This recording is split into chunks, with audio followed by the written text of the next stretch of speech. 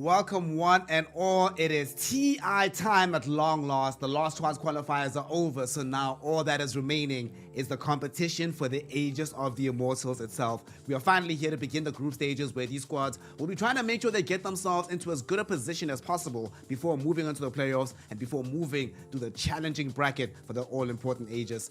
Joining you today to start things off here on stream number E is myself, Snare, and joined by Fluke. Good sir, I've missed you. How you been, and how you feeling about the fact that, Fluke, welcome to TI? I'm feeling bloody great, mate. Obviously, being able to stick with you throughout the entirety of the last chance qualifier, now coming in towards group stages, we're going to be having a whole boatload of sick Dota throughout the entirety of today. Man, I'm just so excited. The fact that you've got so much excitement gives me so much excitement, and I know everybody in chat is super excited to start getting these group stages done and dusted because they want to see what everyone is able to bring outside of the last chance qualifiers, because this is where we've got 20 of the best teams in the world competing for a massive amount of money. And as you said, the Aegis of the Immortals, man, I just can't wait for us to get into this Dota. I can't wait for us to cover some of the best teams throughout the entirety of the world today. I just want to talk about Dota, man. And speaking about these best teams in the entire world competing for said Aegis, we have two of them on the line here to start things off here in the group stages. So BetBoom is the first team that we're going to be taking a look at. This is group number A that we're kicking things off with. BetBoom, a squad that made their way in qualification in a bit of an interesting journey. They came through in the qualifiers. They didn't manage to make it on DPC points, despite some very interesting performances that they managed to perform on LAN. But here they are. Roger has come into this team as well with Seneko. I think one of the interesting things to talk about with this team here, Fluke, is the composition, right? Noticed Laurel and Force Major, who Roger ended up replacing, all of them made their professional debuts together. They've stuck together ever since then. So coming all the way from there into TI, that must feel really good. That must feel like an achievement unlocked. Like, we started this journey together. Now we better just damn finish it. Now we're finally here.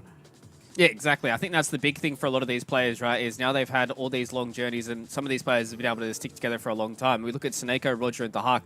These guys have been kind of mainstays for the Eastern European region for a long time. Obviously, Roger's been bouncing around a few more of these rosters and being able to kind of float around a bit more, but a lot of these other players have really been able to stick together. And this BetBoom team has been a team for me that has always felt like they're kind of on the cusp. We've seen a few more of their results of recent. You know, we've seen them be able to play in ESL 1 Stockholm a little bit earlier on in the start of the year. They didn't really do all too hot for that, but the way that they played throughout the qualifiers going in towards TI was pretty insane, right? They're able to take down VP in the grand finals 3-0, and I think being able to take down a team like VP in a qualifier that meant so much for that organization goes to show that they've definitely got the chops to be able to stand here and fight. Obviously, D2CL, they were able to win Season 14 as well as Season 13 as well, so those little tournaments are what kind of gives you a whole lot of this match fitness. And I think for me, looking across at BetBoom, I think these guys can do a lot of damage in their group, but they've still got some big members they have to try and get through first. There's a lot of damage that they need to do and a lot of action that they still need to perform. Of course, they're not just doing it in a vacuum. This is not just them playing up against some AI bots. True. They have an opponent in the form of Gleeman and Gladiators from the Western European region. Gleeman Gladiators, a squad that hasn't actually played official Dota in quite some time, and even longer since they played official Dota on LAN. Ace, Boom, and the crew, the former Team Tickles lineup that got put in here. What is going to be very interesting about this matchup is a couple of things, right? Diraicho, as we just saw on the screen there, he has played in the Eastern European region for a long time. When I say a long time, right, let me holler at you here, Fluke, right, about some of the luminaries he's played with in the past. He's played on a team with Meposhka, you know, young man who's currently now a TI champion. He's played with Misha. Misha, of course, of OG currently fame. He hasn't played with any of the players from the side of BetBoom. However, the last squad that he was a part of before joining Gaming Gladiators, at the time Team Tickles, was Winstrike, which ended up becoming BetBoom overall. Yep. So the history is certainly there between him and a lot of the players on the side of BetBoom, so they'll understand each other. But if we're talking about team cohesion, talking about players sticking together and sticking it out for as long as possible, his other four teammates, especially between Celery and Tofu, been holding it down for quite some time. Boom has been in that milieu as well. What do you make of this particular matchup here? Gaming Gladiators is a little bit cold as well. They qualified for TI a very long time ago, so they kind of were playing most of this year without the same degree of pressure. Is that going to result in a situation where they can peak at TI itself, or does that mean that their momentum isn't going to be there in the way that they would wish for it to be? Yeah, I think that's kind of the interesting question we've got, right? Obviously, we talked about the fact that Gaming Gladiators haven't played an official in 74 days, Snare. So I had a look at the Reddit thread that they were able to post about the most recent times between drinks between a lot of these teams. Gaming Gladiators sitting at the top with 74 days since their last official. And before that, their last actual LAN was ESL on Stockholm. So it has been a long time for those guys to actually be on LAN and playing a lot of this Dota. And that was, patches and patches ago. So I think coming into this, they're definitely going to be feeling a little bit more cold than what BetBoom have been, but I think for the kind of matchup in and of itself between BetBoom and Gaming Gladiators, I'd imagine these two teams probably have a lot of scrum results against each other. Going into Western Europe and Eastern Europe respectively, these guys I'd imagine scrim quite a lot against each other, considering they're both in Division 1. So I'd imagine that there is a whole lot of information between both these two teams, but I think coming into this, you're probably looking towards maybe BetBoom to have a little bit better of results coming into this one. This still could be a 1-1 though. I think it is being first day of the group stage of CS Snare. Everything's up in the air. We don't really know what these teams are going to pick. We don't really know who's going to look hot and who's going to look cold, because there's a whole lot of games for these guys to play, right? They've got 9 teams they have to play in their group, and then once they get out of that, they go into playoffs. So there's going to be a lot of Dota to be played, and I think this is just going to be the first step. So it's a lot of Dota indeed. And speaking of all of those teams that are going to be involved into this, like you mentioned, they're split across these two groups, 10 teams a group. We have 20 teams competing here at the International. So we're going to be taking a quick look at who those squads are. We know that BetBoom and Gaming Gladiators are participating first, but there is no easy competition. That's what's so incredible about this particular TI. There were always concerns when we're increasing the nature of the field here at TI that, will the level of Dota end up dropping off as a result to try and be more inclusive? But it turns out the opposite became true, that the level of Dota has been markedly increasing. We were talking earlier about some of these last chance qualifiers. 2 of the teams that are going to be here in the form of Team Liquid and Team Secret came to those last chance qualifiers. But the quality of Dota we saw there, that could have been a tournament in and of itself. If you'd gone back eons or some years and I just showed you what that top 8 looked like, you would imagine that this is a TI top 8 that was at the last chance qualifiers. And that was just to earn your spot here at TI itself, to be part of this milieu of the best teams in the world. And you were talking just now about how, Gaming Gladiators, they haven't played in a while. It could also be that, well, because they haven't played in a while, there's not as much tape on them as we would like. So maybe they've brought in some new things in the meantime. However, that's just one team. Every other squad is going to be doing the same thing, right? Trying to find that new pocket. It's one of these things where any given time at TI, the teams that do really, really, really, really well aren't necessarily the teams that have the big names on the roster. It's not the teams that came in with the most momentum, but it's the teams that can define the meta. The teams that everybody starts copying after like day 3, day 4 of the group stages, that's usually the team that can make a very deep run into the competition. And over the last few years here, Fluke, that team has never, not a single time, well, maybe disregarding the OG run, the TI9 one was a little bit special. I'm not going to count that one too much, but for the most part, it's never easy to predict exactly which squad is going to be the one that ends up in the pole position meta-wise and ends up defining the tournament. Of those 20, who have you got your eye on as a squad to keep attention on regarding the squad that's going to change the meta, define how the game is going to be played, and the team that's going to be setting up the narrative here at TI11? I think it's going to be a little bit hard to try and figure that out from the first kind of initial 20. Obviously, you're looking at teams like PSG, LGD, who are going to come in with a whole lot of extra eyeballs on them. I'm looking towards teams like Team Spirit as well. Obviously, the reigning champs for TI, they're able to come in and bring a whole lot of these different ideas going forward. I think maybe some of these extra spicy teams teams like Tundra and TSM, I think are also fair shouts, because over the past couple of months, past couple of years, those guys have been able to do a whole lot of work when it comes to not really defining a meta, but having some of these niche and interesting picks and interesting ways at trying to deal with a lot of these meta heroes. So I'm looking towards some of those teams to try and develop something special, considering obviously in Group B as well, TSM and Tundra, they're in Group B, and that's quote-unquote the weaker group. So I'd imagine that they might have a little bit more freedom to be able to try out a few more of these heroes, whereas you're looking across at Group A, PSG, LGD, OG, Gaming Gladiators, like there's so many big teams that are in that Group A that I feel like it's going to be a little bit more harder for them to get that experimentation rolling through. So for me, TSM Tundra, maybe you're going to be the crazy scientist, but I'm definitely looking towards PSG LGD to be out at the front and everybody looking towards and try and take them down. I mean, after what happened last year, I'm pretty sure that they want to be the ones setting the tempo and not having to play into this madness, and will find a response in their regard that way. Let's quickly take a look at exactly how things are going to be shaking up here in the group stages. We know that each side has 10 teams involved. You just mentioned that Group A has some obscenely strong teams that are going to be participating on that side of things, and Group B a lot closer. So it's these 10 teams separated into set groups, and we're all going to be playing a round robin, a best of two, at the very end of day number 4 of the group stages. The top 4 teams will wind up in the upper bracket. The 5th to 8th placing squads will start off in the lower bracket. There should be a small asterisk there, because remember, everybody, the lower bracket doesn't simply begin with, we dropped down to the lower bracket, it is what it is, we'll play these best of threes. No. The first round of the lower bracket, if you come 5th to 8th, you have to deal with the gauntlet of best of ones to start your journey on the main stage. The last thing you'd want is for the pressure of the crowd, the pressure of the lights, to also come with the pressure of, hey, one game and then I'm eliminated. And then, of course, the bottom 2 squads of each group will find themselves having to say goodbye very quickly from the group stages. Let's talk about it here, Mr. Fluke. We obviously had a little bit of time to talk about which teams we expect to do well, right? Your Tundras, your TSMs could help define the meta. Your OGs, your LGDs, your RNGs could just break the game apart in Group A. Who do you think is going home early, though? Which squads are not really feeling like they're on the same level as the rest of the playing field right now? You're really doing me like this, huh, Snare? We're only doing a it few like minutes this, into group stage cast, and you're already asking me to determine who's going to be going home. All right, for Group A, I'm going to put it out there. I'm just going to manifest this one.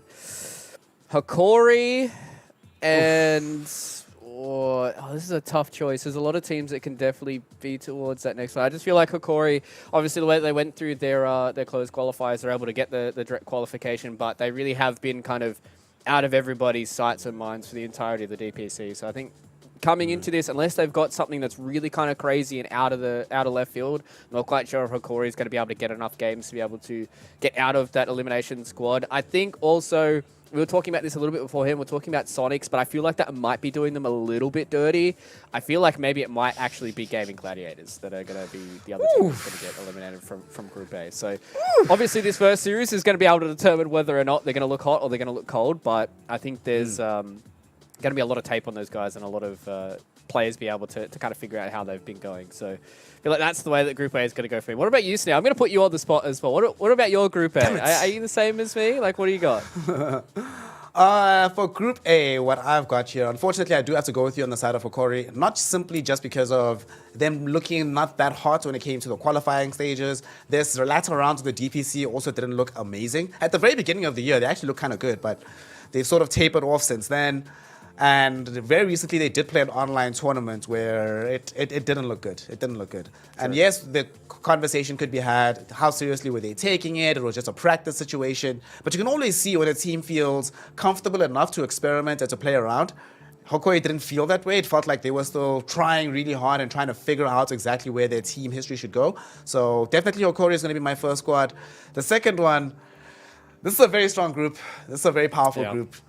You're going to hate what I'm going to say to you here, Fluke. You're going to hate me. No, don't do it to me. You're going to hate me.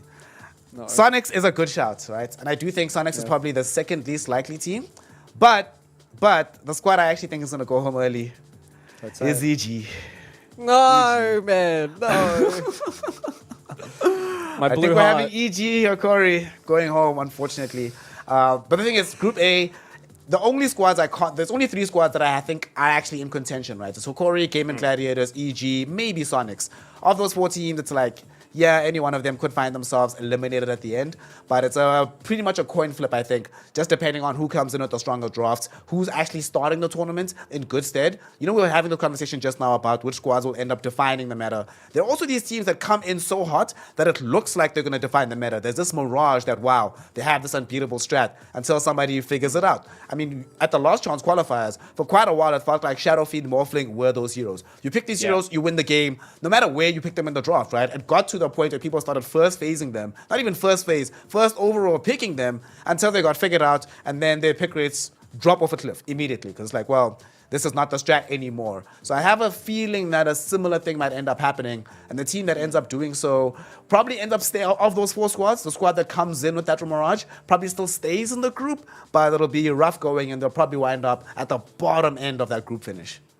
Yeah, I definitely feel like it's going to be a tight contention between that last elimination slot, right? It feels like there's a lot of teams that can kind of take games off each other, can take full series, because they're all best of twos as well, right? So if we start getting into the scenario where some of these teams are going 1-1 with each other, then we may have potential tiebreakers for this group, and that's when everything goes out the window, because at tiebreakers, everything changes. You start to pull out some of these weird strats, some of this wacky stuff, and I think that's when it really starts getting grey. So if anybody is actually able to pick the two teams that get eliminated, or even pick any of the teams that are going upper bracket and lower bracket for this group, I think you're an absolute wizard, and maybe you should get checked for some time magic or what have you. But Group B, I feel like that's probably a little bit easier for us to have a look at. There's still going to be a few more of these differences. Obviously, you and I are going to have different ideas about how this is going to roll for Group B. I think personally, the two teams that might get eliminated out of Group B could be Fnatic and Thunder Awaken, or maybe replace Thunder Awaken for Beast Coast. I feel like some of the South American teams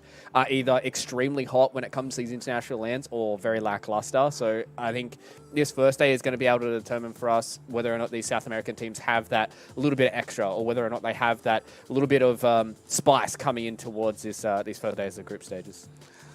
What blasphemy is this? Thunder Awaken. Listen, I have Thunder Awaken down for like top 8, my friend. I think the squad is real good. Okay. You know, if I guarantee you right now, South American teams and South American fans, when they were watching the last chance qualifiers and they were seeing how well Morphling was doing, they were like, well, Pakas, Thunder Awaken, take all our energy, my friend. Once you start seeing this Ember Batrider dominating games, it's like, hey, Dark Mago, my friend, pull up. Nah.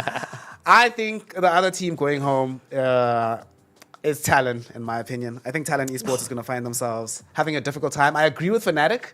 I don't think Fnatic has looked super hot, but Talon, yeah, let's just say I have some concerns about that squad. However, Fluke, we don't have to necessarily discuss what the future is going to look like, because the present is bringing us TI Dota, my friend. The group stages between Gaming Gladiators and BetBoom is finally about to take place here. We had a little bit of issues with the servers, not really with something we can really do anything about, but we've dealt with those issues. The game is about to go live. Before we get into it, we've spoken about which teams I think are going to be eliminated. We've had some degree of predictions. Give me a prediction for this game, fam. BetBoom versus Gaming Gladiators. I want a score, an exact score. Like, I know both of us are favoring BetBoom, but are you favoring a 2-0, or do they take game 1 and get somewhat figured out into game number 2?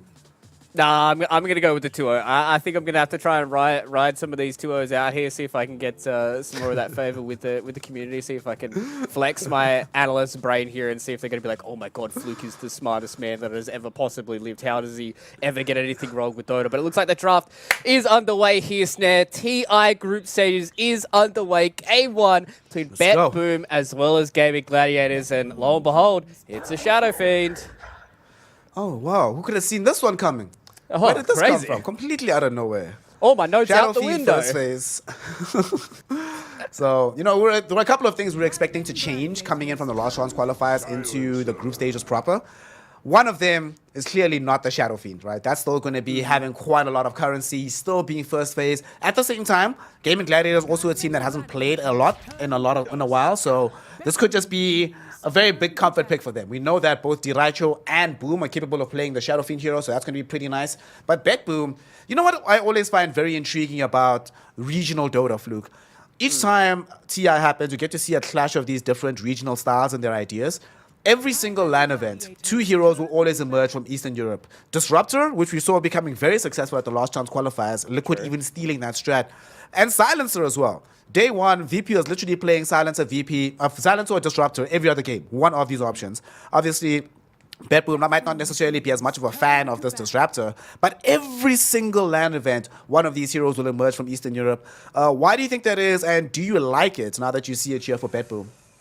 I'm a massive Silencer hater. I feel like this hero is hands down the worst hero in Dota. You're a glorified R button, and outside of that, if you have a kind of standout-ish game, then yes, you might be able to be a right clicker, but I do like the idea coming in here from BetBoom. I'm not going to completely shut down this hero because it still does have its nuances and still does have its ways to be able to get these team fights going. The idea right now is it kind of alleviates a bit of that pressure from your Primal Beast as well, right? Because Primal Beast, usually you go for this early BKB, you try and get a Blink Dagger, you try and get some of these extra items. Now, early on, on, your Primal Beast is able to engage, you drop the Global Silence, then you can't have the Snowball save that comes in from the Tusk. The Shadow Fiend is kind of left on an island as well, can't use the Requiem to try and get the Primal Beast away. He can't turn around with a couple multiple raises, then he has to go for this early BKB, maybe even a Manta style from the Shadow Fiend. So it just gives you this little bit of extra initiation, it just gives you that extra bit of insurance in a team fight. But when I look across at Gaming Gladiators and they have a Tusk and a Shadow Fiend, if this Silencer steps 1 foot out of place, he's dead. He's going to get snowballed on, he's going to get sharded up, and he's going to have no way of getting out of it. So if they're able to protect their Silencer and play on the front foot with Global Silence, it looks good.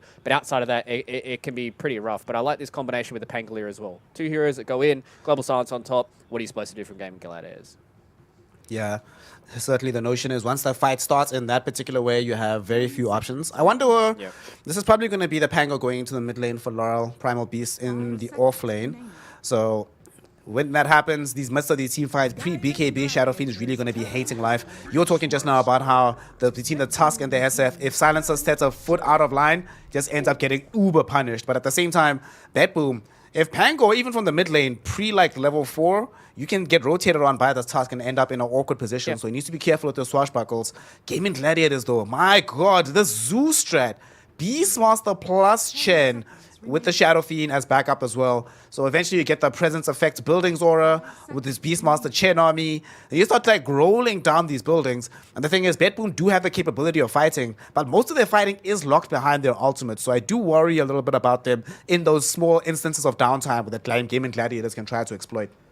Yeah, and I think the scary thing as well for BetBoom is they don't have a support that's able to easily clear out these summons, right? Silencer, yeah, you can do it with the Arcane Curse, but it's a little bit of damage, and that's basically about it. So if the Silencer ever gets ran at by the Beastmaster and the Chen, it's going to be oh so hard for him to deal with it. So that's why I'm looking for BetBoom to pick a hero that's able to kind of not deal with the push that comes in from Gaming Gladiators, like the Weaver, be able to scooch in towards the backline, try and find these heroes, take them down early on so they can't utilize their auras and stuff like that, or a hero that is able to just clean up these summons. So they've gone for more of the route of they just want to get this initiation in, they want the Primal Beast to go in, they want the Rolling Thunder, Weaver goes in towards the back as well, they drop a Global Silence, and they see how many people they can kill in that time frame. And whereas Gaming Gladiators are going to say, okay, we're coming together as a ball, we're going to be smacking into your towers. What are you going to do about this? I would love to see BetBoom ban out something like the Luna as well. We've seen a whole lot of the resurgence of Luna most recently coming in from Virtus Pro, and then we saw Team Liquid be able to yoink that off them as well. So I would love to see another one of these, a few more of these aura heroes just getting banned out from BetBoom so they don't get snowballed at like that 20-minute timing, right? Where you take all the tier 1s, go in towards tier 2s, get yourself that first, second Roche, and then just walk up towards the high ground. So you're going to get rid of the Quap instead, though. Very intriguing ban on the Quap. They're probably reading that Shadow Fiend is going safe lane here. But I'm also, like you, very terrified about any kind of hero that enables further push from GG, whether that be the Luna, whether it be the Balone Druid, any of these starter heroes. But on the bright side, BetBoom do have one of the most potent weapons in the form of this Weaver for Dahak. It is the second most played hero all time, so certainly he knows exactly what he's doing on the hero. The only worry about it is, yes, they might not have that much disable from GG, but they do have the kind of disables that can kill a Weaver. You get roared into, suddenly Tusk is there with the Walrus Punch, couple raises, you are 100% dead until you get like uber late into the game. So positioning is going to have to be a pretty big thing from the side of BetBoom. But I bet that's probably going to be the job of the Silencer. So Neko, be ready with your R button, fam, all the damn time. What's interesting to me as well is this banning pattern. Gaming Gladiators took out the Puck as well as this Lina. So they're protecting their mid lane SF, but at the same time, they are assuming that BetBoom are actually still going to pick a mid laner. So they're probably thinking that Primal Beast is being played by Roger, and then there's Pango is going into the off lane. Is it just me, or has the off lane Pango been a lot weaker of late than the mid Pango in general? Yeah, I think definitely the offlane Pango has been a lot weaker just because he struggles with a lot of these lanes as well, coming in from a lot of these carry players. And he's able to do a whole lot of work in towards that mid lane. So if you get that early Diffusal Blade, you get even things like the Orb of Corrosion early on, Rolling Thunder rotation with any power rune means you're basically going to get a kill in one of the side lanes. So Game Gladiators are going to end up with the Invoker, another one of these heroes that enables his push, right? You got the Alacrity, throw it out on the Shadow Feed. Any of these initiations come through, Tornado, EMP, Ice Wall, all that wonderful stuff is going to be oh so hard for BetBoom to get these team fights going. I am a little concerned about this Global Silence and how strong it's going to be in these team fights. Invoker gets globaled, Weaver goes into the backline, Rolling Thunder, or even the Primal Beast goes in the backside, pulverizes him, and then you're going to lose your Invoker early on. So It's going to be really interesting to see what Boom is able to do on this Invoker and how he goes in towards that mid lane as well. Whether or not he's going to go for a very early Quas Wex build or whether or not they might go a little bit greedier considering they're going to get a lot of these towers early on, go hand to Midas, go into something a little bit early like the Agadim Scepter and just kind of once they hit that timing, they work together. But BetBoom now, I'm trying to think like what they want to do. I think Pango into the Invoker is relatively okay. So I wouldn't hate to see them try and pick like a position 4 that's able to rotate on this Invoker early on, get this Pangolier off to a really good early start, force the Invoker back into some of these slower kind of movements. So they're going to go with the Zeus. So can be a position 4, can also be a mid. So I don't hate this from BetBoom. You're going to pick it up for Lal. Okay, so it is going to be Lal going to be taking that Zeus towards the mid lane, as you said, Roger, with the Primal Beast. So Primal Beast can make those rotations, and they've got a lot of damage from BetBoom. So I don't hate this for them, but if there ever is a scenario where the Beastmaster gets a Blink Dagger or Tusk gets a Blink Dagger, these heroes are going to have not a fun time. Not a fun time indeed. Once you get access to that Primal Roar in tandem with the Invoker Sunstrike, a lot of damage in a very short span of time. And they certainly will eventually get some reach on the Tusk. Probably get the Blink Dagger on Tusk first rather than Ace. Ace will go like the full Zoo and then come back for the Blink Dagger. The ending of these drafts are quite interesting because it looks like Gaming Gladiators and BetBoom had adequate reads of where their drafts were going. Both of them isolating and sussing out that they need this mid laner to come in for things. So Laurel and them have a bunch more damage. You have... It's not that much deep push, but it's something to be able to like continually keep putting pressure onto these creep waves coming in. And at the same time, it's a lane that's not going to get completely bowled over. One thing that is nice is that the Tuskok... Why does Zeus get Heavenly Jump? Who knows? But that does mean that if you ever get a bead on the Tusk coming in for a mid-rotation, you just quickly jump away from him and be like, peace out, fool. I don't even need to see you.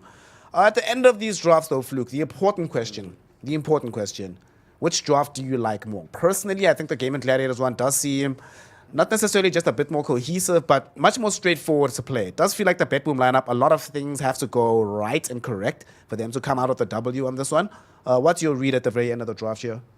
Yeah, I definitely agree with you. Most of the time when I look at these drafts, I have a few checkboxes that I like to check through. You know, do they have tower push? Do they have scalability? Do they have team fight? Do they have a way of ending the game as well? Like, what's kind of the win condition? I look at it across the Game of Gladiators, I agree with you. It's very, very straightforward. Shadowfiend's going to win his lane. Beastmaster's going to do relatively okay. Celery's going to get his aura items, and they're just going to start pushing towers, and it's going to be pretty straightforward for them. They've got good Roche potential. They've got good team fight. They have good lanes, and they're very easily able to take towers and objectives. Whereas on the other side of things for BetBoom, they've got a lot of combinations that really kind of need to work out. You know, I'm really looking towards Notice to have a good lane here on the Pangolier. They want to make sure that they combine the Global Silence with Roger as well, so he doesn't have to get this early BKB. I think that's one thing that I liked about this opening draft for them. It does open up the potential for a position for Primal Beast because you've got that Global Silence to be able to be the kind of saving grace for him instead of having to rush a very early BKB. So I'm leaning towards Gaming Gladiators for game number 1, but if BetBoom get off to a good start and their combos look hot,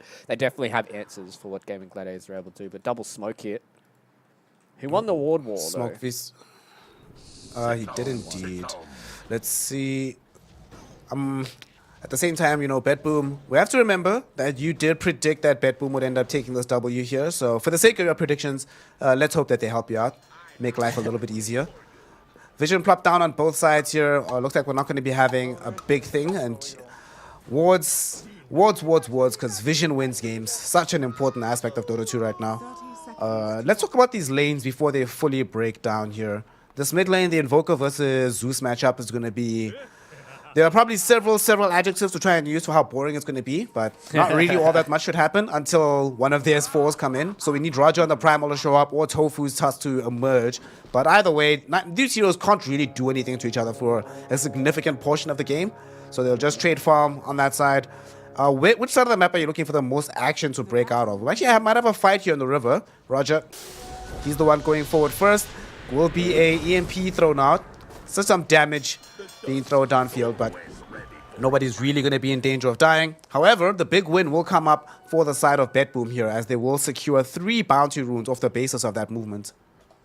Hashtag worth. A little bit of regen had to be used from them as well, so Roger has to eat through one of his dangers. I definitely feel like bottom lane is probably going to be the lane that's going to have a lot more of the attention put towards it. You really want to try and get Notice off to a good start. Shadow Fiend is one of those extremely strong laners as well, especially paired up with the Tuskar. So it's going to be hard for BetBoom to get this lane going off well. But if they're able to get this Pangolier and the Primal Beast levels early on, it's going to be a pretty scary rotation for them to make towards, either the mid lane or even the safe lane.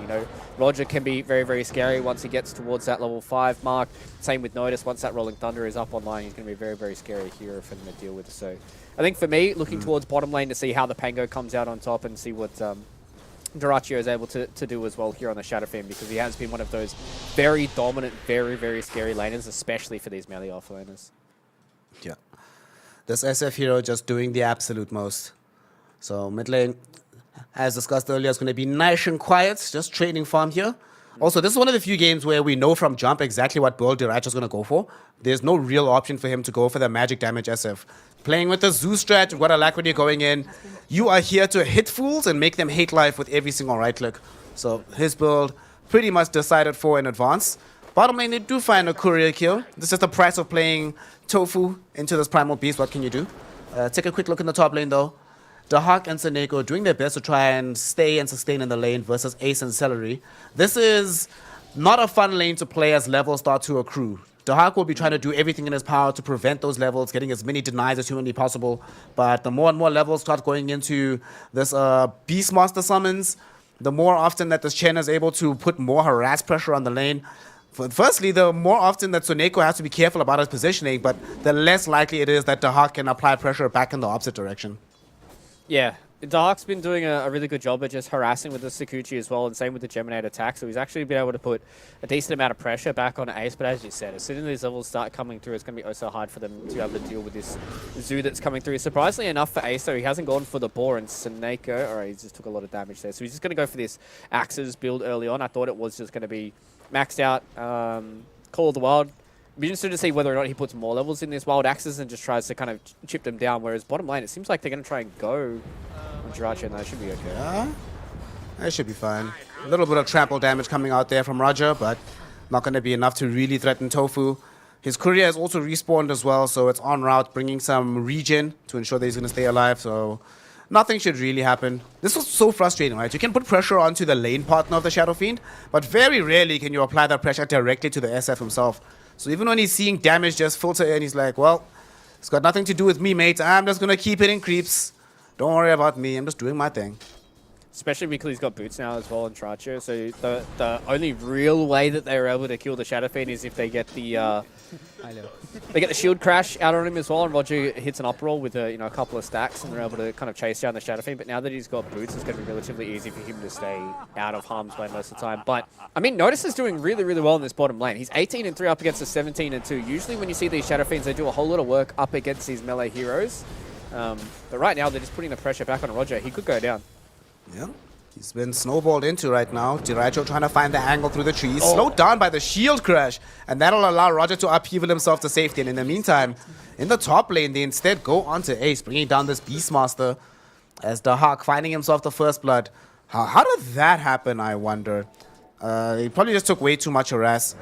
He does have the 1-1-1 available on this Weaver. But bottom lane, best part about what just happened here is that yes, you not just keep the life alive of Roger. That was a lot of resources wasted on Dyrachyo and Tofu. So Dyrachyo will not have enough mana for the full triple raise combo for quite some time. Has the Ring of Bassi to help out, but until he has more mana, Notice can actually play a little bit further forward without having to worry about his life being taken away in a heartbeat. Yeah, I think that's the biggest thing, right? As soon as you see that Shadow Fiend doesn't have mana for a triple raise, yes, the double raise is still going to hurt, but it's not going to be enough to be able to take you down unless you're like really in a bad position. But Notice has been doing a really good job at being able to kind of just force the creep wave into such a position that Dyrachyo doesn't want to go for a lot of these raises. Obviously, getting the raindrops early on is always good for Notice, but I mean, BetBoom are playing really, really well across all these lanes, right? Like, we're looking towards Lyle, he's doing a good job towards the mid lane. We touched on the fact that it is just going to be a bit of a farm fest, but the fact that the Hawk is doing so well on this Weaver top, getting that early kill with the nice little early level of the Swarm, just puts BetBoom in a really, really good spot, because when you're playing against these Zoo strats, you want to make sure that the early game isn't too hard for you. And speaking of too hard, Dyrachyo finds himself exploited way too far forward. Tofu tries to save him. Not going to be able to do so. He actually might die himself. Notice trying to utilize these creeps to block off the tier 1 tower damage.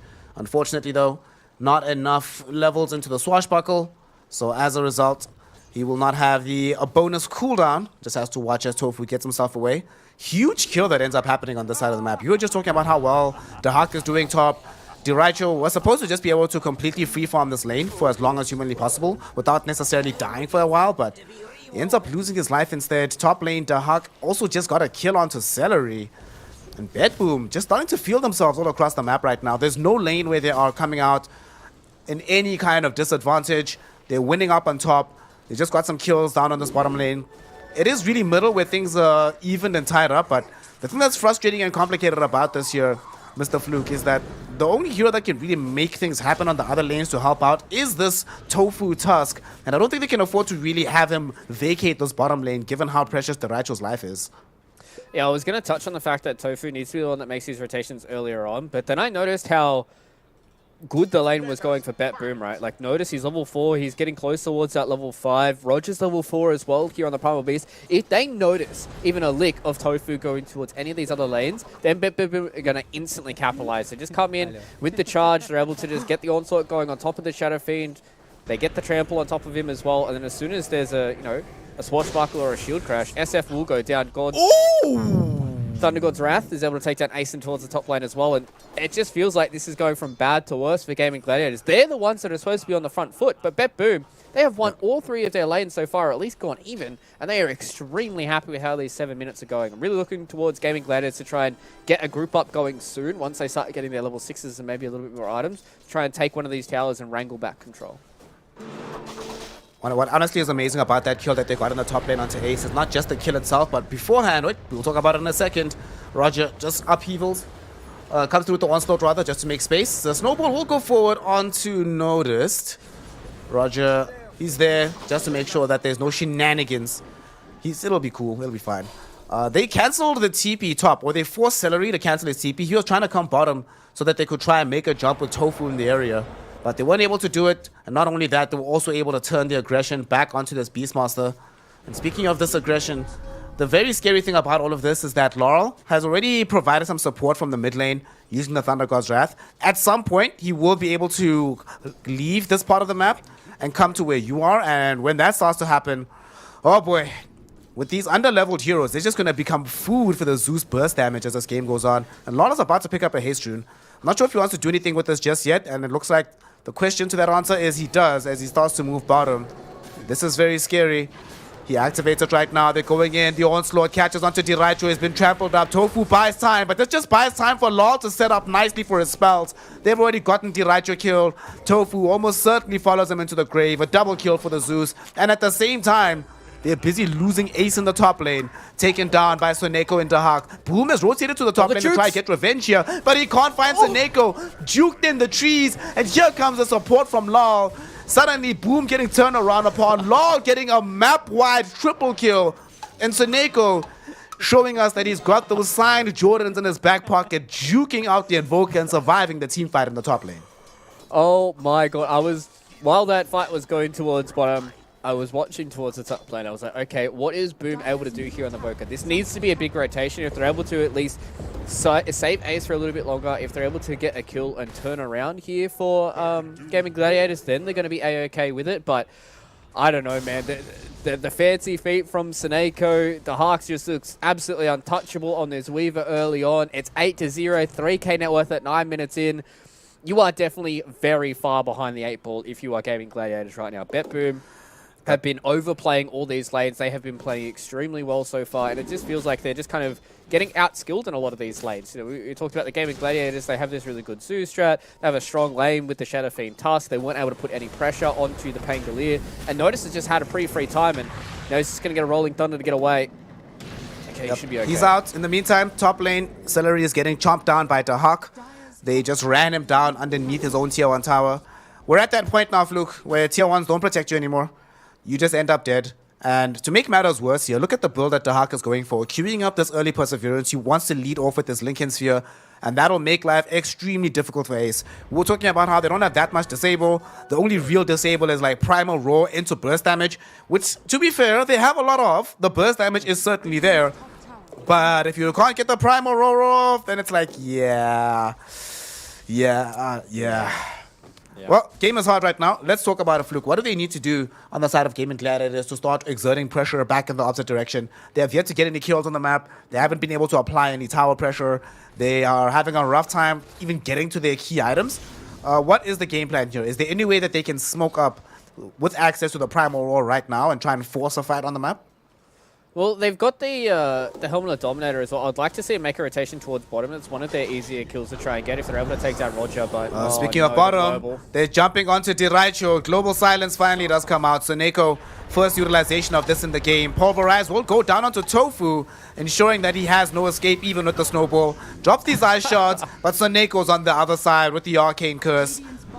A dominating streak for Silencer. Not something that we see every day of the week.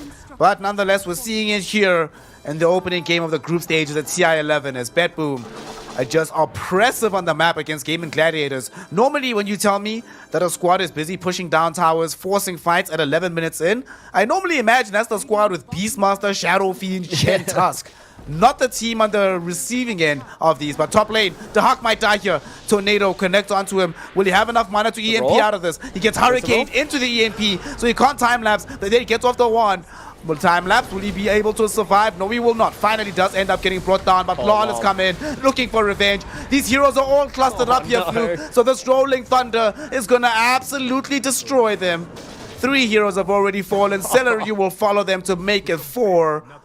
And Gaming Gladiators, they smoked up to try and make something happen on the map. And to be fair, they do get the kill onto Dahak, but at what cost? And it might cost Diraicho now. He was going for the Arcane Rune. Little did he know he was just going to gift the triple kill towards this Pango. As the off-lane noticed Pango having the game of his life, involved in 10 kills in the first 12 minutes. Everything coming up BetBoom right now. Oh boy, how it's 16-1 at 12 minutes in, 6k net worth lead. You know, the rule of thumb in Dota is if the net worth lead is more than the minutes in the game, then you are definitely looking towards a free win for that team. We're not at that point just yet, but BetBoom, they are so far ahead on levels. They are so far ahead on gold. The Gaming Gladiators, they had to walk all the way towards top. I feel like Ace was a little bit late on the Primal Roar. I understood what he was trying to do. He was waiting until the time-lapse came in so they could guarantee that there was no way that he was going to be able to get out of that. But it just meant that they spent those extra couple of seconds having to wait for the time-lapse to come out. The Hawk eventually goes down, so it was a big kill. But they spent so much time trying to get into that Roger came in with the onslaught, and that was just all she wrote. And now look at the amount of pressure that BetBoom are putting across everybody on Gaming Gladiators. Speaking of the onslaught, it was used to initiate this fight. Tofu, at the very least, was able to screen for the Beastmaster so that Ace could escape this part of the map, but this triangle, not a safe place to be, even if it's your side of the triangle.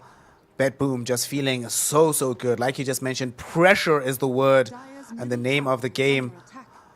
And to make matters even more difficult for themselves is that we've just gotten this diffusal on the Pangolier, but look what's coming soon for Law. Law is building into this early Aghanim Scepter. If he can get this at like the 18-minute mark with like Kaya Ags this early on into the game, well before you have anything resembling defensive items to keep you alive, we're far from the mech.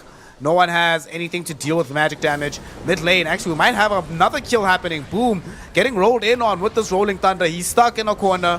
Diraicho will be ignored for now. Oh, nice shot. And Tofu, if Tofu doesn't get those shots, I think he actually dies on Diraicho. Nonetheless, Notice happy with getting this boom kill. Though that is one aspect of their draft that is going to take quite some time to become better on the side of BetBoom. They really have a bad capacity for pushing, but when your entire enemy team is spending most of their time being dead at this stage of the game, pushing becomes a lot easier. In mid lane, Diraicho! What? This magic damage from Laurel. Onslaught comes in straight into the burst from Laurel, and there used to be an SF there, but not anymore. Oh, that's just... Roger just seems to be able to sniff him out today. Obviously, some beautiful wards, being able to have that place towards that hard camp there just meant that Roger had exact information about where everything was going. And that's kind of the pitfalls of Shadow Fiend, right? Like, if you're able to get on top of him, then it's really, really hard for you to try and get away from it. That's why I like this opener coming in from BetBoom. Even though I'm a massive Silencer hater, I think this hero is garbage and people shouldn't be picking it. But they're proving the reason why it's good. It's good for situations where you just get free easy damage. Top lane Celery, he TP'd in and he's already dead. Ace, my friend, can he get out of here? There's no Primal Roar combo. Okay, he's actually going to turn around with it. Global Silence will come out, but using the Walrus Punch, they are able to kill this Pango. Unfortunately, that means that the Hawk knows he's 100% free to do whatever the hell he wants. Not going to go too aggressive here onto Ace. Instead, going to turn his attention towards the Raichu. You were talking about how Roger can sniff this man out. Indeed, he can. Oh, we missed. Smells like Raichu to me. Finding him. Can he close the gap for the Pulverize? Yes, he can. Gets the grab, gets the damage. There will be a full Requiem that does come out. Fears this heroes away for a little bit. Boom does come in. Roger, not dead just yet though. Swarm Bugs will connect. Roger does eventually die, but the cost might be heavy. Unfortunately, the Hawk doesn't have access to a Maelstrom or to Desolator just yet, so he doesn't actually deal damage on this Weaver. And as a result, can't kill Dyrachyo. But still, you're forcing heroes in towards the Radiant Triangle. They just taken a small engagement top. They would love to have been able to put pressure on the tier 1 tower. And now suddenly you can't do that. All these heroes got dragged back. And even though Dyrachyo survives, the game plan itself gets set back. Yeah. I feel like that's relatively even for both these teams, right? Obviously, you're starting to get a few kills here for Gaming Gladiators. You don't lose your tier 1 tower top. Yeah, you aren't able to push your own tier 1 tower, but you're getting some big kills, right? You're able to take down, you know, the heroes like Roger. You're able to take down Notice in that previous fight as well. So they're starting to slowly climb back, but it is a very, very long road for Gaming Gladiators. And it could get to a point where they really just can't deal with this damage. BetBoom kind of overstepped their mark a little bit here. Like, I understand that they want to keep putting this pressure on, right? If you're able to keep a draft like this down, then you're just able to run over the map, get yourself to first Roshan, and then was able to kind of just blow the game out from there. But I think right now, BetBoom realized they just need a little bit more of these items. The Hawk just needs to get this Lincolns, get a little bit more of these damage items going forward. If Roger's able to get this BKB early on, he's going to be a menace to play around with. You know, maybe try and bring some more of these heroes together that'll try and take down Dyrachyo, but they are just kind of testing their limits, BetBoom. They know that they're very far ahead, and they're just testing the waters to see how far they can really abuse this. Because if they get that kill with Roger at the Hawk on Dyrachyo, then this game blows wide open, right? They start getting towards the 8k, 9k net worth lead. Dyrachyo is so far behind, all he has is a Mask of Madness. Roger gets closer and closer to that BKB, and then things just snowball from there. So BetBoom now, they're going to bring a lot more heroes here and try and take this triangle back once again and get this tier 1 tower. Let's see where the smoke goes. Roger, the attack dog. Normally, he's the one that makes the first initial jump. Beautiful tornado from Boom to hold him back. Primal Roar will be committed onto the Primal Beast. And there's Soneko with the Global Silence. Roger might still end up dead here. Ace, though, caught in with the Nimbus Cloud. Should end up dead thanks to this Rolling Thunder as well. So we're going to be trading the life of Ace for the life of Roger. BetBoom will be okay with this. They're fine. They have committed the Nimbus, though, so they probably want to sit back on this, as well as giving up the Global Silence. We are starting now to see a little bit of the problem with their lineup. Their inability to push here, Fluke. They've lost the tier 1 tower now in this mid lane. I don't think they'll be able to punish Dyrachyo off the back of this. And they're still struggling to take the tier 1 tower in top. So despite having a pretty commanding lead, like imagine, for example, we lived in the counterfactual world where GG had this lead. Can you imagine how little map space BetBoom would have to play with? But they at least will have that second bite at the cherry. Top lane Tofu should end up dying here. Will he? Notice? He sees him, slowed him down. He's dead. Yeah, got it. That was close. It was almost Tofu able to get around, but exactly what you said, right? Like, they don't really take towers. I think only the Weaver is the only one that's going to be able to do any more of this tower damage, and BetBoom realize this right now. Okay, so we're going to have a bit of a pause, so we can kind of get a good idea about the game state, right? Obviously, 7,000 gold lead. Right now, it's 4-2-2. Oh, we just missed the 3-2-2. Yeah, I was about to bring that up. We're so close.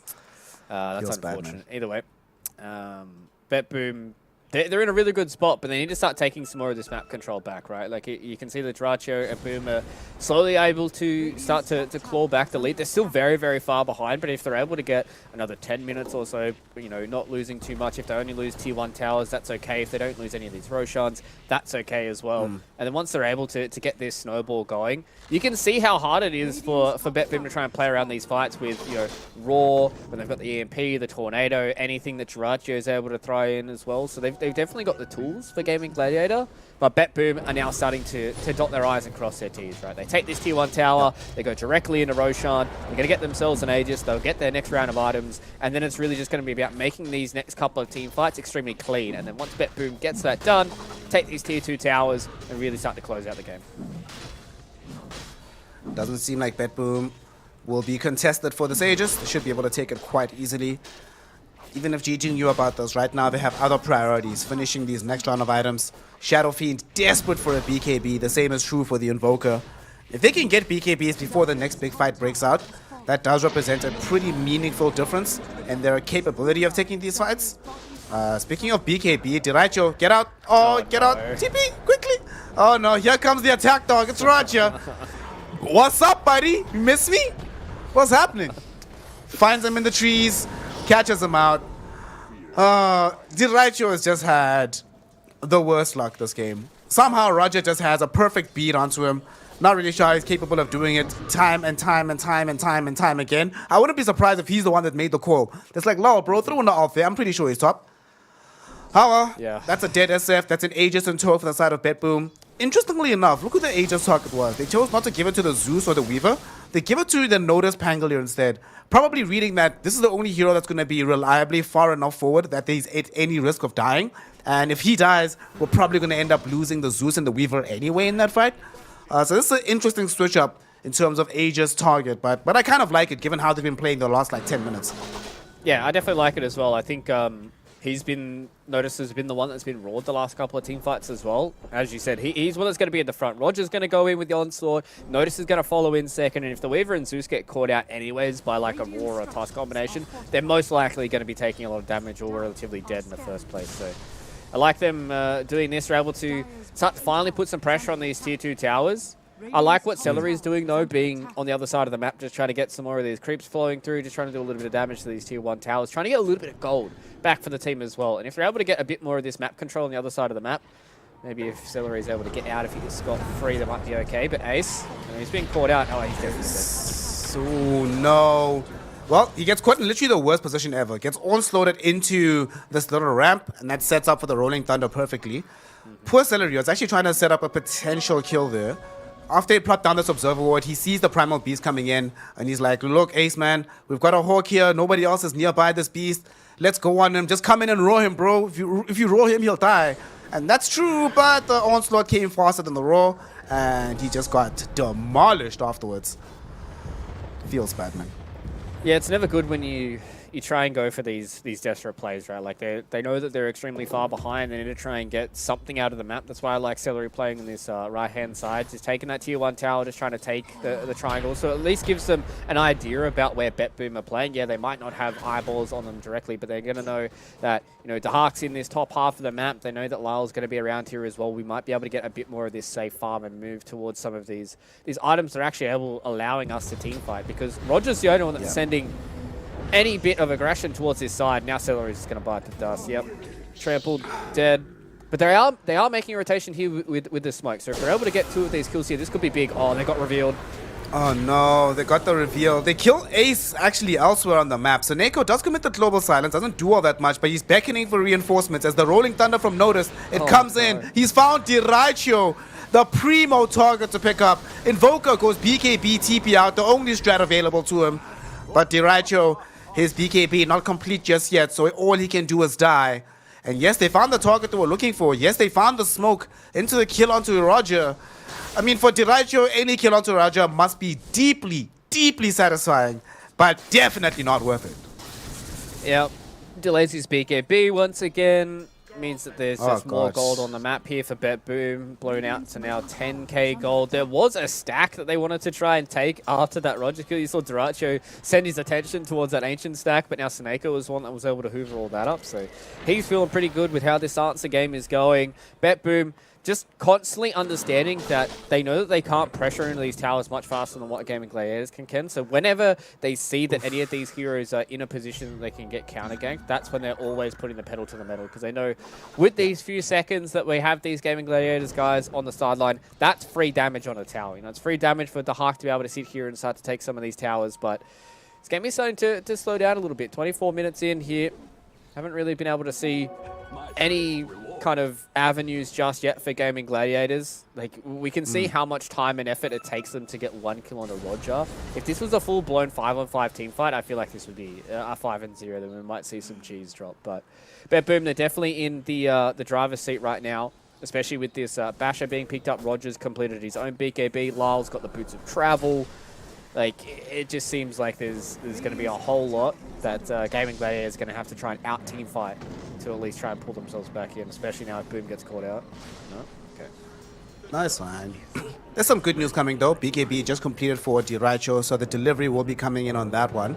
And at the same time, Tofu just very recently finished off the Blink Dagger. Ace, what's Ace bringing in? So they actually have a raft of items arriving simultaneously. Drums, I think, are going to be picked up as well by the Ace Beastmaster with a cloak into the hood of Defiance for the chin. The smoke will get scouted though by Laurel, who has just also really been on point with exactly when to throw out the Thunder God's Wrath to suss out these gank attempts. If he doesn't do so, they might not be prepared for an upcoming fight. But the fight is coming. Roshan has expired, so there's no Aegis available. They come in, Tofu. They get the quick jump onto Seneko. They will be able to kill him. No! They can't. Roger does die first, but Seneko can't get off the global silence just yet. Nimbus Cloud drop down. 3 heroes will destroy it here from the side of Demon Gladiators, but it does cost the BKB. Bash. The swashbuckle bashes Boom, so he's forced to BKB as well. And now finally here comes Seneko with the global silence. Patience coming in from him. Diraicho, he's in danger. Can he get off the Requiem? He can indeed, as Tofu able to get into the backline and bring down the silencer. Notice though, taking right click damage coming in from Diraicho. So that's 3 heroes that they've taken away from this fight. The side of BetBoom, turns out that when they fight without Roger, the fight itself is very difficult to accomplish. It was mostly a 4v5, and Gaming Gladiators get something out of it at long loss. It's not done yet though, as mid lane, Dahak gets caught with the tornado. Time-lapse will not be available for him as a result. We'll just eat a young Sunstrike, but it's fine. They don't have the damage to kill him. Okay, if you're ever going to ask for a route back into the game, it would be a one-team fight right after Roshan expires. No Aegis available to save another life. And Diraicho, also the main beneficiary of that fight here, Fluke. Almost 900 gold picked up by the SF. So this was going to curtail the timing towards his Daedalus, making him feel a lot stronger in these team fights all of a sudden.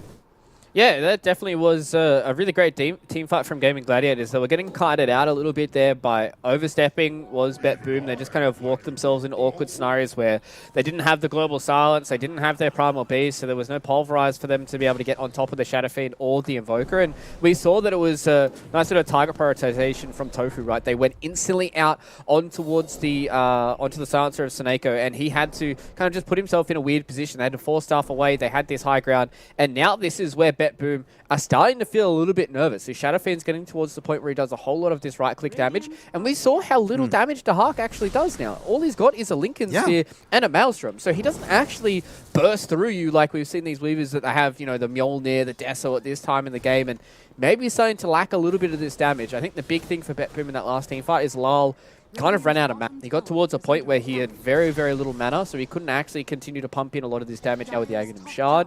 So maybe if BetBoom take a fight with this Arcane Rune as well, it might start to look a little bit scary. But yeah, BetBoom put themselves in an awkward spot and kind of got out team fought there by Gaming Gladiators. And this game is starting to peter back to normalcy. If another one of these fights goes the way of Gaming Gladiators, might be singing a different tune. Let's see how the fight's gonna go, because top lane, the fight has already been announced with the Onslaught coming in. And the global silence, look who they've caught first. It is the SF of Diraicho. He couldn't get off his BKB. Huge. He finally does, but he's too little HP. He's standing his ground though. Look at him go with the Mask of Madness. Diraicho turning things around, will eventually die at the end of the fight, but who the hell cares? He's taken out 2 in the process. They've already gotten the tier 2 tower as well. As BetBoom find out that they can't actually take the rest of the fight. They thought they had what it took to kill Diraicho quickly, but that turned out not to be the case, as he stood his ground on the SF, helped his team win the team fight, get the tier 2 tower, and for the most part get out to safety, because yet again BetBoom expended all of their resources but can't get more than 1 core kill. Yeah, Diraicho, the Giga Chad, just stood his ground there, popped the BKB, popped the Requiem out, and just started throwing hands. And Gaming Gladiators, they are more than happy with that fight, but you can see the kind of fault that Gaming Gladiators draft has, right? Once Diraicho is down, they have no damage. So they understand that if they're able to get a lot of this extra work going with the Shadow Fiend up, he's got the Chrysalis, he does a lot of damage in these team fights, that once he goes down, then BetBoom kind of have the way of the team fight. So really liking what I'm seeing from Gaming Gladiators right now. A few more of these items, and this game can start to get back to normalcy for them. Honestly, looking back at that replay, it also is very clear that Notice saves the fight pretty hard. If he doesn't get that secondary bash onto the SF through the BKB, then SF actually gets the third hero kill while still in BKB. And then you probably don't end up dying. You just walk away from that fight. So Notice did his job, certainly, but BetBoom have a lot more to go. As you were mentioning earlier, one of the main issues is outlay of damage in a short span of time. And the Hawk, he's finished an Eye of Skadi now. It's flying in, just been delivered. So that is some additional presence, but it's not like out-and-out burst damage. And to make matters worse, he feels he needs a BKB. So we're not going to get any closer towards having that damage. Unless, of course, they can win this upcoming team fight. And that'll put some gold in his coffers to build more damage. Noticed, he's the first one on the high ground here. They're camped up quite nicely from the side of GG. The smokes will break. Law goes in for the ultimate. Roger won't be able to connect with this initial onslaught here. The damage onto Notice. He's in such a poor place. Roger gets primal roared up. The primal beast is primal roared, and he's primal dead as he gets right-clicked down by Ace and the boys. That is going to allow them to exert pressure onto the Roshan pit. The big man has just respawned. He has an Aegis in tow, a shard to drop down, and there's no buyback on Roger. But to make matters even worse, they committed the Rolling Thunder, they committed the Global, they committed all of Zeus's spells, and nobody died again here, Fluke. GG are starting to get to that point. They commit the Requiem around the Roshan pit just to protect it, but there's nothing they can do on BetBoom to deny Dyraicho an Aegis, and now he's definitely feeling like the strongest hero on this map. Yeah, they're definitely in a really, really good spot right now. As long as Dyraicho isn't the one that gets initiated, but it's another fight that comes out. No, He gets jumped! He gets jumped first! Law gets out of the heavenly jump though. Somehow, some way, very broken and unfair spell. He's still alive. They do manage to drop down this Nimbus Cloud. Dyraicho happy to stand his ground. They just want to get out right now. They realize that without Tofu, they can't make those kind of surprise jumps anymore, and they have the respawn onto Roger.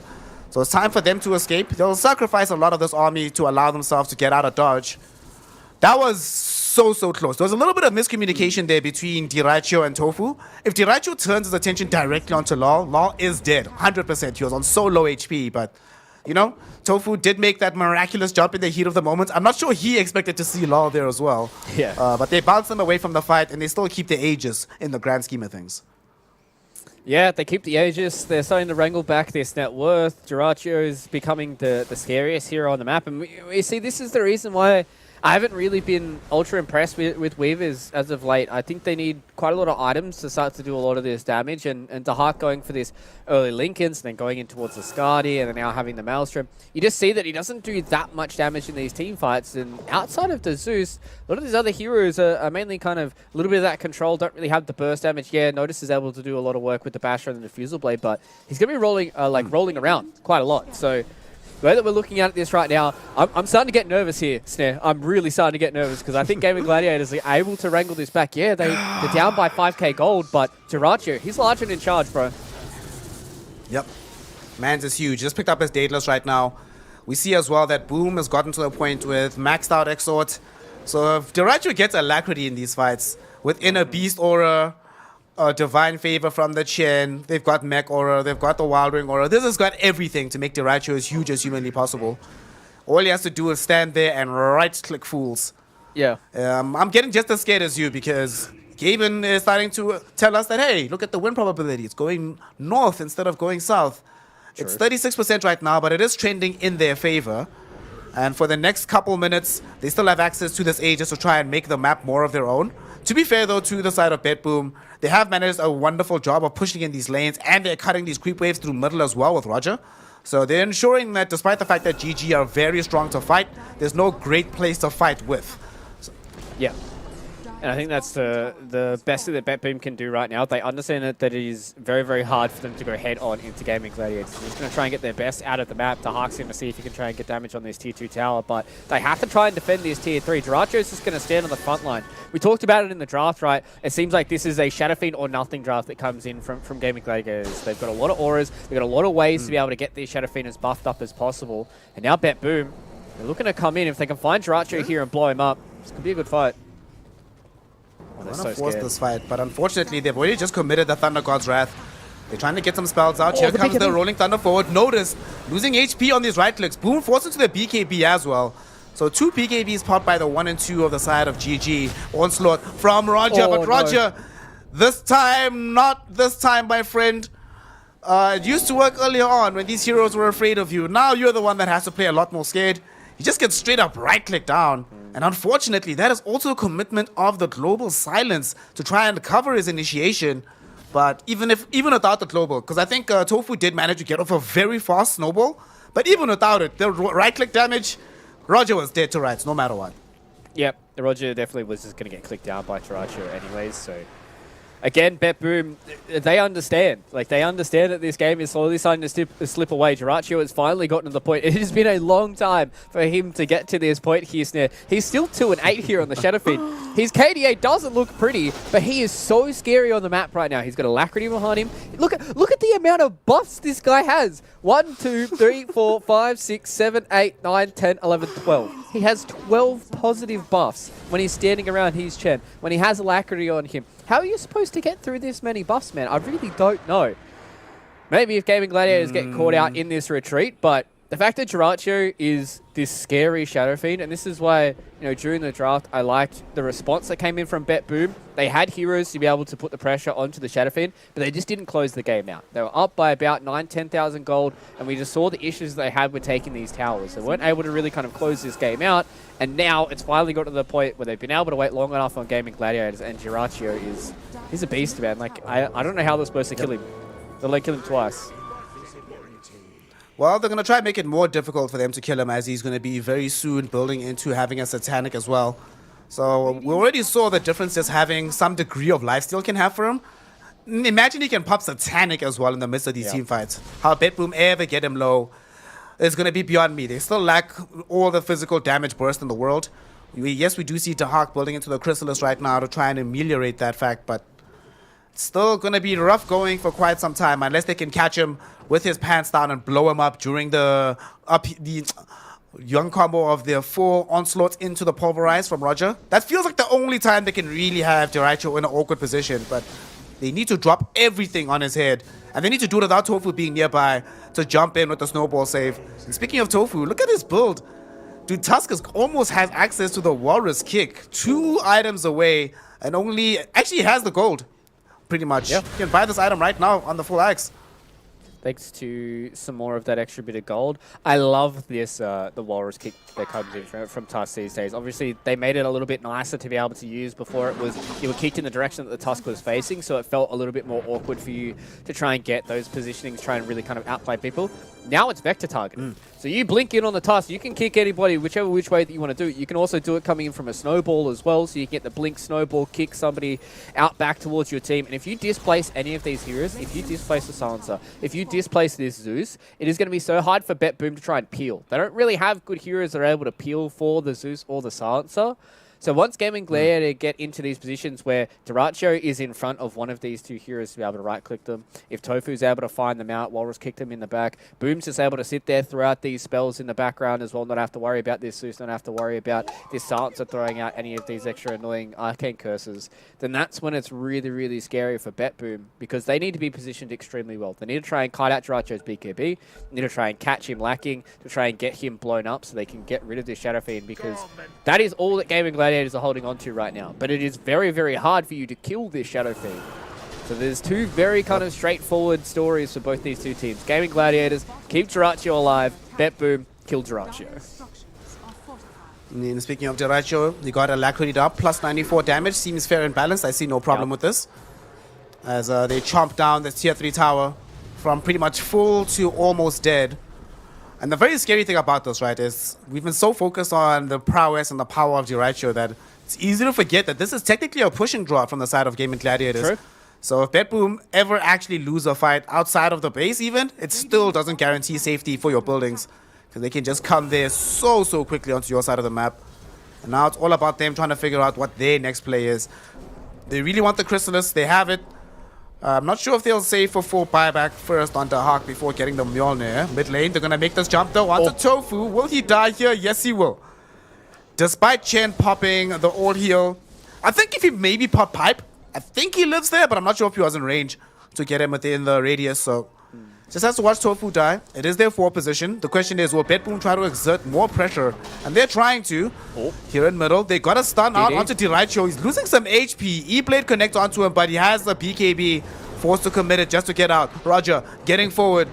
But they've already started to sound the retreat. Gaming Gladiators all gone. Some of these creeps will be left behind, but, well, everybody needs bodyguards, so it's fine.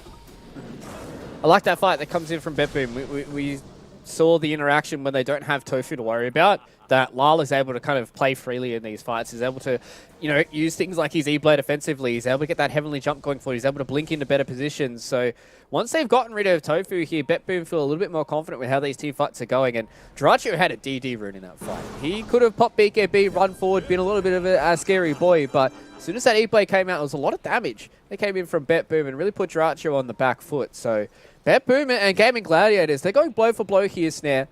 I'm not quite sure who's really got the advantage right now, especially with the smoke going in.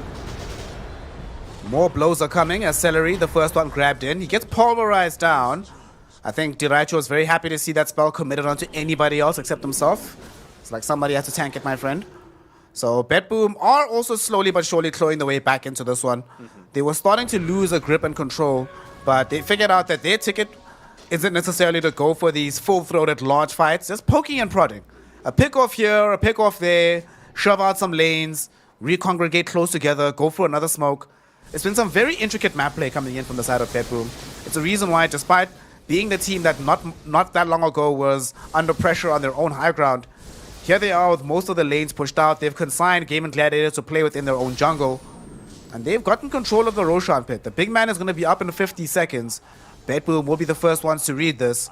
However, this is also a place where we've seen the side of Gaming Gladiators have a very good way to fight around the pit itself, especially if Dyrachyo can get involved in the midst of the fray with this Hurricane Pike. And now they're going to smoke. Who should be the primary target here, Fluke, if they do manage to find a good wrap around here? If they can find Lal, that is their best target to be able to take down right now. They can fight through the global silence. If they get rid of these suits, that's a lot of damage that goes away for BetBoom. Lal's standing on the high ground here. He's got Blink and Heavenly Jump, though. Oh, there's going to be the Walrus kick. They throw Notice back into the rest of the team. Even with Rolling Thunder, they just right-click him down. Dyrachyo giving the same favor over towards Roger as well. Dyrachyo, will he be able to kill Soneko? Doesn't need to. The Sunstrike from Boom will do the trick. Now, all of a sudden, it's only the Zeus and Weaver remaining. The two of them have enough mobility to be able to escape away from this fight. Just as the big man respawns, they're going to go check the pit. It gets pinged out by Ace. What a reward for that fight. So, Tofu, you were mentioning it earlier that whenever Tofu dies first, BetBoom just feel like they have much more maneuverability, much more space in the midst of these fights. But whenever he's the one finding the initiation, suddenly Gaming Gladiators just look like they're on the front foot every single time. They've gotten the Aegis, they've gotten the cheese, and I'm clicking on our young Dyrachyo Shadow Fiend, and I'm seeing the Aghanim Scepter being dropped by the Roche as well. Yeah, so he gets himself a few extra souls here as well. He gets the double use of the Requiem souls. So Dyrachyo, he's had all the eggs thrown in his basket this game. He's been able to come up trumps for his team here at Gaming Gladiator to be able to hold strong. I mean, the mental on this man, he was being hunted by a Primal Beast throughout the entirety of this game.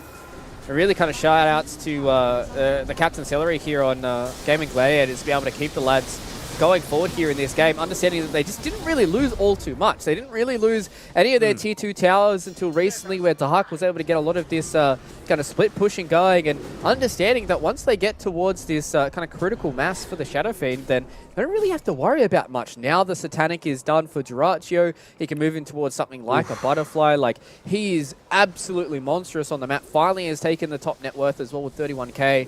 And Gaming Gladiators, they're in the driver's seat here, Snare. It looked like BetBoom were able to take this first game against all odds from the draft, but they just weren't able to close this game out, and now it's starting to get very, very hard for them. I think they need to try and catch out Dyrachyo, and try and catch him with, maybe a Rolling Thunder directly, just get the Onslaught going in and see if they can get the Pulverize before he BKBs, but they don't really have a good answer once he BKBs, because Dahak doesn't have his own answers. He doesn't have his own BKB. He's got the Mjolnir now as well. He's got a little bit of damage with the Chrysalis, but he's not really able to put that much pressure on anybody else, especially when Dyrachyo, kind of 3-shots the rest of his team. Dyrachyo, the man of the hour, here he is on the high ground. Kofu gets yet another kick, tosses Roger back into the fray. This time around, though, they couldn't burst him down in time. The BKBs come a little bit too late from the side of Gaming Gladiators. They've lost so much HP. Will they be able to escape this fight? Notice with the Rolling Thunder, can't do much to dissuade the Requiem. And Roger will end up getting bursted by the Requiem on the comeback. But here's Law. He got kicked back into the rest of GG. You will be safe for a small second in time, but will still end up dead. Forced to buy back. Boom in the meantime out of the BKB, so he's in danger as well. He's able to get off the Ghost Walk. and go to the low ground where there is a lack of vision from BetBoom. That'll keep him alive. What can BetBoom do to try to keep these racks alive as LOL? Tofu yet again showing his quality in this game, showing why they first phase his Tusk. He jumps in, forces a dieback, and if BetBoom can't force GG out of their base right now, Tofu might have just forced the game. They've taken a second lane. They're looking for their heads-up megas. It's 3v5. What can they do here? Dahak trying his best, activates his BKB. They're going onto Deracho. They're going onto the Silencer first though. And unfortunately, Dahak just doesn't have enough damage to stop them. Notice being forced to run away now, as Shadow Fiend really wanted to right-click him down. But he just leaves him. He's like, what do I care? So Neko, if they see you, my friend, Tofu's gonna kick you. Tofu looking for his next target. Who will be my next victim? And indeed it is the Silencer. He's caught, he's killed, he's gone. Roger going in with the onslaught, but this time around roared back into place. Dahak, he can't even get away with the Sakuchi. He'll die to the radial damage of the radial deafening blast as well as the Requiem. And that's just gonna be that. GG, well played is called. BetBoom get taken to task by Gaming Gladiators. They couldn't close it out in time, Fluke, so they get punished in the late game. GG, make game one of the group stages a thriller. Yeah, I mean, what a good way for them to be able to start out their TI group stages, right? We came into this, I saw the drafts, I said, Gaming Gladiators draft is pretty straightforward for them to execute, right? Get Shadow Fiend to a point where he's got a lot of these items, he's got a lot of this damage, he can stand in these team fights, they've got a lot of auras to be able to alleviate a lot of that pressure, and we just saw that, you know, the kind of mental stability that came in from Gaming Gladiators to be able to hold off that game. BetBoom, they were really, really far ahead. I'm having a look back at these graphs right now. It was 96% win probability for them to be able to take that game there, Snare. And they weren't able to close the game out. They weren't able to get a lot of these towers. They had a lot of these issues really trying to get themselves towards this kind of later stages where they're able to crack the higher ground, get more of these Roshans. And Gaming Gladiators, they just stood tall, man. They understood that they just had to get a bit more of these items. They just had to wait this game out. They got to a point where they were able to team fight. I think the biggest part for me was that team fight just near the Roche pit, where they were able to kind of kite around everything that BetBoom were trying to do. BetBoom kind of overstepped the mark a little bit. Notice got caught in the river, and Jiracho and Boom were able to stand their ground and be able to take out some of these fights. That's when the game really started to turn around for me. And I mean, Gaming Gladiators, they've got this good strategy behind them, but their early game definitely needs a lot of work. They need to try and get these lanes going straight forward for this next game if they want to make this a 2-0. I mean, it is one of those situations where, on the bright side, yes, you did find yourself in a situation where you carried the game back from an almost unwinnable situation. Like you mentioned, 96% win rates in favor of the side of BetBoom. The fact that GG come back from that, it's going to buoy their spirits. They're going to feel very good about, we are confident in our ideas. We just know we need time to execute them, and then we can certainly win the game.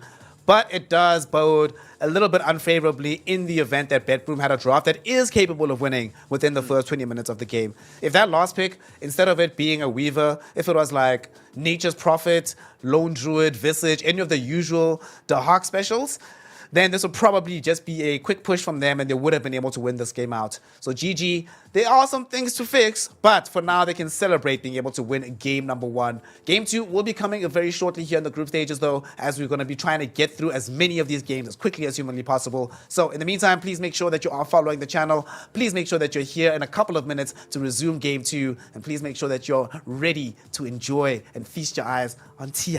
It's TI. It's Snare and Fluke here between GG and BetBoom. We'll be right back for game number two here in the group stages.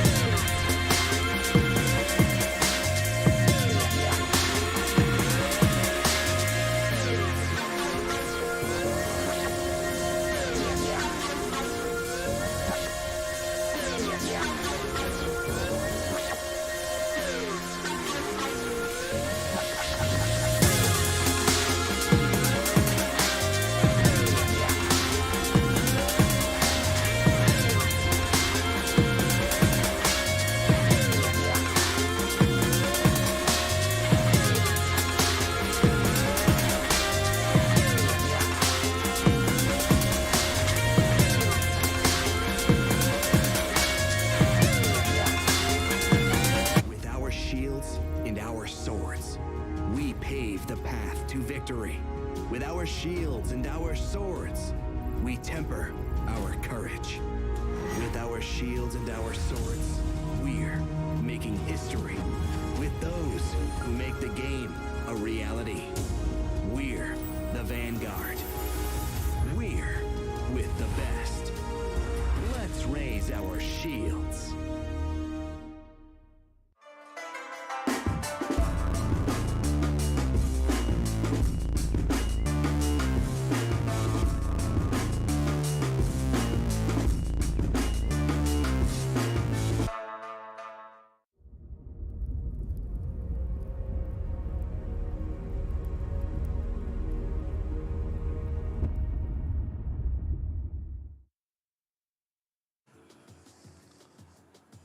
Welcome back, one and all, here to TI11 as we continue the group stages for group number A, having seen BetBoom really lose an interesting game number one against the side of Gaming Gladiators.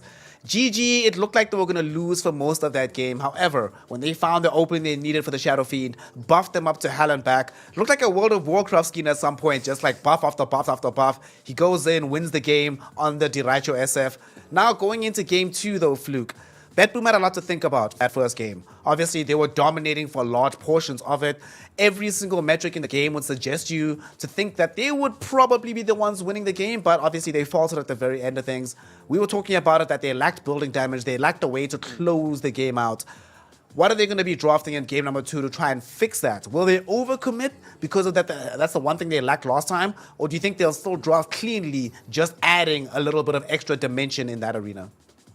Yeah, I definitely feel like that they're just going to be looking at some of these heroes that are allowed to take a few more of these towers. They played really, really well in their lanes. I think they outplayed Gaming Gladiators in all of their lanes as well. Lyle played a almost flawless game towards the end there on the Zeus, so maybe if he was playing on something that was able to take a few more of these buildings, maybe if the Hawk had something that was able to take a few more of these buildings as well, they're going to be able to move forward. I like the ideas that they brought into their first draft as well, so going into this next draft, I think they're going to have a little bit more of an advantage. Right, Gaming Gladiators have already shown that they want to have this Shadow Fiend early on. They want to try and buff up this Shadow Fiend to be able to be this scary kind of hero. So I think BetBoom, moving into these next couple of games, they're going to be looking towards things like maybe trying to get rid of Tofu's Tusker, maybe trying to play a little bit more around this Primal Beast, maybe try and play some of these heroes that are able to take buildings. So They did really well in game number 1, but they still just need to tighten a few of those screws, because I think the way that they started out game number 1, BetBoom definitely looked like the better team.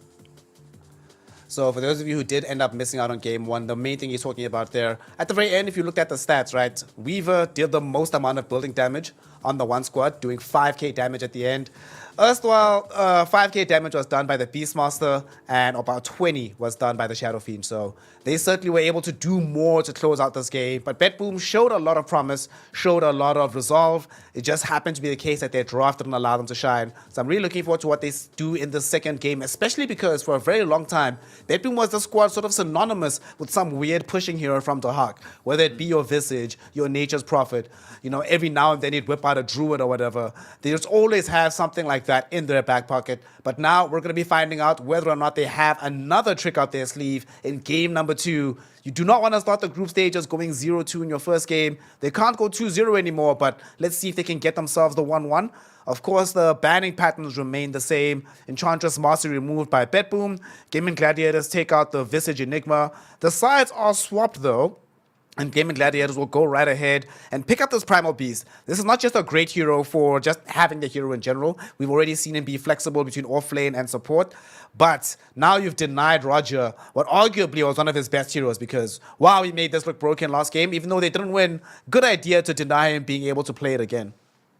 Yeah, I think that kind of gives us a little bit of these extra insights into what Gaming Gladiators kind of understood from game number 1. That the Primal Beast for them is also a flex. Notice is able to play it as well. You could even try and throw it in towards the mid lane as well. I'm pretty sure most mid laners are going to be able to play Primal Beast out the entirety of TI. So this kind of just puts the emphasis, the onus back on towards BetBoom and say, hey, what are you guys really planning on doing here? Do you guys want to play the Shadow Fiend here? We've already proven that it's a very, very strong hero to be able to play in these kind of buff up matchups. And it's like, what do you kind of go as your 1-2 here? I would love to see them pick up Tusk +1 here for BetBoom. They're going to go for the silencer themselves, so they don't have that kind of combination once again. But they seem like they're starting to lean towards this silencer a little bit more. So maybe it might be the silencer cynicist in my kind of heart here, but I think silencer goes down. Kind of proves the weaknesses of the hero, right? Like sometimes if you're just getting constantly ran out, you're not being able to abuse the global silence, it can feel like a very, very weak hero. So BetBoom seeming like they really want to have Snake on one of these heroes that's able to utilize that global silence, and they're just going to go back for the Beastmaster this time around. So they're the ones that are looking towards these Zoo heroes. I'm surprised that Tusk is completely untouched from both these two teams. I thought that it definitely would have been a hero that is on a very high tier for them, considering, you know, the history that Roger has had across that hero as well, and the way that Tofu played it in that game number 1. I thought Tusk would be very high up. Surprisingly, no Shadow Fiend either. No SF either.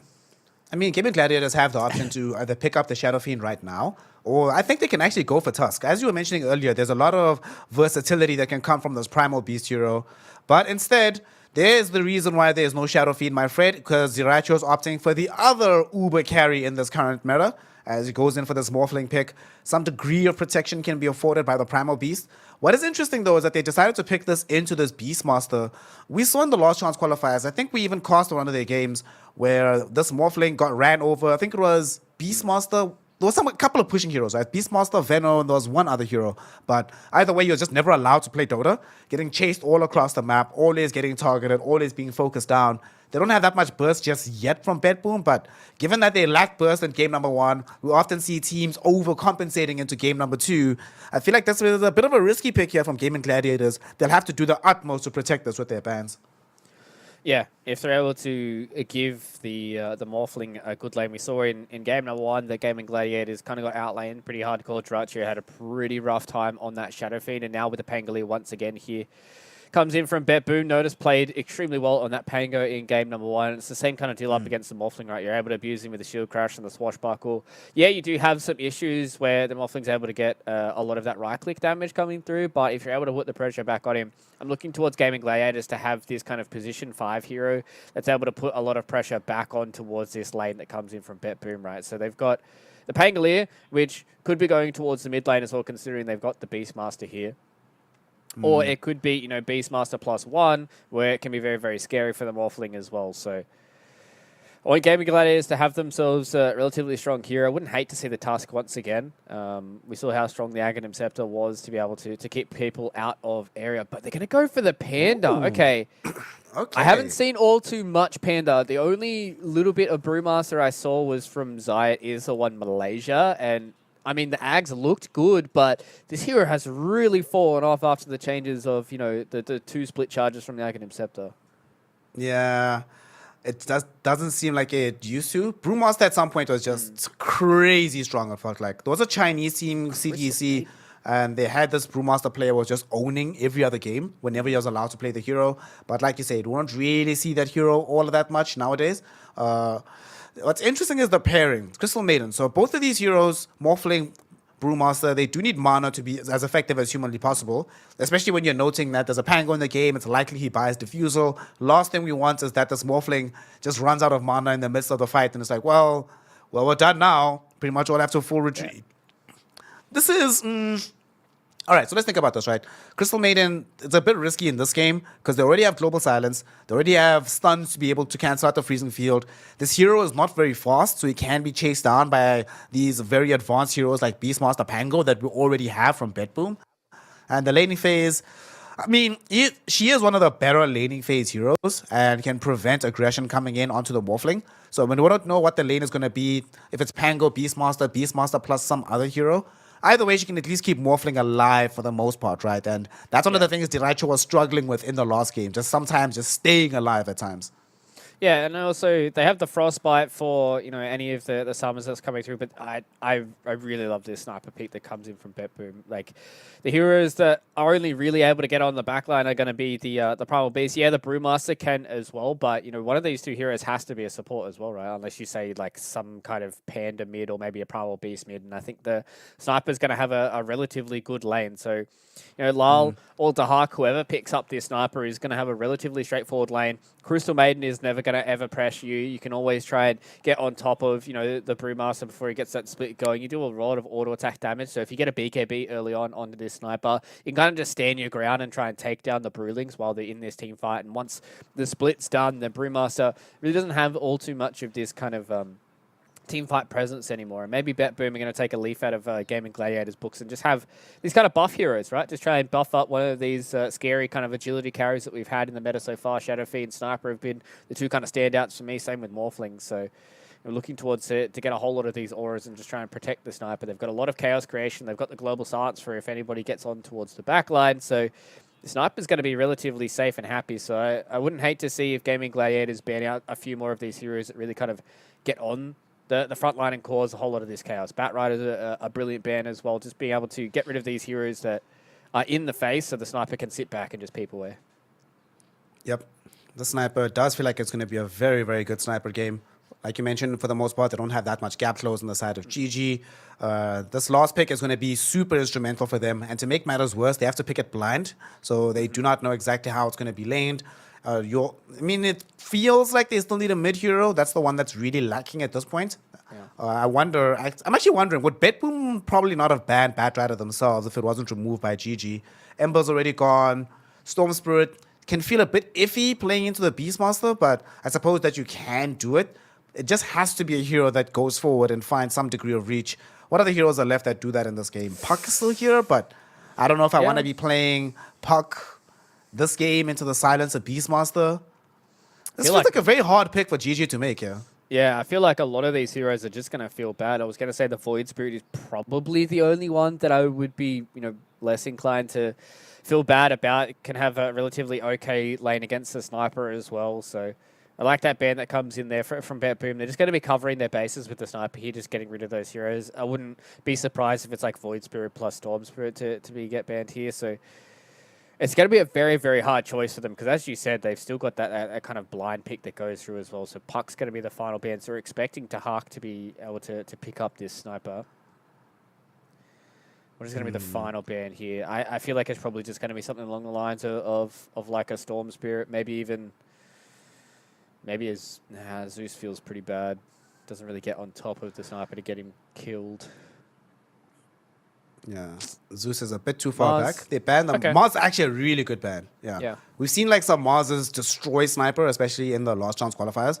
One of them did play mid as well, but just generally, by the time you get Blink, Sniper hates life. Not only can you get jumped upon immediately, but if you're far away from the fight, away from the arena, suddenly that's half your damage that's not necessarily being contributed in the midst of these fights. So that is an excellent ban coming in from Soneko and crew. Now, Gaming Gladiators, we can see on screen that this conversation is they're thinking about this one a lot. They're going to burn through some reserve time, really considering exactly which way we go with this. If you lose this game, it's 1-1, it's cool, but if you win, getting off to a 2-0 start to your group stage, not just great for your standings, but really good momentum boost and a mental amp as well. Gaming Gladiators, what is the other one that we mentioned that's left? Storm? What about something like a Kunkka? Can they pick Hoki here for Gaming Gladiators? It gives them a lot of team fight. It gives them one of these heroes that gets a little bit of catch. Wouldn't hate to see it. Seems like the boys are getting themselves prepped and ready. So 25 seconds. They've already made the decision. They're just getting themselves a little bit hyped up. So what's going to be the final pick here? Maybe like... Let's see what they something that jumps on towards the Sniper, right? That's all they need. They just need a hero that's able to give them a little bit of extra team fight. They've already got good ways of taking towers. They've got ways of initiating. It's a hero that gets on top of the Sniper. Let's see what they're going to go with. They're going to go with the Dirge. So Primal Beast mid. Primal Beast mid, Brewmaster in the off lane, Morphling in the safe lane, and then the 4-position Undying for the Brewmaster Undying lane, which does seem pretty nasty, to be fair. Yep. Very annoying lane. Not necessarily sure it's the lane that's going to pressure the Sniper the most, but whatever support he's playing with, in this case, it's probably the Silencer. Does get a lot of pressure applied onto him. I'm also very glad to see Undying. I have him as my most picked hero of the tournament, and we hadn't seen him so far. Starting to stress, so thank you, Gaming Gladiators, saving my predictions. BetBoom, what do we go here? Because we can go either a 5 position, or 4 rather, or we can go with a mid, and we go for a 4, pick up the Clockwork. So Clockwork in the lane with this Pangolier Hawk is playing the Beastmaster because they're going to put Laurel.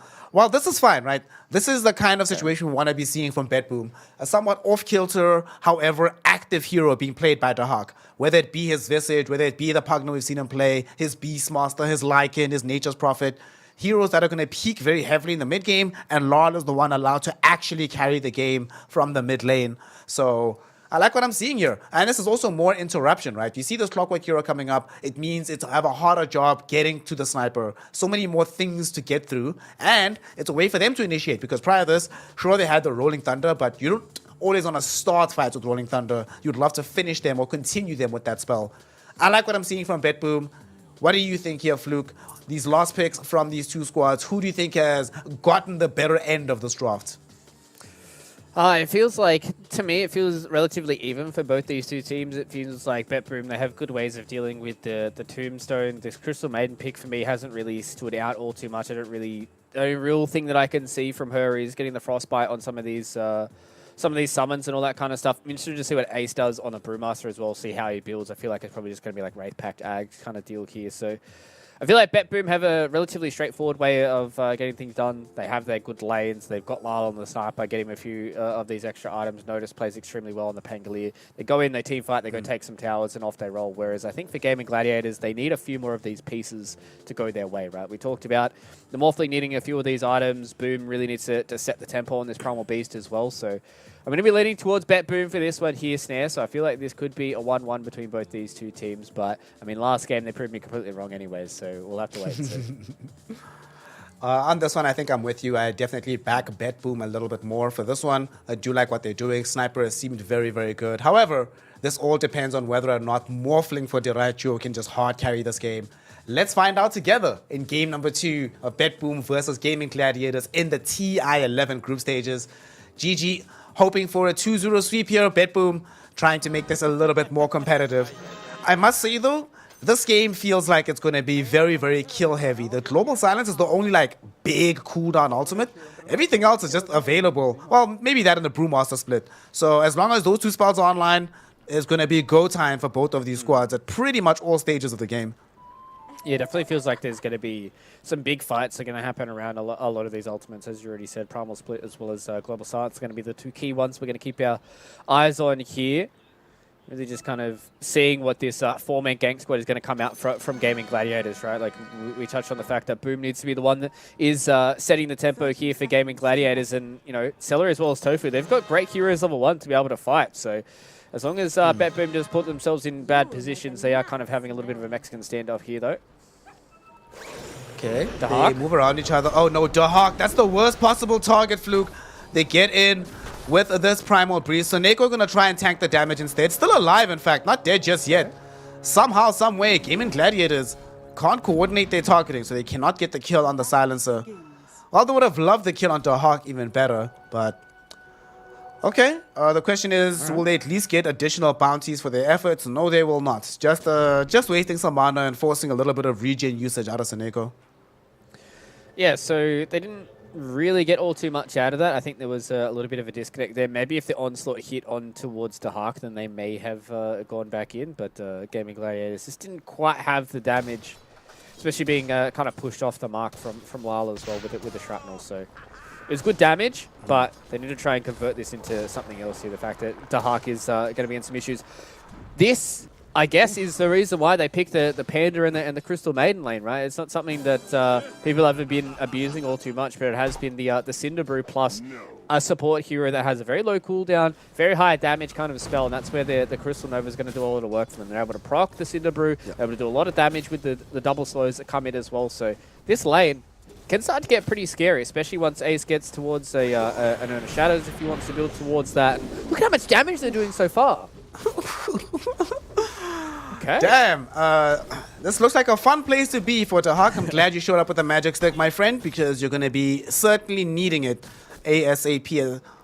My goodness, but that magical damage spam doesn't feel like it's going to go away. Fortunately for the side of Gaming Gladiators, they have another lane with tons of spam, as they do have this Undying on the top side of the map. Celery drawing some attention here between himself and Roger, but he knows full well that he's under no real threat. Sitting here with the 5 mangoes enjoying life, can just play heads up into the face of Noticed. And this makes so much space for the Dyraicho Morphling. This early game for Game and Gladiators, last time around they were really struggling, but now things are looking better. As bottom, they also find said First Blood, Ace and Tofu. The combination is working, and this was only with level 1 spells here at the Fluke. It only gets harder as time goes on. Yeah, they just clicked over to level 2 on Ace to be able to secure that kill there with the Thunderclap. So just getting themselves a little bit of extra experience in the lane just makes it oh so hard. And we just see the amount of laning prowess that Gaming Gladiators wanted to go for, right? They saw in game number 1 that they didn't really have the best lane for Ace and Celery, so they decided this time around, all right, Tofu, you're going to be picking up the Crystal Maiden, Celery's going to have the lane dominator and the Undying, and we're just going to secure these side lanes here. Yeah, Boom, you might be a little bit on an island, but you played extremely well in game number 1, and now playing the Primal Beast, you've kind of just got to make these rotations. But speak of the devil, and he shall appear, Boom. Oh, no. Oh, Caster's no. curse. It's fine. It's Alright. fine. He's fine. The curse isn't that strong. You know, that was very problematic though. Lol. Having a pretty good time in this mid lane. To be fair, this is not... Primal Beast wins a lot of these lanes that you don't expect him to do well in, but this is probably one of those where it's like, yeah, mate, Soz, not much you can do. He's going to jump forward with the Onslaught here, force a TP back out. Just tanking too much damage, and he went all the way back to base here, Fluke, so that's going to be quite a lot of time spent away from this lane, and Laurel just going to start dominating from that mid side of things. Yeah. Laurel's having a pretty good time right now. He's sitting at the top of the last hits. He's got himself 2 Wraith Bands, forcing Boom to TP back, so this is going to be the big shining light here for BetBoom. They've had their sniper in a really good spot. Also, Notice has been doing relatively well in the top lane as well. You know, 8-1, albeit, you know, it's not the craziest start, but not dying early on to Celery. They're doing a good job at just constantly pulling these creeps back, meaning that they at least have some experience in this lane. Roger's getting close to be able to lick towards level 2 here, but this is kind of the power of Undying, right? Like we've seen the amount of Undyings in the last chance qualifiers, and we're going to be seeing a whole boatload of this here, so strap yourselves in, ladies and gentlemen. But this is what he does, right? He just forces you to play these lanes not straight up. It forces you to get these lanes, be able to pull back. You have to do all this weird and wacky stuff just to try and get a bit of this experience. So if you're able to get at least on par, which is what Notice is doing, on par with the carry, then you're doing relatively okay for the offlaner and able to make those rotations once the Dirge racks off and goes somewhere else.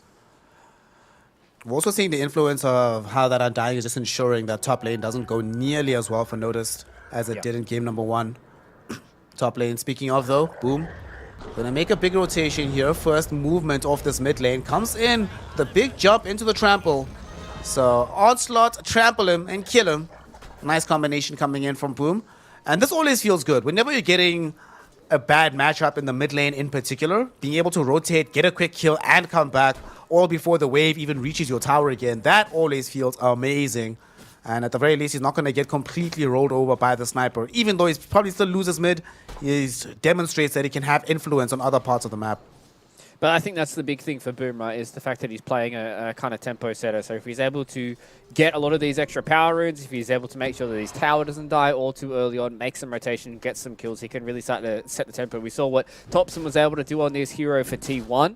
And now I think a lot of these other mid laners are really going to be using him as these kind of tempo setter mid laners where they just kind of constantly rotate around the map, extremely low cooldowns, go in, try and help and win these side lanes for them. So I'm looking to see what Boom does around about that level 5, level 6 mark, 6-minute rune, get the power rune, probably make his way towards bottom because there's already a lot of pressure that's been on Dahak and Seneko in this lane. And if they just make one rotation with the Primal Beast, they get the kill, they can put the pressure on the tower, get Ace towards that level 6, and it's going to be very hard for BetBoom to have any control on this bottom side of the map. Yep. They might wait until they have the 6 active just yet on the Brewmasters, just so they can guarantee the ultimate. For now, though, they're keeping the lane equilibrium in their favor. As we move on towards mid, we have an action rune spawning. Which side is it going to be? It is on the bottom. Boom's going to be able to get it, but now he's onslaughted forward. He has to TP out. He has to leave. This is not great. And unfortunately, this is not even the rune that you want. It's not like he has a haste or an arcane where it's like, you know what, I'll port back to base, but then I can immediately reveal this once I leave into one of the side lanes. Not necessarily the best initiation rune either, so it's going to be kind of rough here. Mid lane, Celery finds himself caught inside some power cogs. Even though he's behind his own tower, that's not going to provide any protection as he loses his life. So Nako, super happy about that one. But he's had a good start on the silencer before, so I'm sure he doesn't want to take this for granted. But there's reinforcements coming in middle, Fluke. Look at this. Onslaught, charged up, boom. Connects it onto Roger, and Tofu made the TP in with the Frostbite. I'm not sure the Frostbite. They could have used it to set up for a kill onto Seneko as well. But Tofu doesn't want to take any chances. Guarantees the kill. Now they can move on and keep the tower safe and ensure that Boom maybe doesn't have to end up getting bounced all the way back to base again. Yeah, I was going to say, I really like this rotation that came in from BetBoom, understanding that if they put pressure on this Tier 1 tower, they take this Tier 1 tower, Lal doesn't have to worry about, you know, the rotations that Boom can make, because this is kind of the trade-off, right? When you have these tempo-setting mid laners, is they'll rotate towards the other side of the map, and as long as they don't lose their Tier 1 tower, they're pretty happy with how most things are going, but the amount of pressure that's coming in towards this mid-Tier 1 and the amount of pressure that's going to be happening in this fight, Snake is so dead. Seneco's literally trampled to death. They might not be done just yet. They destroy the tombstone. Roger found himself getting frostbitten. And Boom just has to try and wait around the corner, but they can't close the gap for the pulverize. So Roger will be allowed to escape. Diracho didn't really want to curtail his farm speed just to try and deal with the lowly clockwork. Creeps are more important. But ultimately, that's still pretty good, right? T1 being kept in a pretty good spot. Notice now just get forced away from the top lane. So they can't play as safely as they were a moment ago, and they draw multiple responses. Feels like Gaming Gladiators are stretching Boom all across the map, this way and that. And to make matters even worse, look what's happening on the side lanes. Brewmaster and Morphling quietly and cozily accruing net worth without being bothered by anybody. Yeah, this is definitely a really good start here, and especially with the problem. Oh, Brewmaster mid! Oh, no. Yeah. He's got this. Onslaught comes in as well. Boom ensures it. And, you know, you were wondering about them being able to move bottom, make sure that they get this kill, maybe even activate the primal split. Well, it's even nicer if it comes towards you. Yeah. Yeah, just, I mean, the way Gaming Gladiators are playing this morning, I definitely feel like they've had their wheat picks. So they're feeling good about this right now. They're feeling good about how their TI group stages are starting. 2K ahead. They're just making really good rotations. They're getting a lot out of the map as well. They haven't lost all too much. Yeah, they lost a bit of HP on their Tier 1 tower. And in the next catapult wave, it's probably going to be going down. But you're perfectly happy with how this is going. Duracio's having a good game. Ace is having an immaculate game. He is the highest net worth right now. It's going to be ever close to his first item, whatever that may be. He's got the early Vladimir's offering. I imagine it's going to be in a very, very early Wraith Pact. And they're just going to be able to group together. They lose this Tier 1 tower, they're able to take the Tier 1 top, take the Tier 1 mid, take control of this triangle, get themselves towards an early Roshan for Duraccio as well once he gets past, you know, this kind of Yasha timing. And it's just a good old start here for Gaming Gladiators. Boom's had a really good shout so far on the Primal Beast. He's now getting himself towards his phase boots, and once he builds up towards that BKB, he's going to be ever so hard to deal with. And Gaming Gladiators, everything's starting to fall into place here, and you can see the bit of pressure that comes in that BetBoom need to try and get this Tier 1 tower. They're committing everything. Trying for it with the initiation, but they miss out on the quick kill onto Tofu. They do manage to take the tower. Tofu healed up with the Soul Rip. Celery does end up dying eventually thanks to the Dahak axes raining in. But yet again, every single time we've seen BetBoom make these kind of moves, it requires like a full response from most of the squad to be available. They do get the Tier 1 tower though, which is the important objective. Gaming Gladiators were not willing to commit all their numbers to defend it, because they have a farm on their mind right now for the Morphling and the Brewmaster. Even for Boom as well. I think he doesn't want to really show himself on the map too much until he finishes off having this BKB available. Yeah, I think Boom is definitely just going to be trying to find some of those initiations if people are a little bit too far out. Maybe they're going to put a little bit of extra pressure towards his bottom Tier 1 so they can start playing in towards his jungle side as well. You can see Celery's already starting to set up with it. With the vision, Tofu's here as well. Ace is permanently going to have the threat of the primal split as well. So they're going to put a lot of pressure on this Tier 1 tower while Duraccio is constantly just hitting creeps towards his top side and holding this Tier 1 tower. Oh, Snake. Damn. Snake, no. That combo that you mentioned, the Cinder Brew with the Crystal Nova, it's a problem. It's even more problematic now than it was early on, but gets them a kill. It's going to net them the tower as well. Unfortunately, no trade can happen from BetBoom because Diracho a little bit too strong on the Morphling right now to be muscled off of this top lane unless you commit several heroes. And several means 4 as usual. And what build are we going for this game on this Morphling actually? We know that Notice most likely is going to go for the usual route on this Pango. But for the Morph, what are we expecting? He's already queued up the Yasha. Manta's coming soon. There is a global silence, so you can't avoid buying the Manta style. But after that, where do you want to see him go? I definitely feel like he can just go like things like Manta, and then he can go into Lincoln Sphere if he feels like he really needs to keep himself safe from the Prime, or I wouldn't hate to see, you know, something like a Hurricane Pike to be able to get himself away from the Clockwork as well if he does ever get globaled. So I think he can just go for a very straightforward build. But speaking of Taracho, they're making the go here. Oh, they got the roll. He's being gone on. All the spells committed, but that means that there's no spells remaining if GG can connect in for some revenge here. They've only managed to find the Cyclone out onto Roger, so there's no other way to catch up to Dahak and them. But Dahak and them aren't leaving. They're bringing in Lord instead. They want to try and fight this as soon as the Primal split is over, and it has ended now from Ace. He's trapped inside the Power Cogs. Ace is gone. Onslaught will emerge coming in from Boom. Notice will get some coverage thanks to Seneko dropping down the global silence, and now Boom suddenly in a very awkward position, dies deep inside his own jungle. These respawns are coming though. Diraicho back in the fray, looking for a waveform adaptive strike to bring somebody down. We'll be able to find the strike onto the Pango, but can't get the kill. And now he's already committed the full way forward, so he can't leave anymore. They've lost Celery. Diraicho falling lower and lower. He has gotten off the strength morph waveform onto the high ground, bringing down Seneko in the process. And they will be able to get that one kill back in return for themselves, but it has not come very cheap. Gaming Gladiators also almost died to that rocket flare. Okay, Yeah. 2 for 2 in the top lane. So one support with a core for 2 supports on the other side. However, that one core is your mid hero on Boom's Primal Beast and the Morphling who died when he got jumped on first. Yeah, definitely a bigger swing here for BetBoom. The fact they're able to put a whole lot of gold in the pocket of Lyle, put a whole lot of experience as well. Taracho is really starting to move this hero towards the outer edges, and once again, Tofu just getting caught out. I like what BetBoom are doing. They understand that if they can just put 2 or 3 heroes in towards this top side of the map, that it's going to take a lot of time and effort from a Gaming Gladiators to try and kick them out. They're going to have to try and commit something big like the Tombstone. Maybe the Primal Split. Maybe they're going to have to commit an extra hero with Boom coming in as well to try and kick them out of this spot, because they're really strong right now, right? Like Dahak, he's got his drums up online. He's going to build towards his BKB. Lyle's able to do a whole lot of damage, and whenever they have the Rolling Thunder, they're going to be very, very scary to try and kick out of this area. So I like what BetBoom are doing, getting themselves into this clump and just kind of forcing Gaming Gladiators to either fight them or either try and take the riskier farm on the other side of the map. On the other side of the City, map, baby. Boom is trying to go in for this Invis rune. Roger did get there first, just triggers it immediately to get off the power cogs. So Boom is very much in search still of that BKB. And speaking of item timings, look at Notice. He's actually building different items than what we normally see on this Pangolier. Going for this Wraith patch here, Fluke. Making sure that they also have some degree of damage mitigation on their side. It will deny him having access to the Diffusal, which is usually quite good against the Morph. There'll be no Blink either. No Aghanim's Shard coming soon. But it does ensure that the longer that these fights go, they're not going to be at a disadvantage due to having one team having Wraith Pact and them having nothing.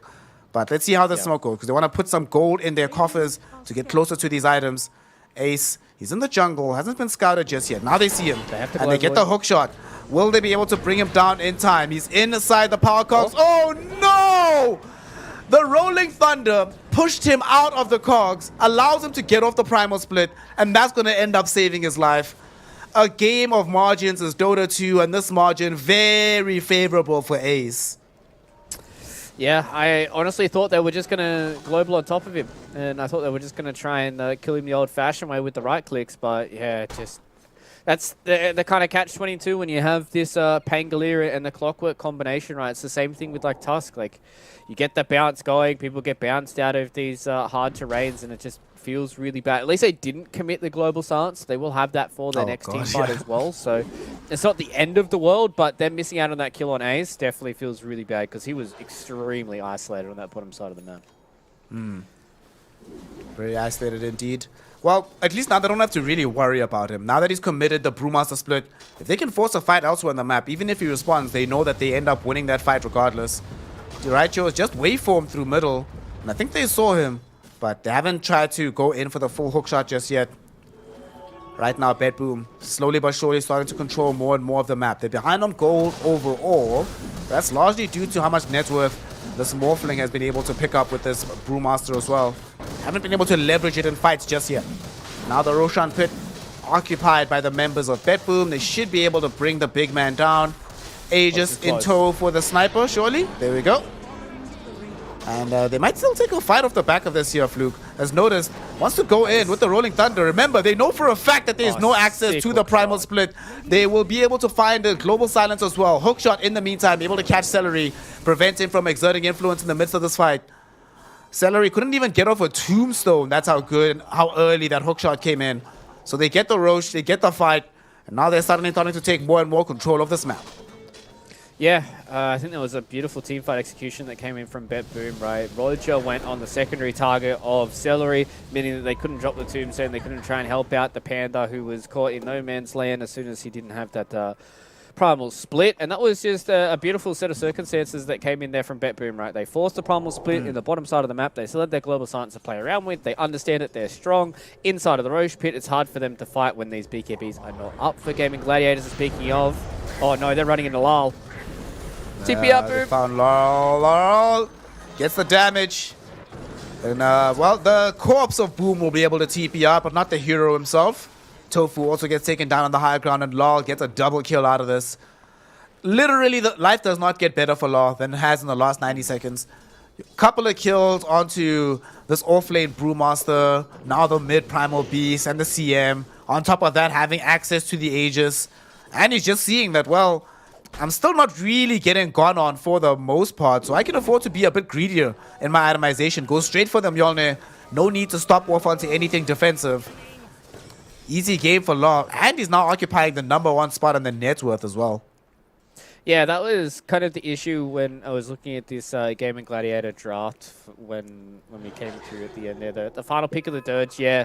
Dirge has been one of those heroes that has been kind of standing head and shoulders above a lot of the other heroes in the draft right now. But you're really relying on Boom getting in towards the back line here. Yeah, the Brewmaster can run in with the Brewlings, but if Lala's ever in a good spot to be able to peep down a few of those Brewlings, it's going to get very scary for Ace because as a Brewmaster player, as soon as your Brewlings start getting to about half HP, you get very, very scared of losing them, right? You get very, very scared of you just losing out some of these key abilities in a team fight and feeling like a bit of a wet noodle. So it's going to be hard for Ace to get this team fight going. It's going to be hard for them to get on top of Lyle, especially with this Aegis, especially now once he starts building towards the Hurricane Pike.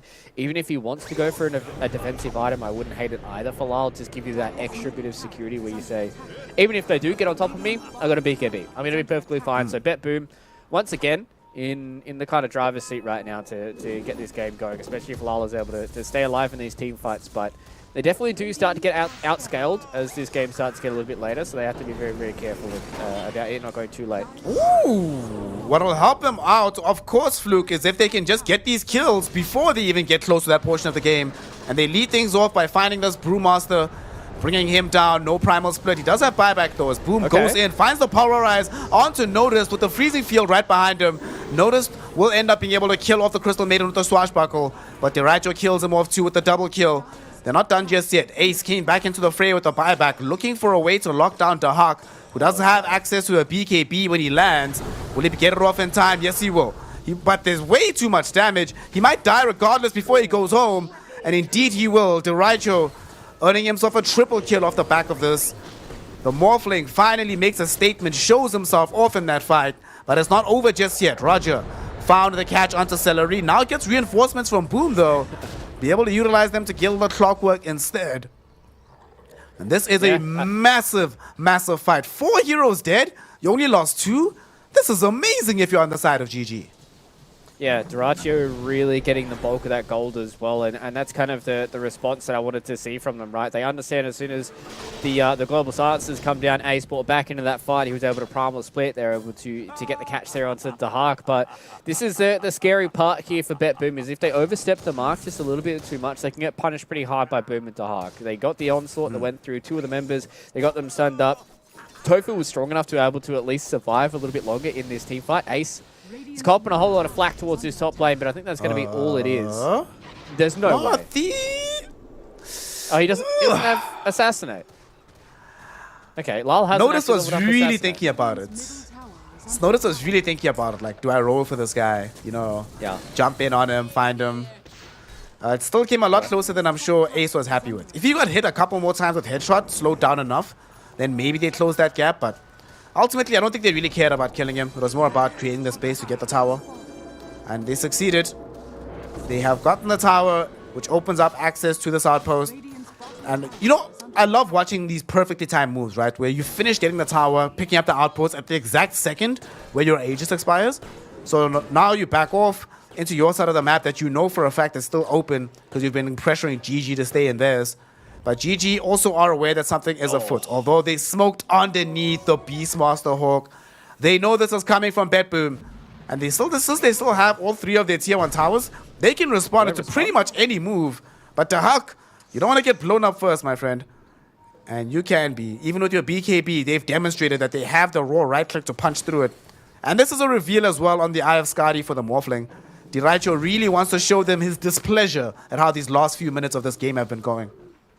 Yeah, I really like the build that comes in from Dyraicho as well. He understands that he just needs to have that little bit of extra HP. Yeah, the Lincoln Sphere would be quite nice for them, but they have a few ways to be able to pop it. So he's just going to try and play around a lot of these extra stats as well. Interesting enough, though, from Dahak, he's going to go for the Drums of Slom.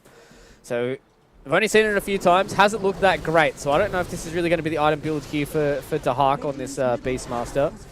I know there's a lot of Slom fans. I know Danog is a massive Slom fan, so I'm sure he's going to be super happy about seeing that in a pro game if it does get built. But Gaming Gladiators are really getting to a point now where they're making this game feel even, right? They're putting a little bit of pressure back onto BetBoom, who are looking towards trying to just have Lal in a good position. They are smoking without their sniper, though, into 5 heroes. This is peculiar to say the least. Let's see if they end up getting punished for this one. Celery, the first person that gets seen.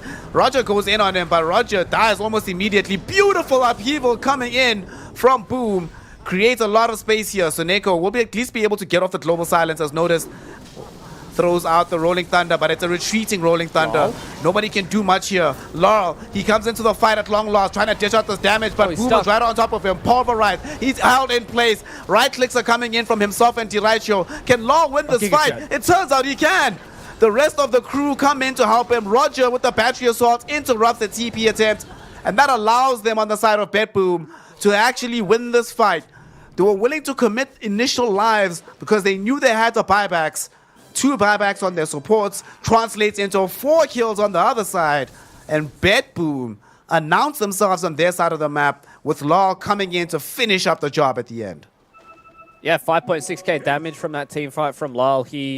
As soon as that team fight broke out, he TP'd towards the tier 2 tower, and he was in the perfect position to just kind of lay down a lot of this shrapnel extra fire, right? He's just able to sit back, get the auto attacks going. Gaming Gladiators, so they did a really, really good job at turning their attention directly on towards the sniper. We see here Roger instantly goes down, instantly bites back onto the clockwork. They forced the global at this awkward spot, and I thought this was going to be a really good time for Gaming Gladiators to get this disconnect, right? They stay around for a little bit longer. They understand where Lyle is. They want to see if they can get these extra kills, and then the hook shot comes in finally from Roger. And Lyle, he just understood that he has to kind of stand and fight. And we saw this from Dyraicho in the last game, that sometimes you just got to stand and man fight. And it's exactly what he was able to do. And then they eventually get the kill there on Dyraicho. So BetBoom winning that team fight there by being able to take down Dyraicho is a big little checkbox for them. And the fact that Lal survived throughout the entirety of that moves him towards his BKB. He's got his BKB now. He'll have the Aghanim Shard as well for the concussive grenade. So it just means that he's able to have a little bit more of this kite ability around in the fight. Be able to move himself into good positions where he doesn't have to worry about this Primal Beast. I mean, he's not just going to have this maneuver ability. He's about to get survivability as well as they pick up the second Aegis of the game. They grant him the shot as well, so he can save money on buying the concussive grenade. He'll just get that automatically now. So Gaming Gladiators, things were starting to look good a little bit, but Laurel, the sniper, really is getting out of hand. And unfortunately, just given the way that these fights have all been breaking out, Laurel is so rarely there at the beginning of proceedings that they can't afford to just sit there and be like, well, we won't commit spells until we see the sniper. We still have to use these spells to win the team fight. And now another fight might be breaking out here. Roger looking for the angle. 1 second away from actually interrupting the primal split from Ace. If he hook shots 1 second earlier, literally one, they've already gotten a Brewmaster kill by this point, most likely. Whew. However, on the bright side, that does mean they had to commit both Brewmaster split and the BKB of Boom to survive that initiation. So BetBoom can still try and chase this one. Laurel looking for an option with the Blink Dagger to come up the high ground. Celery, he's the one that's caught. Already taking quite a bit of damage. They have to deal with the Tombstone though, placed on the high ground. Dyraicho just going to stand nearby in case anybody dares come up the hill, but Also recognizing that this is maybe not where I want to actually die. A hill that I will allow them to take. And GG, they're still on the retreat here, Fluke. Beat that Boom looking for the chase. Hook shot coming in from Roger. He finds Boom, but unfortunately there's an immediate freezing field right next to him. Global Silence will buy him space, and there's the primal roar. It's onto Diracho. He didn't get the strength morph off. He didn't get off the morph. He's dead. He's gone. Oh my god. And Manta Style was on cooldown as well. Worst time for him to ever get caught. Boom trying to run north of the fight right now. As Celery, at the very least, able to clean up Roger on the south side of the fight. But Boom gets corralled inside the tree line, brought down there as well. That's the secondary core dead in this fight. And Gaming Gladiators, slowly but surely, starting to run out of options. Ace, we've seen him commit the full primal split, but it feels like it's also been a while since that split has been effective, Fluke. The Brewmaster is starting to fall off pretty hard, and Gaming Gladiators have nothing else to cover for him. Yeah, it really feels like it's getting to the point now where Gaming Gladiators, they kind of have to outplay BetBoom at this point. They've always got the Global Silence to be able to protect the sniper in any of these team fights. The Global Silence was at a perfect time there from Seneko, and then Diracho just kind of walked in, maybe thinking that the Primal Roar was on cooldown coming in from the Hawk because it was used in a previous fight, but it's a very, very low cooldown. It's only 80 seconds, so Diracho just walked in, didn't have the Manta Style to get away from the silence, and gets roared and gets killed. So now it's at a point where BetBoom, they've got everything in front of them, right? They understand exactly how they need to play this game. Lyle just needs to sit in the backline, needs to peep away. They just need to try and outplay Diracho, who, once again, is going to do a whole lot of damage here for Gaming Gladiators, and they just haven't been able to get these team fights going in their own way here. And Snare, I mean, we talked about it in game number 1, where it feels like you win the lane and then you lose the game for both these two teams. So maybe we're looking towards BetBoom and getting this one at 1-1. Win lane, It's sad. lose game. This is pretty much my pubs, man. Every game. Look so nice early, and then what happened, boys? But in this game, we know exactly what happened. Laurel just got a little bit too strong. This Wraith pack they've been struggling to deal with from Notice, but the thing that's really happened is that Roger's hook shots have been superb, and nobody on Gaming Gladiators can match that degree of dynamism he's been providing for his squad. The smoke, unfortunately for GG, doesn't end up going anywhere, and Diracho will just end up right-clicking the tier 1 tower. They're actually going to smoke themselves now on the side of BetBoom. They're the ones that still have access to this young Aegis of the Immortal for another minute or so, so they'd love to find a fight. They come across Ace. Ace does have Blink, but he's just used it. I honestly think that Noticed wouldn't believe that the Brewmaster had already blinked. The only reason he doesn't jump him is like, this guy surely still has Blink, right? Otherwise, if he had any idea that Blink was just used, we'd probably be seeing a dead Ace right now. Yeah, it definitely would have been a bit of a spooky fight, but they're going to commit it now. They've got the Rolling Thunder coming through. Lyle is leading the charge on the sniper. It's not usually what you like to see, and now Notice eventually does find it Celery. So they're going to at least get one out of this. The hook shot goes wide as well. So catching out Celery there is exactly what they needed to do. And now BetBoom can just kind of take control of this top side of the map as well. They don't really have an objective for them to take top or mid. So I'd like to see them just push this out a couple of waves and then make their way towards bottom. Even if they just force a response or two from the side of GG, that still ends up being a win for them. GG are desperately trying right now. We saw last game that there were points where BetBoom was doing a phenomenal job of controlling the map. We're still seeing that same characteristic. Their ability to keep these waves pushed in at all times, really, really good. It's one thing if you're doing it from behind, as we saw in the latter portions of game number 1, but in this situation, they're doing it from a very, very far ahead. 10k net worth lead in their favor. We have a 84% win probability. Damn! And a 6th level advantage for them. That's quite a lot. It's not 96 just yet. So, you know, the game could still go anyway, but certainly must feel quite good to be BetBoom in this situation. Yeah, definitely feeling like that, you know, Dota Plus likes to lean towards these hard hyper carries. You like the Morphling being able to do some special stuff. Slom is online though, Snap. We do have the drums of Slom, so it is ready to be able to be used. The Hawk was using it in a creep wave a little bit beforehand.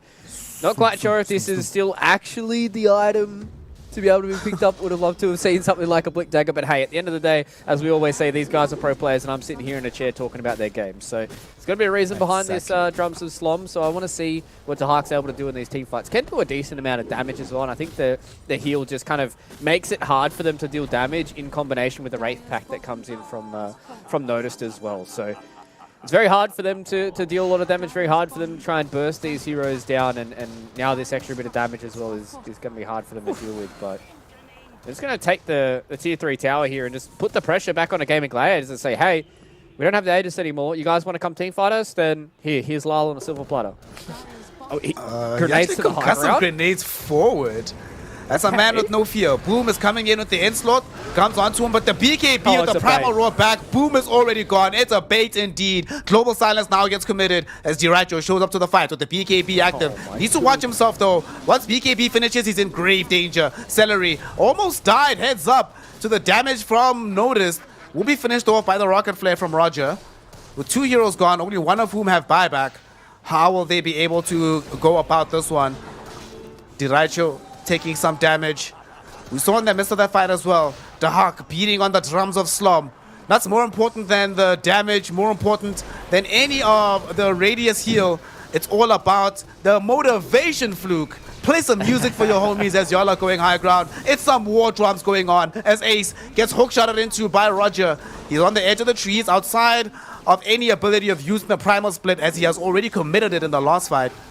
They're going to just try to buy space and time, and the fortification will successfully do so as Boom respawns in tandem with Celery and BetBoom. They don't get more than a tier 3 tower and a team fight win, but they're also in no rush. They know that Morphling is the only realistic threat to LoL at any stage of this game, and you have half a draft custom designed to ensure that the Morphling can never get there. So you're still okay with how things are going.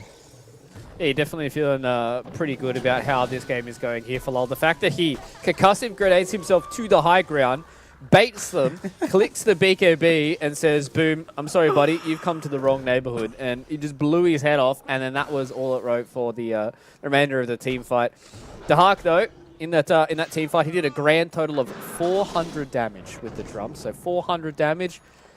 Yeah, for 4,000 gold, it's probably not the best, especially there's a bit of combination of some of his creeps going in there and auto-attacking, and I'd imagine a few whirling axes going in there as well. So it's, as you said, it's more motivation than anything else, especially motivating his team to be able to get 1-1 here. You want to start out your TI group stages with at least a win underneath your belt, and if they're able to do it this time around, that's going to put them in a good stead. Dyrachyo, though, getting ever closer towards this Aghanim Scepter. So if he's able to, much like he has in these most recent fights, be able to turn in towards the sniper, get that attack speed seal, then maybe they're able to get in on top of him, but they just don't have that kind of instant initiation like they would with something like a Tidehunter or one of these heroes that's able to just get directly on top of the sniper and blow him up.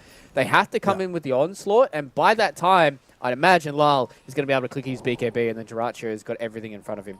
Double smoke on smoke action, though. 10 heroes under the guys. They're wrapping around each other. BetBoom just had the high ground on Radiant side by the triangle. GG just had high ground on Dire. So they just swap sides a little bit here. Dahak happy to just commit the Gem of True Sight for the D-Ward. BetBoom, how will they come back onto this high ground? The approach is a little bit complicated. The courier being moved over the area also reveals where they are. Jump up, right, Ace? We'll be able to find a 2-hero clap. Onslaught going forward. They get off these BKBs like you mentioned, and whoo!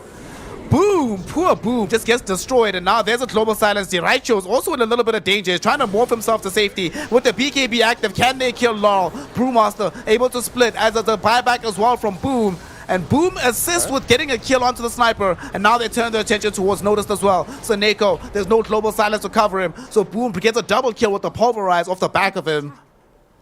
And BetBoom all of a sudden have ended up losing 3. Gaming Gladiators, they took the risky fight, they took the risky smoke. Boom, it's like you said, once you go in at the onslaught, they will be able to get off these BKBs 100%, but that also means you can bait those BKBs, buy back, and still win the subsequent fight. Yeah, that was big, a fight there for Gaming Gladiators. They went in, Boom soaked literally everything. He soaked the Primal Roar. There was a very interesting moment there for Jiracho. He got booped by the Rolling Thunder as he was waveforming in before he got the BKB off, so it was a little bit spicy for them. But as soon as the Primal Roar got soaked up there from Boom, he brought back instantly into the team fight. And then Jiracho doesn't have to worry about anything, right? He's already able to get away from the Global Silence with his BKB, and then he just turns into the sniper, and we see what this Aghanim Scepter is able to do. He does so much damage in these team fights, and it get to a point there where Lal just had to spend all of his time kiting around. He had the force out down to the low ground, he had a concussive grenade himself away, and if you're spending more time running away as the sniper than you are dealing damage, then it just means that Morphling's able to do whatever he wants in these team fights, and now it's in a really good spot here for Gaming Gladiators, because if they're the ones that are getting this initiation, if they're the ones that are running towards BetBoom, they don't have this positioning and spacing that they want to have, right? They want to have their sniper in the back, they want to have this Rolling Thunder going forward, they want to have the Hark beating his drums and being in front of everybody's faces. And if they don't get that, then Gaming Gladiators are the one that's going to be on top. So I think it's all about initiation for these next couple of minutes.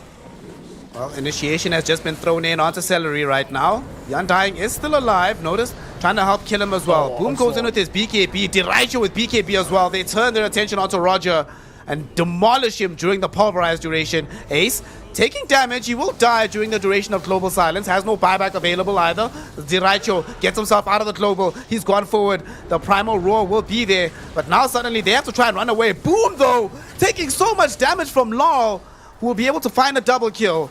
Without BKBs, both of these lineups just feel so fragile.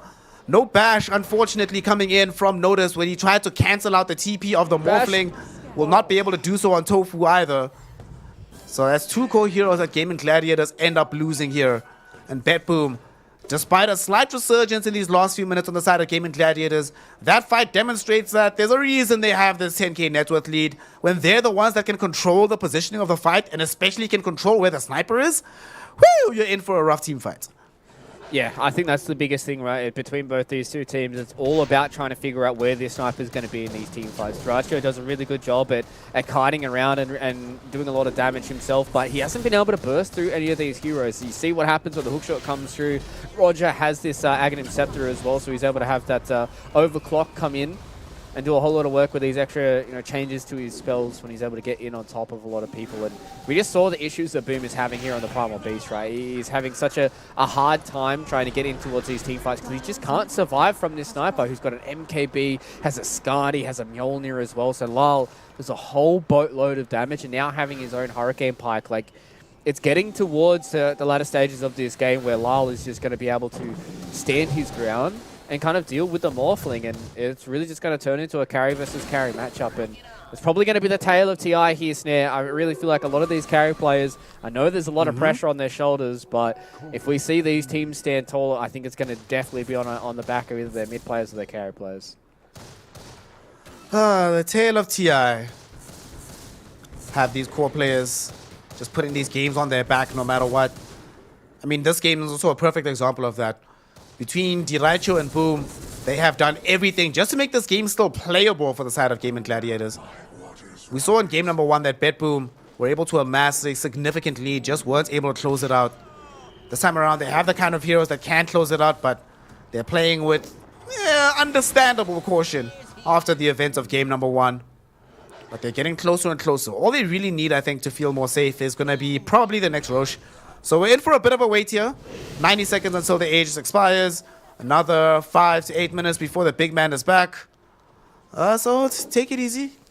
Take your shoes off. I don't think Gaming Gladiators are going to try and end the game before that point either. Because Diracho certainly wants his Daedalus. Because he also knows on this Morphling that he's getting to that point where if he's ever able to just look at the sniper once he gets the Daedalus, then the sniper will just die, no matter how strong Lal actually is in this game. So you were just talking about it now. These carry versus carries. These matchups going to be the tail of the tape for so many of these games. And right now, Gaming Gladiators playing with a bit more advanced positioning because they still have this Aegis. But the question is, will we see yet another Aegis expiring into an immediate smoke from BetBoom to try and click a fight right afterwards? Yeah, I think that's definitely going to be what they're looking towards right now. They understand there's only 40 seconds left to go here on Jiracho as well. They don't want to try and give any more space to Boom either. He has a very rough game here on the Primal Beast. He's only just now being able to move towards his second item after this Kaya and Sanj. And if he gets that Aghanim Scepter up, it's going to be able to alleviate a little bit of pressure from him, but It's just so much extra net worth on some of these other core heroes when you're looking across. You know, Dahak is sitting at 19k net worth as a smoke now as well. They're biding their time here, Snare. 15 seconds. They're probably going to make this initiation when there's roughly about 1 to 2 seconds to go here, and they're sitting back and just holding off on this tier 2 tower. But Gaming Gladiators, they know that as well, right? They know that as soon as this Aegis gets timed out, they're going to get gone on, so they want to try and be in a better position as well. Shout out to Ace, who was able to position in the trees and pop the smokes of both Notice and Roger, preventing them from having the clean space to initiate here. Aegis has now officially expired. They did not manage to claim the tier 1 tower in this mid lane. Yeah, Rax are going down in this bottom lane, and it's a double siege wagon wave. They have to decide if they want to fight, and they have to decide right the hell now. Roger, he decides for them, gets the hook shot going. There's the global silence. They really want to kill Ace. They want to prevent the Brewmaster getting off the split, and they've done so successfully. Dyraicho, though, trying to go up onto the high ground with Boom as Boom. He found Sniper, got off the pulverize, and they have enough damage to bring down the little man. 1 for 1 in this fight. They're trying to get out with Dahak's Beastmaster. They'll be able to do so. Clockwork will be able to jump out as well. Regrettably, though, Silencer will not be as lucky. At the same time, though, down bottom, Gaming Gladiators, though they took the fight here in the Radiant Triangle, they ended up losing a lane of Rax. Both melee and ranged are gone here, Fluke. So who is happier with the proceedings of these last 90 seconds? I think they're definitely happy that they killed off Lyle there on the Sniper for Gaming Gladiators, but losing that lane of Rax bottom, it just adds that extra layer, right? As we start getting later and later into these games, it's 42 minutes right now, you're starting to think about how these games need to be played out, and that's where, you know, Gaming Gladiators, they decided to take this fight. You see here, Lyle's on the low ground. He's on the low ground standing in front of Dyraicho, and as soon as Boom understands that these concussive grenade and the Hurricane Pike are on cooldown, he instantly onslaughts on top of him, and as soon as there's any combination of this Primal Beast getting on top of the Sniper, he's going to be dead. And Dyraicho and the boys of Gaming Gladiator played really, really well in that team fight. And now it's starting to get spooky again, right? It feels like all of these team fights are going to be oh so important to be able to have that good positioning. If Gaming Gladiators are able to put Dyraicho in a really good position, if BetBoom are able to just kind of have this front wall for Lyle to play around with and kite around, then they're going to be in a really good position. But we're getting in the latter stages here, and the map control is definitely starting to feel a little bit better here for BetBoom. Oh, what a hook shot. Oh my goodness, that hook shot. Well, Celery's out. Going to be giving away some free intelligence towards Seneko. Tofu going to be part of that club as well. Dahak happy to be able to be in part of this killing spree. Mostly they're just happy to be buying time, forcing GG to be playing on the other side of the map. And I mean, if they can force another lane of Rax out of this could be pretty incredible. Got a decent push coming through this mid wave. Notice making sure to clean up the wave. They still have their flag bearer with them as well. It's starting to feel a bit dangerous. Dyraicho is here. Doesn't have access to this Aegis of the Immortal though. Lol and the crew are en route. They are coming. They want to do as much as they can. They have a cliff as well if they really want to commit it on the next wave to come in. Seneko, first one to post up on this high ground. Yeah, man. Do what you gotta do, Seneko. Show them that 18 damage. Or that 18 intelligence. Show them exactly where it's going. What a giga shot. Forced out the cliff. Hook shot. They're going on to Dyraicho. He didn't get off the strength morph either. Dyraicho's in a little bit of danger. But space and time was bought. Global silence will be coming out right now. Jump in from Dyraicho as he's stolen that Cypher form. They really want to huck. Ace popping the primal split here. It's only a short duration BKB though. So he needs to be very careful. Need to go refresh. BKB and slum again. BKB, slum again. He can't slum. He is going to get brought down by the right-click damage of Dyraicho with this Chrysalis, Daedalus, the upgraded crit stick. Oh my goodness. And they, more importantly, also defended the lane of Rax in this mid lane, not losing out on anything, punishing BetBoom, and now suddenly playing on the other side of the map. The thing that we didn't catch in that team fight was the rock throw that came in from Boom. It hit onto Dahak before he was coming in. He has the Ag Shard on the Primal Beast. The rock throw connected onto the Beastmaster as he was walking in to roar onto Dyraicho. If they got that double roar off with the Refresher and the BKB, that probably would have been a team fight for BetBoom. But Boom just throwing the rock, getting that clutch little stun, and now they're the ones with the Aegis. They've got the Refresher, they've got the Aekonym Scepter, they've got literally everything they want here for Gaming Gladiators, and all it took was a tiny little rock. All it took was just that little bit of extra something that comes in from Gaming Gladiators. This is what we talked about. these games are going to be determined by very, very small factors. This racks on the bottom side of the map. It's permanently what Gaming Gladiators are going to have to think about, right? They have to keep this bottom lane pushed out all the time when they want to try and aggress on the map. But also at the same time, BetBoom, that's an avenue for them to try and put a little bit extra pressure on them. They can force out this bottom side of the map. They go on to Gaming Gladiators when somebody is trying to respond towards this bottom lane. So there's still a way in here for BetBoom. They just need to clean it up just a little bit here. They just need to have that little bit of crisp, extra bit of initiation that goes their way, and they can really pull this one back. But Gaming Gladiators, they know that they're on the front foot here, Snare. They can sniff it. They can get this 2-0, start off their group stage. This is the perfect way they want to. Just like game number 1, Diracho and the boys are now in charge of the net worth lead. For the first time pretty much all game, they're in charge of the experience lead, and the win probability is trending in their favor. They've just taken a tier 2 tower. They need to be careful though. Clockwork just picked up a BKB, but that also means he doesn't have buyback. The only buybacks we have available right now are from Diracho, Lol, Noticed, Celery, and Tofu. But for BetBoom, they are very, very scant on these buybacks. Only the 2 remaining. So need to be careful about these upcoming fights. I'm still worried about this Aegis. This is Roche number 4. I wonder, Fluke, how many do you think is going to be the most in a solitary game here at TI? But surely this is the most we've had so far, right? Yeah, I think this has been so far. You know, the fact that, you know, usually when you see a team is able to get, you know, 1 or 2 Roshans, the game kind of ends at this point. But the fact that I was looking at the win probability and it was literally even Stevens. It's now 51-49 going the way of BetBoom. So it's kind of crazy that this game is on a nice edge. And it's probably going to get to the point, I feel like this is going to go the distance unless we see a bit of you know, kind of mistakes that come in from either one of these 2 teams. You know, if BetBoom over-aggress a little bit, aren't able to secure a kill onto any one of these heroes, if Gaming Gladiators just force it a little bit too hard without kind of getting their lanes in order, getting their ideas, and really kind of making this a clean and concise victory, that this game can definitely go, but, you know, either way, man, like... Obviously, I'm going to be siding with the Dota Plus win probability 95% of the time because I feel like it's almost never wrong. But the way that it's sitting right now, either one of these 2 teams can take it. All it takes is a really good team fight. We've seen how well Roger's been able to initiate with these hook shots, and now being able to get so much of this extra bit of vision with the triple rocket flare from the overclocking, that it just means that these team fights are just going to come down to these very, very small things. Can Roger initiate onto Celery? Can he force Diracho into a bad position using his BKB? His Global Silence going to be huge. What does Ace do with the Primal Split? How does Boom get on top of the Sniper? There's so many small things here, Snare, that's going to be able to push this team fight, push this game one way or another. One way or another, we will have a winner in game 1. Dota Plus, at some point, they told us that it was 96% chance in favor of BetBoom. But Gaming Gladiators took a hold of that 4%.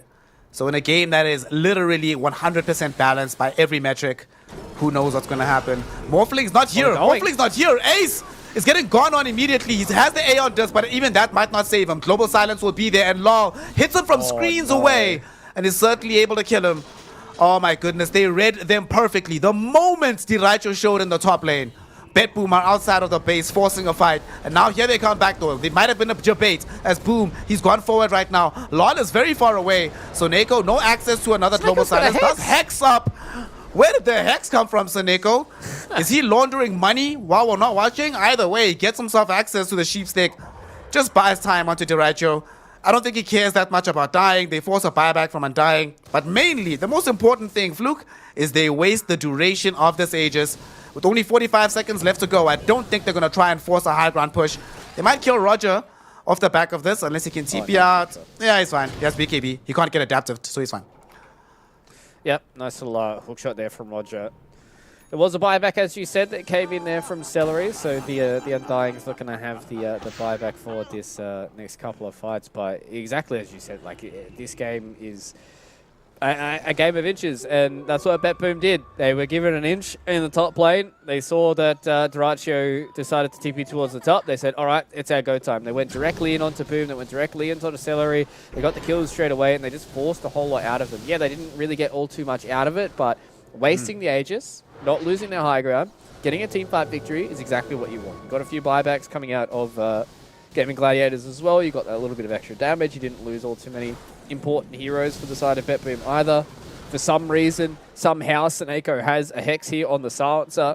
Not quite sure where he pulled that one from, but it's working out well. And this is where it starts getting towards this latter stages of Dota, and everyone's been in this position, right? It's 50 minutes in, starting to get towards 60 minutes. You don't know what really is going to be the best play, and all it takes is one of those big kills, one of those big plays, and one of these two teams is going to be able to come out on top, and this is where it really starts getting scary, and where you've got to kind of steal your nerve. This is a TI game here, Snare. This is a TI group stage game, and they need to stand tall. Oh, it's a TI hook shot coming in from Roger there as there will be a global silence. Diracho going in onto Seneko. He commits both waveforms forward. Not able to kill him. So there's the primal roar. He might have overextended for this. Diracho gets bashed up with the Abyssal. They have the stun lock, but they just don't have the damage just yet. Even with the crit stick, unfortunately, Lal now in danger. He's been pulverized up by Boom. He will end up dying. No, he's not. The 4-star's back with the concussive grenade. Keep him alive for now. Tofu try to finish him off with the frostbite, but just that not enough damage. Fortunately for them, though, Ace and Boom do have enough as they go in on the reinitiation and they get the kill. Lal forced to buy back. A couple of right clicks later, he's killed the Crystal Maiden. And Roger hook shots back in onto Celery. Probably ends up dying for this one. Does have buyback, though. Needs to commit it almost instantly. Unfortunately, this Morphling might not have any protection anymore. The Primal Roar will be there, but space is being bought by Boom. Abyssal Blade back onto this Primal Beast. Primal Beast gets off the pulverize. He really wants notice. Not going to be able to find him. At the same time, Sniper now surrounded by Diracho and Ace. Kept alive somehow with the Trickster Cloak. He will be able to escape slowly but surely, but unfortunately, Diracho will eventually have the damage. Waveforms through him, kills him off as well. 2 minutes in the grave, no buyback for the Sniper. Dahak forced to buy back as well. Has Primal Roar at the ready. But without the Sniper being alive, you can roar Diracho as much as you want. It will make no damn difference. And now it's GG. They're the side roaring in happiness, roaring in adulation. About to claim a 2-0 win over the side of BetBoom. They're going in for one last hurrah. The rock throw coming in from the Primal Beast. Diracho, he's on top of them. Taking some damage, but who the hell cares? He knows he's not going to die. Global Silence will buy some space and time here. So Dahak and the crew, not dead just yet. They're actually just going to pivot towards the top lane. They want the 4 megas. Notice, not so sure what you can do about this, my friend. 15 seconds until he has access again to the Rolling Thunder. By the time that's up, Sniper will still be a whole 45 seconds away from respawning. And he's just throwing rocks at them, man. Boom is just like, eat this, eat this, eat this, eat this. That's a second lane of racks. It's damn near megas, but they don't need the megas here, Fluke. How on earth can they hold from this position?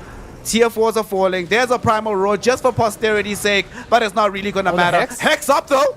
Okay, Ace is going to die. He has buyback, though. Seneko dies as well. Here comes Diracho inside of the fountain. Dahak is going to die. Diracho fountain farming them. He gets a triple kill. Doesn't even lose half of his HP in the process. And with all of BetBoom being dead, all their hopes being shattered, they will throw in the towel, call GG, and grant Gaming Gladiators the win in game number 2, allowing them to sweep their first series with a 2-0 victory. Oh man, what a sick series that came in there between Gaming Gladiator and BetBoom. It was so back and forth between both these two teams. It just felt like that entire game was on a knife's edge. There was moments there where BetBoom were ahead. There was moments there where Gaming Gladiators were ahead. But I think this kind of just circles back to everything that we said, right? This Morphling hero starts getting towards these latter stages of the game. It is so hard to deal with. He's got BKB, he's got the Manta style, he has the Tanic, he's got this Skadi. Like, it is so hard to try and lock down this hero when you don't have that extra bit of damage. That last team fight was a perfect example of it. Boom went directly into the backline, knew that there was no BKB coming in from Lal, just got the pulverize going, and he had the pulverized duration coming in from the talent as well, and it just felt like there was no damage left in those team fights after 2 massive roars that came in from Dahak. But I mean, what a sick series. I mean, Diracho, what a good start here for his TI career. The fact that he's coming back here in these group stages and playing like this, putting the team onto his back in 2 different games and moving forward like that. I mean, Gaming Gladiators, props to them. They deserve the 2-0. He is feeling himself right now, Diracho. 13-3-12. Game number 1 was a bit of a rough showing at first from him, and he eventually got good. Here he was good from jump. The laning phase was phenomenal. He was a top net worth for the vast majority of this game, only overtaken like once or twice by the Lal Sniper. But the big thing for me is how well his team protected him. That fight that you were mentioning now with the Pulverize, he almost died. Like, was so close to death, maybe like 200 HP.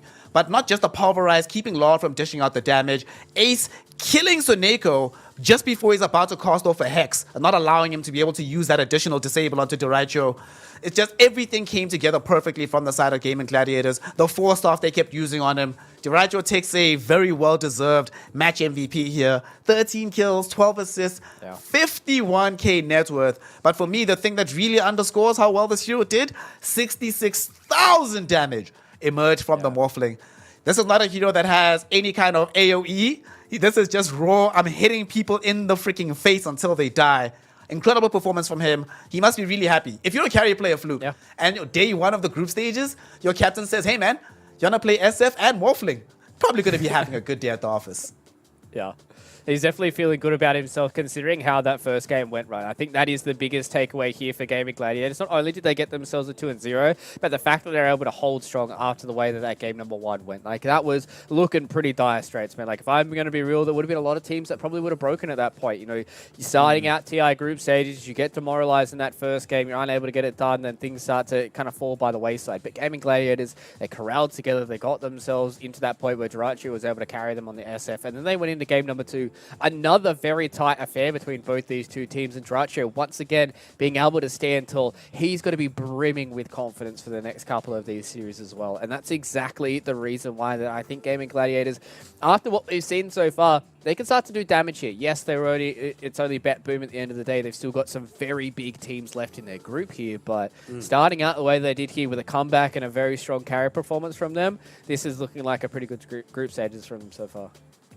This is the way to get off on the front foot if you are on the side of Gaming Gladiators. So shout out to them, and we hope to see how their journey continues here in Group Number A. Of course, we have a lot of Dota left for the day. That was the first of 5 series that we're going to be having here on Stream Number E. Every single stream is going to be having 5 games today, so very exciting affair. And of course, now we'll be moving on to the next set of games for the day. Myself and Fluke will be off camera for a little bit, coming back onto Stream D in a couple of hours to continue with Tundra versus TSM on that side. But please make sure that you do not leave this stream, as we'll be continuing some action with a different pair of talent before your eyes very, very shortly. This is Snare and Fluke. This is day one of TI11 in the group stages. And don't go anywhere. We'll see you shortly to continue the action.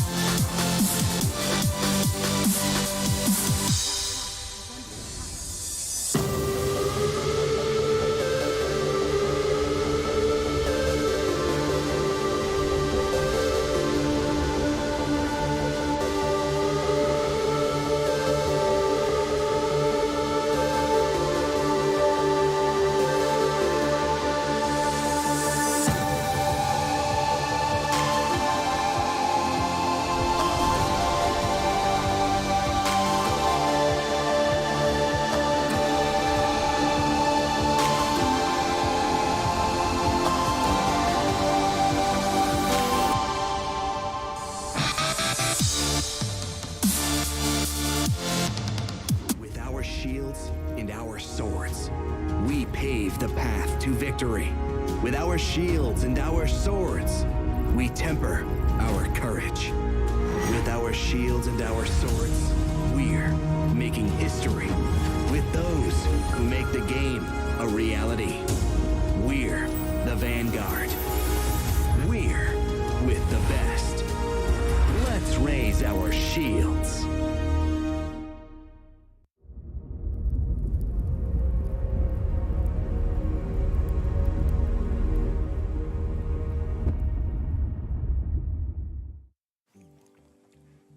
Welcome back to Stream E for the group stage of TI-11. That's right, we switched it up.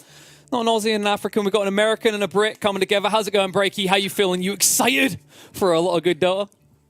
Yeah, that's one way to put it. I am absolutely pumped to be here. We have so much Dota over the next 4 days. In fact, we're talking about it. Each of these teams are playing 18 games over the next 4 days. We have these 5 streams running simultaneously constantly. It is a Dota overload, but I think everyone's loving it.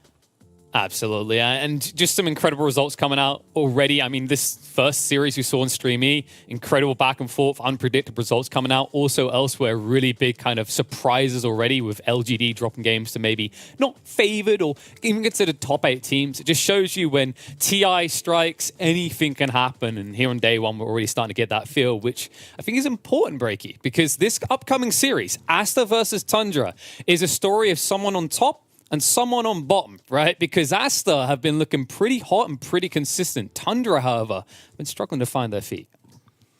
Yeah, I mean, sure. But honestly, as kind of going back to the point that you were making earlier, when it comes to TI, we've even had a bit of a break. This is almost a reset for a lot of these teams. It's a chance to, regroup themselves, if anything. The meta shifted, whatever you want to say, from when the DP season was really taking place. Now you can kind of regroup and make something happen here. So as far as I'm concerned, I mean, going back to the result that you mentioned earlier with Hoki over LGD, I mean, I think that is a tale of anything can happen as we do going into this event. And this is certainly one of the more close series as far as predictions going into it, in my opinion. I'm expecting a hell of a series, though, between these two teams, no doubt. Yeah, it's very interesting to see these two clash because so far I think this year they've only been up against each other once, and that was a 2-0 in favor of Aster. I believe that was the Arlington Major where I believe Aster took third, Tundra were close to the bottom 15th, 16th, so definitely a lot to prove, but I think maybe the argument here is that Aster overall, I think in the last few months has been kind of viewed internationally a lot more than Tundra, and there's an argument that maybe Tundra has some ace up the sleeves they haven't revealed yet. Yeah, again, TI, that brings its own meta, if anything, so I'm sure that there's a good possibility, like I said, over the 18 games that we're going to see from all these teams playing individually over the next 4 days. I will say, already noticed a couple of things when it comes to the strategy. I know it's very early on, only one set of series taking place so far, but a couple of carries that come to mind. In fact, this is one of those that I was going to bring out. Broodmother has already been seen, I want to say 2 or 3 times so far in this event. And in fact, we're going to see yet another one here from Tundra coming up. But that's a Marcy Primal Beast opening for the side of Aster. That just feels like on paper, that's got to be one of the strongest openings you can have right now.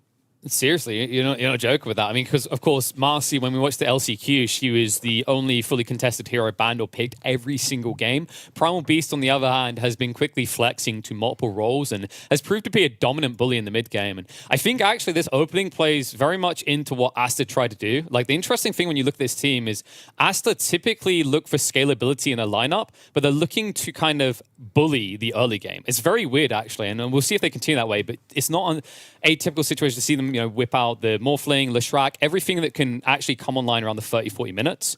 But what I think is going to be interesting here is how Aster tries to utilize their drafts in the first 20. And I'm curious to see what Tundra can bring out, because while the Broodmother kind of fits the repertoire of these zoo strategies with these fast pushes, there's no denying that the opening pick of Shaker is a little bit tumultuous. This hero has looked fairly underwhelming after being picked a lot in the last chance qualifiers. Yeah, and a lot of the time too, we see as a result of an Earthshaker pick, we'll see that Morphling potentially coming out on the other side. I mean, there's still a couple of bans to come, and obviously, pick for Tundra themselves, but that's one right now. That's a hero that I'm certainly keeping an eye on as a absolute possibility for the side of Team Aster. at this point. But yeah, I can't get over, again, Primal Beast, not only just one of the most dominant heroes overall right now, and one of the main reasons for that is his flex possibility, right? We literally see this guy in the mid, as support, safe lane we've even seen before. I mean, he can just end up anywhere on the map, wherever makes sense. And Aster has their options still plenty to work with right here. So a couple more bans to go. We'll see if that Morphling gets addressed or not. Yeah, and the interesting thing with Aster is they tend to lean towards giving their offlaner the hero that can kind of fight, right? Can also have presence on the map, and Primal Beast ticks those boxes. So this could just be a very cut and dry free, but like you said, this is a very flexible hero at the moment. It could still be the 5, maybe. We usually see it in the 4 sometimes, especially it's appearing a lot at the moment, the 2. One thing to keep in mind is there's kind of a differing approach in the way these two prioritize their cores.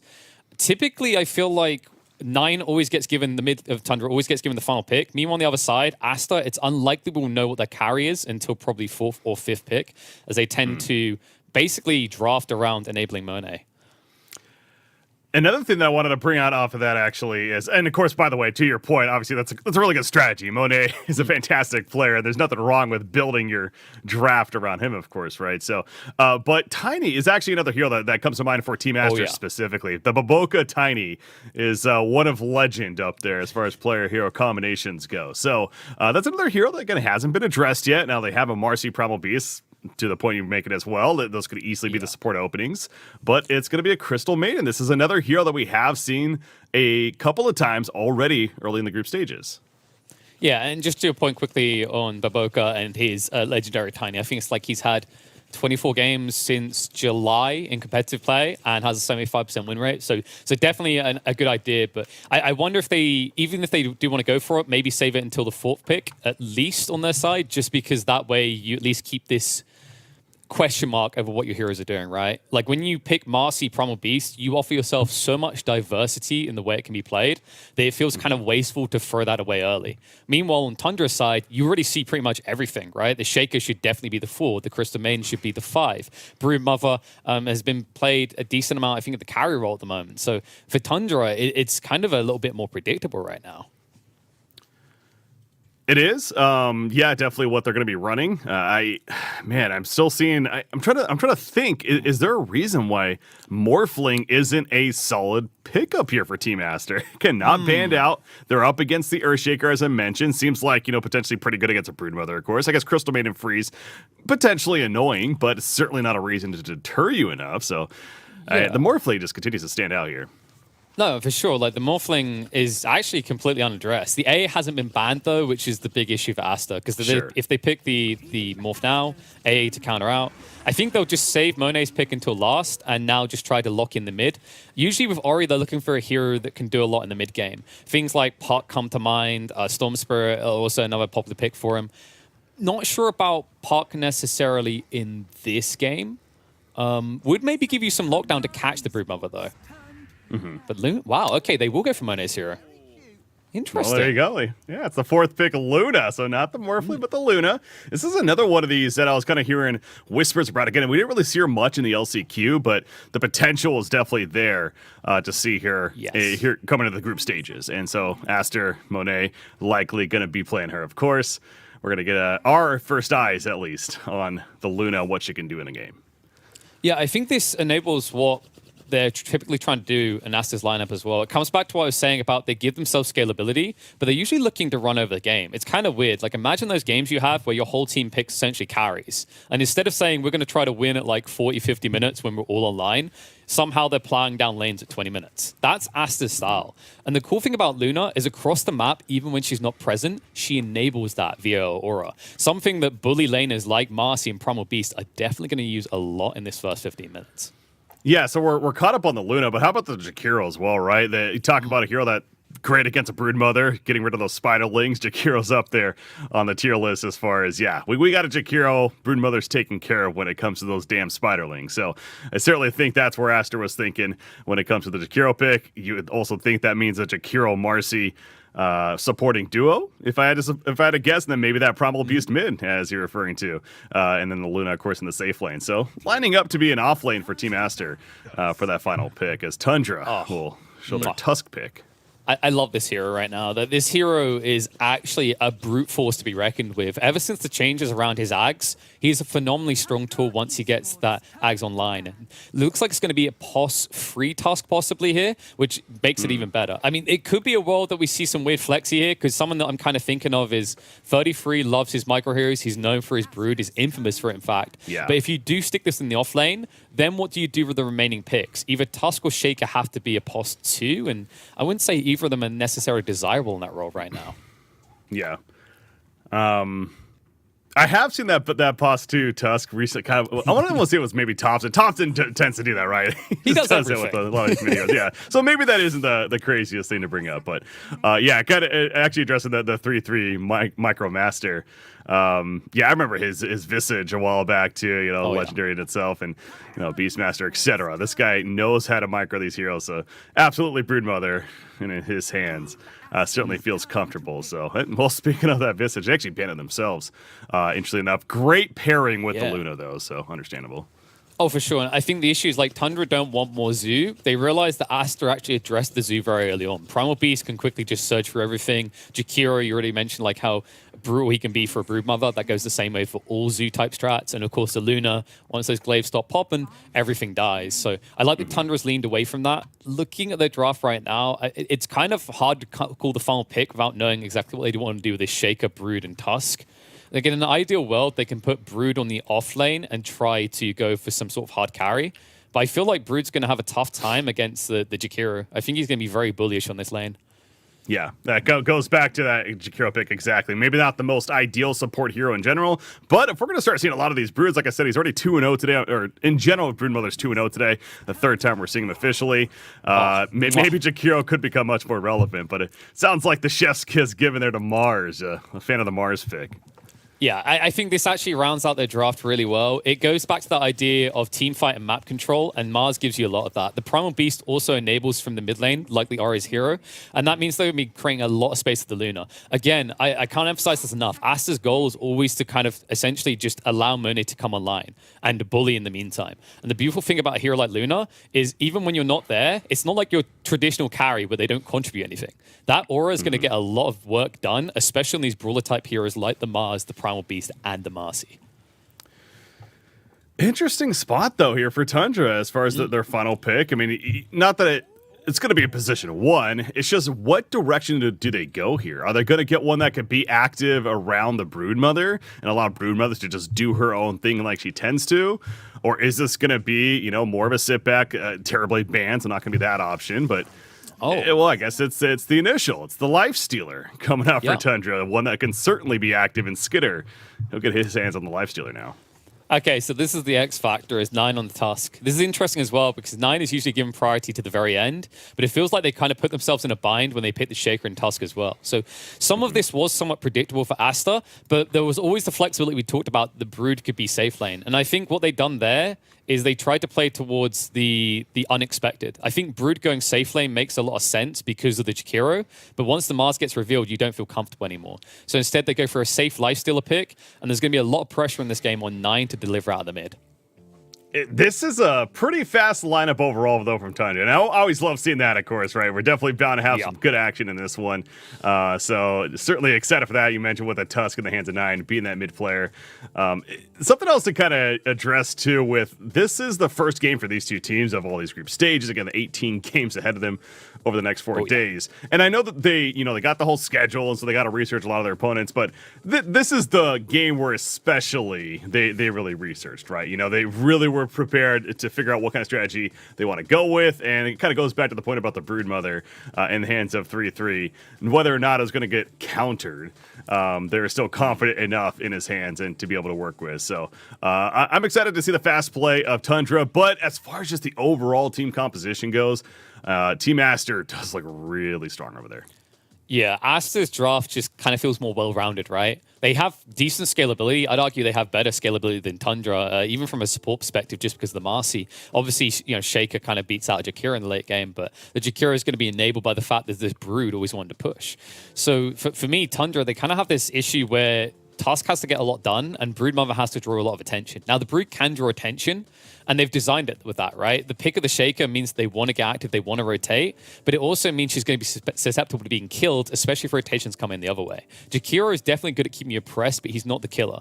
So Brood, outside of slip-up, should survive the laning phase. It's just a case of how great her net worth looks at the end. But Breaky, man, let's not waste any time.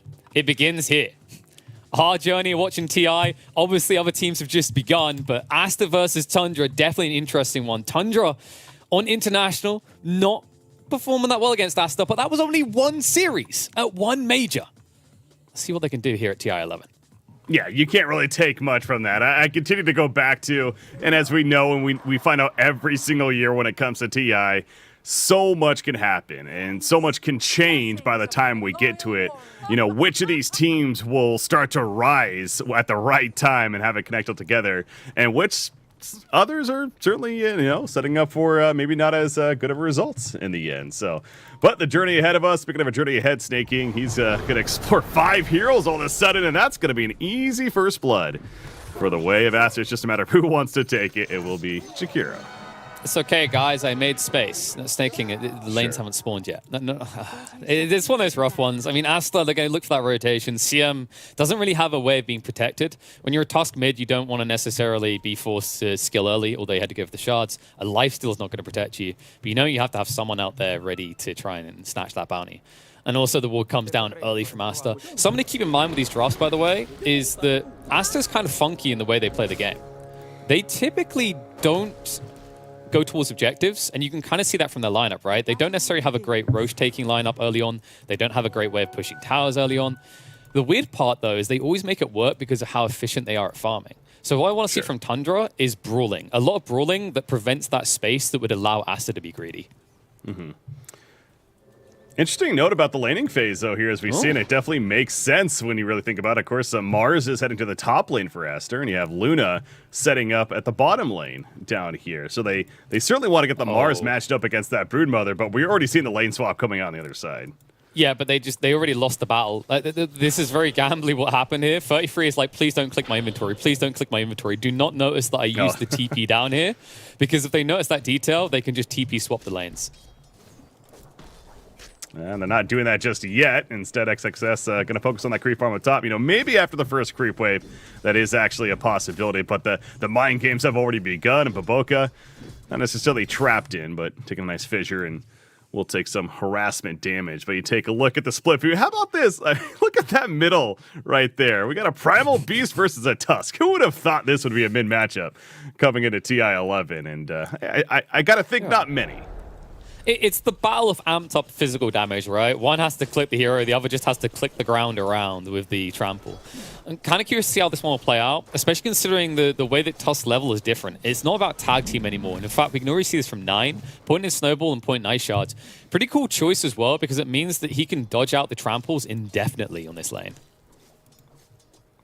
I already saw that coming into play, as he's 8-1 against the 6-2 Primal Beast. Bottom lane, though, you got 5-2 Luna up against the 5-1 Broodmother right now. So, yeah, making the decision to actually stick with this in the end. Of course, with that Mars, you're protecting the Luna down here at the bottom lane. Very confident that she's still going to be able to get her good farm. As I say this, he is, again, somewhat trapped in, but not necessarily the biggest of deals. It's a possibility that they did just kind of somewhat want this. That the lifesteal would farm maybe well in either lane because Luna's short-ranged anyway. And at least this way Mars can still deal right because he isn't up against the Shaker maybe catching him off guard. Instead, you've got this matchup with Jakiro CM top, which I'd say is a good one for Jakiro. Like, Jakiro is a bully and CM doesn't do good on her own. Speaking of Jakiro, Skitter's dead. That was all XXS initially right there with the spear, but Jakiro there to assist plenty of damage. And yeah, not a hero you'd expect to go down early on. Now that was weird, actually. He just stepped up past XXS. In fact, it's kind of weird when you look at the movement speed. He shouldn't get caught off guard that easily. Just good reaction out of XSS and punishing the lifestealer before he reaches that key point where you put a point in the rage. So nice maneuvering, and one that he would have been informed of because he would have noticed both the Ghoul Frenzy and the Feast effect on him. Mm-hmm. That's true, yeah, no rage yet. But TP's back in and continue that CS for the time being. But XXS, of course, feeling pretty good about what happened right there on his side. What kind of Tusk build are we thinking here, by the way, as they're clashing in the mid lane? But I gotta think more of like that Shadow Blade, more of the, get in there, initiate cell build, or is this damage even? I mean, let's go. Silver Edge, baby. One of those classic pub stomp builds, yeah. I mean, it could definitely be one way to go. It'd be very ambitious, though, in this game. I think the more likely one, we're going to see Falcon Blade, because it's just a really good item, this hero. In conjunction with the regen from the CM, you're always going to spam spells. And then maybe just kind of your Ags Blink build. It sounds kind of underwhelming on a mid, but you just take the role of the ganker. I mean, you say it's boring. Come on. Is the Warrior's Kick really boring? That thing is low-key busted right now. That is pretty strong, actually. 3-3, bottom lane. No, they're fine. Rebound in. It's just, again, the back and forth continues, so no kills happening at this bottom lane, but they're not afraid to trade blows. It's actually kind of crazy to think how the small change to the Ags for Tusk changed everything about the way this hero works, actually.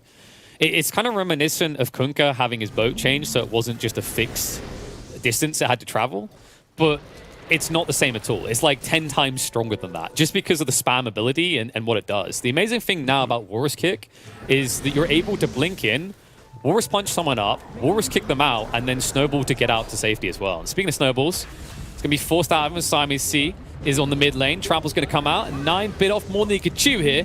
Will be going down to the gank.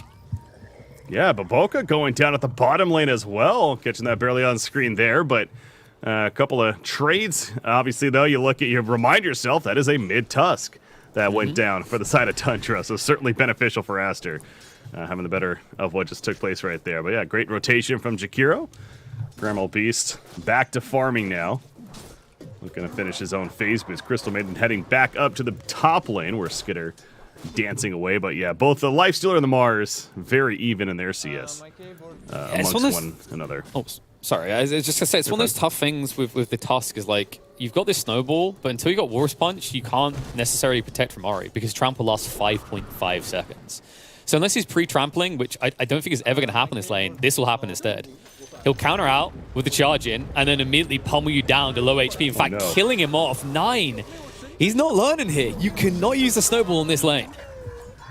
Oh no, Ori just feeling extra spicy in this middle lane now. He has taken over the top net worth. By the way, this courier is also going to fall.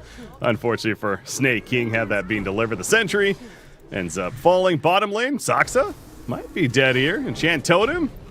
Luna was able to dodge it, though, and Marcy with the get over here, disposed to make it happen. But 3-3 wants immediate revenge, chasing after another couple hits. Good salve, keeps her up a little bit longer, but not enough. Monet has another Lucent Beam in 2 seconds, though. 3-3, not out of the woods yet. He's limping around. That leg is hurt. Reinforcements. But 3-3 staying alive, and yeah, getting the reinforcements. Yeah, Snake King is saving the day here. Monet ends up coming out the trade worse for wear. And I love that final move from Saksa. That fissure was like a middle finger up at your opponents as you die. Enabled him to get the return kill and even things up a little. But man, I just like, not to hop on it too much, I just want to come back to like rounding thoughts on what we're seeing in this mid lane. Because right now, like why is 9 feeding? Why is he dying? I want people to consider how often you get this matchup. Primal Beast is a new hero and Tusk is not a popular mid. This is not an expected matchup, and it's just getting worse and worse for him now. The charge in, at least able to try snowball in the side, but his own shards keep him trapped in, and the trample through, followed up by the grab from the pulverize, will make sure he dies, and now he's without a TP to get back out quickly. Yeah, this is just going downhill quickly for 9. Very unfortunate for the side of Tundra, but more the reason that they're really going to be relying on 3-3 especially to have a decent game here on this Broodmother, and right now, doing okay, but need to be doing better. It almost feels like that Tusk perhaps should be looking more for a roam than going back to the mid lane, because that is now 0-3-0. Not level 6 yet, though, so that's easier said than done, especially. Doesn't have his Walrus Punch. Yeah, certainly going to need him to get fairly active and going to have to farm through the sense of getting hero kills here in the near future rather than those creeps kills, because it ain't working too well right now in the mid lane. Yeah, it feels like once they got to this Tusk pick in the draft, I mean, I always come back to, because it's intertwined with so many elements of what's happening here, is that I think this was them trying to rectify their draft when they realized the early Brood pick was easily countered. Like, this is the weakness of an early Brood pick. If you look at the options that you could lane against, they're all bad. The Luna Jakiro will bully you out. You could not go mid because, well, think about what happened to Tusk. That would be happening to Brood and Spiders. And even in this lane you've been getting against, like the Luna, like this was the best case scenario because the alternative is you're up against the Mars. Speaking of which, Mars not able to connect with the arena. What they do is secure this tower, and there's no real exchange going on elsewhere. It's only Skitter poking at the tower top. Yeah, I mean, they're going for the exchange on the tower, but they want to fight this, does Tundra. And unfortunately, not much of a fight to be brought. Instead, it's Crystal Maiden dead, and there is the secure of the tower, as mentioned. Now, they're counter-pushing the top and the mid lane, but I'm sure we're going to see some kind of reaction here from Aster. Mm-hmm. You see what I mean about Aster and how they find a way to get active with these heroes that maybe want to chill for a bit. Obviously, this draft is meant to bully a bit, but you wouldn't usually enable the Luna before at least level 6. Yet here they are doing it anyway, and 33 as a knock-on effect isn't really getting a game. Top lane, though, Sami C thought he could come here and defend. He was gravely mistaken. Yeah, he did not expect the Earthshaker to be up there. Without the Earthshaker, that doesn't happen, but he was looming in the trees and figuring he could just defend himself on that Jakiro. Not the case. So yeah, good capitalize at least from Tundra being played out right there. But you look at the already 2,000 net worth lead early on for Aster. A couple of important notes as well. The BKB for Primal Beast is in the works. Has the Ogre Axe. Going to be coming online in the near future, and that's a great item to have, of course, on that hero, especially as that initiator. Lifestealer working on the armlet. That's what you usually expect to see on this hero, feels like, over time. Not going to be different here. Gets that tower kill and is taking over the top net worth for the time being. So, hey, managed to get that armlet in decent timing. That's another one of those Lifestealer Tusk combo. I mean, that's obviously very good potential there. Yeah, and speaking of this Tusk, like if the goal was to force attention onto the Tusk, it's gonna work as the game goes on, because even though Ori's going for this BKB, even when he has it, his only option is to get 9. Because otherwise there's snowball saves and there's also Walrus punches that can interrupt your pulverize. Speaking of which, another pulverize. Luckily he does have the haste this time, but you just see how hard this lane is and how absurd this spell is. Pulverize used, and yet we're only 20 seconds away from it being available again. Yeah. Yeah, very, very short cooldown. 32, all the way to 24 seconds at level 3. That is pretty crazy. Yeah, and that single target lockdown there. Mm-hmm. And then, of course, it has that scalability we were talking about in the draft. Like, once you get to level 25, doesn't matter, they've got a BKB, they're still going up and down.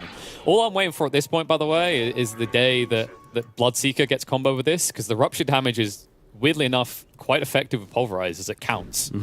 Actually, that's a dumb thing right now. I noticed this. So Pulverize, when you rupture someone, because you're lifting up and down, it does rupture damage. Here's an interesting comparative. Tusk Walrus Punch doesn't. That's weird, right? Huh. They're essentially the same thing. Or it was like a Ravage from Tidehunter as well comes to mind, like we're gonna knock you up, like that idea, knock you up in the air. It should be universal. Hey, I mean, I agree with that. That seems like it makes sense. So I need my consistency, Breaky, and as a result, I clearly want 4-staff Bloodseeker days to come back. Okay, I'm a disgusting human being. I don't think any of us want the rupture strategies to return. No. We're fine without that. We're in a better place, in fact. Top lane, they tried for the gank on a Skitter there, as we saw, though, and he was very quick to react with the rage. So Jakiro instead going to smoke up elsewhere and goes mid. Now there's an easier ice path, and 9 in trouble. Has a snowball. Pulverize already committed. Baboka, speaking of commitment, unleashes used, and there's a dispose back in. 9, the shards, it's not going to matter. You got a rebound from Baboka, and the kill onto 9 once again. The struggles continue for the Tusk. Oh, man. It's even more strugglish the way that went out at the beginning. Like, Baboka jumped in, denied the creep, and tried to drag him further back. Like, this Tusk is not getting to have a game at all. Doesn't even get the creep after all that bullying coming his way. Now, upsides is at least your life still is doing well, but downsides is while you're taking this pummeling, 33's not had a great game. This Broodmother is meant to be ahead. She's meant to have a way of dictating mid-game, but she never stood a chance against this draft. It's going to put a lot of pressure on Skitter to carry this, and Lifesteal is nowhere near ready yet. Yeah, that's where I go back to, though. It feels like that there's going to be that point, ideally at least for Tundra, as long as this doesn't get too out of hand. Right now, it's not that. Skitter is getting his farm, we mentioned, and yeah, I believe the armlet's being delivered, right? So yeah, the Desolator queued up next, but you have that pairing I go back to with the Tusk specifically, that is. Now, you would want to blink on him first, ideally, but even without that, there is still that potential of the synergy. And as I say this, Tusk is rotating up top here to meet up with the Lifestealer, and it seems like Tundra in the spot of wanting to maybe make that play, make that timing play, as we're discussing. Yeah, they're going to try to move into the jungle, maybe take some farm away from Monet, but this isn't the jungle they need to deny right now. It's actually the ancient area that's going to be more important. Just one TP to scare them away, toss in straight away, Dragon Skitter back, forces out the rage, and he can at least TP out.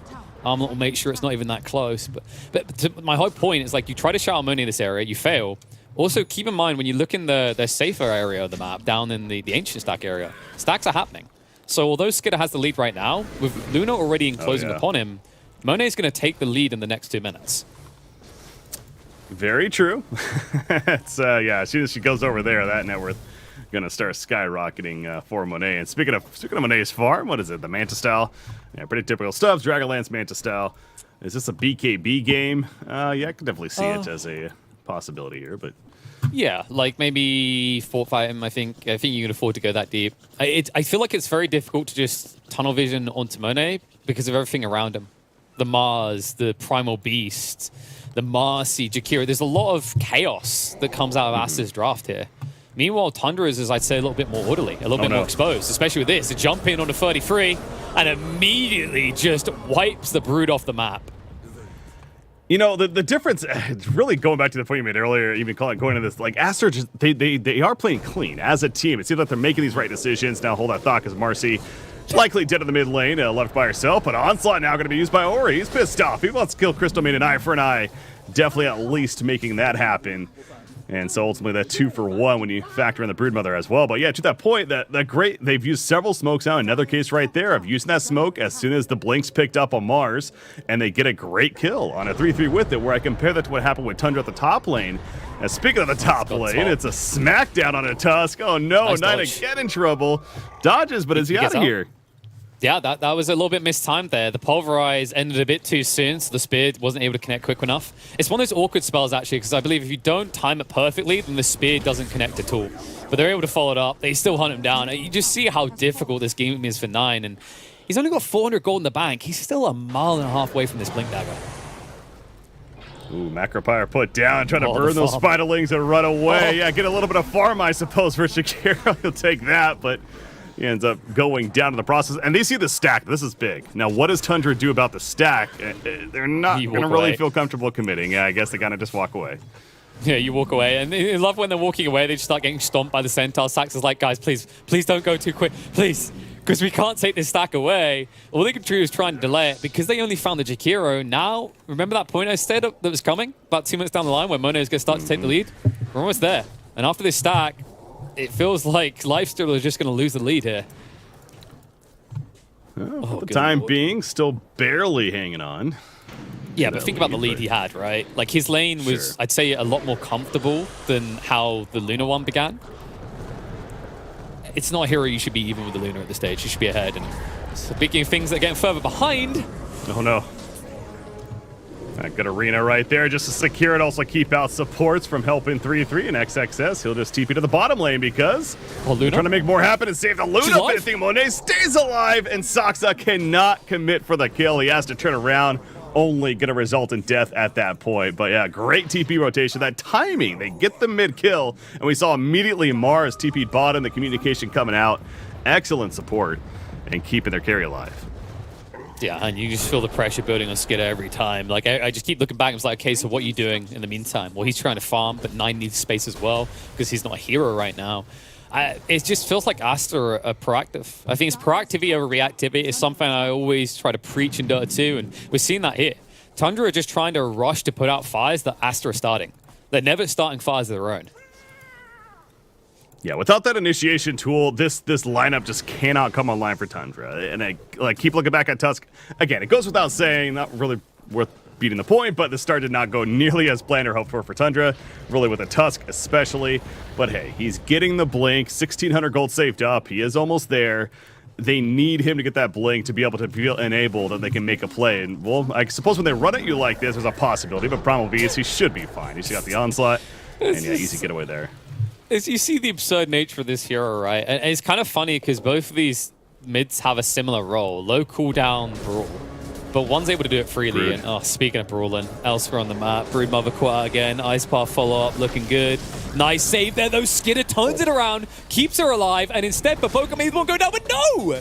He's able to beat the Broodmother into the ground. There's your 100 pick ban hero for good reason. Yeah, Marcy, we've said this once or twice before. Marcy pretty good. Marcy pretty strong. And even as a support can still man up and make plays happen. But Boca doing so right there. Meanwhile, the onslaught forward, the smackdown on Tusk.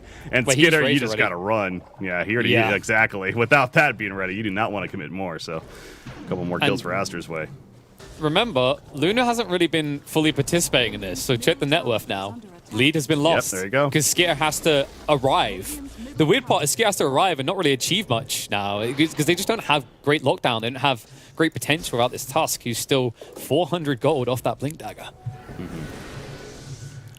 Yeah, I hate to say it. Really, it's just, I don't know. It feels like we're getting to that point of maybe not no return, but it's Tundra. They down 6,000 net worth right now. I do got to admit, though, I continue to be very impressed with Skitter's farm. The fact he has managed to still even compete and be up there with the Luna, despite how everything around him seems to be falling apart. At least is giving that hope, I suppose, for their side. But yeah, Broodmother with the Vlad's offering, working on the Wraith Pact. Get the Wraith Pact, you get the Blink on Tusk, then that's kind of the all-in, right? That feels like that's the all-in point for Tundra here in the next couple of minutes. Depending on how we're looking, the 20-minute mark could really determine the outcome of this game now.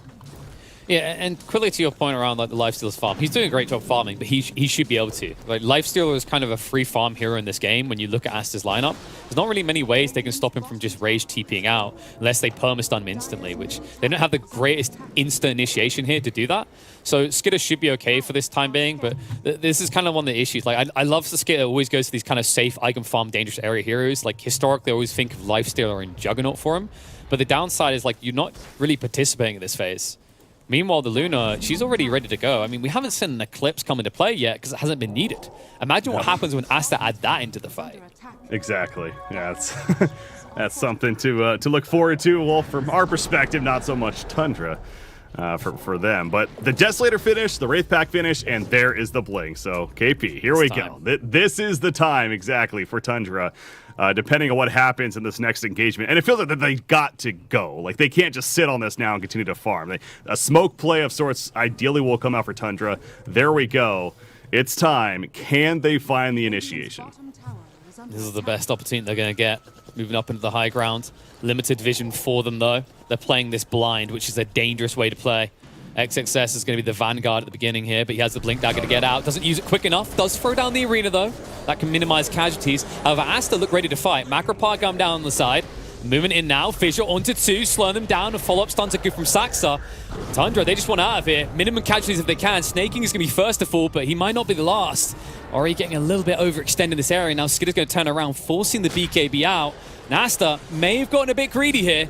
Second kill now going the way of Tundra. The rest of Aster in retreat. All right, there you go. Now that's the hope for Tundra. Suddenly they're actually back in this game. Like I said, it came down to that. I mean, and especially if they can capitalize with a Roshan kill, absolutely hope is still alive for Tundra. But yeah, it started with, honestly, the fact that XXX got the ultimate off in the first place was huge, and I thought that was going to prove to be the turning point in favor of Aster. But it didn't. I mean, Ori went a little too deep, got completely caught out of position, and you could tell Aster supporting cast around him at that point, especially, you know, Luna was a little too far away to feel comfortable fighting into it and kind of just throwing yourself in there. Only with the Manta style currently not finishing the BKB yet. So, yeah, great job for Tundra. They take Roshan. They have Lifestealer with an Aegis now. And the cool thing about this combo, too, is it's a pretty quick reset. They already got the Infest ready to go. Open Wounds Shard effect is in play as well. So Skitter's ready to fight again. Yeah, I think what we saw from Aster here is the classic winning too much issue, right? Where you get overconfident, you feel like you can do anything and everything. And even when they get initiated on, they're still trying to turn these fights without even bringing the full power of all remaining 4 to these engagements. This should be the step back point for Aster, though. Nice attempt to try and grab Skitter there. Would have been brilliant because they had enough follow-up. They probably could have got through the Aegis and the second life. But nice dodge. So now I expect Aster to try and just wait out the Aegis, at which point Monet should be ready to fight. You mentioned that BKB is about to be completed, so they can easily look to go, and Tundra are feeling the same way about this. After such a good fight and now Aegis in their hand, they want to brawl. But a double damage rune just spotted up by Primal Beast in the meantime, and it looks like they are lining up for a clash. There's the initiation, the Infest Bomb out, the quick kill on Jakiro. Things coming out. And that might be the end of it. Well, maybe not, KP. They find Baboka. No, not going to chase. Oh, they found a big one. Monet. He hasn't got the BKB yet. It's still coming out. And I think they realize it. It's going to come in just in time, so he should be able to stand and fight. BKB gets activated. Mars with the arena coming down. The Eclipse full up as well to turn around. Shaker taken out. 9 down as well. Lifestealer left alone in the middle of a mess. And what a timing. That BKB arrived pitch perfect there and leads to Aster turning the fight. It really did. Skitter locked down. The Aegis already used, and Skitter is likely to fall. The Rage going to keep alive a little bit longer. He doesn't have an Infest, though. He's got me with the armlet play. There we go. And Skitter, is he actually getting out of here? Onslaught in 5 seconds for Primal Beast. Oh, the Ice Path connects, and there's the Spear follow-up. And the shield play from Mars to secure the kill. You are so right, though. I mean, that really was pitch perfect on the timing right there for Luna getting the delivery of the BKB. Without that, I certainly don't think she lives, and who knows what the outcome of that fight is. Perhaps even in favor of Tundra. So that's a feels bad man for them, but Aster, hey, you'll take it. Good job by them in the fight. And they're back up to about a 7,000 net worth lead now. Luna still has yet to be killed. And, man, I gotta give him credit the way Aster minimized the risk as well. Like, it was kind of high risk. If that BKB doesn't arrive, whoopsie-daisy, team in big trouble. But Boka's position was brilliant, though. He was set up to just try and shift his ally out of position with the Dispose. In the end, he doesn't need to, so he rebounds out of that, stays alive, and manages to kind of dangle this lifestealer deeper. Like, force him to commit to what is a suboptimal play and put himself worse for wear in the end. Great fight from Aster to re-obtain control of the game. And now Tundra, they're going to start to hesitate, because without that second life and with how easy it is to get through Lifestealer twice, you need to be very careful about where you pick these fights now. Also looking Broodmother, looking to be going into Axe, by the way. Almost 3,000 gold saved up on the Brood, so their Spinner Snare of possibility to be happening here for the Broodmother. Look forward to seeing that. The BKB on Tusk coming along, the Basher on Lifestealer. So yeah, some big items certainly coming out across the board potentially for Tundra. Kind of that next timing, you could say, as far as make another play with it. But they're going to try to make a play here. A 4-player smoke. The Infest is in onto the Tusk. This is dangerous if they go bot. They're shifting towards mid. A better choice here. Hop straight in on the Primal Beast, and he's just gone. Could enable a push from the tower here. Aster unlikely to react now, considering that Primal Beast is the primary initiator. God, I mean, that burst damage is just, it's insane. That's the Primal Beast right there that still evaporated to the combo. So yeah, man, you talk about how Tundra, again, they hit that timing around that 20-minute mark. They were able to make the play with it. And sure, they lost that previous fight thanks to the timing of the BKB delivery, but continue to show more hope that there's a possibility. And speaking of hope, XXS, can they get him? They go locked down. Monet's coming, though. They've got Eclipse. He might be baited into a fight that could be very bad here. Echo Slam is going to be committed. XSS standing his ground. And Monet, yeah, he pressed the button. The turnaround's going to come and punish him now. Snowball saves the day. BKB forced out Monet. They'll at least take out the Shaker, but XSS unable to stand, and Monet has to run. Yeah, Monet's like, I'm out of here. We got the Earthshaker, but with everyone here, I need to get the hell on out. So, with the 1-for-1, good rotation from Tundra, but great getaway from Monet and the decision to not commit to that fight at that point. He's got 3,000 gold saved up. He's working on that butterfly. You do not want to delay getting that at this point. So Tundra, though, going to keep the activity up. Infest is back online, ready to go. There's a double damage rune. Yeah, this is big for the side of Tundra. They pick this up. They're going to go hunting. Ideally the Luna, but they'll take what they can get. I mean, you killed the Primal Beast in what felt like 6 hits, so now it'll only take 3, right? Right? Oh, man, this is such a tough game for Ori. Like, the lifesteal is the perfect counter, especially this type of build. If you don't get the uproar off, you can't frontline. In fact, right now, Aster has no one to frontline. Especially with Arena being on cooldown, the Mars dead, and Eclipse also not available for 70 seconds. They need to dodge every fight they can. Oh, man. Yeah, 9 positioning. Not able to find it, though, and instead Skitter will come out and pick up some farm in the jungle. You see the scan even coming out from the side of Aster. Just a little bit delayed, but either way, you could tell they're suspicious of where the positioning is from the side of Tundra. Aegis still has, or more so Roshan still has a while before that's going to be in play. Again, that was an early death on the lifesteal, remember, with the first Aegis that was picked up. So we still have over 2 minutes on the right timer before Roshan's even a possibility. So not going to necessarily play around that just yet, but still positioning themselves and want to make sure they control that portion. And Aster aren't really rushing to that side of the map. If you actually look at Vision, they're just playing right side and entirely forfeiting Roche control because they know they've got a big window. And this leans into what we already highlighted about Aster. Like, they don't actually lean towards objectives much. There's nothing down here. The tier 2 is already taken. This is just about securing farm for them. They're looking for the next timing, and then they'll fight.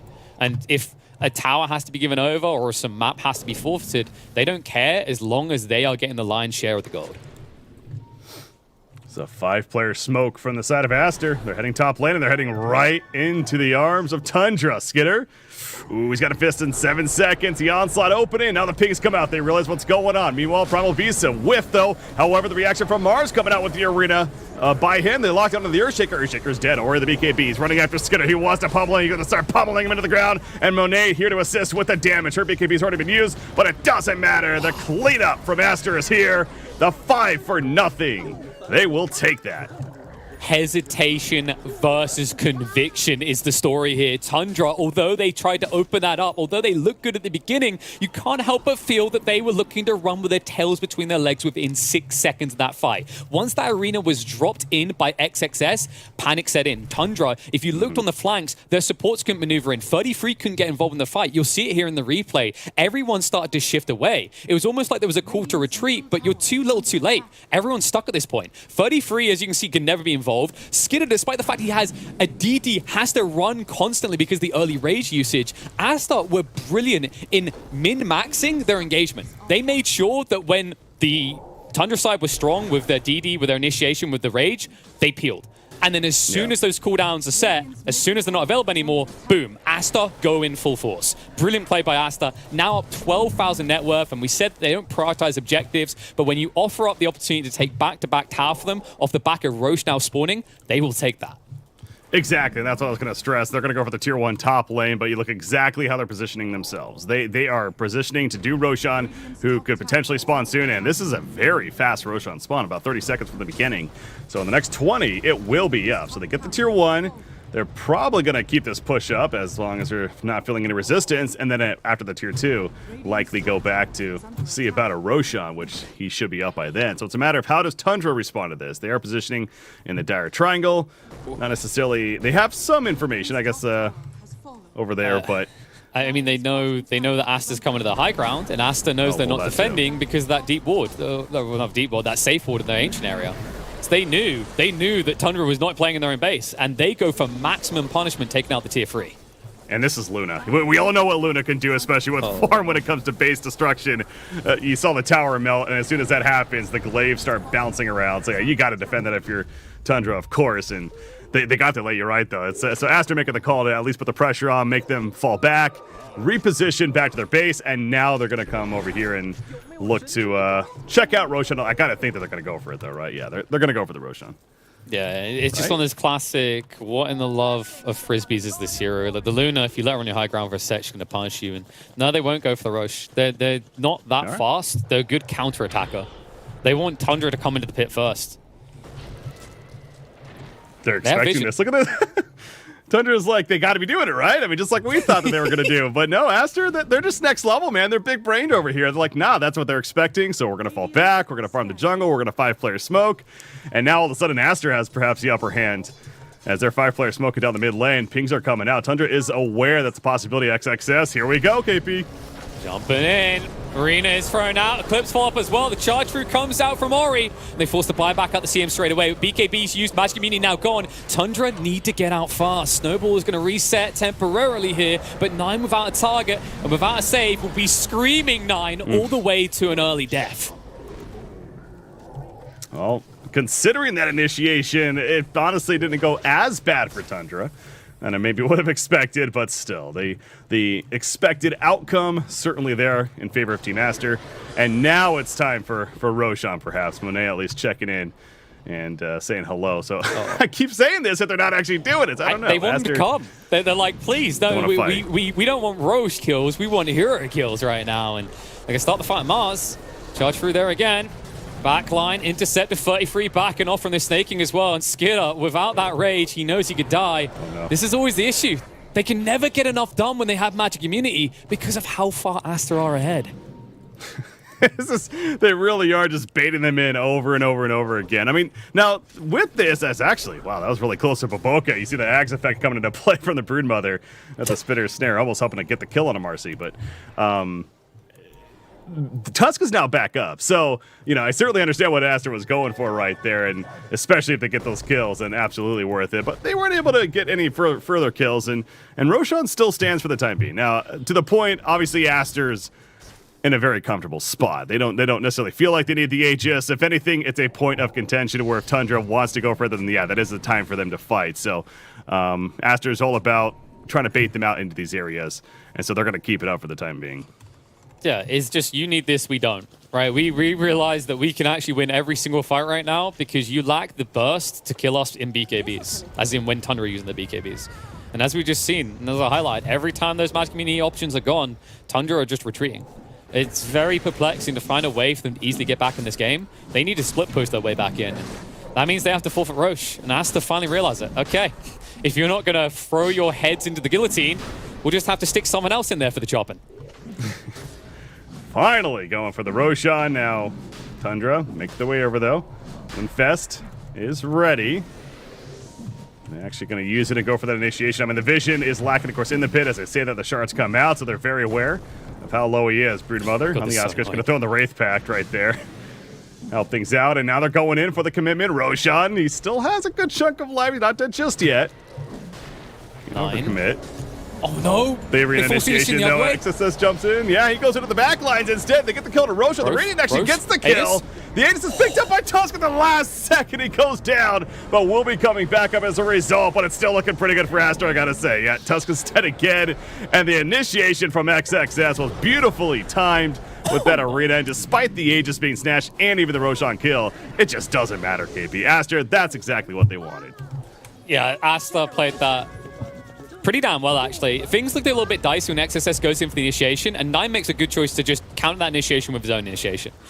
But you saw the confidence in that pit. Like, the Aegis wasn't rushed to get picked up there. It was just everyone was getting stunned. There was no panic. Eventually, it does go in the hands of Tundra, but it feels like too much is given over by then. They're split and fighting two different fights where they're already underwhelming in comparison to the counterparts on the other side. Aster are able to take two separate fights and come out ahead in both. And Tundra are looking like they're going to come out behind in this game. Frisbee Lord has entered your base.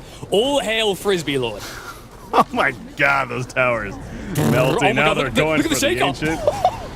Yeah, that ain't happening. The initiation of the onslaught going in for Primal Beast before distraction and anything. Luna in the back lines, though. She has that sidekick buff, remember, as well, helping. Tusk has the Infest inside of him. There's the Echo Sign that kill the Primal Beast, but Monet still standing his ground. He's got a Satanic. He's feeling still very healthy, and the Ancient currently at half-life. So Tundra, the last stand right here of sorts, but it just is going to be too little, too late, it feels like. Monet going for the Tusk kill, now goes back to the Ancient, and that should all but do it. A buyback. But it's just, I mean, well, they are going to try. Valiant effort here from Tundra to keep alive, actually. Monet, though, says, all right, I'll go for the heroes then, get a little bit more farm out of this. Gonna kill 9 despite losing his teammate. Ultra kill, why not? And there's the official GG. Yeah, they're like, well, okay, we can't kill the Luna. Let's just kill the Jakiro, and then we get a morale boost because this one is done. Aster, dominant display to take the first at this best of two. I think the first win in the group stage. And big congratulations to them. Again, a long journey ahead. 18 games in total that all these teams are playing, but still, it's got to feel good, right? It starts for your psyche, however you want to look at it. Aster taking the first game and up 1-0 in this series. Here in this best out of two. But great play by them. That fluid teamwork that we expected from Aster certainly showed off throughout that game. I do think it's certainly worth highlighting the draft, though, right? And kind of it starts with that early Broodmother pick from the side of Tundra. Hey, 3-3, a great Broodmother player. Already 2-0 in this event is Broodmother as a hero. It's understandable why they were confident, but it feels like Team Aster was also pretty ready for that. Damn, look at those smooth heroes. When you just see all these heroes on your screen, you know what you see? You see team fight, you see chaos. And that's what we saw in this game. Is Aster set the pace. They were always looking to brawl. And when these fights commence, it feels like Tundra had this more orderly fashion to how they're meant to win.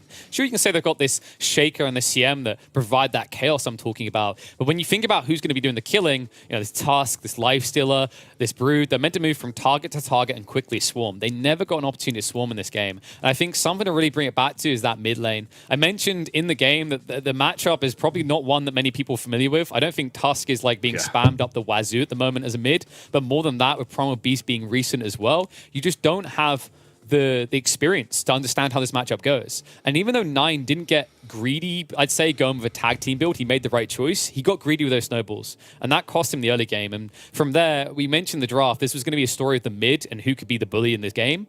And with Aster taking the lead there, it felt all but inevitable that the Ori would be able to plow through. And why not throw Monet the MVP? He was 11 kills, 14 assists, and a stat that's not showing right there, but 0 deaths, by the way. Certainly some team support involved in that, especially with XXS and his initiations on the Mars, and of course Marcy doing her part, etc. But yeah, hell of a game from Monet as you'd expect on the Luna. Yeah, it's in the name, and he always gets it in the game. It's all about the money. And this guy, I mean, he done a great job of doing that. He farmed when necessary. He got involved when required. And I think the important thing to look at these two drafts, that this was always a race. Lifestealer versus Luna. As the game goes on, you can argue Luna can farm better, but Lifestealer should kill better. But the issue for Lifestealer is he got forced into the fights ahead of his timing. That was always the goal for Aster. Like, that's the way you have to look at this game. Both sides are trying to force the POS 1 to come and fight instead of farm before the counterpart. And in this situation, Aster clearly had to lead there. Well, ladies and gentlemen, we're going to wrap up game number 1. We got game number 2, though. Can we see a good response from Tundra as Aster going to prove to be dominant, as maybe many expected coming into this event? Stay tuned. We'll be right back.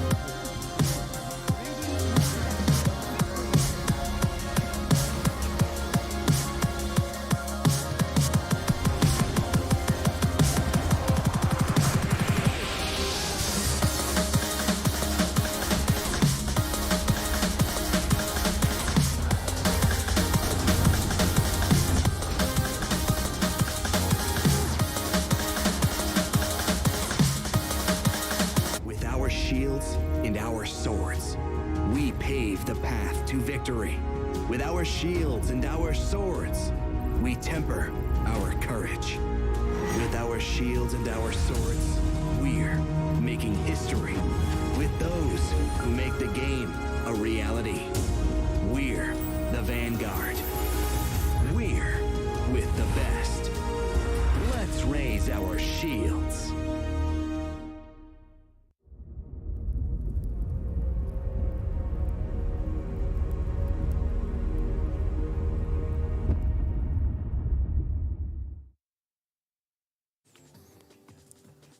History is repeating itself so far, but hopefully things can get a little bit more interesting and we don't just get a repeat of the past. Welcome back, folks, to Aster versus Tundra.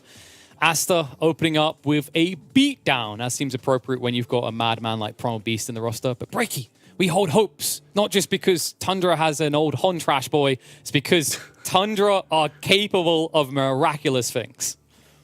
My boy Snake King, let's go. No, they absolutely are. This is a team, again, they qualified via the DPC with points. I mean, you have to respect that, right? Any of these teams, especially that qualify that way, certainly they have hope in such an event like this. I've kind of been teeter-tottering on the point, too, that this is early on. This is the first 2 games here of these 18 games to be played for these teams in the group stages. But how impactful it really is, though. It's like, yes, you can look at it and be like, oh, it's early on in the event, not necessarily the biggest deal in the world. But, I mean, every game really does matter because you can't go back. I mean, especially in a matchup like this where you're playing against a team like Aster, who's certainly one of the more powerful teams in the event. Being able to take a game off of them could certainly be a difference maker in terms of getting one of those top 4 seeds down the line. And that's what you're ultimately playing for here in your group stages. So it is absolutely important, and not to say that they didn't have that positive mindset or that understanding going into this, but kind of just to reiterate that even though we're early on, it's still every match counts and it's a big deal. Yeah, I'd say like in some ways the early matches are maybe the opportunity to get, I won't say easier points. That's maybe kind of like an overgeneralization, but the idea is like you have your meta, your opponents have their meta. As we know, usually when you get these international lands, someone is the meta setter and everyone has to flex that. This is maybe your opportunity to kind of get a kind of freer win before everyone has to start playing the similar style of Dota, where X team and Y team being ranked 2nd, 4th, and then 12th is going to, I think, be more easily predictable, should we say, right? It's easier to read it at that point, which is why I think it's very important they come out swinging. And, well, they'll come out swinging with what could easily end up being one of the most picked banned heroes of the entirety of TI. Enigma, definitely a strong push, and does start to tick that box for Tundra. We know they love their Zoo strats, their early push-oriented drafts, and Enigma definitely gives you a lot of that. Now we see the immediate response from Aster, specifically that Wyvern coming out with that 2nd pick to go with the Primal Beast. Of course, the answer to the Enigma. But as we've seen many times before, I mean, we're even seeing Silencer pop at this event. I know you and I had a cast in the LCQ where we saw that response of the Silencer to the Enigma. But Enigma, this is why he's one of the most picked to ban heroes. He is more than just the Black Hole, believe it or not. As entertaining as that ability is, even with counters against him to kind of stop the efficient Black Hole, and yes, you want to be able to stop it, he can still get great farm. And with great farm comes these aura-heavy items, and ultimately the ability to still be very powerful in these fights despite not having such an ability. So the laning phase and the farm throughout is definitely a tool that Tundra will be able to take advantage with the Enigma pick. Yeah, with great farm comes great responsibility, and to get that responsibility, you need a draft that can play around what you get out of that farm, which is usually the aura-type builds going into things like the Wraith Pact. One thing to mention here, you highlight the Silencer, someone that we see a lot of the times to counter the Enigma. Don't even need this game. Aster's opening ticks that box. And not only they ticks that box by having a BKB Piercer with the Winter's Curse, they also get Siamese Sea's 2nd most played hero in competitive since July. This guy absolutely adores Wyvern. And it's another hero that ticks that box of healing supports that are so popular right now. Very interesting. Yeah, so Winter Wyvern, more reasons. It is kind of one of those, again, obviously these guys, they do so many drafts and they theory craft so many possibilities. With the bans that played out with the first 2, they were, with the Enigma being left open and Tundra having the first pick, it was pretty evident that there was a good chance that they were going to do that, right? So the idea that, especially with the Wyvern being a very comfort factor in their back pocket, even more understandable why they were willing to give that up so freely there, I guess you could say, against Tundra. But yeah, the one here we haven't talked about yet is that Shadow Demon 2nd pick. for Tundra. We'll see how it turns out for them. I assume going to be in the hands of Snake King, you would lean towards. But the Purge itself, potentially pretty good against the Primal Beast, trying to keep him slowed and tame in these fights, not allowing him to create chaos. That's definitely true. Like, once you remove his activatable, once you get rid of the Uproar, he's not as tanky anymore, right? So that's like one element that could... Wait, actually, no, I don't think you can get rid of Uproar, so that's not going to come into impact. I think the bigger deal here with the Shadow Demon is that he provides a save. So you're kind of mirroring what Aster has. This is actually a pretty cool interaction the more I think about it. Like, while you can't necessarily purge off the Uproar, what you can do is save who's being pulverized. You can just disrupt them. Sure. And then that will stop the pulverize altogether, if I'm not mistaken. So not a bad idea here. There's kind of this counter out from the supports on both sides. So I like that as a solution. It also prevents Aster from maybe going for these kind of hard pushy type carries or these very good scaling carries like a Morphling or a Luna, because if you disrupt them and you get them as illusions, you can easily de-push waves or even turn a fight off the back of them. Mm-hmm. Oh, yeah, great against Luna especially, but not going to see the Luna here. Puck is the third pick for Team Aster. Again, now this is one of these heroes that we didn't see a whole lot in the LCQ. I'm actually trying to confirm right now. Yeah, I haven't seen it yet so far in this event overall, from what I can tell. So, but confidence here for Aster. Of course, the Ori Puck likely to happen. Yeah, almost definitely. I mean, he's played 16 games competitive, 62% win rate since July. It's, I believe, Ori's most picked hero, in fact, so definitely comfortable. Interesting choices by Tundra.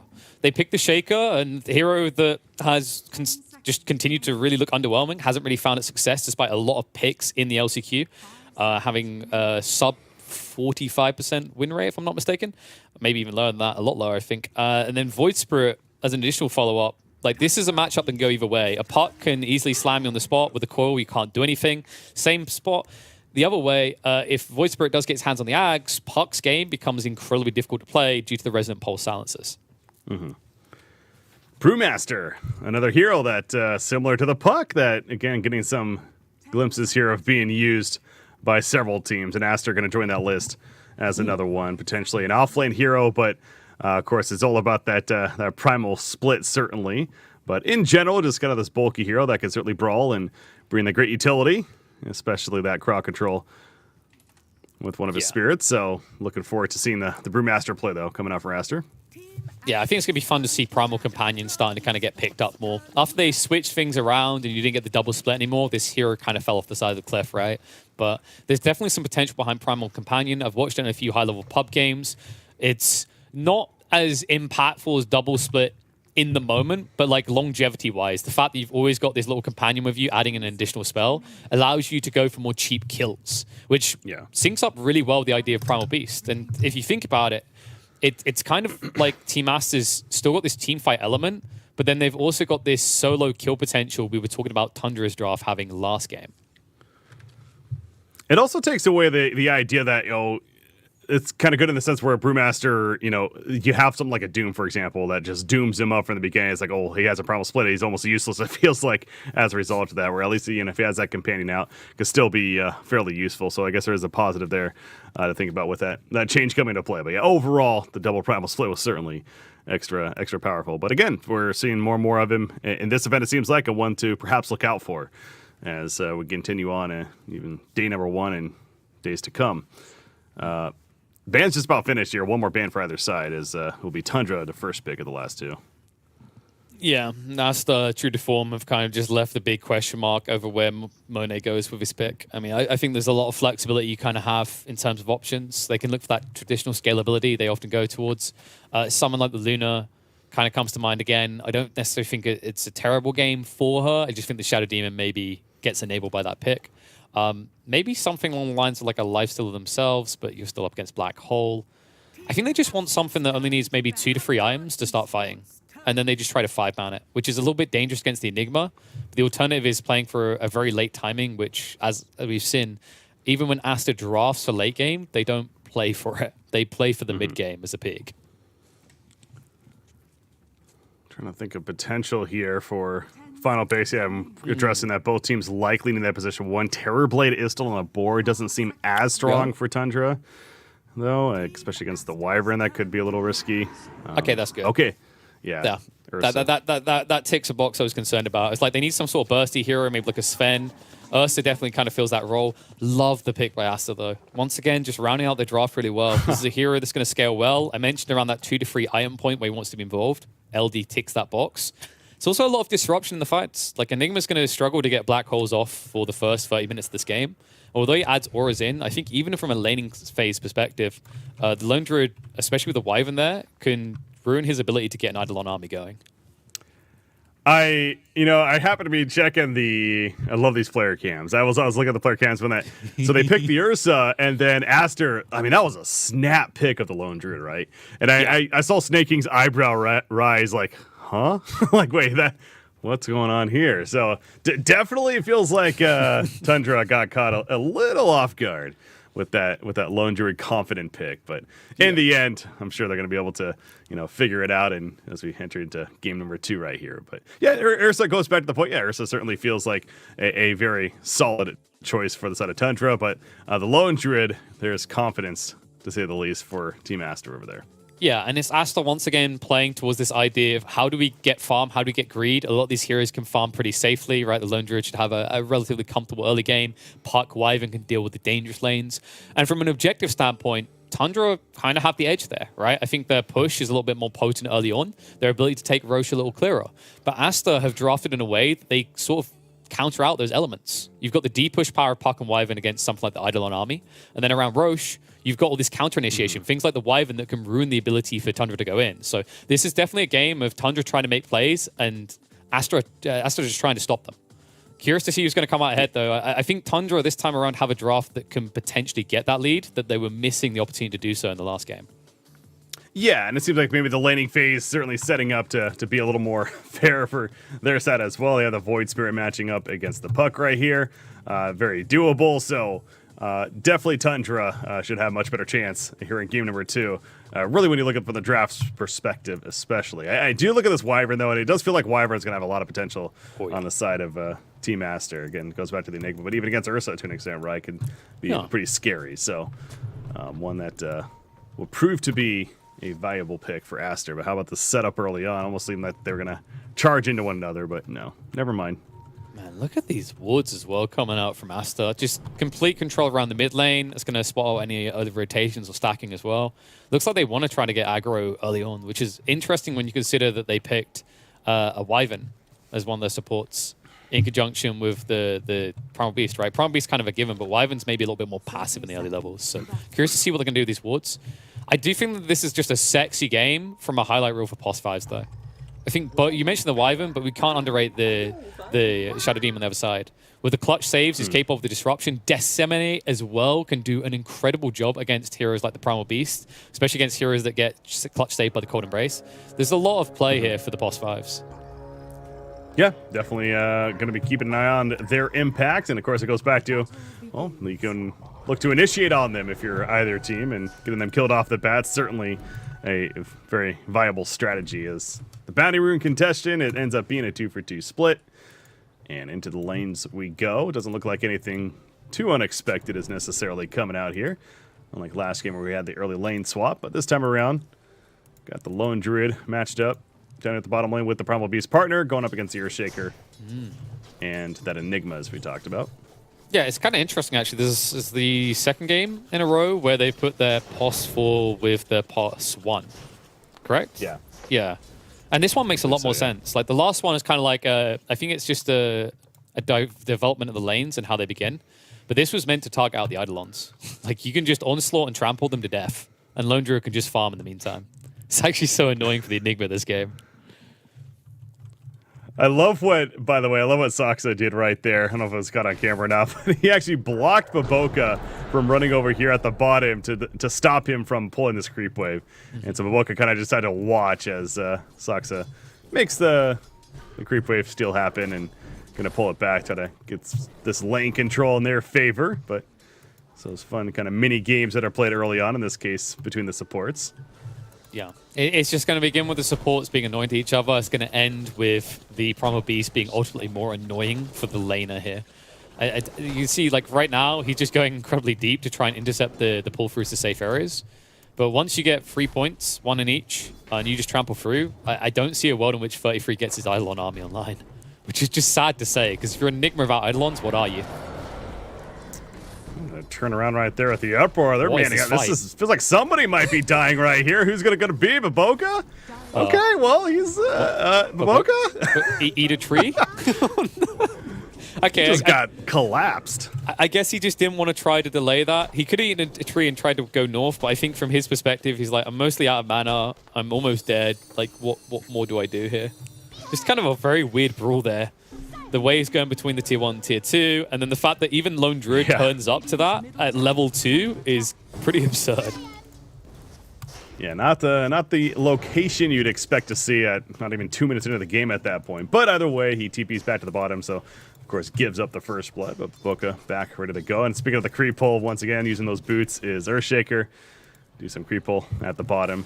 Not much that Primal Beast can do about that for the time being. But yeah, as you're saying, it seems like maybe that level 3 for the Primal Beast is going to be the key to start being a bit more useful in that laning phase down there.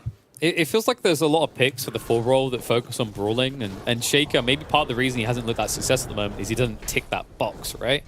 But this is the perfect type of pair. When you put it with an Enigma should reach a stage where he can just sit on a lane, farm himself, and then a Shaker can use these boots very well early on by rotating.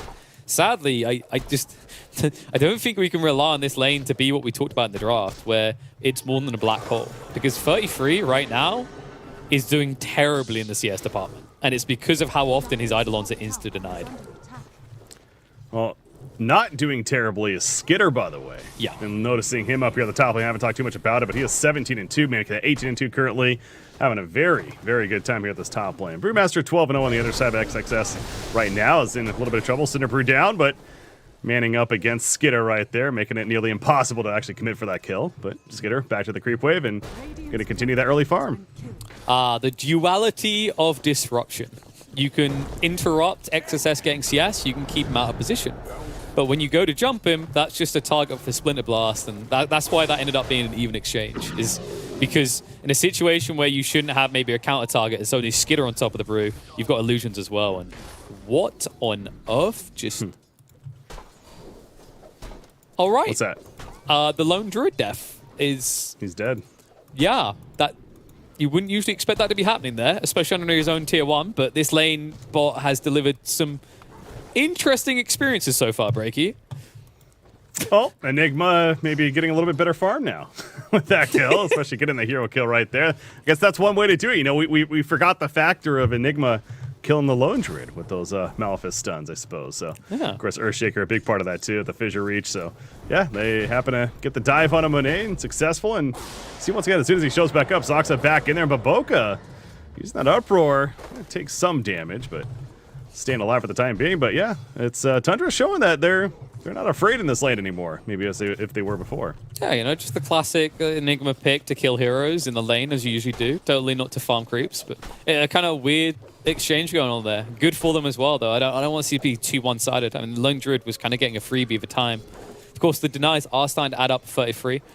Decent amount of those will be from getting rid of his own Eidolons, but still, some of them are depriving XP away from the side of Aster.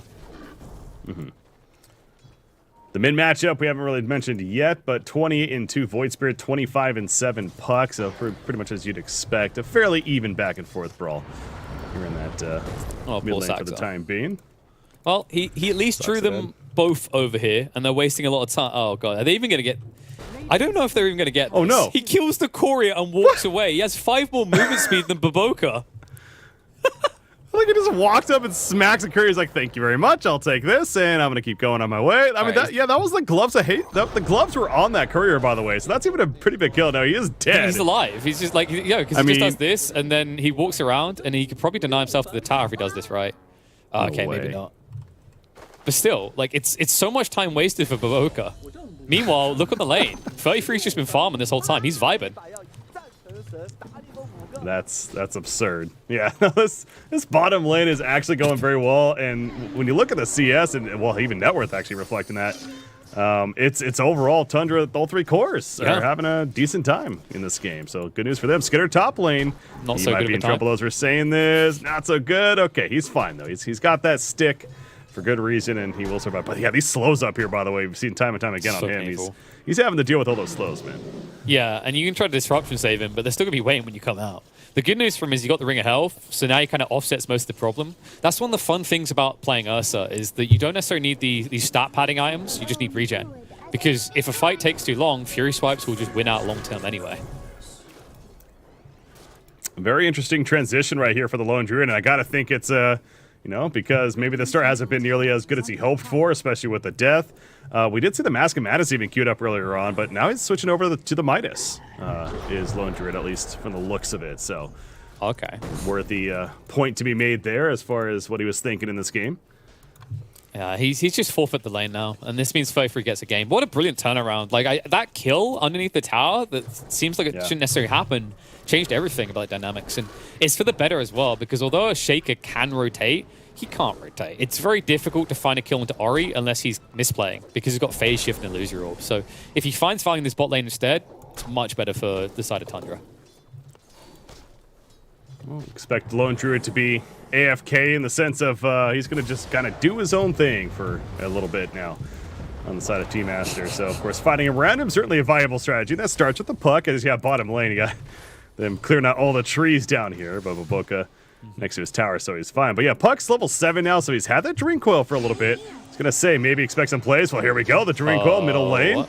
But how? Wyvern assistance, but yeah, where's the damage? They don't really have a lot of damage right here, and Nine's like, okay, if you want to fight, let's fight. Unfortunately, cannot connect with his Aether Remnant, but still, he survives. Yeah, he's like, I can do subpar abilities too. Big difference between Coil and Aether Remnant usage there, though. One misses, whoop-de-doo, the other misses. What do I now do for quite a while? Well, Ori's going to try to get active bot lane. Black Hole doesn't connect on Ori, though. He was trying to connect onto both here. XSS staying alive for the time being. Illusory Orb through. They get the kill on Enigma first, and Ori might turn it into a double. Either way, a better exchange for Aster. Oh, and he picks up the courier on the way, adding insult to injury right there. Yeah, I mean, you understand what 3-3 was going for. That's definitely one of those unfortunate situations, and we do the bottle trade-off right here with the TPM. Middle lane, by the way, they're killing the Wyvern. They capitalized. Tundra realizing Pucks, of course, bought him, so they'll collapse onto the Wyvern and make that kill happen. But yeah, it was just Ori was just a little bit out of range, and he did a good job being patient, waiting for the black hole to eventually finish. His abilities came off cooldown, and then we saw what happened. So there's that rotation that I was kind of referring to, though, with the puck. It didn't necessarily need the Dream Coil for it, but in the end, he makes it happen. Yeah, and interesting thing here is just how well Skid is still doing. Yeah, he's been surpassed a little bit. The Enigma's still on top despite that death. I think there's a big disparity here between what Monet's going to be able to do and what Skid is going to be able to do in the next 15 minutes. That's important as well because that plays towards Ursa's peak timings. Tundra need the Ursa to have a good start to the game to follow up, and it looks like they'll tick that box at this rate. I think the next marker for them, though, are these towers. If they can get rid of the tier 1s, then they access Roche around the 20-minute mark, and Tundra are on course for a very quick game, which, looking at the statistics, they like quick games. Most of their games are over fast, one way or the other. Well, it's interesting you say that because, hold on, because we got the disruption use down here. Malphus stunts on Baboka. Brewmaster. Well, poison's starting to add up, so not going to be a full-on engagement. We'll respect it. But yeah, to the point you were just saying about the quicker game, perhaps, it is going to be a Battle Fury build on Ursa, by the way. We're looking to see here, so going to get that it's still farming tool. A hero that naturally plays fast, though, right? Because of his objective unlocks. Of course, yeah. Like with the Enigma as well, this draft is intended to just naturally do things like towers and Roche. Something that Aster don't necessarily do without a lot of farm. Keeping an eye on that, though. He's continuing to be out there in the farm, but yeah, how about this Enigma? We're talking about it. Maybe not going to be as good of a game for him earlier on, but you know what? Never mind. 3-3. He's top of the net worth. This is why this hero's such the high ban pick rate. One of the many reasons. But the Wraith Pact has now been finished. Wraith Pact brown boots and a Blightstone, not too shabby. Just going to keep pushing this bottom lane, because why not? We haven't seen a Primal split yet, I don't believe, from the Brewmaster. That is online, though. No, he was pumping it when he came down initially, but because the Primal Beast had already used the Onslaught, he didn't see it as worthwhile to chase, so he just held on to it instead. Instead, they just want to give Lone Druid the easiest lane. They want to keep him away from the strong points of Tundra, because there's no denying that Monet has not had a great start to this game. Middle lane, or the 9 coming rotate at the bottom lane. Yeah, XXS. Don't think he's getting out of this one. No chance for a Primal split. And I was just about to mention, Void Spirit finishing those boots of travel.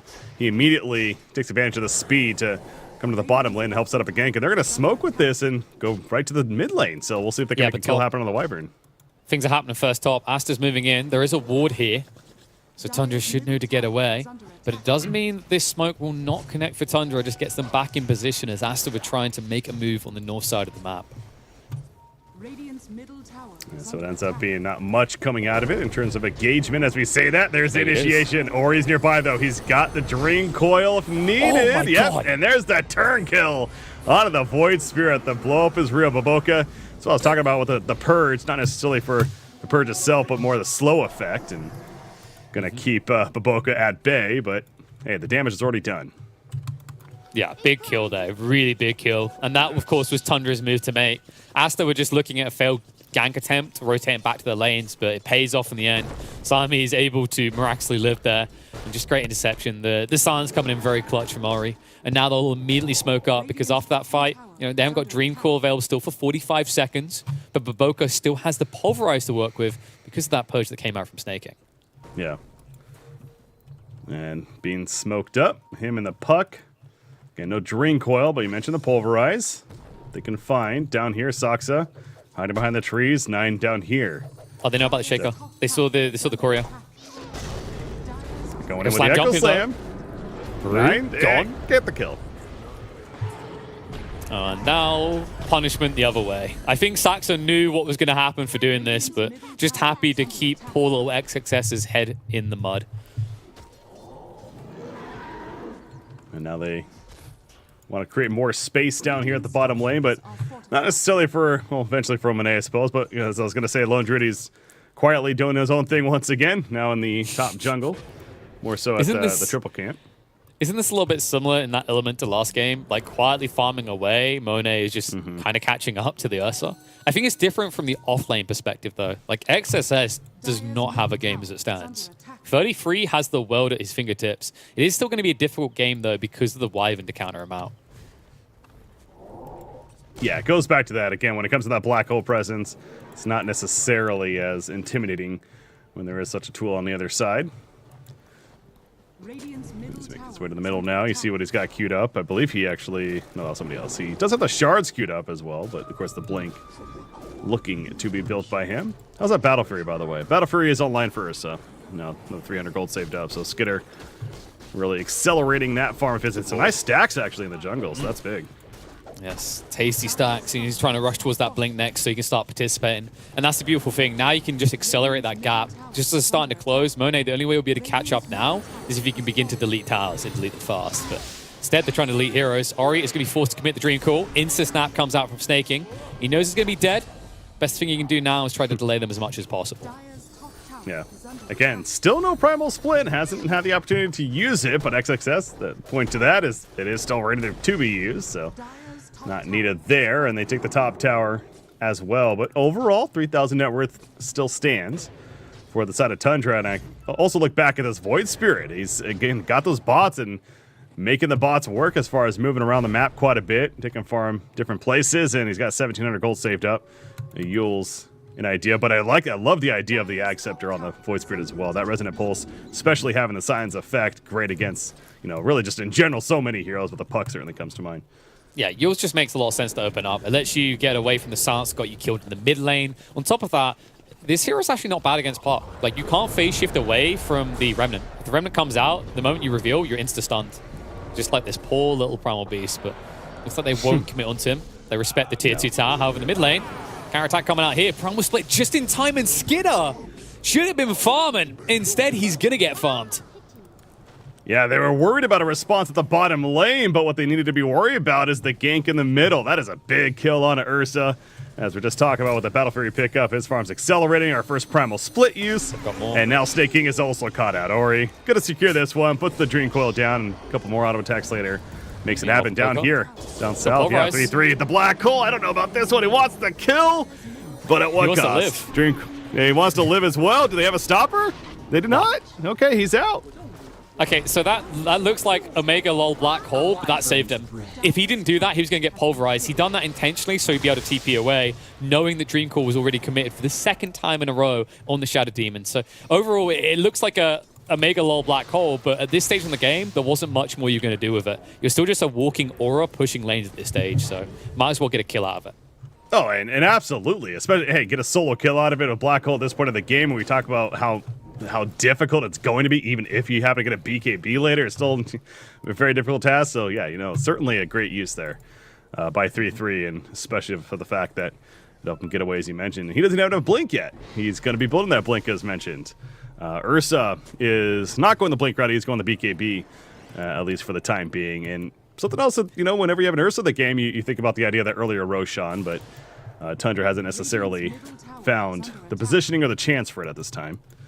Yeah, I think this is one of those like pivotal kill moments where it fundamentally changes the way you look at the game. That death on Ursa in the mid lane, he's like, okay, I can actually die a lot quicker than I expected.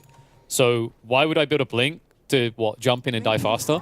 I need BKB first. It makes a lot of sense when you look at the enemy's draft. There is still, of course, that looming threat of the Winter's Curse, but by getting BKB, you force bad choices outside AC. Do I stop the Ursa that could run us through, or do I stop the Enigma that could grab multiple heroes in the black hole? Now you have to choose. Well, they got to think about Tundra stopping the Roshan attempt from happening.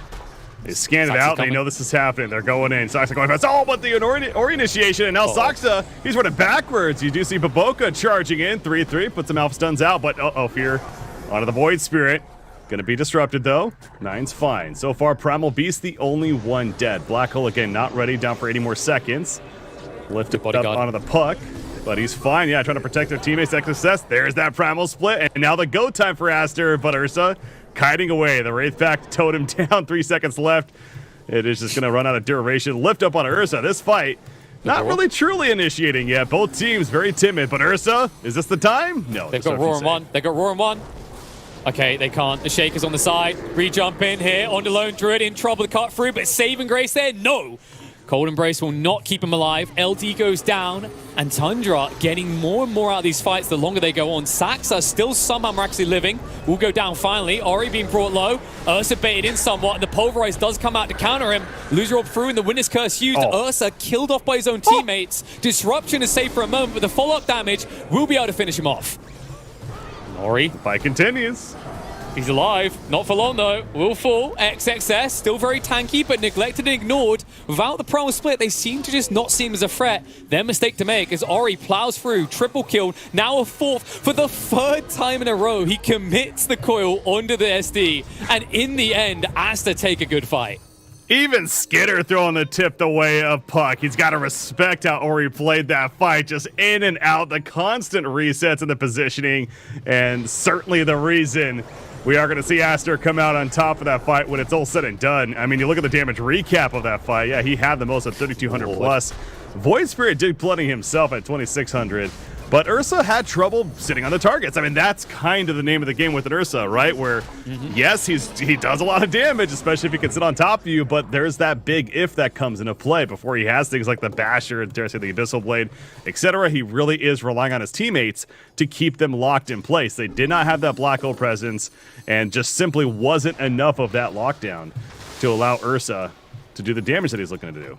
There's just so much finesse to the way both sides players fight. You can see it in the recap, like the in and out factor that they're both capable of. The Void Spirit and Puck you mentioned, the resets of the Wyvern and the SD that we talked about in the draft. There are loads of ways to just fret or prevent a threat coming your way. And the beautiful thing is between that, even the carries offer up stuff, right? It's a threat factor. You can't allow him to be on top of you. The Lone Druid with the Savage Roars coming in clutch at points. Just amazing fights on both sides. And it shows you just how tight this can be. I mean, going in this, Aster was seen as the clear favorites, and they're definitely taking the lead again. But make no mistake about it, especially compared to game one, Tundra still have clear ways of fighting. And we have to remember that they fought that battle without a great black hole. That's still ahead of us. It is. Again, still, then it becomes that mind game of where's the Wyvern and can you maybe catch the Wyvern? But right now, Wyvern is working on his own blink at 1,200 gold saved up, and currently Aster also smoking as far as Puck, Wyvern, and the Brewmaster are concerned. That Primal Split once again online, ready to go. Hoping to maybe find 9. Talked about the Ags for the Void Spirit earlier on, the silencing effect, and just in general what it can do. It is coming. It's getting there. Not online yet, though. Aster's chasing, man. They really want this kill down here on somebody, specifically 9, but he's a little too fast. They have got the Dream Core, but instead they're going to hesitate and back off here. They thought maybe they find the Ursa farming the jungle. Instead, they might just have to settle for a cheap kill on a Shaker here. Not even. Well, yeah, he'll go for it. He's got the Witchblade. That's really proving quite the frustration, these long engagements. So Shaker will go down, but baits them into a dangerous fight. XSS gets the split out just in time, and Puck has to commit to finish off the Shaker, but now Skidder without a target. Black Hole does come through into Ori, so we'll find the solo there, but forces the main fight on the other side. Reinforcements now arriving. Witness Curse comes out in the Ursa. BKB about to run out, and no one range to work with. He just needs to retreat as quickly as possible. Pulverize follow-up onto the Enigma to get rid of 33, and 9 will just have to cut and run, but Boca will not allow it. BKB activates, so he dodges out the Remnant. However, without a follow-up, Tundra will save face here. No one else has to die. yeah, great black hole from 3-3 right there. And actually, that's a prime target, especially with Wyvern not close enough to counter with the curse initially. That's what allowed them to kill Ori. I mean, we saw what he did in the previous fight when they weren't able to lock him down long enough. So that's the good news for Tundra. The bad news is still clearly didn't necessarily go as well for them as they perhaps hoped. So Lone Druid still has that Aegis, which, by the way, still has another 2 minutes remaining on it. And the Bear getting bigger. The Assault Cuirass in the works, already has a Deso, and of course the Hand of Midas, as we mentioned before. But it's going to really continue to come down to Ursa if he's able to sit on those targets. And I mean, that fight had to play much more defensive, of course, to Skidder because of how the initiation took place. But speaking of that, his own Blink at 1,800 gold saved up is just about there. They also get Earthshaker with the Blink purchase. That's another big one. And so these tools are now coming for Tundra to give them the openings and give them the opportunity to strike first in these fights now. And you see how they've itemized in a way to force subpar, well, not subpar options, but like strip the MVP value of Siamese Sea in this game. That Winner's Curse didn't come out for the Black Hole. He had to save it for the Ursa because the BKB's there. This is great itemization by Tundra. As you mentioned, the double blink now coming out. This gives them the in and out effect. This allows them to kind of poke, prod, and then when they see a weak point, fully pile onto it. And if you think about what Aster have, outside the Winner's Curse, they don't have anything to necessarily stop that from occurring, especially with Magical Immunity starting to come in the picture. Multiple members of Tundra. Smoke on out from Tundra, almost running away with it rather than looking for an engagement, wrapping around as if they're potentially being flanked. But as we see, more so Aster, they're not flanking. They're trying to go for a catch, but as you mentioned, that dodge, quick reactions from the side of Saksa, able to blink out, and thus no engagement will take place. Back to farm. We continue to go, but again, with those tools now being online of the initiation, it seems like a precious timing. 30 seconds on the Aegis for Aster, so this is one of those moments, if you're Tundra doing the timing, the math in your head, well, maybe some sort of smoke play now and try to find that Lone Druid could be key, but I don't know if they're necessarily going to be up to. They are positioning as if that might be possible. Skidder grouping up in the trees over here, but not going for it yet. No, I think they're a little bit hesitant. They need to see something shown on the map. Otherwise, they risk running into a smoke on smoke. And as we've seen, Aster have the tools to take these main fights. Meanwhile, Tundra, still without Black Hole for 10 seconds, they'd be jumping the gun. Now that it's about to come off cooldown, though, they could make a move. Well, there's that reclaim we just heard. So now, of course, they're aware. However, again, still no smoke being used, and so Skidder will head to the mid lane and push out the farm there for the time being. There is no vision. I guess I shouldn't say that. There is some vision here for Tundra. You know, fairly deep in the jungle. Not necessarily given the greatest amount of vision, but still some information. Somebody happens to walk by it. But yeah, back to farm we go. And they're looking for a kill opportunity here, right? Because, like, they don't want to take a direct 5-on-5. Sure, you have Black Hole, but you just want pick-off potential. Like, especially if you can spot the Ursa rotating away from the main fight. It feels like at that point, a lot of Aster's finishing damage is gone from the engagements. So, like, it's... Well, not the Ursa, sorry, the Lone Druid. Because Lone Druid at this stage is adding a lot in these fights. Like, you can see he's got the Desolator now. He's almost got the AC complete. This bear is ready to brawl with the other bear in this game, finally. Definitely feeling like going toe-to-toe might be a possibility, especially with the AC pickup. And this tower is going to melt quickly, as we see, when the bear starts hitting it. So that's a tier 1 dead, and now the mind game's coming up. Does Aster keep pushing this? Their top lane is being pushed into the tier 2 tower as well, but it looks like they certainly are. The quick answer is yes. They have enough push right here to beat a threat, and Tundra's the one that needs to react. Yeah, Aster are giggling to themselves. If they're looking and going, so Tundra think they can trade towers? There's no world in which that happens. Not against the bear. Sure, you've got an Enigma, but Eidolons just don't compare to what the bear's doing, especially that Desolator online. And they're going to force all the TPs back now. Unlikely Aster will commit to the high ground, though, as they know what they'll be up against. Radiant's top tower is under attack. Not sending it to the upground, just as mentioned. They get the response out of Tundra, what they really were hoping for Disaster, and now they can retreat, farm out the jungle, and kind of reposition themselves, take control of the map. So it continues to go back to just the fluid gameplay, the smart gameplay of Aster, doing the appropriate play, it feels like, in the moment of the game. And because I go back to it, still continues to be an overall net worth lead for Tundra, but it has started to decrease now, and we are seeing Lone Druid on the top of the actual individual net worth chart. And that goes back to the AC being finished, and this bear of his is looking pretty good. It's the tower difference as well. They took 2 additional tier 2s compared to what Tundra are able to do. It's kind of funny how it comes around for Aster. Even though they don't target the objectives, they eventually get them. And also, you can see that Tundra are waiting for Aster to show on vision so they could go back to the east side of the map. They never got that info. However, they might have caught a glimpse of this smoke with the backward. It's a little hard to tell at this point.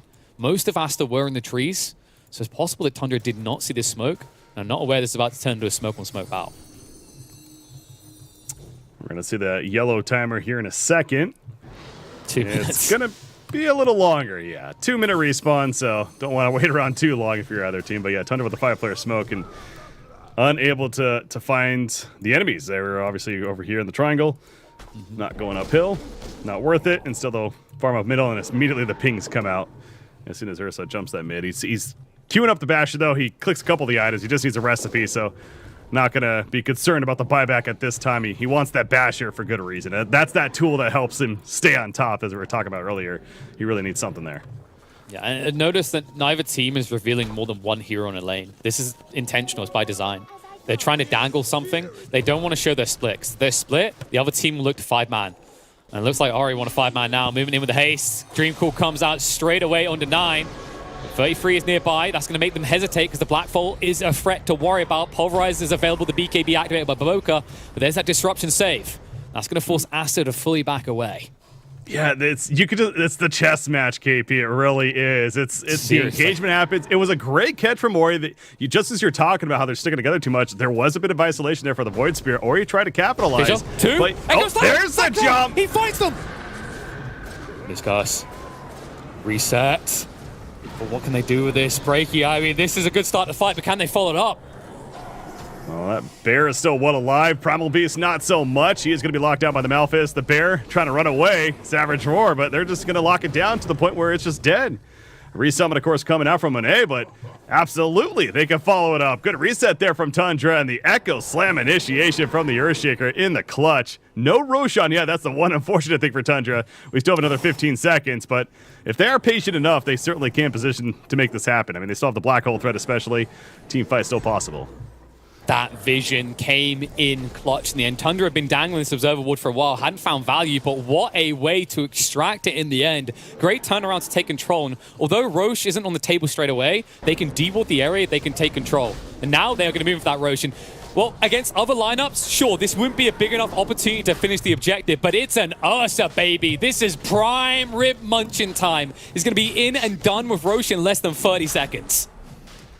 Like 15 seconds, really. I mean, yeah, very, very quick Roshan. Gets the Aegis and does pick up the shards as well, so that Urshak now having that Enrage for a second and a half. Pretty good tool for him to have with the pickup there. So yeah, Skitter certainly taking back that lead as being the top farm of the game, but Ori, I mean, initiation. Are they really going to follow up? On? Disruption. They know the split. Yeah, he does have the split, but there's a lift, so Ursa still might be in some trouble right here. Ori, gonna go further? No. He's just keeps on running, and he's fine. Again, with the Aegis, you don't want to overcommit. Oh my. That's the play. It's so precisional the way they inject and then, like, extract, right? Like, we've seen this time and time again in this game. The reason Aster so fervently made that move onto an Aegis carrying bear is because 9 was showing bot lane. I believe they also got a glimpse on the Shaker as well, so they knew that Tundra was split. They felt they were being overconfident, but as we see, they have reason to be confident here. However, this time around, vengeance will be found against the Shaker that made Aster lose map control. But the split was committed, and you got to keep in mind, Tundra, they've got all their abilities available. Shaker's only gone for 40. They've got a lot of time to use that Aegis. Yeah, and he's got an Echo Slam ready to go with XXS's name on it. So Definitely still not the most intimidating thing ever that Tundra is dealing with. They are, in fact, going to smoke up. Still 25 seconds for that Earthshaker, but showing that they want to fight still. Okay. Just a little bit of brawling between the most elusive heroes on each side in the top lane. That means that neither is going to be participating in this bot battle. Skidder is leading the way. If he can find Siamese Sea to open up, that's perfect because there's going to be no Winter's Curse, and he gets the prime target. We'll hunt through looking for more. Breaky. Do they do it? Black Hole's going to come out. 33 connects into the bear, but not the main bear. Monet still unleashing the beast, able to move forward and turn around on the Skidder here. Bear on bear action, yet Skidder looking like he should come out ahead. Force out the enrage, yours as well being used, and Pulverized turned around upon the 33 Enigma. But Ursa at the end of it is left alone without a team, and without a team, he is nothing. Yeah, they're not going to commit to a further kill, though, especially with Void Spirit joining the party. A little bit late, but at least he gets here. But yeah, Skidder, no more ages to be had as it comes back up. So really, when you kind of factor that into play, you know, it's certainly an advantage for Aster, but damage done by Tundra at the very least. But yeah, you saw the true form from the Lone Druid. With that true form especially, I mean, he is a beefy boy himself. And so Ursa having trouble breaking through all that life pool. And unfortunately, with the crowd control coming into play on top of that, could not lock him down long enough. And then, of course, we saw what happened in the end, specifically with the Primal Beast coming in there and showing off that BKB of his once again and helping with that lockdown. So, good kill to Ursa. They get the Aegis taken away. And it continues to be a game of really, it's anything can happen, it feels like. The jump is certainly the biggest part of it. And that's what you like to see in these longer games. Most definitely. And you got to look at who has the highest ceiling. Like, it's hard to kind of not back the idea of an Enigma in the hyper late game. But Aster and no pushover. I think, like, Lone Druid's kind of a different beast these days. It's not this kind of clear 35, 40-minute timing like it used to be. Wyvern's also a great counterplay throughout the game. I think overall they have similar scalability.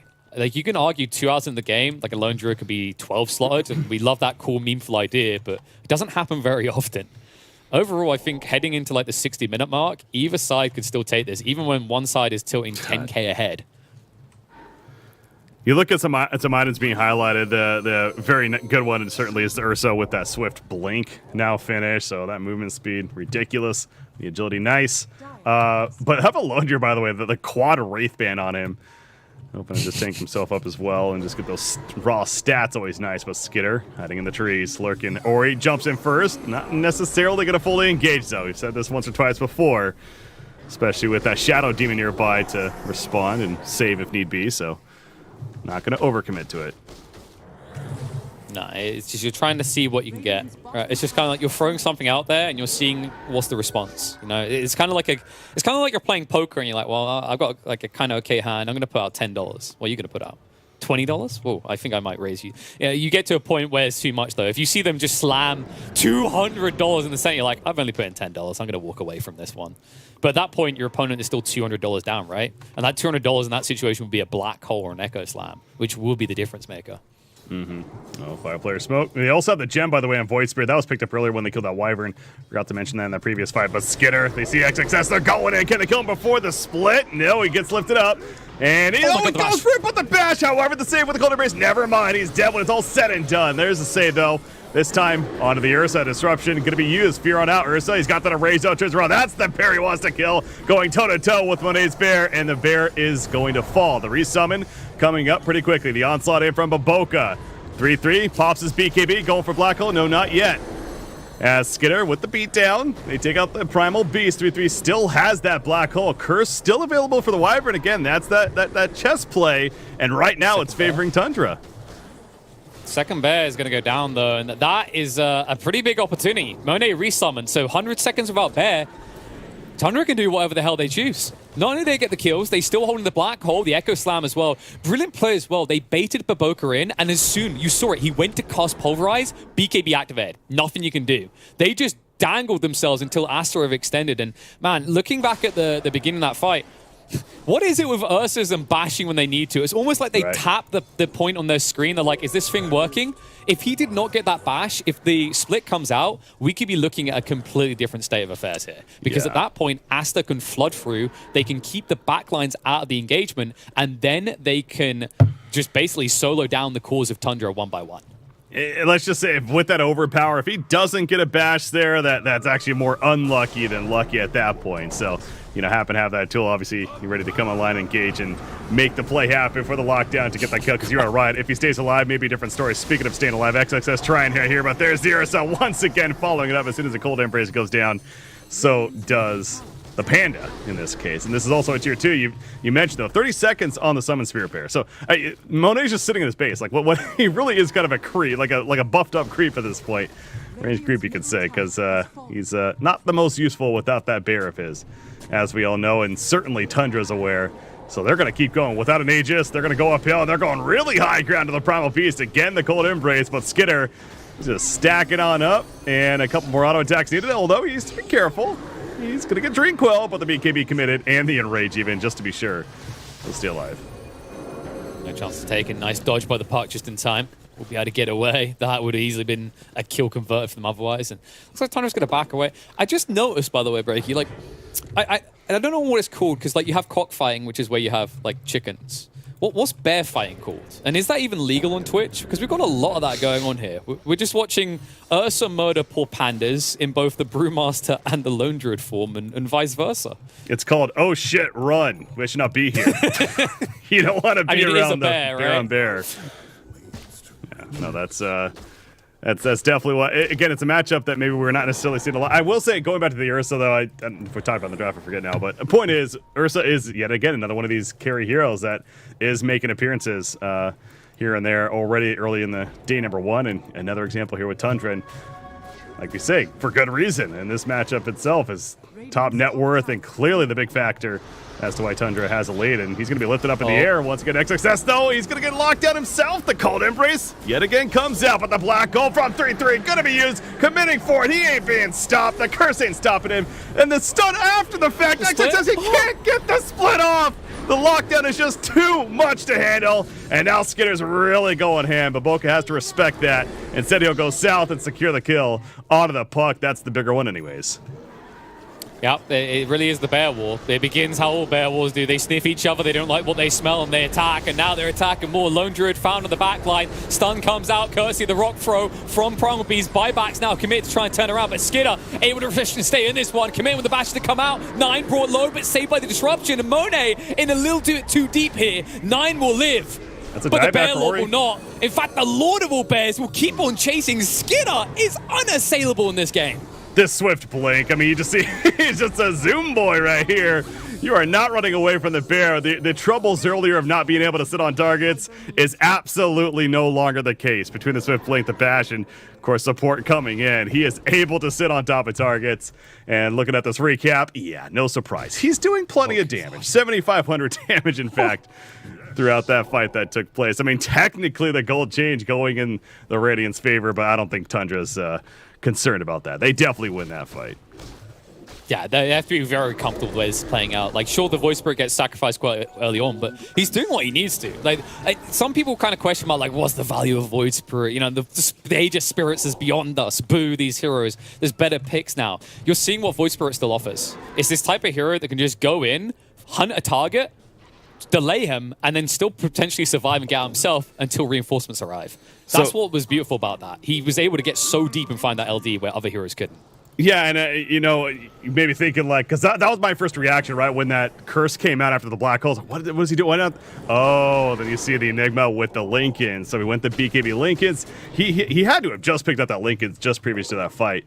I'm pretty sure that was the last item they got right there, but that makes a lot more sense. Thus, the full duration of the black hole. And suddenly that Witch's Curse isn't as scary as we see, for example, right there. So, yeah, now Aster has to deal with a very, very real threat of the black hole taking place. And you also have to deal with a level 25 Ursa, by the way, who now has the +3 with double overpower BKB. attacks. With double oh, BKB. yeah, Like, you're right. The refresher, wow.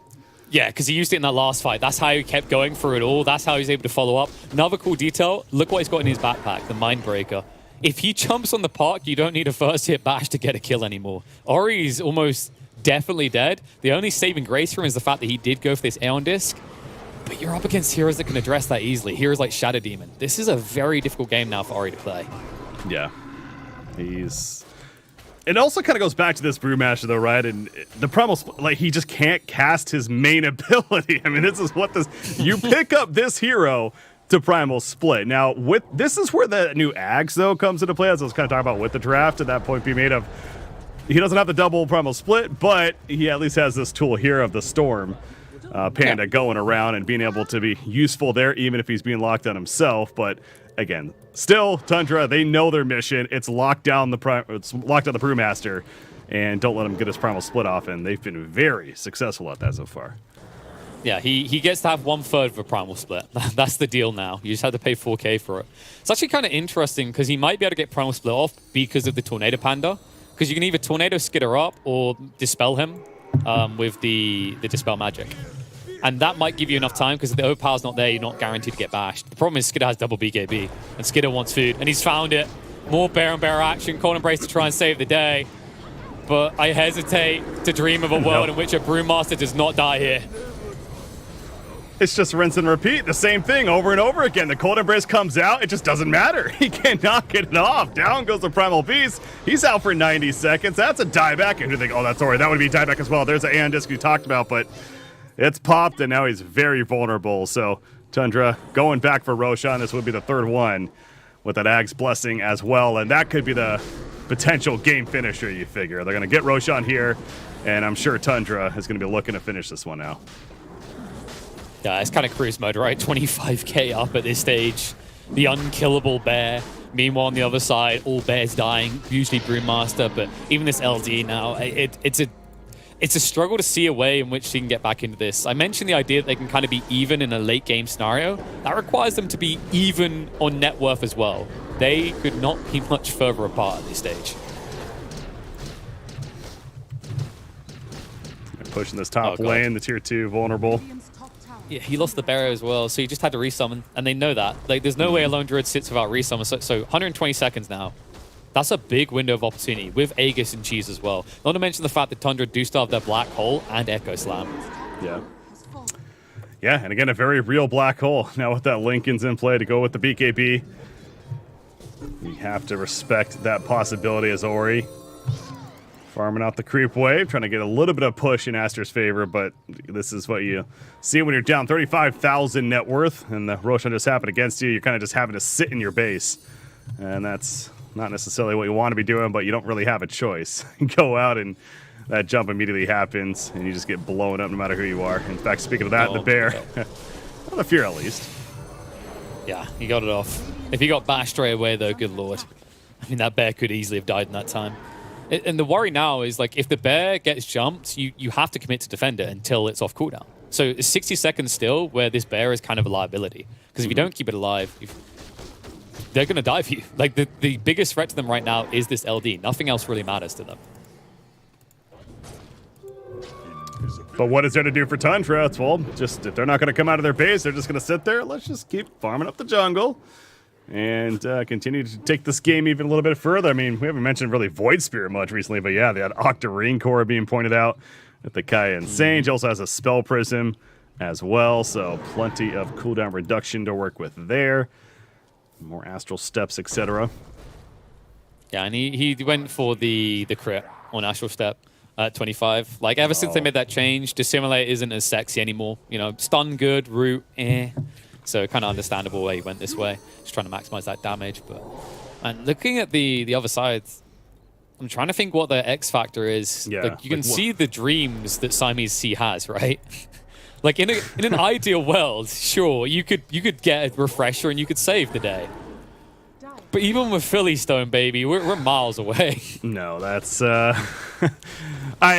I mean, again, it really is that awkward, unfortunate case for Aster. It's like, you understand why they're not going out right here, but they've gotten down 5,000-6,000 more net worth in the last 2 minutes because they've just been sitting in their base. So it's like, to what end, right? I mean, they're not going to get bigger. They're not going to get better at this rate, where the other team is just exponentially increasing. But hey, you know, Aster just going to hang in there as long as they can, and hoping that they have that chance. But that's where, if you're Tundra, I mean, again, they don't necessarily need to rush in and finishing this game, but they do have the Aegis. You know, perhaps they got the refresher. I mean, Ursa's good to go. Everyone's good to go, as we keep stressing.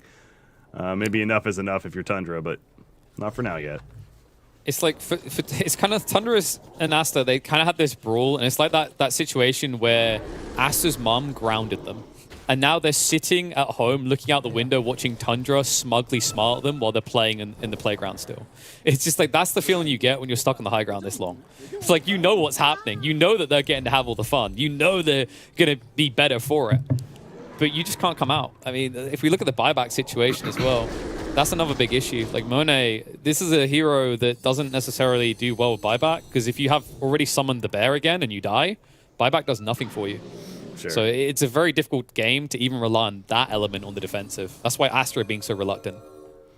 Yeah, I don't know if there's an item that Tundra is kind of like clicking through to see if there's one that they're really waiting for. I mean, there's the Ags on Shadow Demon, so sure, that's something. But it does feel like part... Well, they're vibing, sure, but this is a little bit of the TI effect, it almost feels like to me. Or like, right, if this isn't TI, they've already gone in and finished this game, right? Where now, it's, they're playing very, very, very safe. Really want to make sure it's understandable. Lots of the line here. But yeah, Tundra, it just seems like all they need to do is just kind of, well, pretty much this. Just run at them, kill the bear. The Cold Embrace coming out, going to save him for the time being, but we've said that before, and he's dead. The onslaught of the back lines. Primal Beast doing what he can to pulverize, but the black hole immediately. There's the curse onto the Void Spirit. Actually, Void Spirit's taking a good amount of damage. Will be lifted up, though, and eating that cheese, he's fine, good to go. KP, they want the Spirit dead. Skizz being kited. It's 7 seconds till the Aegis runs out. They know this as well. They've calculated for it. That's what they're waiting for. If they can time this perfectly, it's going to be so close. Skidder, he's still alive. Aegis is gone. And the bear is dead. Skidder chases even deeper, tries to commit. The roots are coming out, but he cannot lifesteal through. A beautiful Surgic strike by Aster. Timed it perfectly. You're right, because the way they were not actually killing him until they could confirm that the Aegis was gone. Absolutely, Aster was very on top of that precise timing right there. So, well, there's our answer. I mean, wait for Tundra to do exactly that. Of hey, my Aegis is getting lower. We have a 40,000 net worth play. Let's just kind of push the base now with it. And Aster says, here's our opening. They time it perfectly. They get the kill. Now let's kind of step back a little bit here, KP. I mean, I'm not sitting here and saying Aster all of a sudden is making the comeback of the century, but hey, they have good reason to stay in this game. Hey, it could happen. You never know, but they have good reason to stay in this game now is what I'm getting at. Hey, man, you commit to the idea they're going to win, and then maybe you'll get a shirt for it, but also Caster Curse is a thing. Ori, overly ambitious here. Now, he does at least have buyback, dead for almost 120 seconds there. And that will immediately remind Aster what the state of the game is, but still, it shows you how that panic sets in. You said, like, maybe Tundra's hesitant, it is TI after all. It felt like they panicked in the second part of that fight bot. Like, you saw them have to commit the black hole to try and keep anything alive. And at that stage, the Witness Curse gets premium value. That sets the rest of the script in motion for that fight. And, man, honestly, they could not have timed that more perfectly. Ursa was down to, I think, about 30 HP. And then the Aegis timed out. And then he had to commit everything to stay alive. And it wasn't enough. I mean, he stayed alive actually surprisingly a bit longer, but that was scary in the end. Yeah, I was thinking for a second, okay, maybe they are just this far ahead where they're going to still win this anyways. But no, again, the timing was there for Aster. But now Tundra, they've reset. They got the puck dead for 60 plus seconds. Going to force a buyback if anything. Ursa ready to go back in. That Abyssal Blade lockdown. There's the Brewmaster jump, the stun. He is going to be able to get out the Rumble Split, though. We see the Dagon coming into play, by the way. That Void Spirit just picked up. XS tied away with the split. But will it be enough? Hits on Void Spirit. There's a disruption. Immediate save. Skidder now turning his attention back to the little Brewlings there. 3-3 in the back lines. He does have a black hole now. It actually just came back up. So be aware of that possibility. Yeah, they're really keeping it alive. Brewmaster coming back together, though. And here's that initiation from Baboka. But now Brewmaster, he's dead and he's out for 80. Ori not buying back during all of this. Very much so worth highlighting there. Yeah, at that stage, the split's already been committed. There's nothing left to do. Like, that was your brew caught completely out of position. If Ori was going to buy back, it had to happen before he was even force-staffed out of the base. And that's the key detail, by the way. That was an aggressive force-staff coming out. They pushed him off of the high ground. At that stage, they were doing everything to keep him alive. But now the jumping comes through. Echo Slam committed. Wyvern gone. Instantly blink of the eyes. And access to the base now obtained for Tundra. They intend to park themselves here. No need to run away fast, because Aster are the ones who have to hesitate. Yeah, I mean, both the Brewmaster and the Wyvern, they do have buybacks. They're waiting for that prime time. Is it now? Looks like maybe. Brewmaster, he'll use his. The bear, just getting stuck in place. Manages to get it out. Just barely does Monet. He does have a resummon, worst case, but keeping that one alive. Skitter, he's slowed, though. Stop a buyback, though. It's like you need something for this. They know they can't commit on Ursa because he has the refresher. Instead, they're going to be committed upon Monet, saved by the Cold Embrace. Black Hole does get forced out. Only on a Baboka, though. The follow-up looking good. Winner's Curse to count this out and trying to keep Monet alive and get him away. Tries to just go to a true form, but the Black Hole follow-up connects onto the Lone Druid. Monet is going to go down, dead for 100 seconds. He does at least have the resummon, but he doesn't have the goal for the buyback. And Tundra will know it, because if he did, it would be committed. Instead, they can commit to the base and look to turn this into a win. It's crazy that Tundra isn't able to truly finish this just yet, though. Props to Aster for hanging in here some way, somehow. But it does seem like the end may actually be near this time. The Cold Embrace of Dagon, there's the nuke for the dieback onto the Brewmaster. And now Puck, can he escape out of this? The Aeon Disc going up, keeping him alive for the time being. Buyback from Shadow Demon on the other side to really go beeline and finish this game now. But yeah, I mean, credit to Aster for making this take forever. They are certainly the delay masters, but I think Tundra may have their opening now. Oh, man. And LD could have equipped the Philly Stone. It's just sitting there, not being used. He's still not able to buy back. They know it. The Park gets caught out. Echo Slam to close him out. Double buyback now as the Lone Druid finally has the Moolah together to fight. But maybe too late here. So much has been committed, and there's not enough front line anymore for Aster. Radiant's bottom barracks are under attack. Bottom rack's going to fall. There is still the top one, of course, before Mega creeps. Radiant's But Tundra, I mean, they could fall back and go for Roshan. Roshan is up. No, we've been here before. Just claim that. It seems like maybe not necessary, but just saying. It's an option. No, they're staying in the base, of course. Yeah, this is like a hesitant cat finally sitting on your lap. But now that it's comfortable, it's not leaving.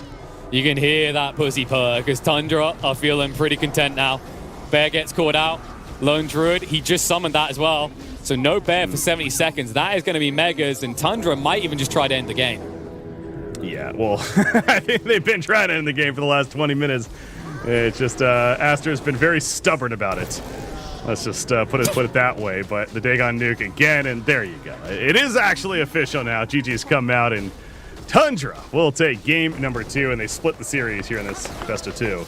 Their first one of the day. So certainly a much better performance from them. Aster, I mean, they had the Lone Druid. He was getting his good farm, but unable to take full advantage of that. And we've talked about the curse counter to the Enigma, but how about the Lincoln's pickup too to go with the BKB? And it feels like that was maybe the moment of, oh crap, that Aster felt of, wait, this just got extra difficult as already. Yeah, you could actually see how they tried to go really fast as well. Like after that fight bot, you start to get hope for Aster. You're like, what? Maybe something could happen here. But they have to go so fast. Like, some people are going to call out Ori for that move onto the high ground. That's the pace they're trying to play at. Like, you have to remember, even after that fight, it's like, what, 35k ahead still for Tundra? So Aster are just trying to get, like, a chain feed, a back-to-back situation. Not able to hit it in the end, though. I think at that stage, it was kind of a Hail Mary. I think that fight bot was a Hail Mary for them, maybe not expecting to go just as well as it did. Tundra definitely don't make it the most comfortable win with the way that went down at the end, but a well-earned victory up until that point. Like, everything was clean. Very succinct opening from Skidder especially. I think he played out of his mind this game, as well as snaking. I cannot underrate how much this SD done. He was incredible. The amount of saves, also the purges coming in clutch to keep Iboka out of the mid-game a lot. Like, we mentioned that this was going to be a highlight reel for POS 5s, and snaking definitely agreed with us on that one.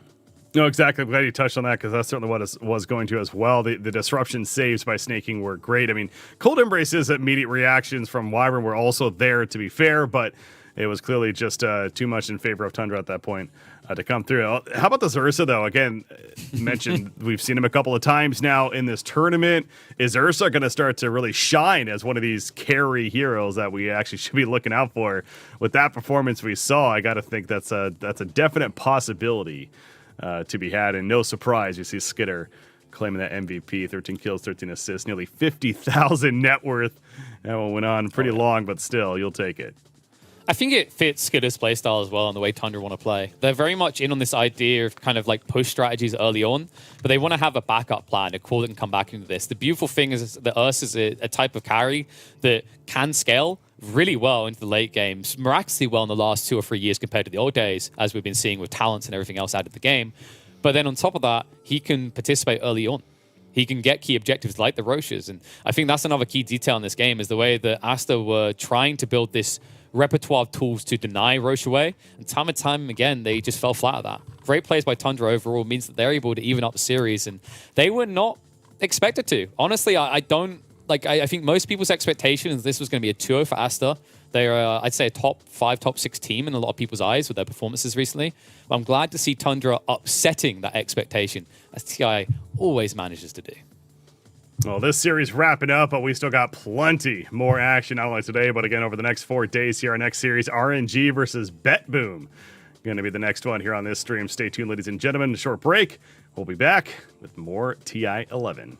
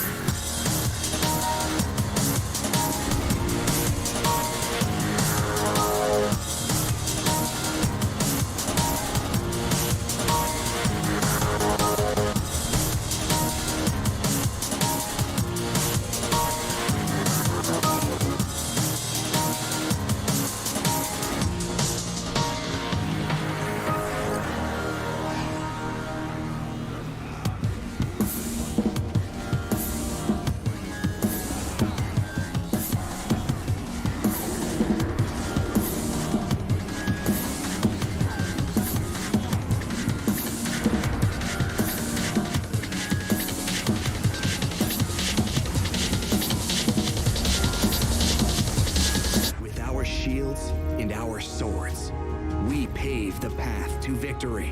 With our shields and our swords, we temper our courage. With our shields and our swords, we're making history. With those who make the game a reality, we're the Vanguard. We're with the best. Let's raise our shields.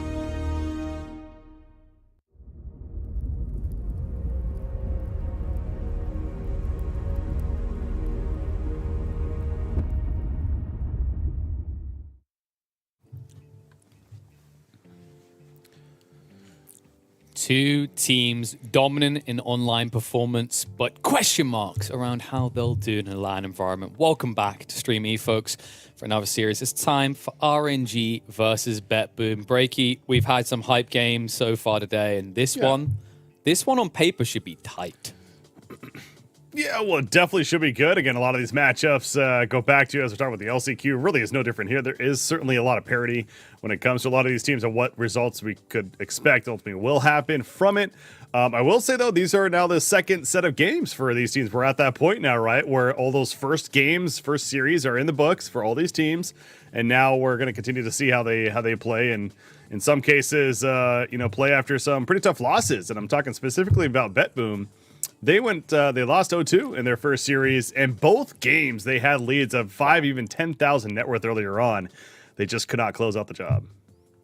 Yeah, it was rough. I was catching a little bit of it before we hopped on, and I mean, looking at it, they were in a dominant position time and time again. It kind of feels like part of it can maybe be like attributed to drafts, right? Their opponents had like better scalability if they recovered. But then that adds to another issue of like, if you set yourself a win condition, you need to make sure you close on it.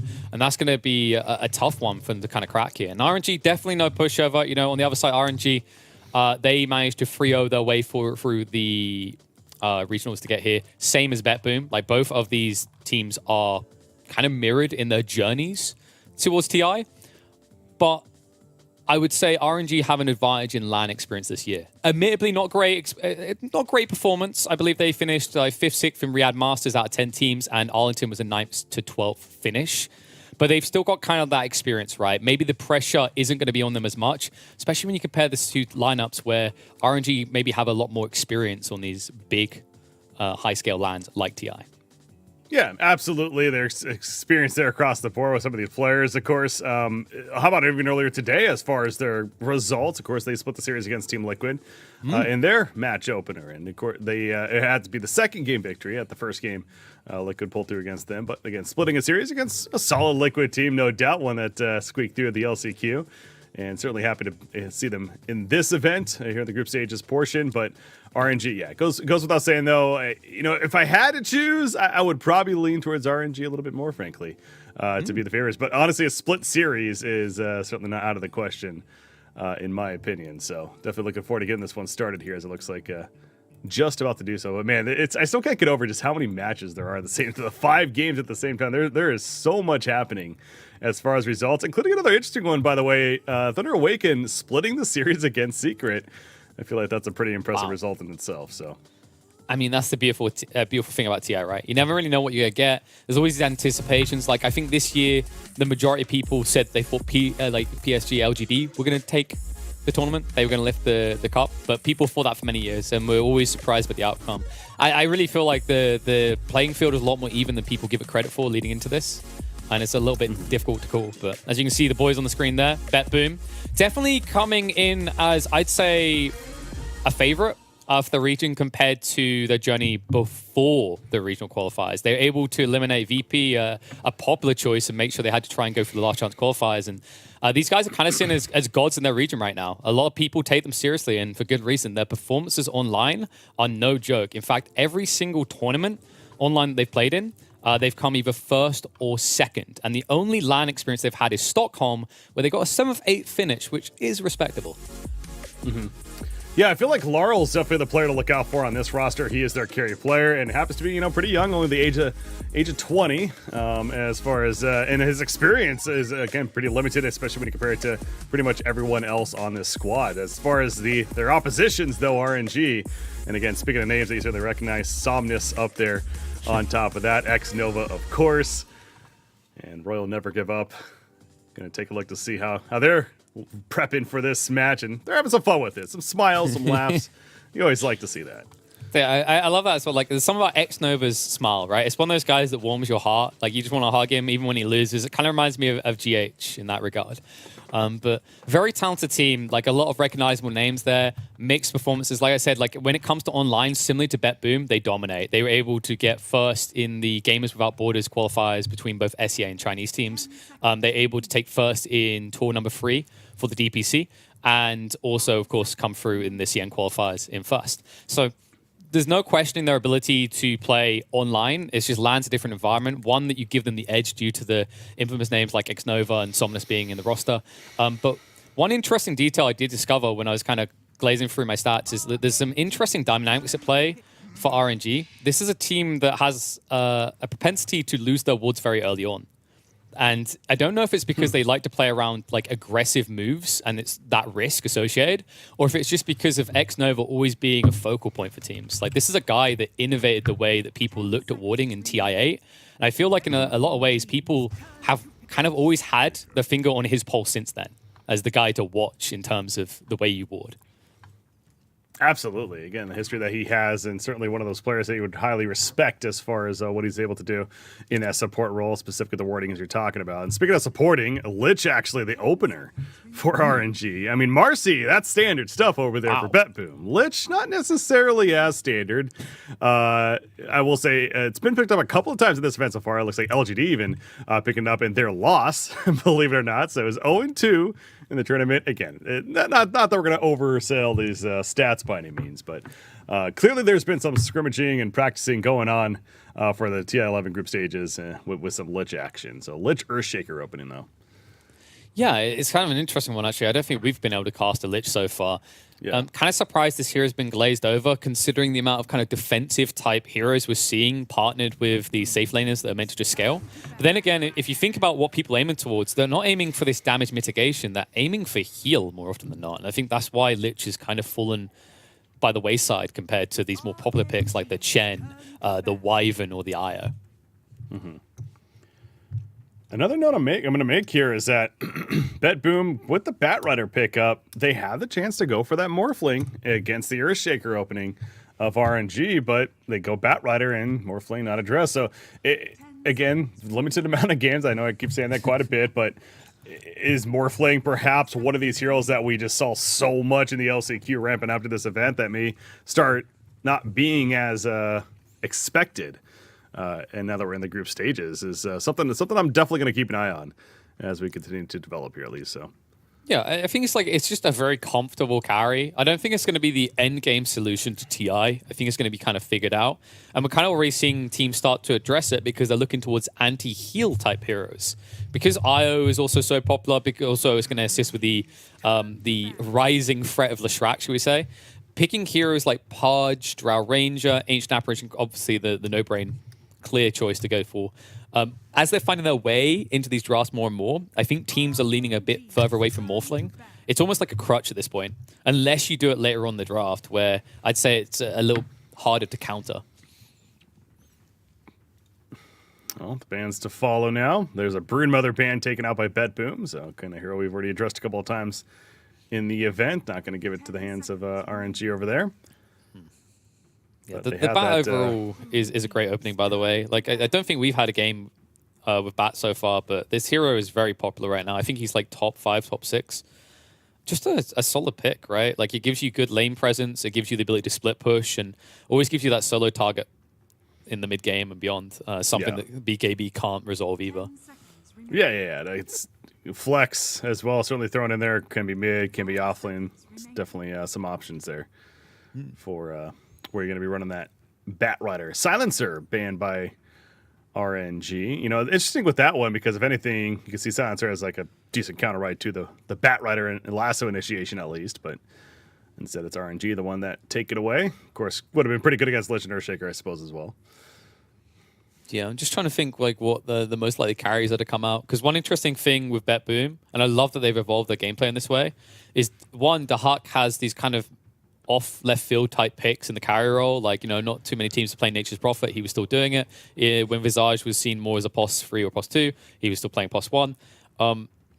I'm curious to see what he wants to do here. Because I think the cool thing that BetBoom's done as well is they've evolved the way they draft. They don't rely on Dahak to carry the game anymore. So it's very feasible that we could see the carry pick in this phase, as opposed to the old BetBoom where Dahak was almost always given final pick.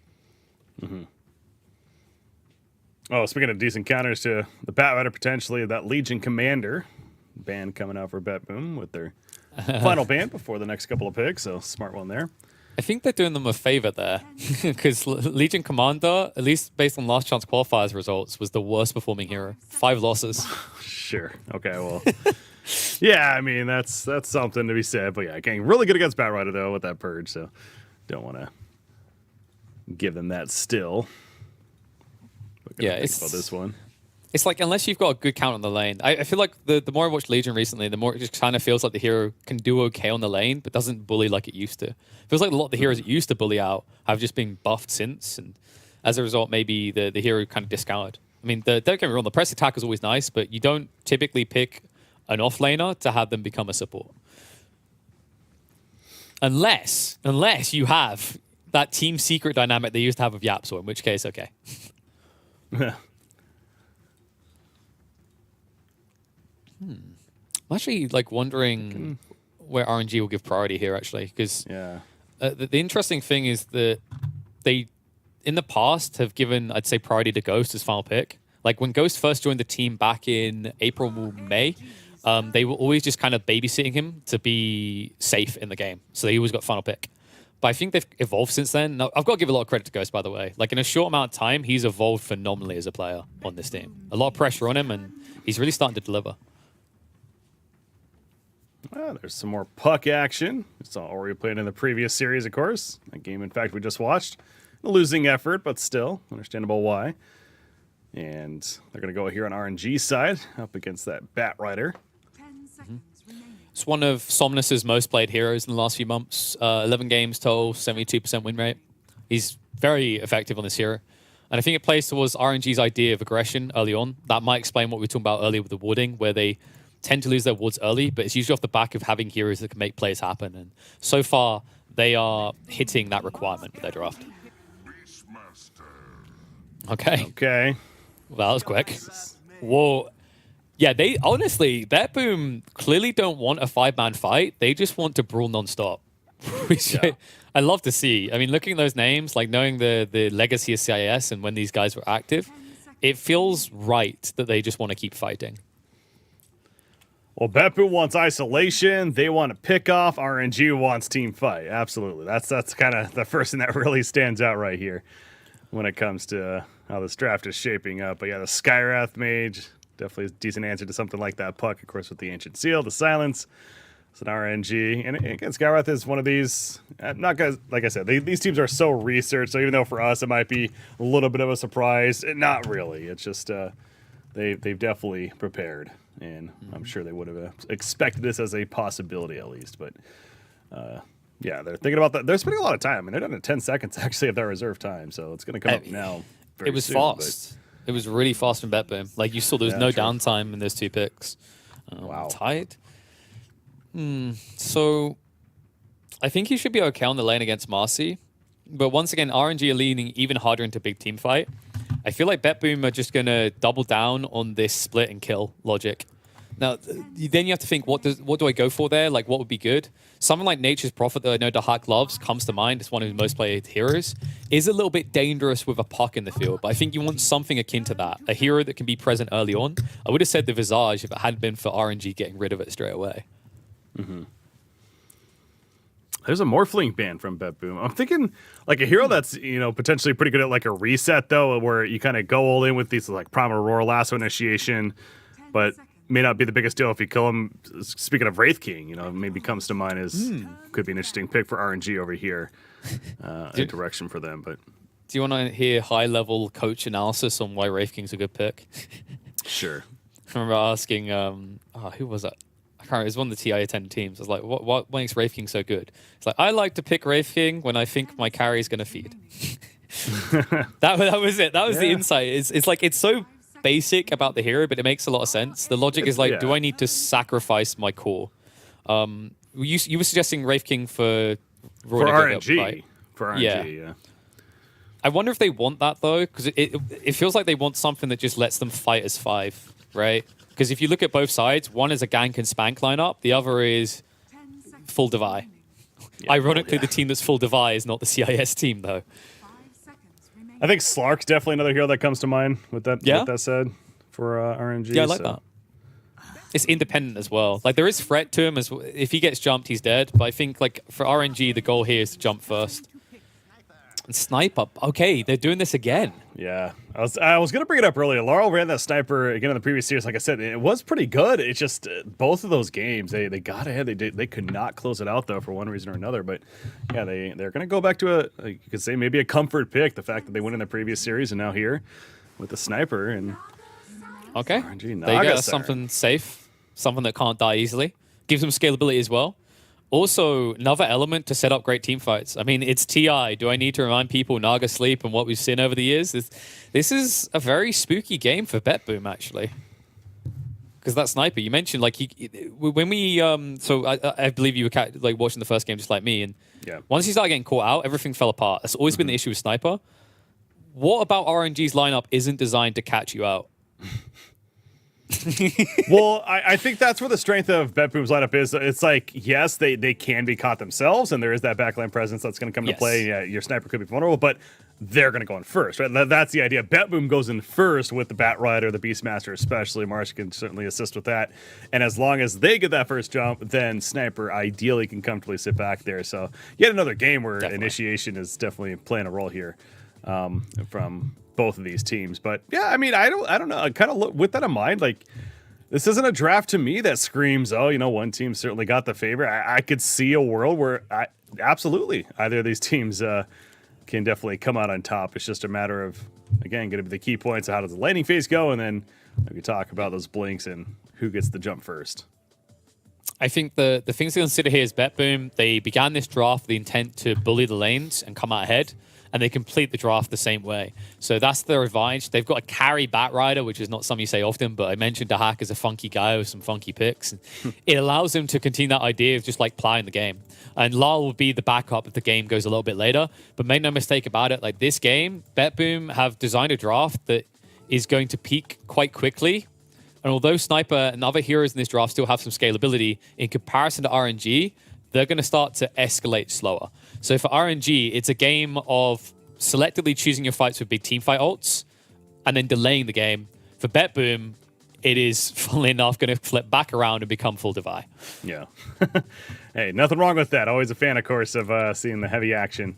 As it certainly feels like we've been getting for a lot of this from the LCQ to now the group stages and just the meta that we're in.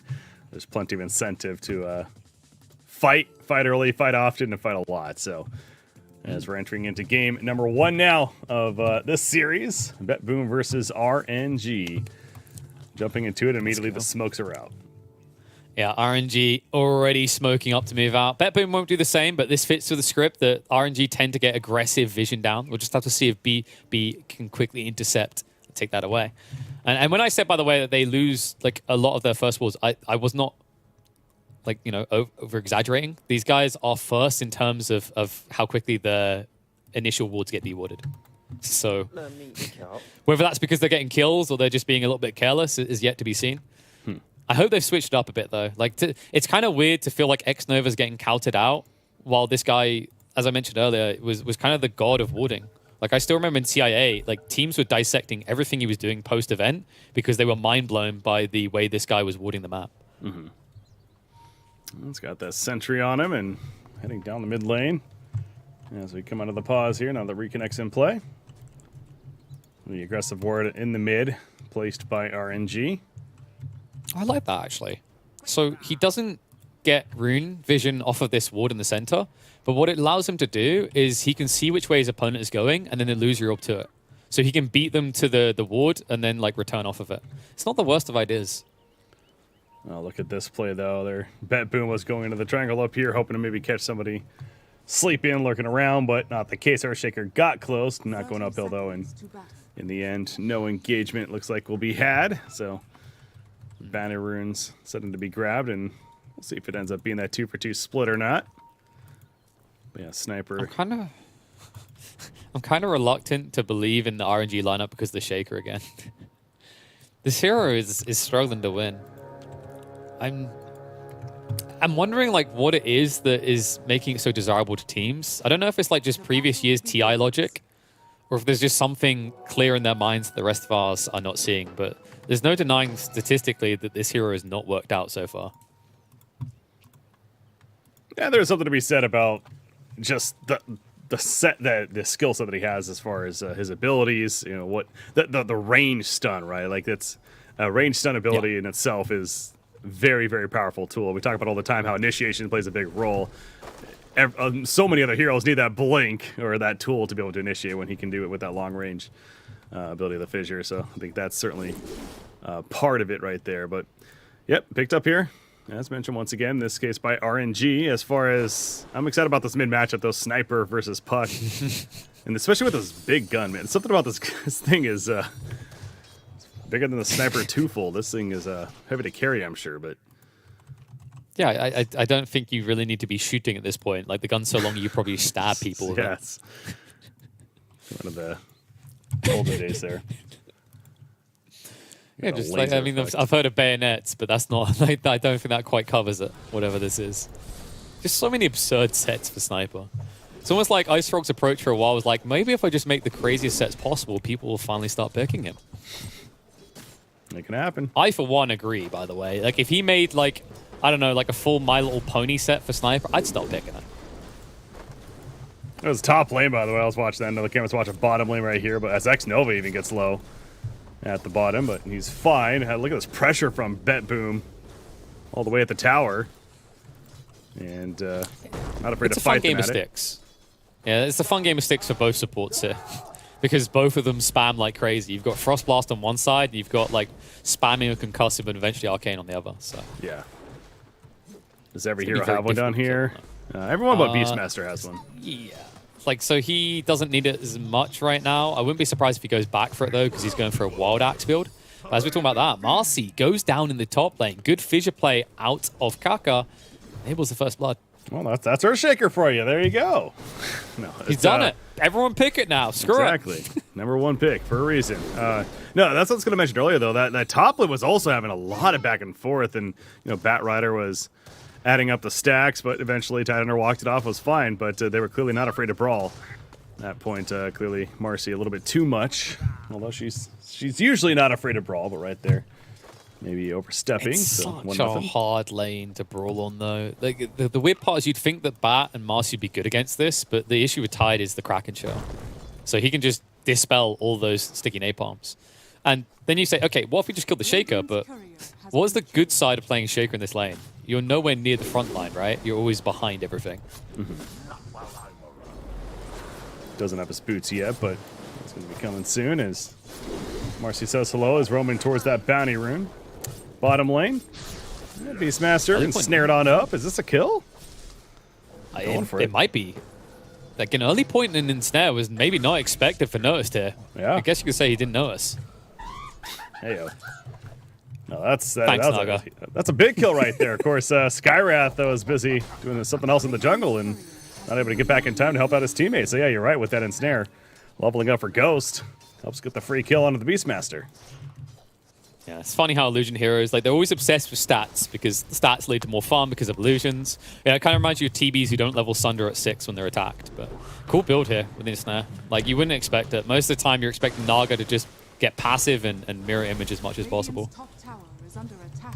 Top lane, there was a go on a Chalice. Again, not necessarily committing for the kill. He talked about that Kraken shell. If anything, makes it very difficult to commit for, let alone the Anchor Smash, but still trying to get some damage in there at least. 4-minute rune, and Kaka will come up here to protect this one. In fact, go for a play onto Laurel.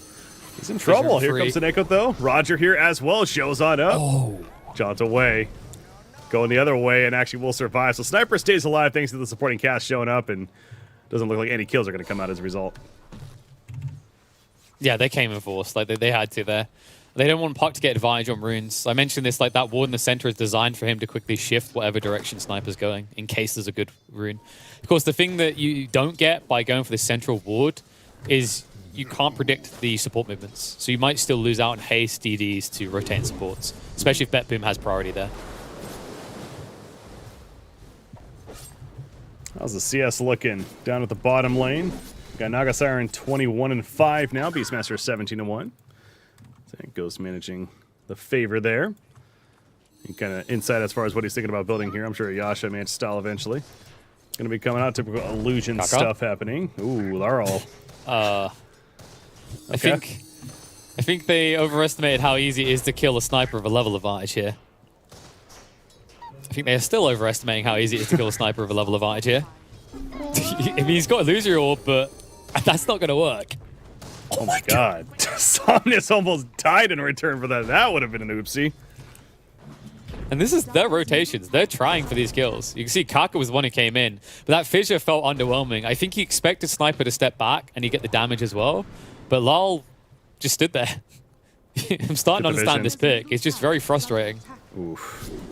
Kaka's a little too fast, though, thanks to that wind lace. Yeah, I feel like the infused raindrop maybe threw off Somnus a little bit there, too, as far as committing for the kill. And oh my gosh, he almost dies once again. Meanwhile, X-Nova, he goes down to the bottom lane by himself near the tower. Snako, credit for the kill onto him. But yeah, Somnus living life on the edge big time here in the mid lane. He needs to, feels like he needs to get out of here, else he's going to for sure die. Roger diving in, but now Somnus is going to do the bottle trade. Damn, could you imagine if Roger was like, I will toss my sniper in so he can take aim and get the final... Okay, now, in the moment, that's kind of absurd to ask for, but that might have got them a kill on him. This is actually painful to watch, man. It's not often you expect a puck to get kind of dumpstered like this, but look at the CS. Lal has 17 denies. Yeah. 17. That's a lot. That's, yeah, sniper in a nutshell right there. That's certainly one of the things he is good at, right? Is last hitting, both offensively and defensively. With the denies right there. Bottom lane, by the way. Ghost, he's in trouble. The silence comes out. He's going for the TP play immediately. The rebound and the stop, and Ghost is dead. Roger, credit for the kill. You saw on the mini-map, Roger was rotating over, and Ghost, he was not ready for it. And the tip straight away, because Roger knows what that means. An illusion-based hero that needs a lot of farm just TP'd and failed. Oh, true. So now Naga has to walk out, the walk of shame. And where are you going to walk right now? Like, the top lane hasn't been secured for you. The tower's still up. The bot lane's now being hard pressured. Nova, stuck here without reinforcements, is going to be felled. And the catapult's still alive. BetBoom will try to turn this into a tower. Oh, this is that. I know there's a tower right here, but in the sense that kind of the isolation, right? Where three heroes coming together on one on the side of BetBoom, and happened with the Naga Siren. It happened shortly after with the Lich, and now it's going to be the tower kill. So certainly BetBoom is kind of hitting a peak now. Not necessarily peak, I guess, but they're hitting a point where they are feeling very advantageous, and it seems like it is for good reason. So great tower push bottom lane. And we haven't really talked much about the Bat Rider yet as far as his farm is concerned, but he is looking really good. They haven't been able to kill the Tidehunter necessarily, but he is up there.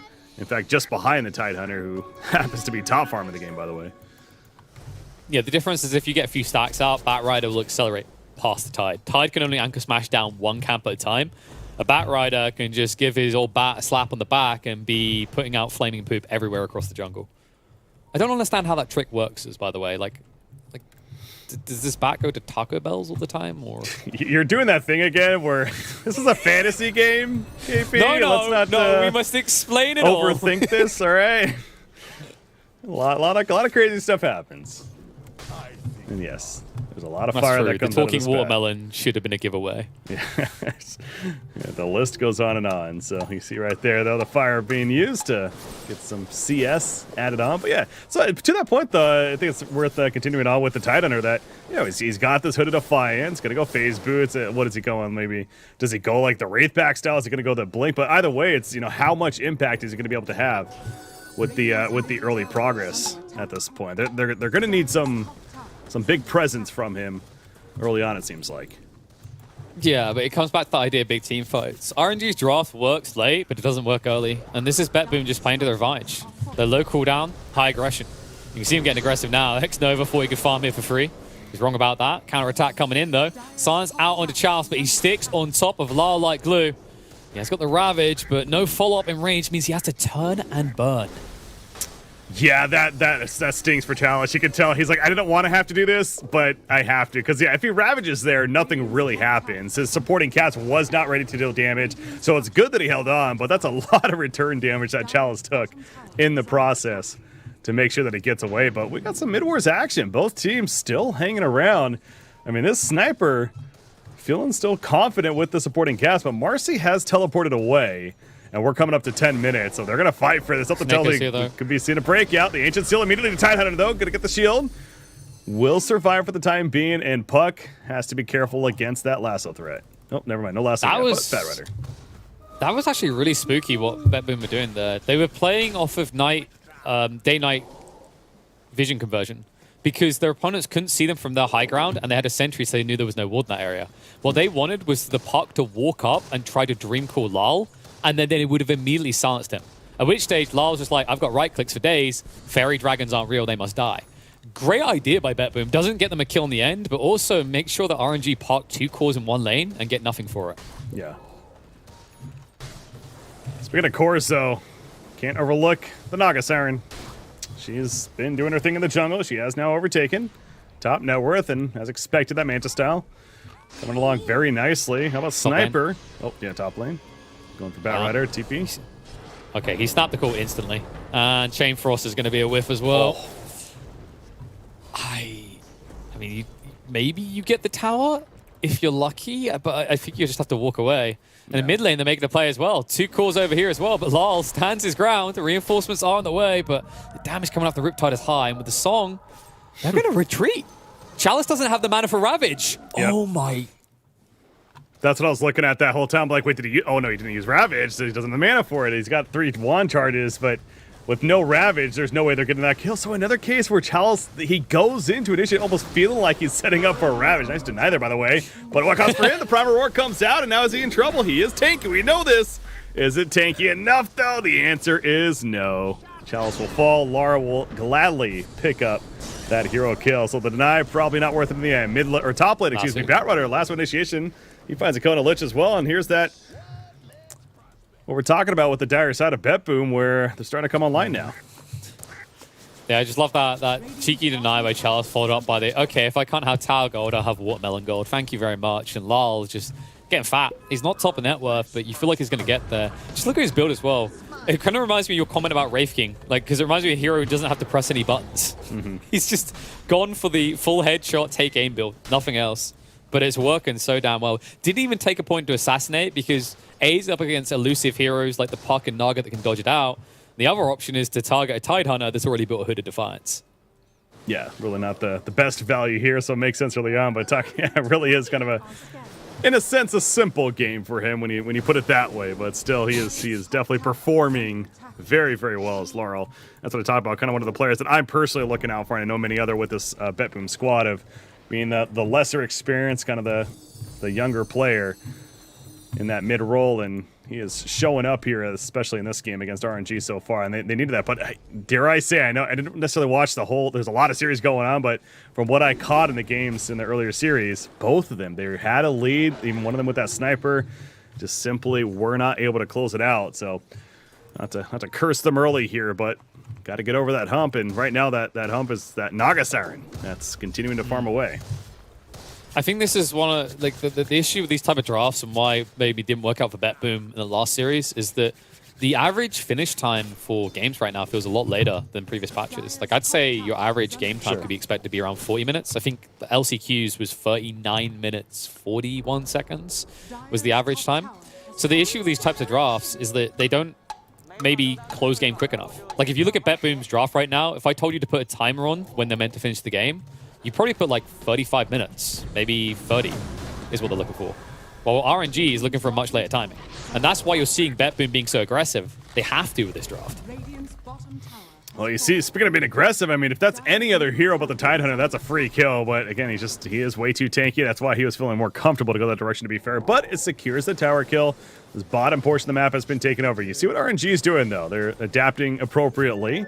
They say, you can have our bottom. We're going to take your top, specifically the Naga Siren, as she gets ever so closer to that Manta style that we keep referencing back to. But yeah, again, to the point, certainly BetBoom really is on a bit more of a stricter timeline where they want to keep this pressure up. I mean, the Mage Slayer now finished by Sniper, going for the Maelstrom next, but wouldn't be surprised to see kind of a reset here, maybe smoke up and there's a purchase of one and continue going if you're BetBoom.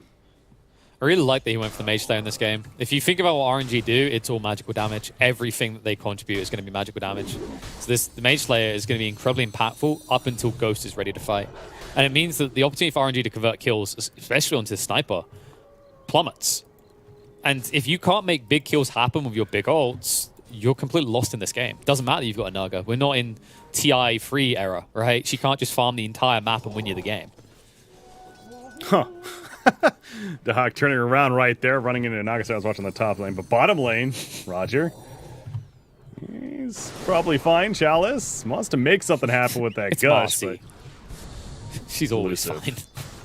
Yeah, she's good to go. But Chalice is like, yo, please fight me. Come on, we've done this before. Just come hug me, please. I swear, I'm here for love. I've got mana this time, please. Yeah, can actually cast my ability this time. Let's go. It's not happening though. Yeah, we haven't seen a Ravage yet, have we? There's several. I mean, No. the lasso I was thinking about from Battle, we actually technically haven't seen. I don't believe so. Ball lane though. Uh-oh. They found the puck. Front row comes out. Quick conversion of a kill. Great play to hang around there. Wait for the tide to walk away and then punished RNG. And that's why we haven't seen any Ravages. They are actively avoiding Chalice everywhere. Of course. As they should be. Trying to avoid Batrunner, trying to avoid the Nagasaran with Kaka assisting. Gonna go in for the Echo Slam. They want this kill. They'll get the kill. The TP was way too long from Skywrath. Could not get their intended support. And a big one. Man, that's position 1 top farm on the Dire Squad in that Batrider. So, very critical kill for RNG to make happen. And Batrider, that BKB, is going to be a bit longer to come online now with that death. Yeah, and they needed that kill because once the BKB's there, they have no solution to the Batrider, just walking in and plucking whichever kill he wants. Still wish they could find the Sniper though. Like, the Sniper is going to be the bigger concern. This Mage Slayer is just to offset your damage, but what comes next is a scalability to his own damage. And you're going to see him grabbing that Mithril Hammer. Maelstrom won't be too far behind after that BKB as well. I honestly think like RNG are in a tough spot where they're designed to be a late game draft, but BetBoom are going to peak phenomenally well and hold on for quite a while off the back of these BKBs. Mm-hmm. And a Beastmaster, Helm of the Overlord completed. Thus, we see the Black Dragon picked up and going to start pushing out the mid lane. Notice Chalice currently has a Ags queued up, so that AoE Gush attempting to be built for him, or just counter push and in general, so yet another team fight ability to be used. It's minus armor saturation. You've got that, plus you've got the Riptide to the Naga, so they're just playing for magical physical balance now, because we already mentioned that a lot of their damage output is magical, so this is how they bring balance to the order of things again. Gaze in on Seneko. Chase on him, they're slowing him down, and Chalice, another one of those anchor smashes, will secure the kill. So good find there, because immediate Sinister Gaze coming out from the Lich as soon as they saw him, so good reaction on his part. They know how many heroes are here, but they're hanging around. They're going to kill Somnus. We'll try.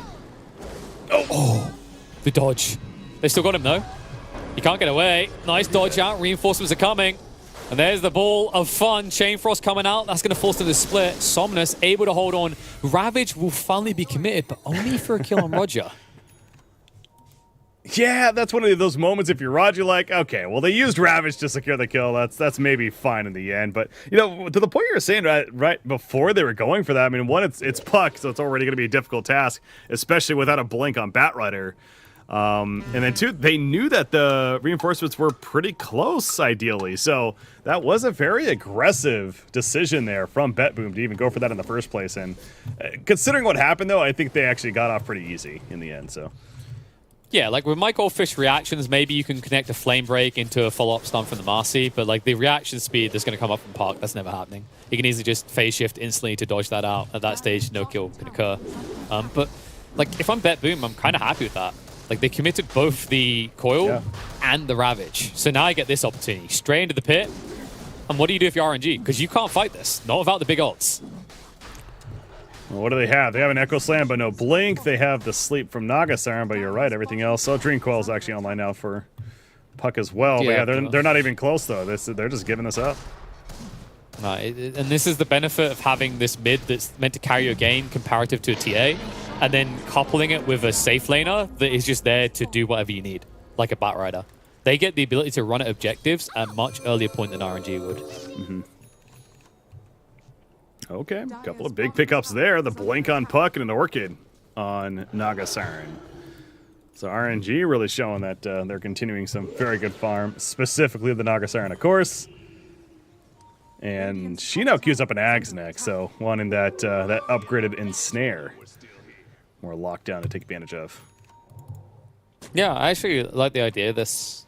We mentioned that BKBs are where RNG goes, what do I do next? And this is going to give the answer to that.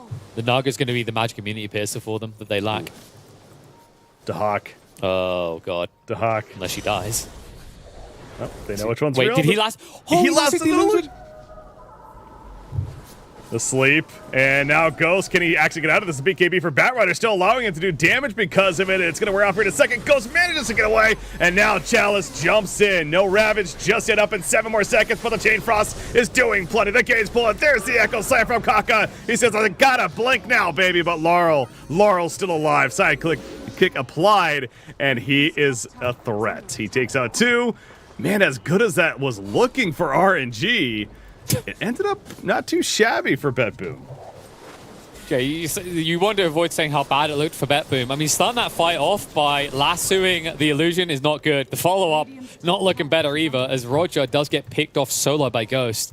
And, I mean, I just got to give him credit. Like, the way they recovered that fight, they scraped that together in the choke points where they can still use heroes like Tide was fantastic. And BetBoom always just ignoring this sniper. But now that he doesn't have troops to protect him, they're willing to commit. They're going to move in. They're holding on to the Ravage for the second life. It's going to be a tight one. Does, no, they're going to walk away. They're paranoid right now. The Hack hasn't got Lasso. They do not have Primal Roar, but yet they do not want to commit. Lal is just going to run and gun him down. It's so hard. Yeah, and I understand why he did not want to commit. Again, they saw the Beastmaster, and you had Batrider coming back in. It was going to be a difficult fight to ultimately take, even with the Ravage use from Chalice. So it feels like the correct call from RNG, but we've seen this so many times, KP, where go in, it feels like they're setting up for that chance, and then they just can't really get the opening, and they just back off and they take the damage in the process. So yes, initiation's the key factor this game, and RNG is having trouble finding those very precise moments there. But this sniper, man, 4-0-0, his farm, 3,000 gold saved up currently. They are protecting him very well. And they have to. Like, Naga's designed a hero now in a way that she can fight, but she can only fight solo. She doesn't want big team fights. They're going to try now that cooldowns are coming off, though. They've got Ravage to work with. Echo Slam still 40 seconds away, but Shaker does have that blink. Naga, 30 seconds until the song. The speed to this, you can see they want to try and take a fight as BetBoom retreat to their side of the map. Let's see if they can get a good one. Chalice. Just being very patient. They saw them up there. They chose not to engage. Now they're going uphill. The smoke, it's immediately taken out. They find the Skywrath. Not the prime target, but it's something. Minimal usage there than abilities, and that's all that ends up being. Man, that was setting up. It felt like there was really going to be a lot more potentially out of that, but BetBoom had fallen back as a team, and it was just Skywrath left behind, so not much in the end. Yeah, it feels like the only upside RNG get from that is like, well, he used the smoke too. It's just like, no, not the worst case scenario that we just wasted a smoke. But overall, you don't feel good about that. You only get the chicken, and you don't deward the area. I hope the X-Nova's coming back to fix that, and it looks like he is. Because that's the big advantage. Like, once you've pushed them out of this area, you need to be taking vision control. And they might even try to plow forward and get vision now down in the dire jungle. Mm-hmm. There's the BKB. Talk about an excellent tool that you're looking forward to getting for the sniper in this game, and has that now. Now, this goes back to where we mentioned the Ags pickup for Naga Siren. We'll still be able to, we'll have that piercing effect once completed. Another 1,000 gold or so will do that for Ghost. So these timings coming out pretty close to one another for either side. Yeah, so BetBoom's timing is the Blink Dagger on Dahak. Once that's online, they'll look to hunt. For the time being, they would just want to chill. Lal doesn't mind that as well, because by the time that Blink's going to be complete on bat, he probably has his hands on the Hyperstone. But right now, he has his hands on a fight. One that Somnus was bold to think he could ever take. And poor Kaka's going to be punished for it. Well, it's kind of that trap if Roger will die in the mid lane, but it's like, the sniper, he's by himself. We have a jump, right? Let's go. But no, he's with that BKB especially. And happen to have some support even nearby in case. It was just too much to handle. So, yeah, understandable why Somnus maybe felt like they had a chance right there, but no cigar. At least they get the trade in the mid lane as we talked about to Hawk. He's still hunting, though. He wants something. He's got the lasso ready. But again, he doesn't have that blink. He's got drums with plenty of speed, but no blink to truly get close the gap there.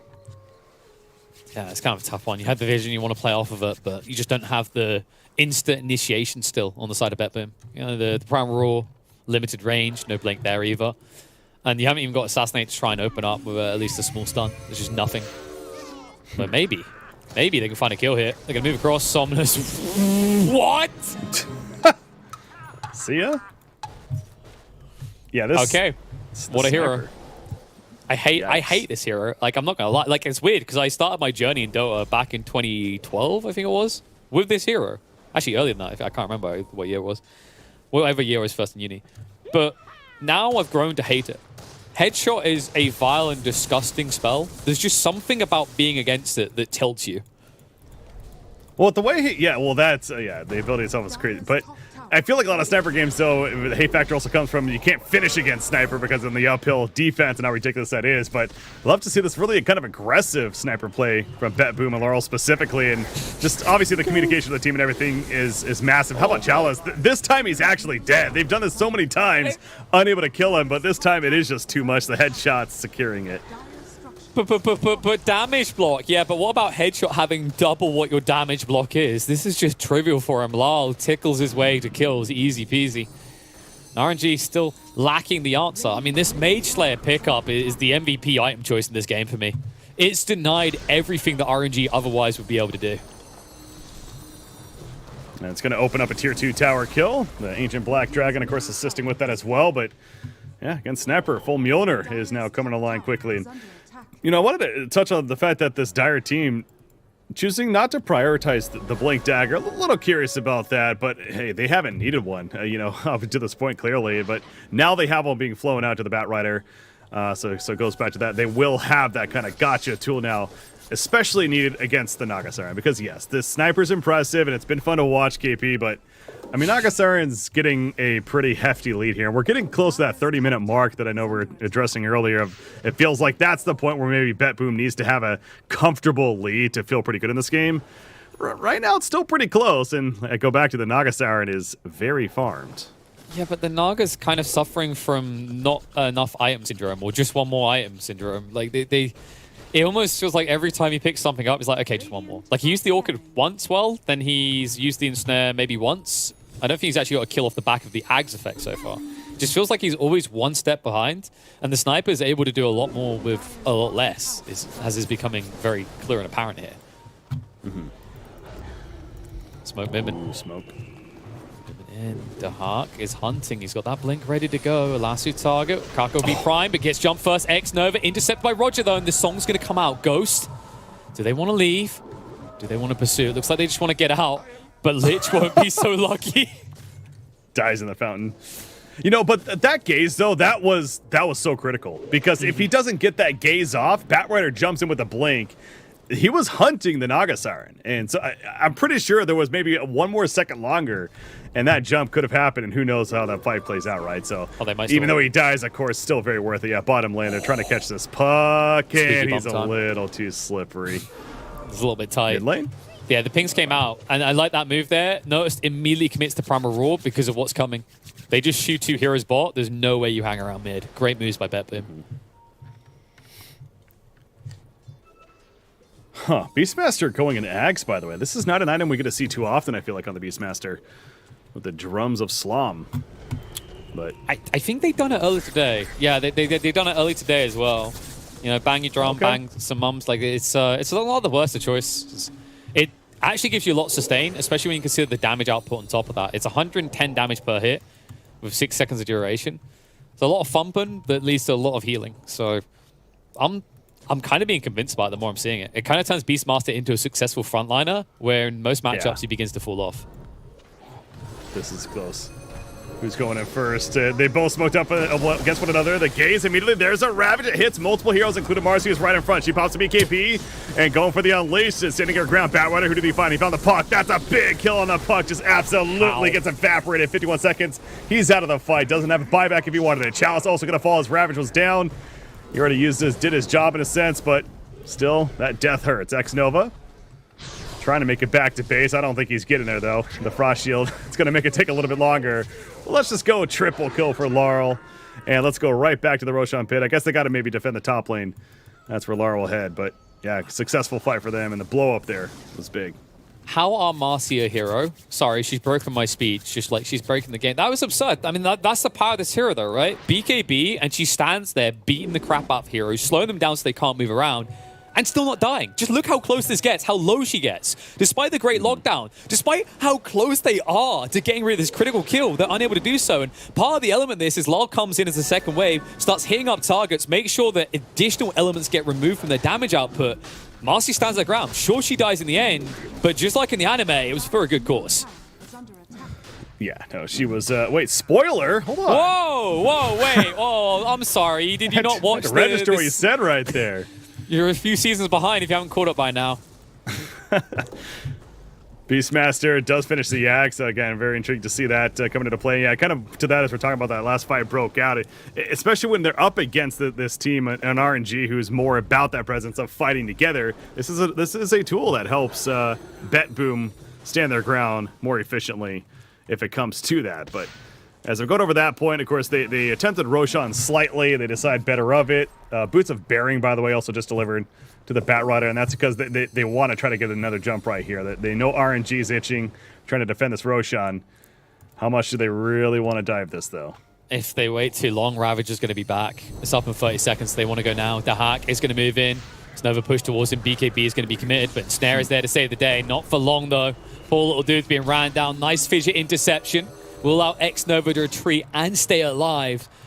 Unless Lal can just press one button. No, he's not going to be able to this time. You could tell BetBoom, it's Batrider at Dahak especially. He went up the hill and it's like, it's a lich. I don't really want to go on this. No one else? Okay. So they were very unsure of how much they really wanted to go all out for the lich, and of course, understandable. Yeah. Not a kill you're really looking to make happen. So don't get the kill, but you've used BKB now. That's the big deal breaker. Yeah. That's why they just smoked up. They're like, okay, so Dahak is irrelevant. He never used Lasso. He doesn't have BKB. We've got Ravage. We're ready to party. God, look at this Naga Siren too, by the way. Heart now finished. 3,500 life. Extra bulky. It's always the funny thing about Nagas. You know, they get so much life, yet you feel like they have no life. I'm sorry, that's my Naga bias showing right there, isn't it? In fairness, this hero is a little bit more exciting, especially with these builds. Credit to Ghost for actually having someone that's meant to participate. It's just unfortunate so far he hasn't been able to find the maximum impact out of saving his captain from death. Mm-hmm. That was interesting positioning right there. RNG, they smoked up. They were flank position against BetBoom, but BetBoom picking up on that, getting the read, and they all TP back to their own base, essentially, and now they're back on their appropriate side. So this goes back to Roshan, of course, still up. And both teams would love to do it, this being the second Roshan with the shards on him. But neither team able to fully commit to it, and RNG goes back to, again, as long as they're sticking together around this Naga Siren, they are much stronger than Isolated. Speaking of strong, we kind of, you know, we pumped him up earlier, this sniper. Like, something else to highlight about how amazing of a game he's having.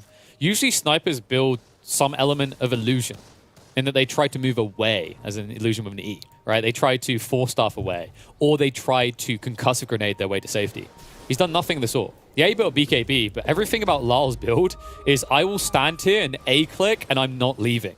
And it's so effective because of that Mage Slayer against this damage comp. Other lineups, say like an Aster's in this game, he can't do that. He has to get some sort of evasion, some sort of way of disengaging. But this is the perfect game to just build tanky and stand your ground. Yeah. Yeah, that's a very fair point. It doesn't seem like he's really had to panic much. Usually with those snipers in a game, that feels like they're constantly having to do that. But goes back to maybe this is a draft as a whole, and getting comfort clearly for Laurel in playing it. But just in case he picks up a Satanic now, Yeah, just it's got. I mean, it gives you decent damage, so why not? And then tanks you up more, so you can continue to just stand your ground. It's kind of obnoxious, really, because if you consider the way these two teams drafted, when you look at the drafts on paper, you're like, okay, this sniper's a liability. Like, look at RNG's lineup; they're designed to jump people. Snipers hate being jumped. Yeah, he's trivialized everything that RNG does in this game. It's just really impressive to see out of a hero that typically loses people games. It feels like. Somnus checking the pit. We'll see Sniper there, just chilling. What is gonna ultimately, break this stalemate right here? I suppose the Ancient Seal, but quickly Lich will force staff away. I think X-Nova just plays Doa for the thrill of dying as a boss 5. He's just once again almost going down like this. He's just trying to flirt with death here. He's trying to get BetBoom to reveal more than they want to. They know that this Aegis is going to be key one way or the other. They just want to see if they can force way too much to be committed on a measly boss 5. Radiant are scanning. Scan coming out from RNG. We'll scan a Sniper over here, so understand the positioning a little bit better of what BetBoom's trying to go for. And collapse on top of them, so RNG move backwards towards their own middle lane. Charles, he's not afraid to slightly run in, though, and feeling pretty comfortable about it. Almost try to force that engagement, but again, both teams. Like, speaking of confidence, look at Lal's positioning. He was so far forward compared to the rest of his team. He doesn't feel like he can be killed at all.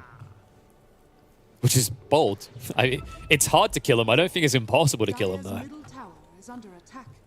Yeah, the blow-up potential, if they do get the jump with, like, the Earthshaker opening, puck follow-up, etc., then it certainly can kill him. So it was a little risky there, it felt like, to be exposed by himself, but RNG figured that support was nearby, if anything, which is definitely somewhat correct, as this Hawk is also continuing to get great vision with the Beastmaster. There's the jump, though, finally coming out. Lasso catches the Earthshaker, and he's just going to die after 48 seconds, and they count the puck with the proper roar. He buys back immediately, but Earthshaker, he's staying dead.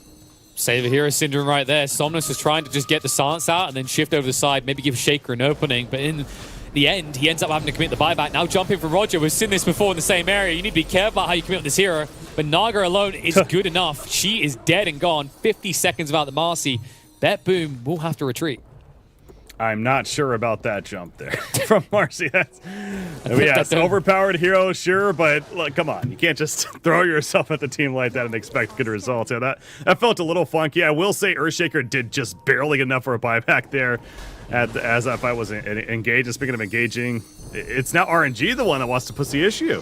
Yeah, but BetBoom scans. They want to get out. Dreamcool does connect on the back line, though. Skyruff has been found out. Charles trying to get in. Will force out the BKB, but he's going to die for it. Headshots. Well, that's happening. Sky does get finished off. Now moving in the stairs there. Ghost once again proving the bane of these BKB is, but the primal roar committed onto the Naga Siren. Ghost kept away from Lal, and it just feels like they're an inch too short of being able to catch this shorty.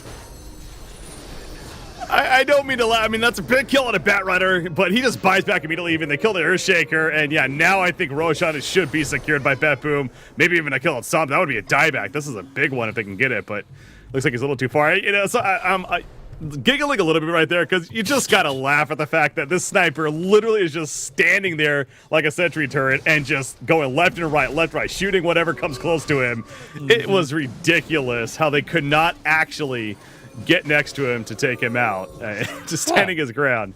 He's playing zombies right now, right? He's got like a great gun, and they're coming through the windows, like, oh, just pop them. Anything gets close is going down. And you know what the big bait was? Is like, if you consider what happened last time when this snare was thrown out, it led to a kill on Marcy because she couldn't attack. The problem this time is you and Snare, and he's so far away. There's a range here. It's not. The sniper's just like, I don't care. I'm literally still just going to stand here. I'm no Marcy. And man, I'll say it again because I feel like you can never say it enough. Lal is making this sniper look like a premium pick. Well, and you know what? There, he not only gets the Aegis, of course, which is big, but he also gets the Shard from Roshan. So he's going to have that concussive gradient now as a tool that if they happen to catch up to him, he's got that get out ability as well. He's also building a Silver Edge come next. So, and which is a great item, by the way, especially against this Tidehunter. Yeah, if he wasn't dying quick enough, which he kind of is, it's you don't want to blink, folks. You might miss a death on poor little Tidehunter. Oh, this is just vicious. It's yeah. After what I saw right there, KP, I kind of changed my mindset in terms of this Naga Siren and how much he's continuing to farm. And it's like, yeah, maybe it's not as big of a deal. I told you, it's just one more item syndrome. It's like, I'm almost ready, guys, soon. Although the puck is ready to die, the chase comes in, forces out the song. Somnus might struggle to recommit. They just all have to leave. Another big spell now on cooldown for RNG. Wait, Marcy BKB jumping. Well, something, but... Roger's like, Yeah. They're not going to fight us Yeah, whatever. for 80 seconds. Who cares? Just use this ability right here.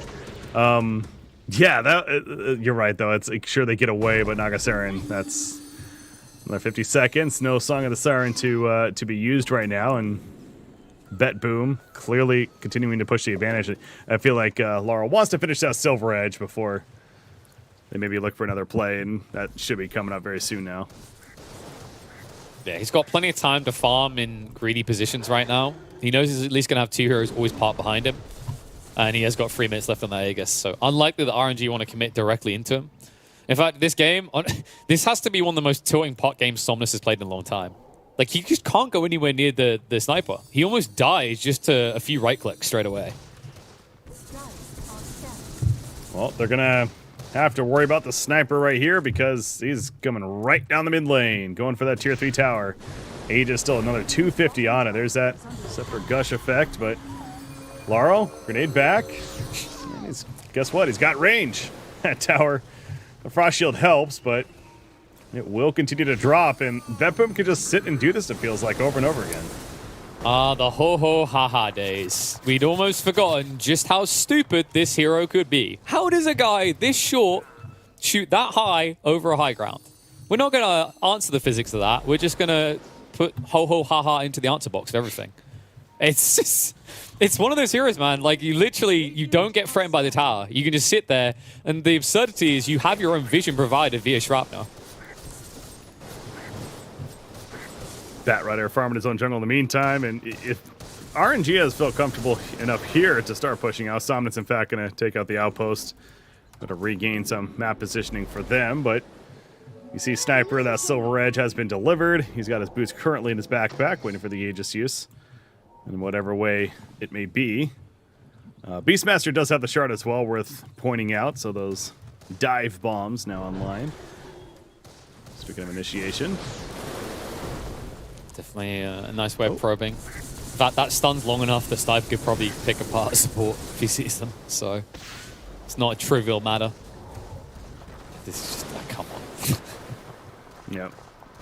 He's like, you gotta kill me. Come on. I've still got a minute and a half. You can't just sit there.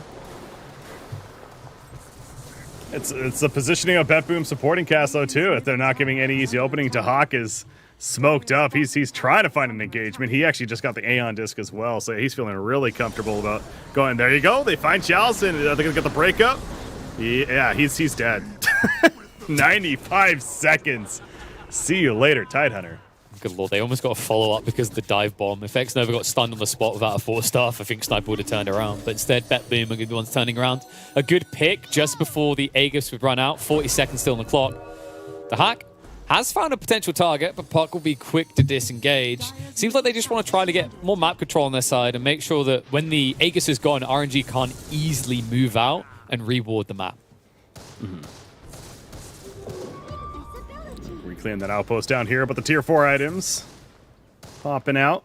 See a Trickster Cloak picked up right there from Batrider for the team to use at least. So yeah, those have been coming out for a little bit.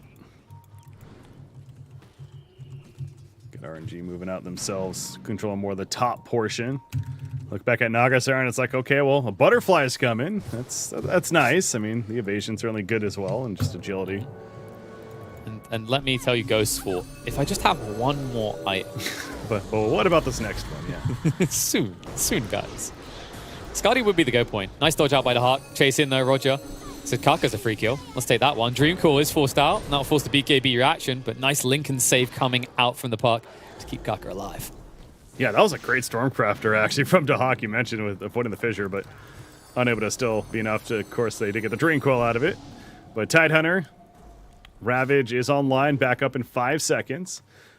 But again, I'm catching myself saying that and like, well, does that really matter that a Ravage is online? His positioning, he's been unable to really get an effective one off, it feels like, unfortunately, this whole game. And he is going Refresher eventually, too. That's what he wants to go next. And sure, it's still useful to have, but...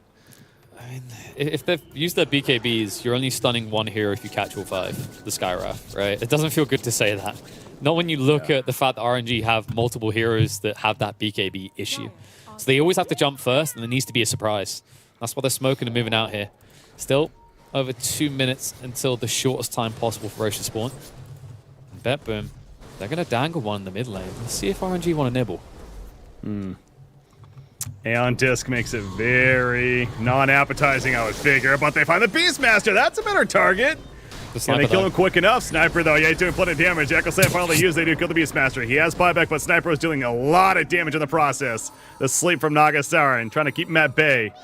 Does catch Marcy as well, and the TP out from the Naga Siren, so they'll be happy with that. But Chalice is left behind. Roger, dispose? No, he can't get it off.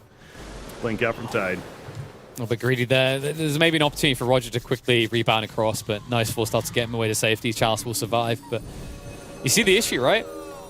Like, this is the type of game where you kind of feel like you want a GG when you watch how that goes, and it's just going to get worse now. Pot going down, dead for 110 seconds. But to my point, right, you commit everything. You commit absolutely everything, and you only get a beast kill because of the sniper. It feels like for every question that RNG is answering, BetBoom is posing 2 new ones. But it's always just the same question, which is sniper question mark. I think that was a Bloodthorn Silence, by the way. I was wondering how Puck got right there, but yeah, I'm pretty sure the Bloodthorn Silence just caught him, and there's a 0 chance at that point for him to escape. Frankly, that was a very greedy play in the first place by Puck to be even in there, kind of cutting the creep wave. But either way, he's dead. He's out for 75 right now. So again, Sniper on the uphill. That tier 3 tower. The Frost Shield is helping, but... It definitely is. If you can get to 25, great, but your Lich is level 16, so we're a long way away from regen these towers. I think one of the tough parts is like that Puck def looks like kind of a feed, but he's just trying to delay. They've lost all their spells, so the best thing you can do is just try to keep another wave pushed out. And if he dies, whoop-de-doo, it at least buys you 30 more seconds before Sniper's doing this. God, that plus 100 attack range now for Laurel as well. It's like, yeah, he starts getting low. Never mind. Satanic, he's good. He's even going pretty deep. It's a break up on a Tide. It's really going there, but again, with that added range especially, he can attack very far, but the initiation, Dahak does not get a lasso, however. Sniper. And Sniper's dead. Okay, he got pulled in. Yeah, Dahak got distracted in the backline, and here's an offensive sleep. They're going to look to take on the Bat Rider quickly. Sineko attempted to help. Goes up in the air, the Aeon Disc procs, but it's worn off now, and he is not getting out of this one. He's up for 115. Oh, KP, we've seen this before. And they're going to be sweating it because both of those heroes do not have buyback. Now, the downside for RNG is they are 2 minutes away from Roche being up. But looking back at that fight, great play by RNG. They're dangling themselves, baiting Lal in, and then overwhelming the illusions. You just saw it. Naga, all she has to do is micro illusions in and dodge whatever tries to target her directly. Another cool detail is this song, down to 80 seconds. It's going to be there more or less for every fight. And that's what matters. At the end, they're able to get a follow-up because of the song. And by the time BetBoom are available to fight again, song's going to be there. But on top of it, RNG once again have all their tools. Ravage, Slam, and Call available. BetBoom now showing cracks in the sturdy armor. Oh my gosh. I mean, yeah, I was looking back at the replay there a little bit myself, and really Sniper just tied to the illusions for the most part, just constantly being on. It's like he underestimated the amount of damage he would take right there. And we talked about how his positioning has been so great throughout this whole game, but I mean, obviously that was just way too greedy. I mean, he wanted to get that break up on a Tidehunter. I was literally having fun with that. But that was the overstep that ended up being his death, and they're going to lose racks first. Yeah. Somehow, RNG is going to get the first set of racks after this game in the way it's been playing out. That is just crazy in itself. RNG absolutely has the opening they needed now. They didn't respect the Naga. They didn't respect that she's there. The key thing, the key difference in this compared to other fights is that Skadi. That Skadi got used this time. Previous fights, she couldn't reach the Sniper, which meant that she couldn't reduce his attack speed, she couldn't reduce his healing. Once she's on top of him, you see the issue. Lyle thought he could confidently sit there and just lifesteal back up off of illusions. He was dead wrong. When you lose that much lifesteal and also attack speed, it's not just you losing out on a 40% amount of your lifesteal. It's more than that because they lost attack speed. Great read by RNG to realize they could trivially rip apart this sniper that's been ripping them apart so far. This Roshan respawn, though, it's a little longer than RNG would like. It has 5 more seconds if they're patient enough, but everyone is up on BetBoom, and they are coming. They are hunting. They have 5 players smoke, looking for the chance. So Roshan will be up now. There's the smoke coming out from RNG, though. They hold a better position, which is why BetBoom are going for a super wide wrap, but limited time remaining on that smoke. I like how Sniper's one in front. Oh my. No way. It got scanned. It got scanned. BetBoom, they're known. Like, RNG know they're here. Fisher connects. Good. They're probing. Ravage comes out onto the big target. The big man himself, Lal, in trouble. Echo Slam follow up as well, and they've got him. Sniper is gone, and without him, they cannot fight. BetBoom are going to hemorrhage heroes left, right, and center. Marcy chained into a kill into Hack. BKB and Aeon Disc both procced, and no way out safely, and he knows it. He's going to try to juke and dive away. At least makes it out. Skywrath won't be so lucky. I say he makes it out, but Kaka is the bane of his existence, and BetBoom, as seems so typical with this type of draft, have reached the apex and are now plummeting into despair. Oh, man, I hate it. It's the previous series. Again, it similar story, and now here we are, game 1 of the next one, and it's happening all over again for BetBoom. But what have we said since the very beginning, KP, of this game and these drafts? It's going to come down to initiation, and that's exactly how this is playing out now, specifically that fight. I mean, really, that's all there is to it. RNG got the jump that they're hoping for between Tidehunter, Earthshaker, etc. They blew up the Sniper, and yeah, without Sniper, this lineup is completely different. They're just going to the finish. I mean, Sniper does have a buyback now. He did get enough money for the buyback, thank God for BetBoom, to remain in this game store, else that probably would have just been GG right there. But now Ghost is going to focus his attention to the top and go for the racks up here. But they know the swing in net worth, too, is insane. It was a 10,000 lead for RNG. It was the opposite for the Dara team not too long ago. Hey, it's looking grim. BetBoom, maybe BB doesn't stand for that. Maybe it stands for bye-bye, because it feels like that's what happens when they reach this stage in the game quite frequently. 51 minutes in, and now you see RNG's potential fully unlocked. And Sniper, his job just got even harder. That Penta Edge means he can't even skirt these fights. He can easily be closed upon. Prong Roar's going to come out, force stuff away. And you see Roger going for the back line. Kaka's at least going to be eliminated, but Ghost stands his ground. Song's going to be there. That means 1 or 2 heroes are active at BetBoom, but the rest are not. Buybacks now coming out from the supports trying to arrive, but Ghost has got his work cut out for him, but he cuts them down anyway. Skywrath gone. Lal will back up and maybe reset, but Somnus, sticking on top of him like glue, will try to finish off the Sniper at the bittersweet end. Unable to do so, though. Good save from Dahak, and now a reset point for BetBoom to hold on to. Yeah, it is, but yeah, RNG... Again, Somnus one thing, but the rest of the team definitely think that's a very smart decision right there because, of course, they have the massive advantage now, and the last thing you want to do is kind of throw yourselves into the fountain almost, as Somnus basically did, trying to secure that kill and having it backfire. So reset as they're doing. There is a buyback on Puck, worst case. Skywrath is staying dead, though, for the next minute. I think they felt the desperation to go. Like, I think that's why Somnus went, because both of his supports committed buyback. So that's now a win condition for BetBoom. And it comes out the worst possible way for RNG now. Like, they have 2 very big vulnerabilities on their team. Nagastar hit level 25, and I think that is pretty critical too, especially in a game like this. The minus 10-second mirror image cooldown. So that many more illusions, not only for just the fighting prowess in the fight, but of course the constant pushing of the lanes that you're going to have to somehow deal with over and over and over again. So it just got even that much more difficult if you're BetBoom and attempting to come back here in game 1. BetBoom, it's a tough one now to recover though, because like the win condition theory goes both ways, right? Like RNG have exposed their weakness with their supports, but now you've exposed your true weakness. If Lal goes down, you're done. And we've seen how easily he can die if the Naga gets on top of him straight away the fights, if the stuns come out straight away. So it's very important that BetBoom intercept with their other heroes. They have a front line at all times. At the level 25, certainly worth mentioning. Puck, the Dream Coil pierces magic community, of course important. Tidehunter, level 25 plus 1 second Ravage stun. as well. He still hasn't gone for the Ag Shard. Although I guess at this point, with so many BKBs on the table, it's less valuable. But just could be an extra stun in his arsenal. He also has a Refresher Shard, by the way, so double Ravage is possible. Dahak found somebody, finds that Tidehunter, the break effect. He is in trouble, but the sleep from Naga Siren keeps him alive. Yeah, they did not BKB, so they weren't willing to commit there. But so you use Song, but at the same time Lassie used, it's kind of even. Like, yes, you've lost your big reset as RNG, but you still have your big team fight components. BetBoom's last resort of these BKBs, and you can see how hard they're now budgeting them.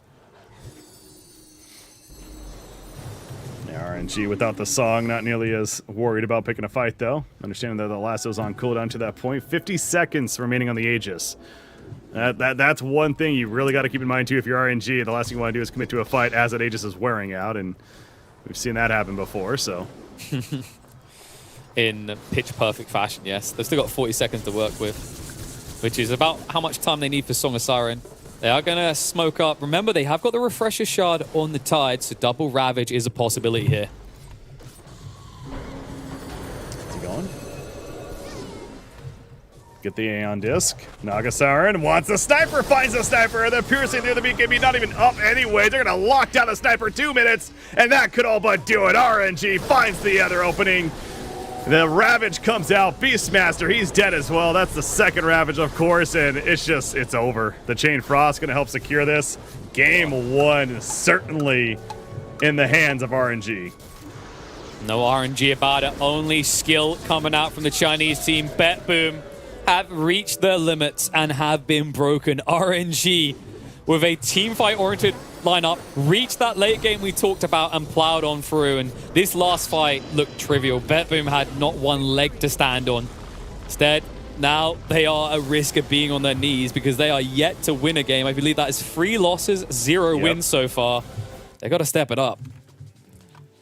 Yeah, against Gaming Gladiators, stress that going 0-2 against them. Both games they had a decent lead earlier on, unable to close it out. Did not know we were setting up, frankly, for a third one here. I did not mean to curse it in that sense, but I think there is something to say about that, right? Where they're having trouble closing out these games, whether it's the TI pressure, the lineups themselves, the sniper strategy. They just don't have enough oomph around the sniper. Eventually, he does get overwhelmed. Maybe it took a bit longer than expected, but hell of a game, though, for RNG. And talk about never giving up. That's exactly what happened there from them, and they end up coming out on top in the end, so... I mean, it's in the name to a real degree for good reason. Phenomenal hold on. And I just want to give a lot of credit for them seizing the opportunities as soon as it arrived. Once they saw a small showing of weakness, they splattered blood everywhere. We worried whether Ghost was going to be able to reach that key point where he could do things, and he done it. He proved that the solution to the sniper, especially when he doesn't go for this more elusive-based build where he's able to avoid and evade combat, you can just stick on top of him. Once you get that effect of the Skadi coming in, there's nothing you can do. But phenomenal job just keeping up and farm consistently. I think actually, you mentioned the nerves. I think that's kind of part of it, but it's deeper than that. It's the nerves and what it leads to. And what you saw was the safest route possible being taken by BetBoom. They went from being killers to slow pushers. They were slowly taking out the high ground. Once they reached the base, they no longer were this team that just went in and instantly won a fight. And I think that kind of soft reset in the approach to the game gave the space required for RNG to get back in this and make a phenomenal recovery in game 1. Sure, I can appreciate the fact that Ghost also the MVP of that match right there. 12 kills, 9 assists, 45,000 net worth. It was his just constant, don't worry, guys, we got this, sitting back and farming. And that certainly was the big factor and the overwhelming one when it was all said and done. But yeah, going a little bit deeper, too, to what you're saying with the strategy of BetBoom. We talked about with the Axe pickup on Beastmaster, it helps make him a bit more of a frontliner, sure, but still, maybe they were missing out on that when it was all said and done. They didn't have that really beefy presence to truly be in the front, especially when they were pushing that tier 3 or weren't confident enough, whatever it may have been. But yeah, KP, I'm looking forward to that game too, though. Hell yeah. I think, quickly to your point, banging your drums doesn't work too well when you're being hit by Naga with that Skadi. It's another thing that just gets offset. This healing value goes down into despair. It just doesn't do enough for you anymore. Just great read. Great patience out of Raw Never Give Up to show you that if you don't give up, any game might be turnable, because that was getting close to a 99% win situation for BetBoom. But now, it feels like they're on course for 100% lose rate after 2 series. Let's see if they can turn it around, though. I have hope. BetBoom, they show signs of potential here in the way they play the early and mid game. We're going to go to a short break, and when we return, we're going to see if they can maybe close out a game and finally get a win on the board.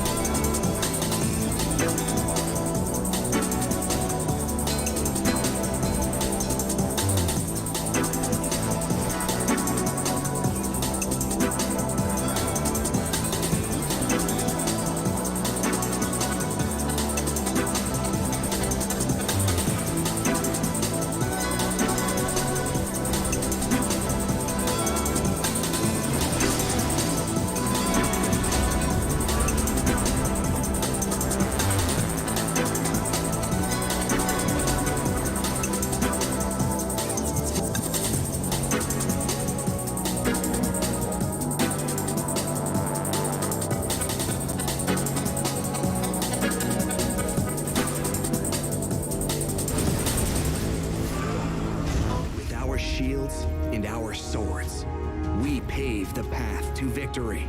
With our shields and our swords, we temper our courage.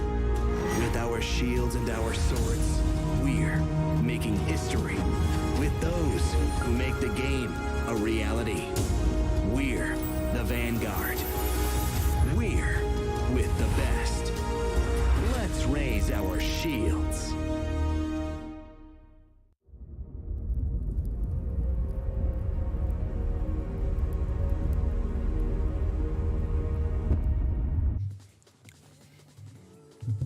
Welcome back to the TI-11 group stage. We just saw game one between BetBoom and RNG. RNG definitely making what felt like a miraculous recovery to close out the first one.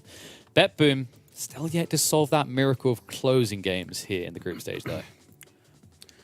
Yeah, it's been a rough road for them so far. Now, this is where that point comes into play of, I know we're talking about earlier, how every game matters, and it absolutely does, but there's also the other side of it where, in this case, if you're 0-3, and especially with the way you've been losing games, if I was their coach, just sort of relax them the best we can and reassure them that it's still a long journey ahead of us.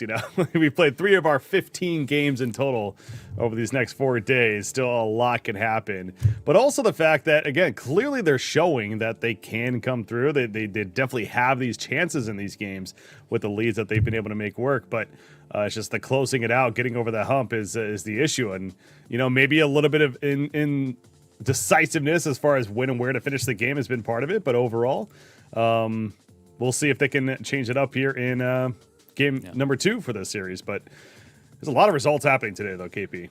Yeah, and you mentioned that there's a lot of results. You mentioned we've had some interesting outcomes. Let's check in on the standings and see how things are looking to see just how much of those points are going to matter.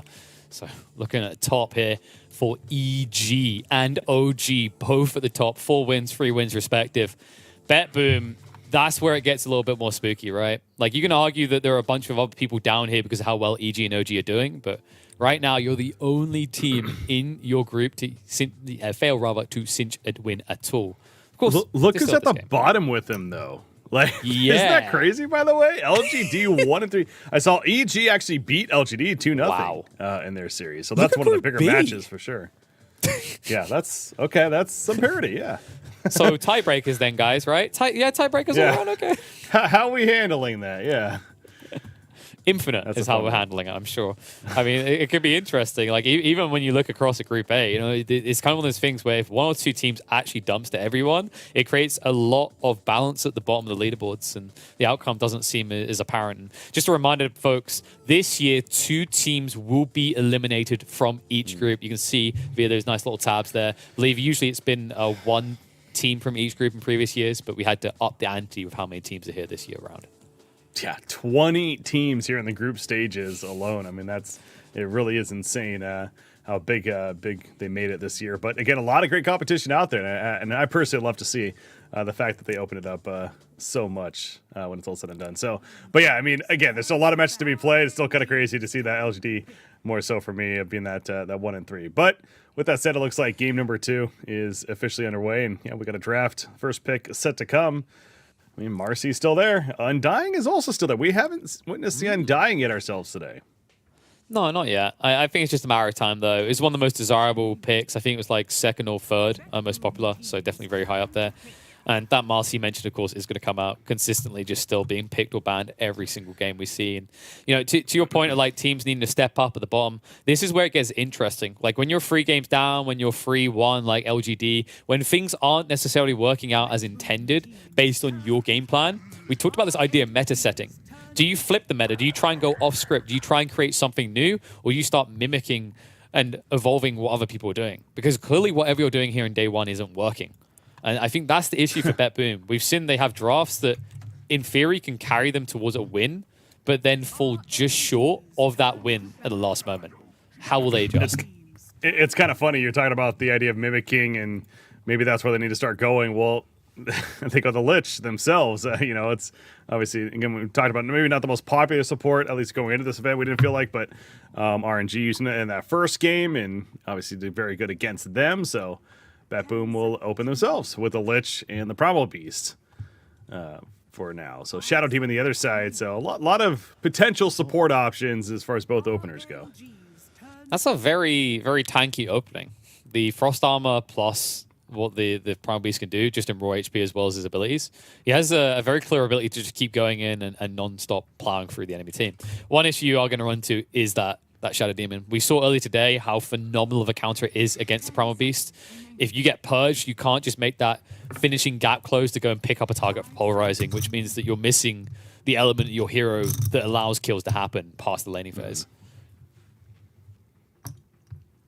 Dipping into the extra time quite a bit. Once again, it's RNG. I remember that in the previous draft, they got pretty low earlier on, so really thinking out, especially these bans at this point. But something else, kind of a side note here, is the dynamics of a lot of these teams. They kind of love the fact. Oh, what's that? Sorry, I cut you got out. Me? Continue. Oh, yeah, you're here.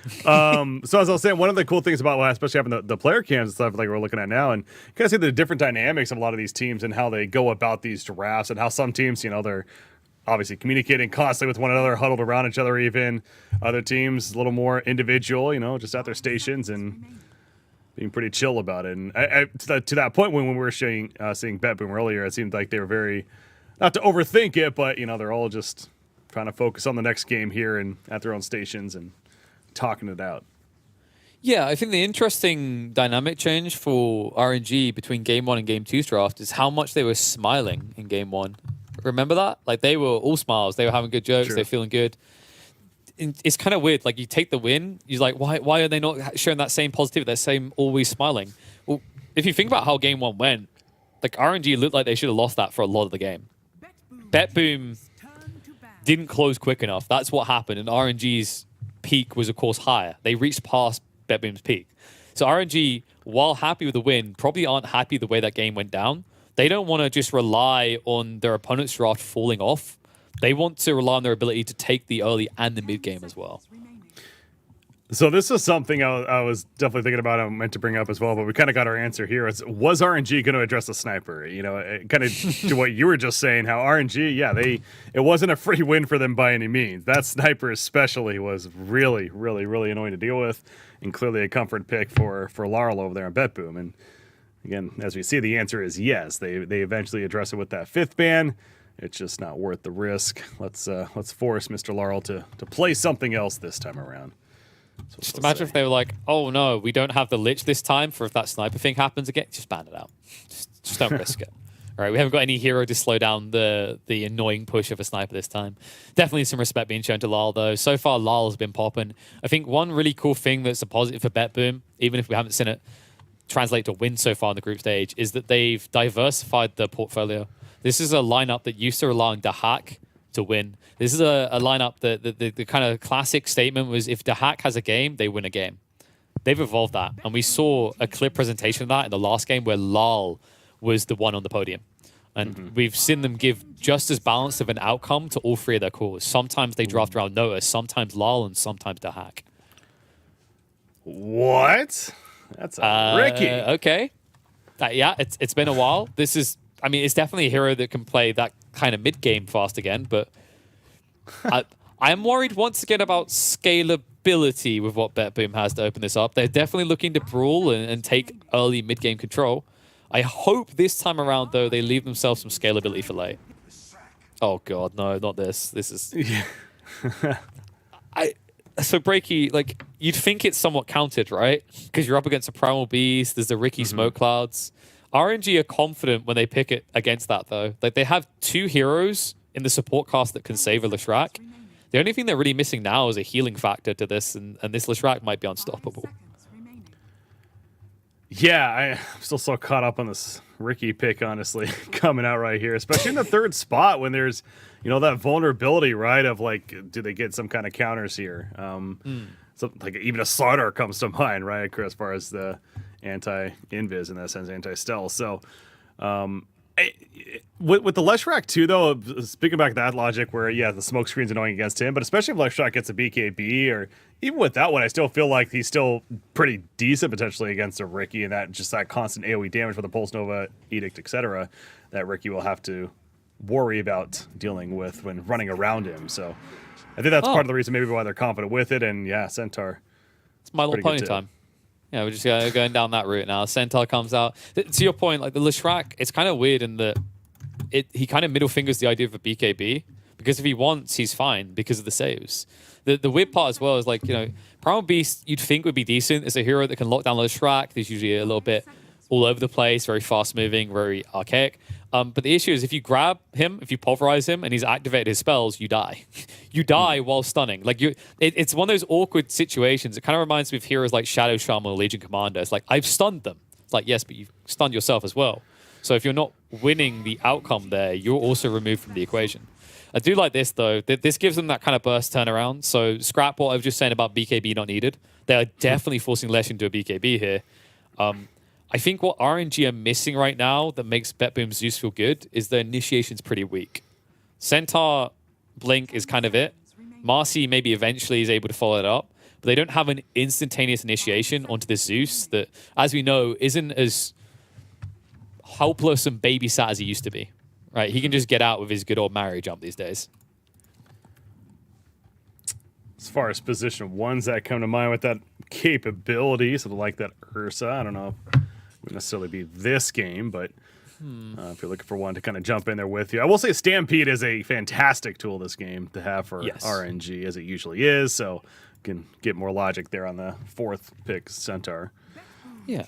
It trivializes the Ricky, right? Because now if you smoke screen and defuse with someone, no, I'm just going to Stampede. So now your only choice is to initiate on the Centaur? That doesn't feel good. If you're initiating on the Centaur, you're going for the hardest kill first, which is not the goal of your lineup. Like, this is kind of a burst assassinate type lineup right now. Looking at what BetBoom lacks, like, we'll get a little bit more of a picture after RNG's pick, but just kind of a kind of like a face value, they don't have push right now. BetBoom have no way of taking objectives. And that includes Roche. They're actually terrible at taking Roche. Like a Phantom Lancer? No, you probably don't want You that think disease, this actually. Yeah, but then also, like, what's this Ricky? Because I'm thinking this is the Hack hero, so this is an offlaner. Oh, sorry, I was thinking for RNG, but yeah, no. Yeah. Oh, sorry, yeah, for RNG, yeah, that makes sense. PL against Zeus, yeah, I think like you're right in that. Probably it's a bit tough.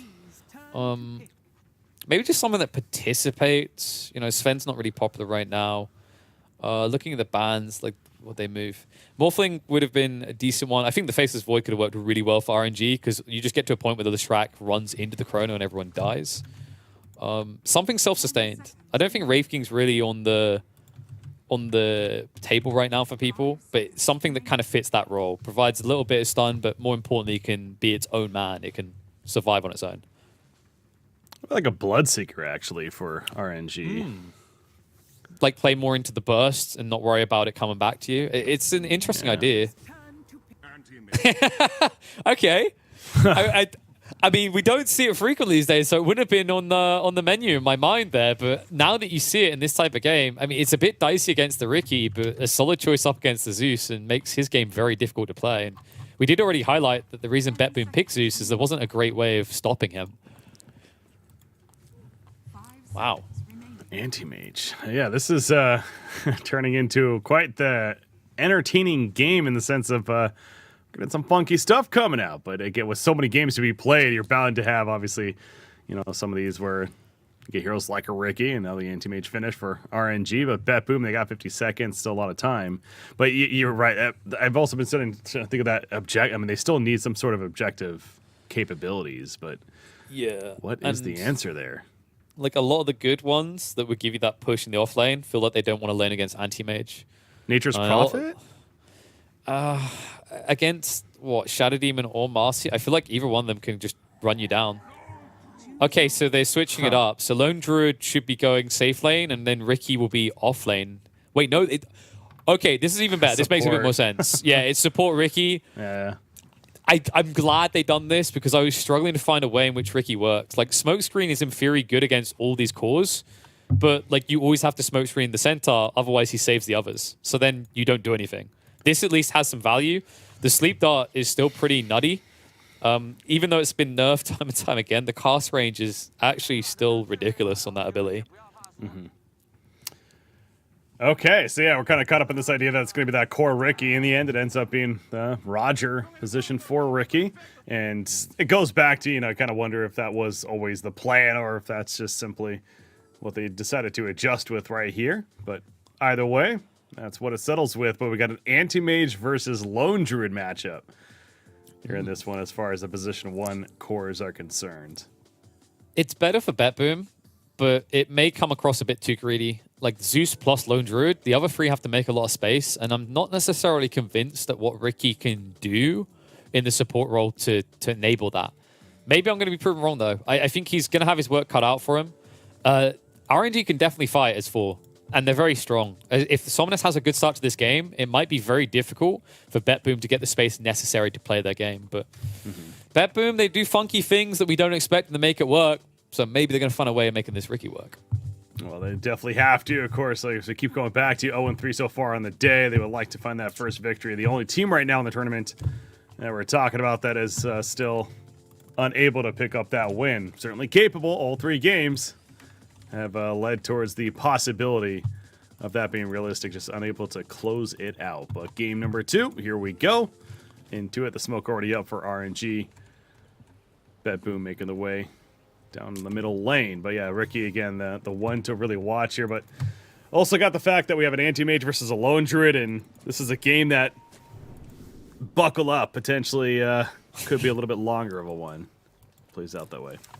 If it plays out that way, it's an advantage for BetBoom. RNG probably want to be a bit faster. Anti-Mage, I think, can accelerate his farm quicker than the Lone Druid. But that depends on whether LD is finding a way of participating and taking towers early on. That being said, Disco Pony takes towers just as quickly. So I quite like that element of RNG's draft where Somnus is designed to basically take map control for RNG and in the process pump more gold into the Anti-Mage via the towers.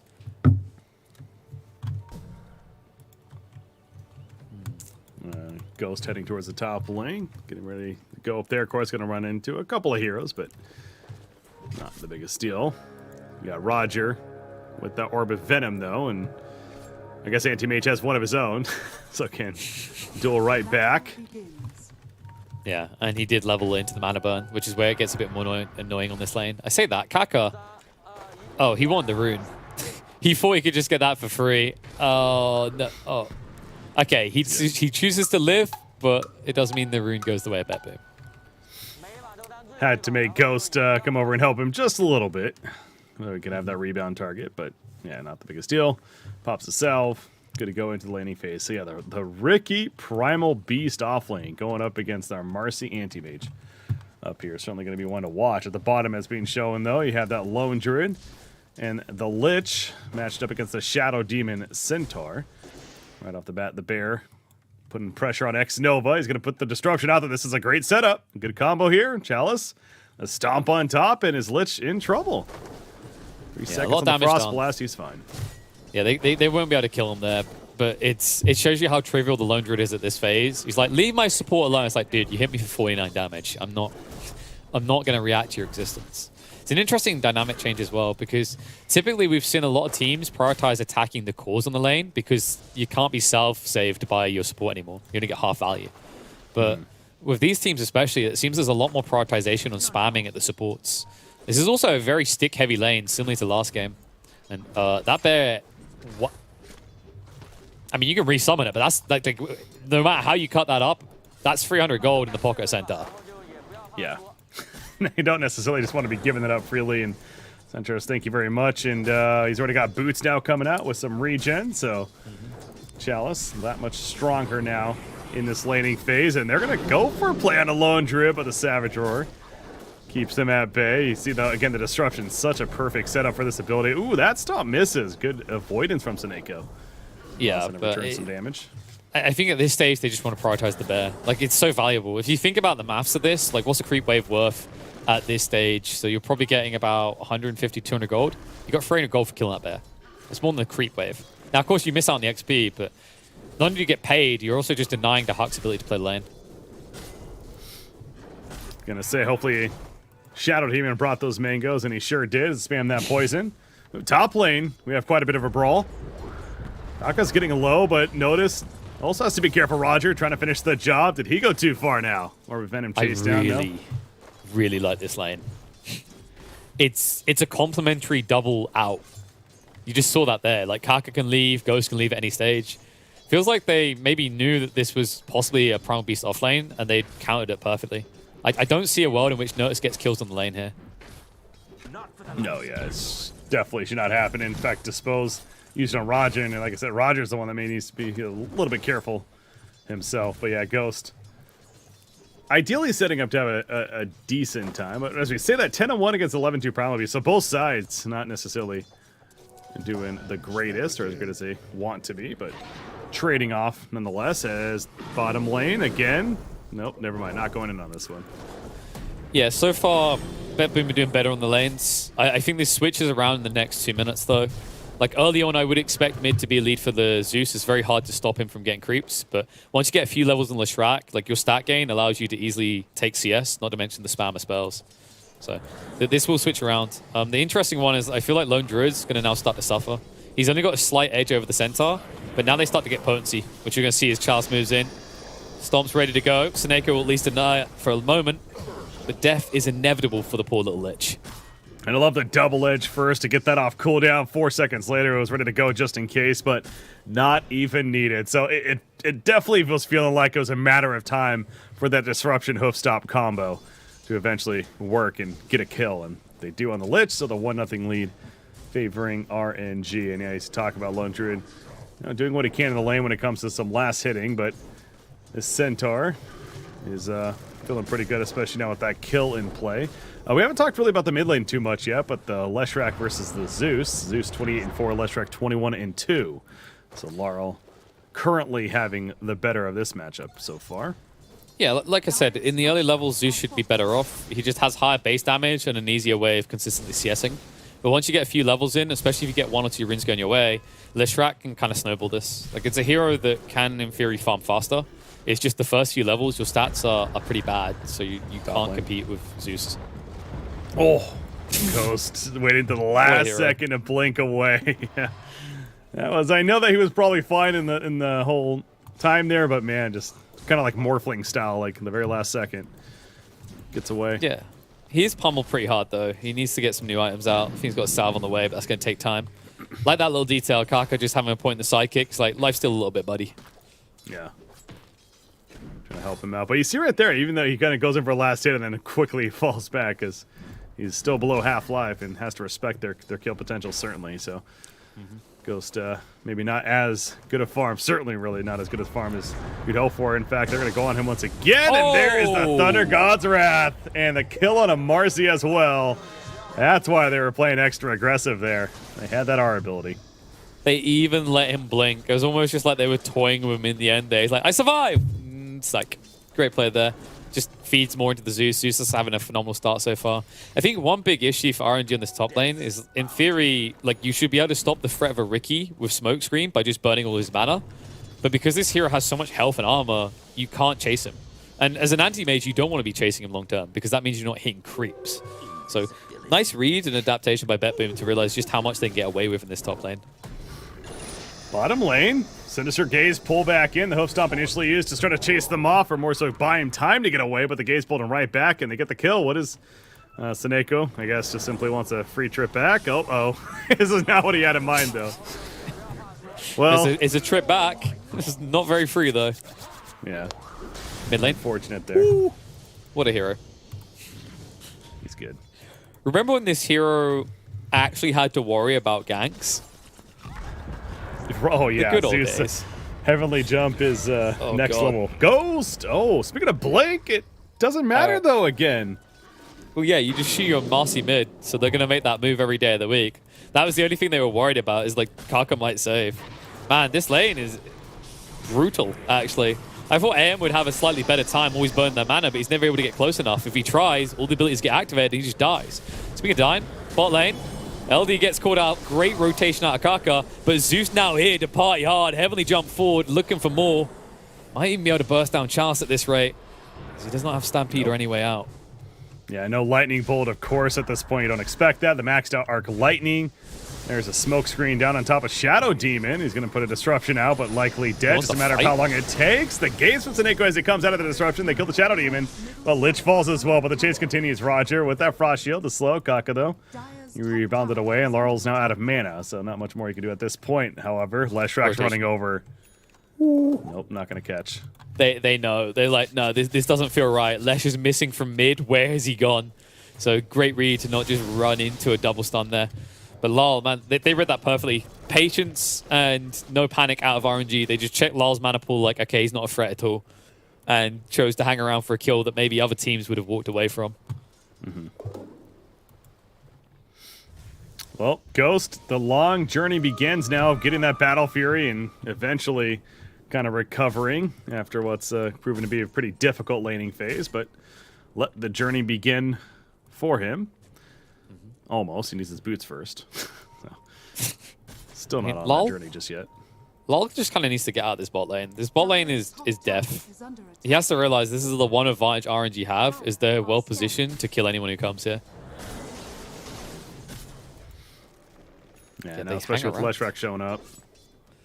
Yeah, I'm surprised they're thinking about taking this. Although Primal Beast, from this position, oh no. Moving in, Somnus. Didn't realize what he's bargaining with here. Noticed has to back away though due to Disco Pony damage. Pulverize will jump him, but nope. It's Primal Beast going down first. It's a turnaround in favor of RNG. Lal once again out of mana, which means he has 0 impact in this fight. You were definitely right to be worried, though, of BetBoom right there as far as sticking around and choosing to put up a defense, even with that great positioning initiation. Eldy's coming. What?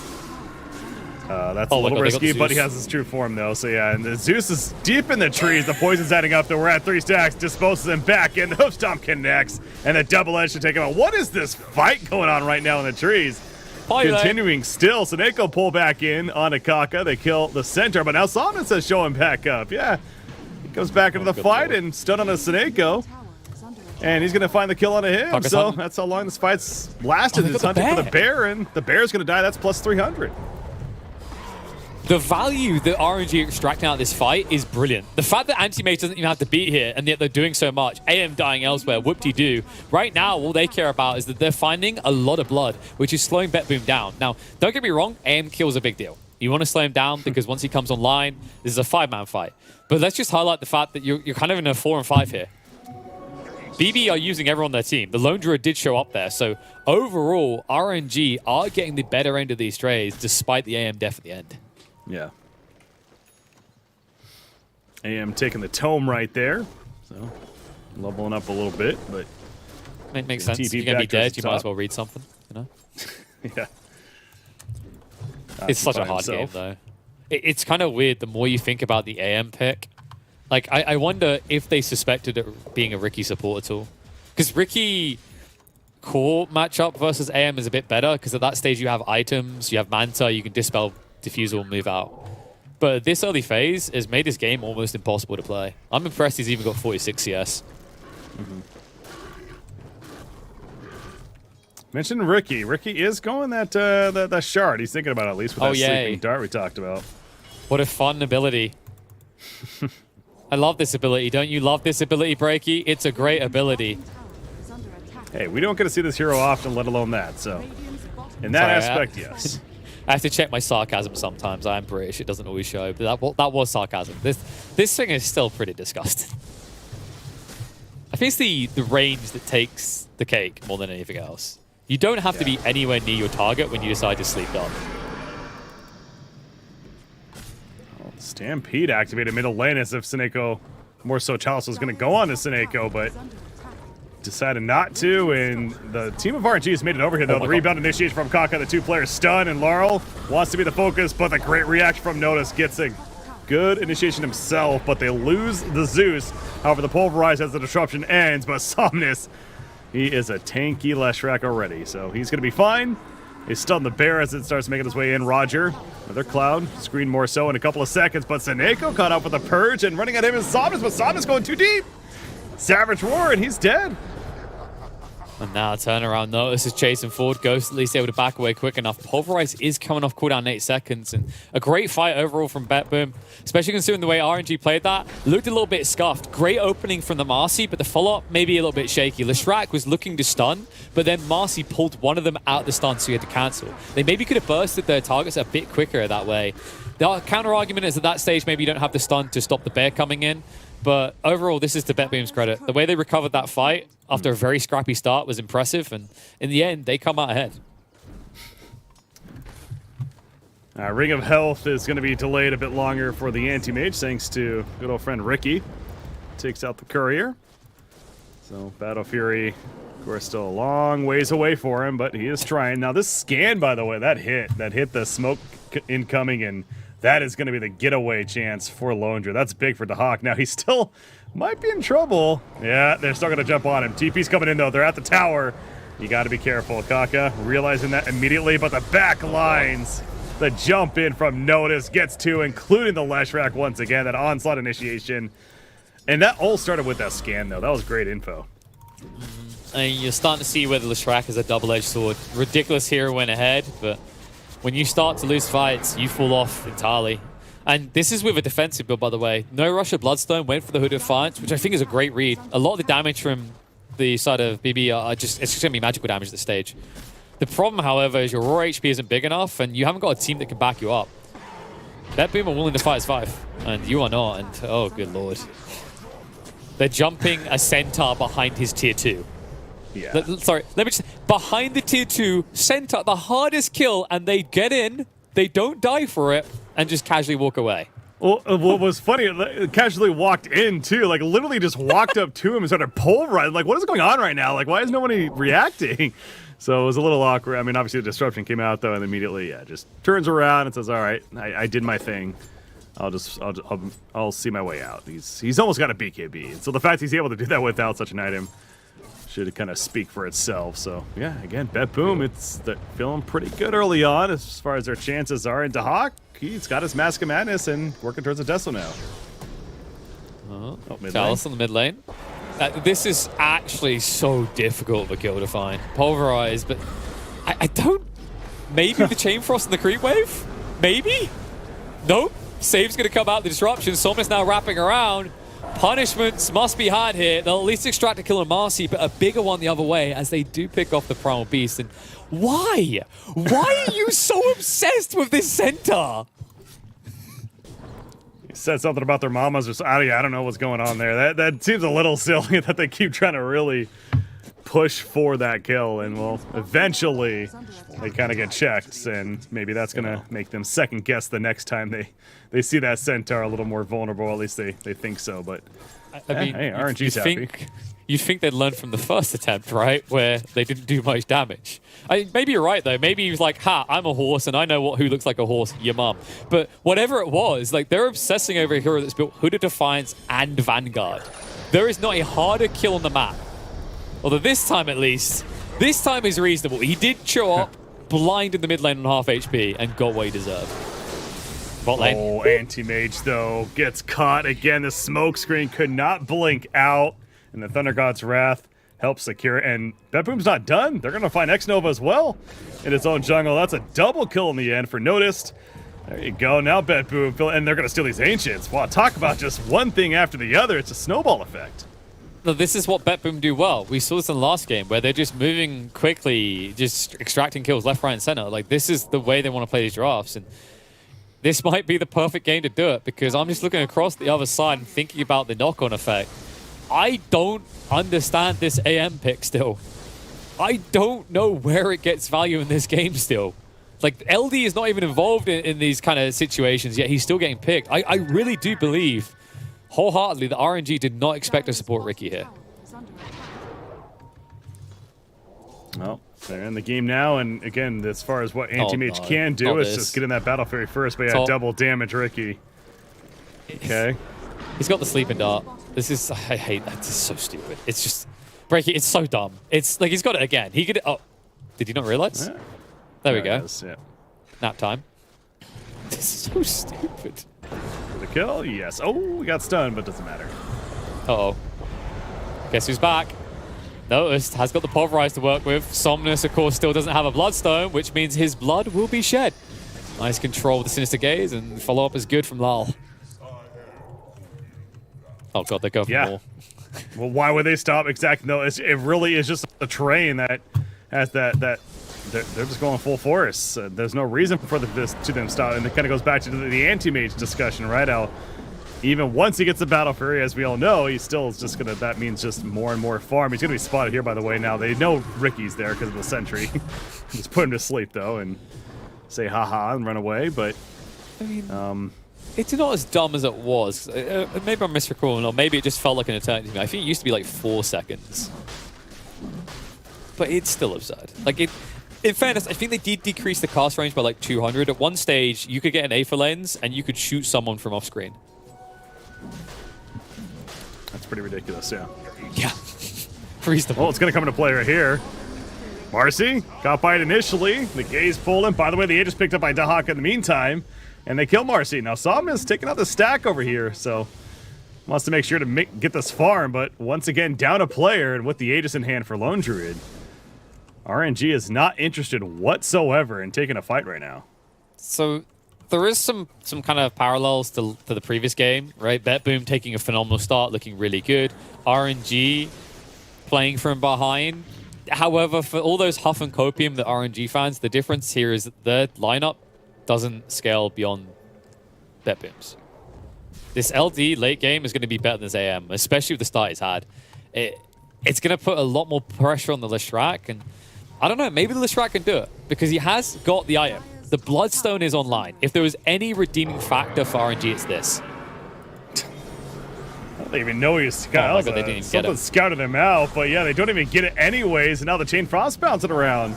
They have to spread out for. Meanwhile, Leshrac, he's just been heavily slowed, and Seneko, the Lich just kind of runs on through, and just as if no one was even there, that Ice Spire is doing a work. Somnus is like the Shrek in this game is kind of like that kid that had a juice box just before they had to go to bed. Like, yeah, party, I'm not sleeping, I got more ease. And then Mama just comes by with a sleeping dart and says nap time.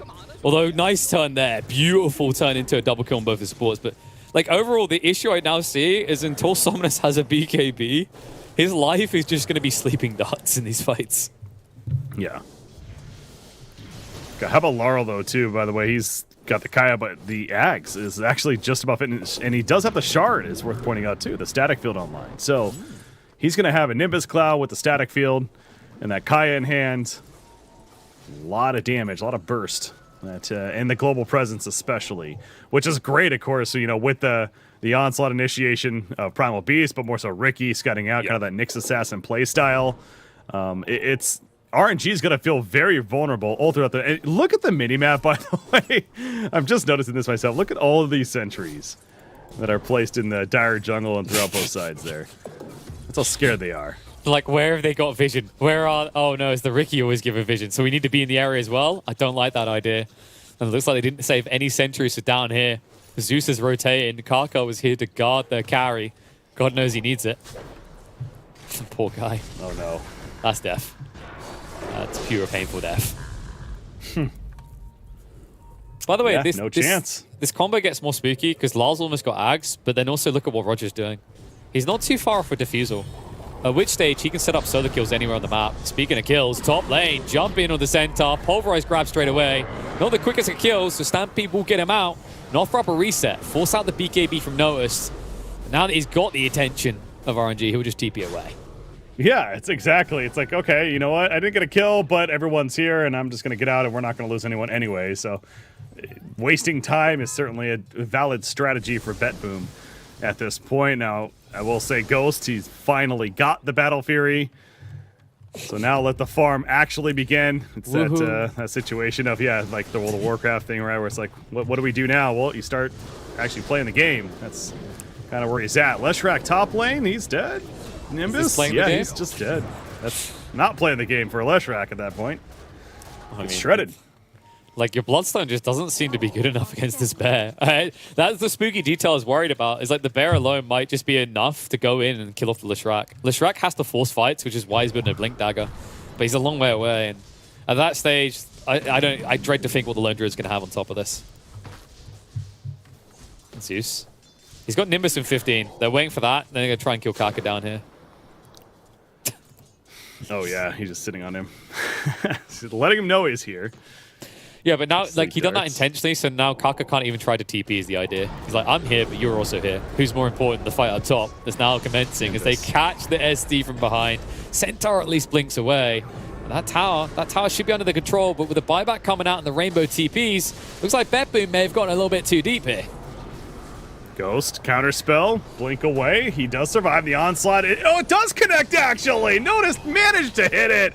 I didn't think it was, but he ran back in on Ghost, and he ends up getting hit as a result. They do lose Lich in the back lines, but not really a big deal. Kaka's falling, and Dahak just TP's out. Dahak was in a little bit of trouble, but manages... No, never mind. That was a destruction. I thought he TP'd out for a second. But never mind. He is dead, so ends up being a pretty good kill for RNG. And a pretty good fight. My AM died. Who cares that my Disco Pony is rolling and their LD is dead? They get through the Aegis, and that's the key detail. They needed to have that beastly Primal Beast in the main fight. He was busy chasing off the AM, so they didn't have the lockdown of the interception to stop the chain stun after the resurrection on the LD. Great plays by RNG to get the premium kill. Sure, they sacrifice an anti-mage, which is usually a bad thing, but can't emphasize it enough. This AM doesn't really have a game, and he's not going to have a game anytime soon. So anything you can do to fluff up this Leshrac in the meantime is worth it. Yeah, just seeing that replay right there, that onslaught just barely connected, but that was the Aegis comeback from Dahak that got disrupted and eventually cut down after the fact. So, yeah, it's RNG making up some room. You have Anti-Mage, so see right there talking about, gets a level 15 talent. He's got a Yasha, so let the games continue for his recovery. Zeus, 1,700 gold saved up. And he's going to smoke up with the team, actually, including the Ricky that was in there. It's in front with the defusal now. Yeah, so and this is the thing, like they don't necessarily need to even go with the Ricky here. They just feel confident they could take a big fight. Like they know Stampy's not available for a few more seconds. Those few seconds are running out though, so maybe they have to just back away from this fight. Ricky's wrapping around north side, hoping for a freebie. Notice will jump in. Thundergod's Wrath comes out, scouting out the entire team. Sleep on the back line of the SD. Pulverized control comes out in Lesh, but the Bloodstone activated. Somnus will stand his ground against all odds and come out ahead. And the follow-up is looking like a beaut. Kaka connecting on multiple heroes with the disposed jump through. And it looks like the Hawk is now going to be ran down by the Disco Pony as well. Somnus, the key kill they needed, but the one they failed to get, means that he will be able to dictate the outcome of this fight. Notice goes back in, but mistakes made in doing so as it's an ultra kill for Somnus. Only one left on the chalking block, but without his Blink Dagger yet, he won't be able to find a Hawk. Oh my gosh. Okay, the pony is online officially. Yeah, why didn't I said that once or twice before? And definitely deserving at that point too. But you know, for a lot of that fight, I was actually watching the Ricky, and that's why I was a little surprised to see that fight actually going so well for RNG, because Ricky was constantly bombarding the back lines, the smoke screen, just doing a lot of damage to the Shadow Demon, etc. Even the Anti-Mage was having trouble. But then yeah, I was reminded, oh wait, Anti-Mage is very underfarmed anyways, not necessarily the biggest heal. It's Somnus that's the one they had to worry about. And yeah, as soon as that Bloodstone went off, we've seen it before, he just able to turn, and we saw what happened in the end. So, well, BetBoom, unfortunately, another case of they've had a pretty decent lead that's now dwindling quite a bit. In fact, 2,000 net worth lead, what was upwards of 6,000, 7,000 before that fight just started. Now the BKB finished on Leshrac. Oh, And dare I say, Anti-Mage is still farming. Oh no! He got silenced. He actually got clipped in the tree, so Chalice couldn't blink in to save the day. Marcy is going to go down. So that fight, RNG, they were trying to force something, but the smoke screen clipping afterwards ensured Chalice couldn't offer any follow-up. Oh, Yeah, man, so they'll take the kill. But like to the point around this Leshrac, it's a pretty absurd hero. We talked about before the Bloodstone, how nutty it is, but you see the issues that you mentioned that Ricky was getting rid of the backline. The problem is he can never deal with the Leshrac. Like, how do you remove the Leshrac from the fight? If you sleeping dart him, but he's got all his spells on, he doesn't care. He's still going to lifesteal through it. It's just a very difficult hero to deal with your current lineup. And Mana Void was used at the bottom lane onto Notice, not even close to a kill, but just trying to keep him close and deal with him. But in the end, he runs away, and so does the Anti-Mage back to farming. Roger Roger. has been found. Stampede comes out. Well, it's going to be there, so poor little Roger might be in a bit of a pickle, able to get into the tree lines, courtesy of the tricks of the trade, but how do you dodge a Leshrac? Oh, sorry, that's the other reason he doesn't go anywhere near the Leshrac, Breaky, is because if he does, he just dies. That's what I was saying earlier with the draft even. It's like, yeah, there's in theory the smoke shoe stuff may be pretty good against Leshrac, but exactly, especially if he has his abilities active, he's got a BKB anyways. He's now the bane of... Oh, Somnus. But he can't lifesteal, there's no one there. We'll force the BKB out though. Notice does go in with his own BKB. X-Nova being pushed back a little bit, but gets the Demonic Purge out. And Somnus, knowing that he could outlive this fight, but hesitant to hang around considering the magic immunity is now gone. But, I mean, come on. Like, that time he literally just stood next to nothing to lifesteal, but he's so beefy at this stage it doesn't matter. Yeah. Oh, they're claiming sound, but no, I'm sure that's what it is. I was going to say, though, BetBoom. Oh, no. Clearly has to talk about something here. Sounds are working, Breaky, okay? You're just hearing the funky vibes of the disco pony. That's all you can hear. The zin, zin, zin, zin, zin noise as the pulses go off. I mean, Roshan's pretty big. Yep. And it's scan, though. Here we go. RNG's heading over. The speed is small, though. They got Blink Dagger available. Chalice can jump in. Not going to go. Just sending the illusions. Chalice does not have Stampede yet. As mentioned, 20 seconds still remaining. True Form ran out. They want to fight now. Sleeping Dart's going to be there on Somnus, but like now what do? You've just warmed up Roche for them. And RNG are going to park themselves in the pit. Yeah, this is to RNG's advantage for sure, it feels like. Although with the Ice Spire, makes it a little more awkward. It's RNG not necessarily going to force it. Anti-Mage doesn't want to waste time. Maybe they forgot the cooldown, though, because Chain Frost wasn't available for 20 seconds. But hey, they prevented Disco Pony probably could have from actually doing Roshan quick enough to get that Aegis. And they're going to be solid with that for now. Man, it just feels like teams are so respectful around Roche today. No one's willing to risk it. As it should be, but it feels like there's a new layer to how it used to be. Just such a wide, restrictive approach to the pit. Now they get smoked to move in. Somnus can't clip on the notice. Chalice attempted the jump, and that's going to be a retreat away by RNG. Maybe an opportunity for BetBoom to strike, but RNG have had enough. They're in the pit. Oh, is this going to work, though, Roger? He's already up here. It's going down quick. Out comes the Chain Frost. There's the jump, and the onslaught goes all the way through. The backline's over here. You see Delicious blows up. Fear away on the anti-mage, but Roger, he's found Kaka. Unleash on top of him. Manages to blink strike to a teammate. But the Aegis picked up by Leshrac, and they got what they came for. Another route. I'm really not sure if that was part of the plan, but it was incredibly efficient. Kaka jumped away with the rebound, obviously to set up a kill on the back line, but he dragged the Chain Frost with him. So him and the Centaur just tanked it. Of course, Marcy just had the BKB, so no damage done there. And the Centaur is so obnoxiously tanky that he just shrugged off every single bounce coming his way. It meant that the Leshrac had no risk of dying whatsoever, so you just see BetBoom instantly back away. If that Leshrac is low, they maybe try and go in and stop the Aegis from being in his hands, or maybe stop him from having 2 lives. But now, worst case scenario for Bet. They're just going to find themselves having to deal with Disco Pony twice, and RNG starting to come online. Even that anti-mage, he's been crawling up in the net worth, ignored, but no longer neglected. I mean, you knew it was a matter of time before that inevitably happened, and so exactly. He's basically tied now with the Lone Druid. Only just going to be behind, really, is his own teammate in the Leshrac. And Roger, once again, they know he's over here somewhere, so them pinging it out, but don't have the detection to truly catch him.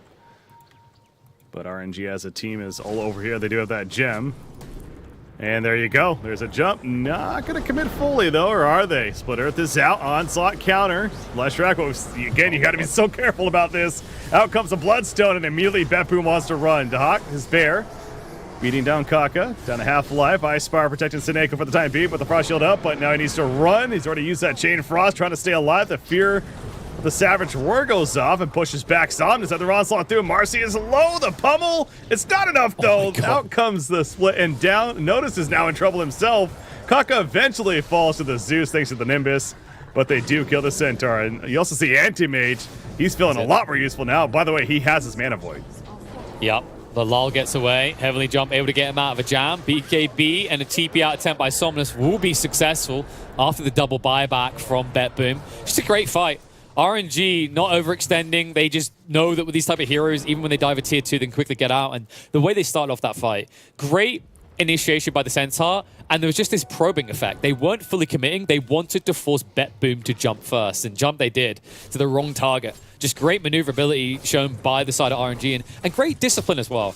Like, they could have easily committed, blown up the Riki straight away, but with limited vision around the area, except for a single sentry, they knew that there was a high risk that BetBoom had Kira's nearby. Just great read on the situation, and shows you why RNG is starting to build a lead now. Yeah, it's, again, the swing is real. It's 7,000, I want to say, for BetBoom early on in this game. Now the 5,000 favoring RNG, and I keep going back to this Ghost inventory on the Anti-Mage, the Abyssal Blade. It's growing. Well in the works, already has the Basher. I like the Crimson Guard pickup on Centaur 2 to go with his pipe, and clearly that gem is getting massive value in this game as well. And yeah, what else is there to say other than it's just this lone Druid? It doesn't feel like right now he's going to be enough. They need more some way, somehow. Yeah, it's just tough. Like, we wondered if the Leshrac would be able to heal enough the Bloodstone if it's just the bear gun on him. We've proven he's able to, especially the amount of armor he just naturally gets, and also make 2.5k HP. It's a very difficult kill. Even more so with the Aegis there. There's no way you get him twice. And, you know, looking back at this game, I think that the detail that mattered was BetBoom's obsession with trying to kill the Centaur around mid. Even though they eventually got him, I feel like they wasted so much time and effort in doing so that they lost that pace, right? Like, before that, they were just moving, finding quick kills, moving on the next one, constantly just flowing across the map. But after that moment, it felt like things paused. And since then, it's more like RNG gets an opportunity to choose fights, whereas before that, BetBoom weren't letting them. Yeah, again, I know it's kind of like unique pick, so not to put it down, but the Riki certainly hasn't necessarily felt the best value this game. I mean, a Sleeping Dart's been fun and everything, but it just doesn't seem like, you know, like the comparison I made earlier was that Nyx Assassin, right? And like, imagine if this was a Nyx Assassin compared to the Riki. The value would be much higher. He would do many more things in this game. You see right there, by the way, the reflect of the dart. The only upside is that you're invis, so you don't get sleeping darted. However, invis doesn't work when you're underneath a sentry, fella. And it looks like Roger's going to be going down. They're going to force a fight even deeper. Marcy does die. A lot committed for a kill and support, though, so 1-for-1 exchange in the end. And RNG content to back away, considering the Aegis runs out in 10. Yeah, no point to push the issue. They're the ones that have the comfortable lead here, as they keep going back to. So Somnus, we'll just clear out the top lane. The top tier 1, in fact, is still up. Nothing wrong with the 34.5-minute tier 1 tower kill. Yeah, it's usually the last one to go. Like, usually you take this quickly if it's a threat to your Roche, but of course there was no real threat to that Roche for them. But to your point around the Riki, I think the issue with it is it worked when RNG was split. RNG aren't really split anymore. At least the one hero that isn't there is, of course, Ghost, but once he got the Manta, it wasn't a kill anymore, because you can't guarantee he'll be stuck in the smoke screen, and he has enough magical resistance to survive the Zeus burst. So it's just kind of an unfortunate draft evolution for them. They needed to find a way of turning this into direct team fights, but as we've seen, this Riki can walk nowhere near this Leshrac, and RNG right now are worshipping Somnus like he's a god. I also look at Ghost, and this is what Anti-Mage does too, right? It's getting the level advantage, and he's level 23.5, so that 25's coming up. I assume even we're going to see that Mana Void cooldown, make another 20-second cooldown ability to use throughout these fights. And then Leshrac 22.5, so he's also up there, getting ever so close to eventually that 25 mark. So continues to look even more up and up for the side of RNG. And BetBoom, they are grouped up now. Smoke, yeah, they are going to smoke up. Heading on over, they get the scout initially with Thunder God's Wrath, so they have an idea. Can they find the jump? The onslaught being lined up. They go for something. Immediately out comes the Bloodstone, though. Turn on to Riki off the bat. The Archer is put down. The Chain Frost, that's not going to matter too much. The pipe, especially, mitigating plenty of the damage in the back lines. Anti-Mage tears through the Zeus. The Mana Void to kill the... Oh boy, kill the Lone Druid, and that's just a triple kill for Somnus. Yeah, I think you said it. It's pretty done, right? Like, this is chalked. There's no way they can take fights. Just, you see the confidence Somnus walks with. He breaks the smoke on the backline. Zeus isn't participating for the early phase of that battle. He immediately heavily jumps away. They're missing the burst damage to turn around.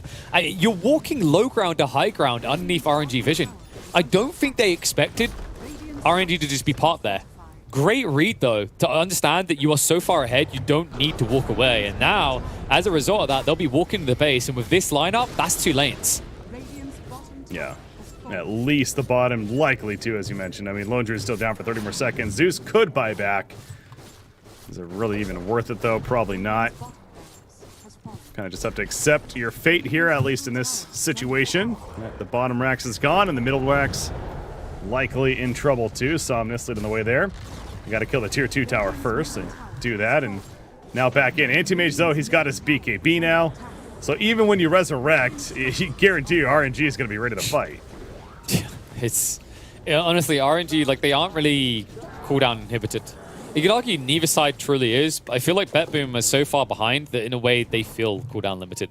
If you catch my drift, like they need everything to take a fight. You know, Chain Frost is going to be a 72-second cooldown, courtesy of him having the Quickening Charm. Then you got the Nimbus and the Thunder God's Wrath. Like they didn't expect to reach this stage. If you think about BetBoom's draft, it was always focused around kill, kill, kill, low cooldown, and always go. But now, if you don't have everything in your arsenal, you have no chance of winning a fight against RNG. Gotta take some risks. You gotta go for some big plays. That's what BetBoom is trying for right here with the 5-player smoke once again. Roger out in front, looking for the initial info. Smoke's still active, and they will scout Shadow Demon. Again, not the prime kill, but a kill you'll take if you can get it, which they can't. Oh no, he got out. Disruption, he may die in the end, but he buys a lot of time for his teammates, including a kill on a Legend. Zeus is found, as mentioned. Anti-Mage beatdown is successful. Dahak is also in trouble. He's out of mana completely, low on life. Mana Void, never mind. The Savage Roar at the last second. It's going to go off now, though, eventually. There we go. Okay, well, it's not the most damage, I suppose. So he's going to be fine. In fact, an Anti-Mage counterspell blinks away. The onslaught coming from Primal Beast, but they eventually killed the Lone Druid. As Leshrac, he was still plenty alive. And Roger says, hey, team activities, let's die together. Last to go down, but inevitability strikes here. RNG only end up losing the supports in the end, and BetBoom get wiped, and immediately look what Somnus does. TP's to mid, looks to go in.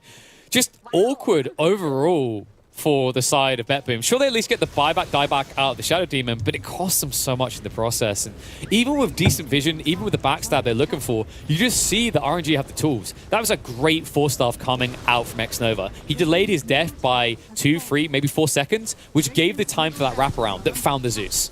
This is the awkward issue of Zeus, is even with Heavenly Jump, you're still an exposed weakness for your team.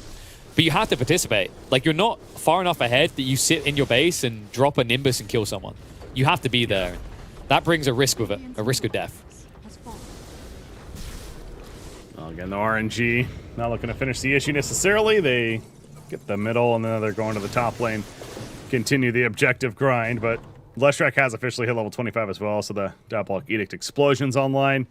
Anti-Mage, we mentioned, did go the Mana Void cooldown, so that's on a 20-second cooldown now for that ultimate. And going to assist with the team in doing what's the third Roshan, so that Aghanim's Blessing will be granted to somebody.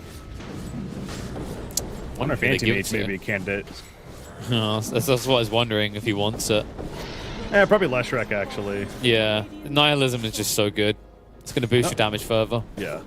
Yeah, they give it to Leshrac. They're deciding. There you go. It's like, Aegis, what do we want to do with this? Let's just figure this out. It's really nice because it means that now the heart can't fight. You just go with Nihilism, and like, when was the last time you saw a Spirit Bear building BKB? You don't do it often these days, so if you just strip him from the first few seconds of the fight, you probably get a kill or two. At which stage, BetBoom are playing at number disadvantage, at a net worth disadvantage already, so definitely a recipe for disaster for the poor CIS team.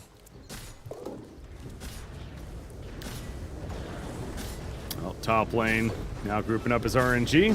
What? Not much else to do as far as objectives. BetBoom are wrapping around the backside with 2. Oh, this is very dangerous. X-Nova wasted so much time with theirs last time they tried this. They break the smoke, they ping him out, they know. Thunder God's Wrath going to be there. Instant snipe out the Shadow Demon. Force Staff comes out, but not good enough to keep him alive, but they're in. They're committing. Somnus is going to hunt forward on the notice, forcing out the BKB. We'll force him to commit the Pulverize, but the life's still coming through. Somnus is just going to heal it all off and survive. Nihilism ensures that the poor little Lone Druid can't do any damage. Instead, he's going to feel the pain. And Ghost pursuing on Dalal. So much mana already burnt, so much health gone. And with him dead, they're going to be forced to commit the buybacks. Even that might not be enough against RNG. Yeah, BetBoom, I mean, that was a hell of a start. It makes a lot of sense what they're going for there, and a great picking off the Shadow Demon. That's how you got to win these fights. But, oh, that's a blow-up, by the way, on the Anti-Mage as the buybacks happen. Everyone is alive for BetBoom. The Aegis, we're going to back up. Gets feared off the back, going back to his Insomnus says, hey, fight me. Trying to hit the stun onto the Hawk, but now he's getting pulled in. He already used his Bloodstone. He needs to be somewhat careful right here. The Nimbus, he's being heavily slowed. Is this in trouble for Leshrac? Nope, the Splitter stun hits once again. The heel's kicking in. Psych indeed. But the Chain Frost now bouncing back and forth. Although Centaur and Leshrac both really don't care too much. A little bit of tickle damage. We'll call it at that point. Meanwhile, Mana Void off in the back lines. They kill the Lich. Onslaught backwards from Primal Beast to Hawk. Barely making it back to base in that true form. While this is all happening, by the way, the Ancient is dying. Yeah, and now Leshrac's like, well, if I just press one spell, Double Idiot could end this game, right? He's still partying hard. He didn't have Bloodstone through that whole engagement, by the way. That was on cooldown at the beginning. That was just the passive lifesteal. This hero is absolutely bonkers at this stage. And instead of going for the throne, they say, let's just finish off Omegas. We'll take the slower approach because they just could not kill the Leshrac. Oh, Pulverize comes out. That would be a big pick if they can find it quick enough, but it looks like he might just get out. No! Unable to do so, comes back down to the smoke screen and does get clobbered down to death. RNG will retreat. One range Rax remains for BetBoom, so they aren't megaed yet. All right, it's out for 90 seconds. Exactly, not megaed, and the Shadow Demon likely to die shortly after. There we go. So he is officially dead. You know, I would have to see that replay to confirm it, but something tells I feel like Anti-Mage actually was about to blink away, but then he got disrupted as Shadow Demon was in that mindset of I gotta save him.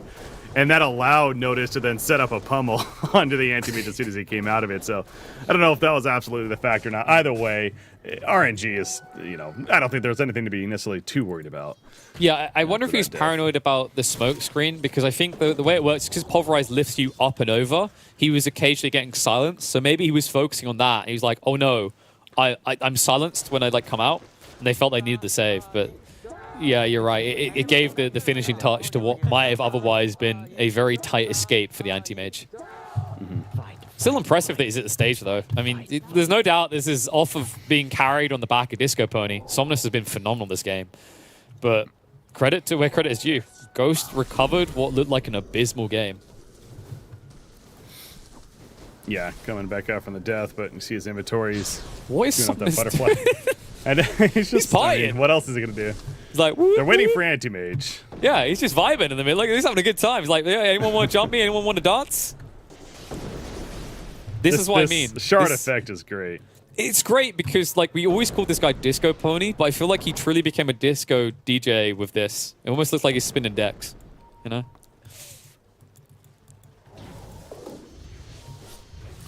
Just such a nuisance as well when you try to fight. Considering that not all your heroes have BKBs. It's another element of how Leshrac is countering LD in this game. Lone Druid already had to worry about Nihilism, now he has to worry about these giant AoE stuns.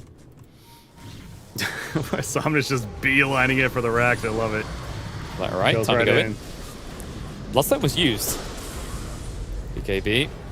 We'll be able to offset the threat. Meanwhile, on the back line, a little poke and prod coming out from Notice. Pursuit given the other way due to Stampede being used. But after all said and done, they do keep the ranged racks alive. However, that ranged racks is not going to heal. And RNG could just kind of reset right here. And eventually head back in. They're making sure there's no ward in the back lines that they have to worry about for vision. BKBs are still ready. It's just how much do you go all in for the rack skill? I mean, that's pretty much what the main objectives is for both teams in terms of defense and offense right now. I guess Roshan, again, still going to be a ways before Roshan will spawn, so. But our classic case, if you're RNG, you don't necessarily need to force it.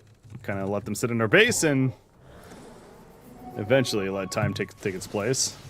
Yeah, just build the lead, go for the Roche again. At that stage, BetBoom have to come out. BetBoom, they don't want to wait for that predictable phase of the game. They're going to smoke move out of their base here. Looks like they were scouted, though. That Thunderbolt may have just given away the clue required for RNG to dodge what's coming. Especially if Ghost is the one they open up on.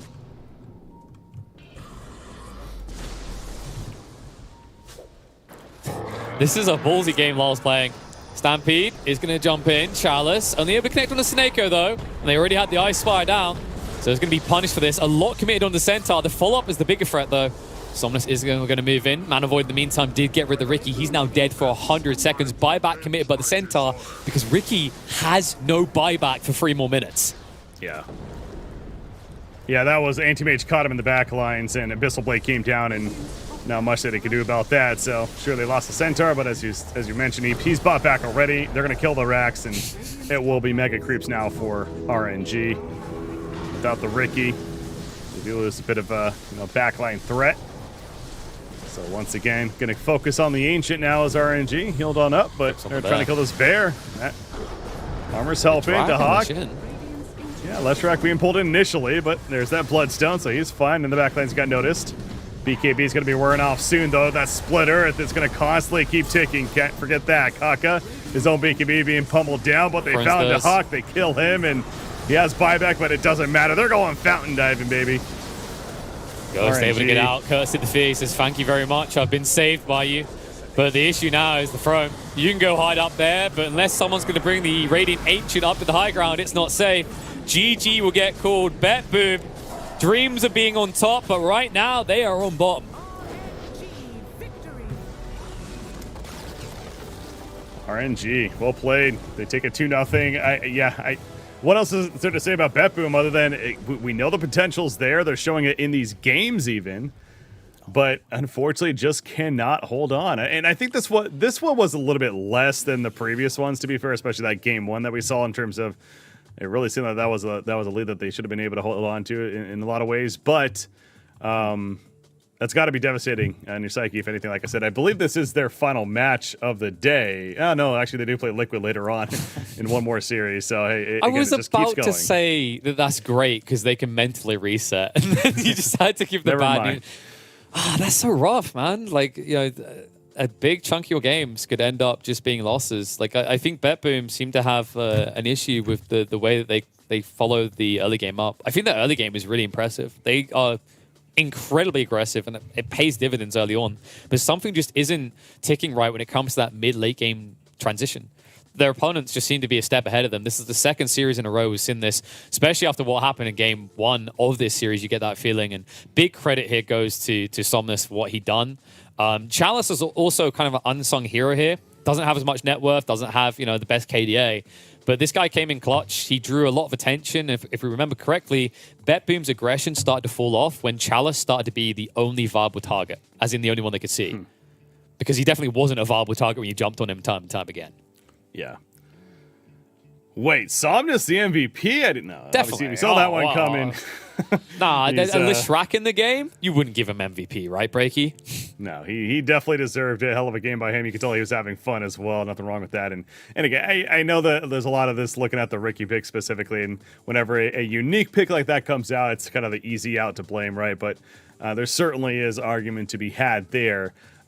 Props for trying something different, especially with previous results being the way they were. Certainly for BetBoom, we got to give them props there. But again, in the end, still need to go back to that drawing board, figure more out. But they're not going to have a lot of time. Welcome to TI 11 group stages. They're going to break for one series and then going to have to see what they can do against Liquid later on today. But RNG, on the other hand, they're feeling pretty good about their start. They're now 3-1 overall record. I believe they too have another series to play later on. But much more reason to be excited about how they're looking right now. Yeah, most definitely. I think BetBoom, just something fundamentally doesn't work with what they're doing. I think they have this great idea to play around aggression early on, but the difficulty comes in closing out the games quick enough. Dota games right now, on average, aren't ending fast enough for the type of drafts that they're going for. So I think they need to maybe find a way of giving themselves more ceiling to work with, because quite often, even if this draft kind of hits its timings, you can't help but be a little bit spooked about the LD Leshrac matchup in late game, and also the anti-mage still finding a way back in. Overall, though, big credit to RNG for the way they played the map and got AM back in this game. If it wasn't for that detail, there's still possibly a way BetBoom could have closed this out. But Breaky, I think we won't waste too much time. It's a long day, and we've still got plenty more series here, folks, because although we're done with BetBoom and RNG for the moment, up next, we've got a feisty one. Another Chinese team taking to the stage. It's going to be Aster versus Talon after a short break.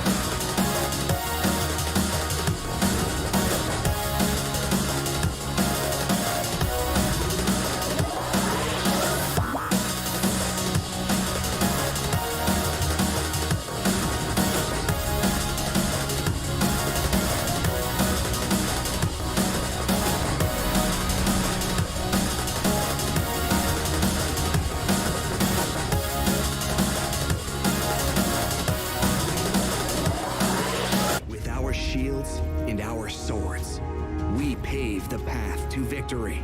With our shields and our swords, we temper our courage.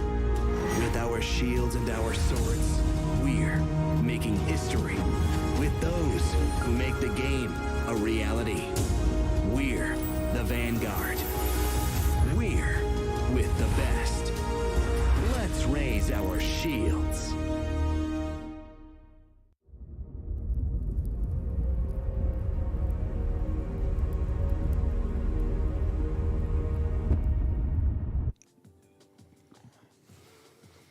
I don't know about you guys, but I feel like I need some more Chinese dotes. So it's a good thing we still got you covered. Welcome back, folks. It's time for another series, another best of two, another Chinese team, Aster versus Talon. Up next, Breaky. Give me your thoughts. Is China going to dominate here, or are we maybe going to see some other regions come out favorably? Well, my answer is going to continue to be the same, especially earlier on in this event. Is there's a lot of parity, man. I mean, who knows what's going to happen? But a little more serious answer, though. Team Aster, again, there's a reason why they were one of the favorite teams coming into this event in the first place. I know by a lot of people. And they looked good against Tundra earlier. Now they split that series, so take that how you will. But still, overall, I feel like it looked pretty good and high expectations out of them. As far as talent's concerned, maybe a little bit of the opposite. Maybe not as high expectations from them, but hey, they split their first series against TSM actually in their earlier match today. So again, to answer, really don't know. We'll maybe lean towards Aster, but hey, we got to find out as we get game number 1 kicking off soon. Yeah, we should definitely get a balance in these series. We've definitely seen some back and forth. Even when we've seen 2-0s like a little bit earlier, there was definitely that feel that either team could take it. Just the feel in the TI-11. Everyone's still kind of probing, figuring each other out. But let's get ready to the teams. First up is, of course, going to be Talon, who are an interesting bunch. You've got some pedigree on the side. You can't underrate the power people like KP and 23 Savage God carry offer. The talent they bring with it, their own weaknesses. It's a team that's heavily reliant upon creating a game for 23 Savage. But something's leveled up. Something's changed. They were looking dominant in their way through the qualifiers to make it here. And you have to ask how much of that is down to having a vet like Always Wanna Fly in the coach role for this team. Yeah, absolutely. I mean, you look at the coach role, it's definitely when a lot of the very successful teams, you notice some big names. And it seems like that's become not only esports, but especially Dota too, the coaching role, how important it certainly is. And Always Want to Fly, obviously a great coach to be had. You see right there all the snacks. Speaking of 23 Savage, getting ready to carry, he needs to make sure he's filled up. No, he's not sharing. He's got to make sure he's ready to go. All those snacks there. Going away the trash. So that's good.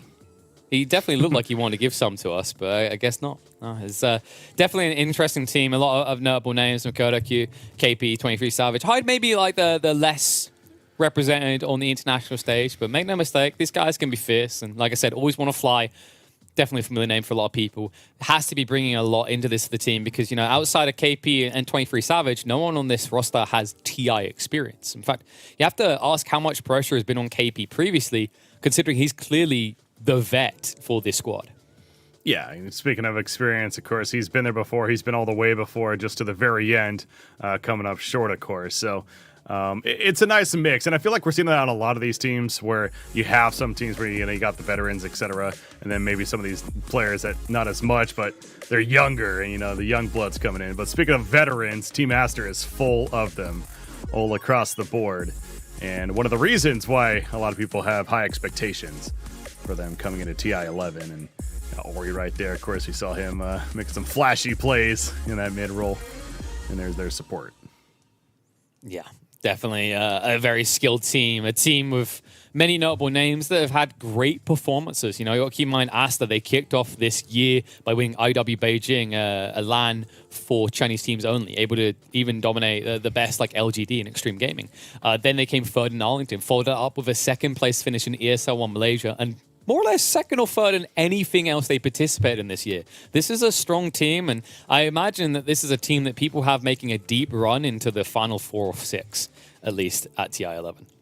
Yeah, and again, it's really no surprise there. It's just a matter of, is this China's year? And if it is China's year, as we've been saying, I feel like for a couple of years now, then obviously, not that way in the end. But LGD would be the first team that, understandably, a lot of people thinking about. But not to get too ahead of ourselves, but we look at the record so far, and LGD 1-3, a little bit of a struggle early on. So maybe the pressure of sorts somewhat getting to them. But in the end, if that's going to be the case, I mean, Aster is certainly the next in line, you could say, as far as from the Chinese region to be the big dogs and one that could certainly win it all. So, but it goes back. This is still day number 1. A lot of matches to be played, and it starts right here, right against, or continues, I should say, against Talon now, who certainly is a formidable opponent. So hopefully we'll get the game started here soon. But excited to get game number 1 of this series certainly kicked off. But the action continues across the board, KP, with these 5 streams simultaneously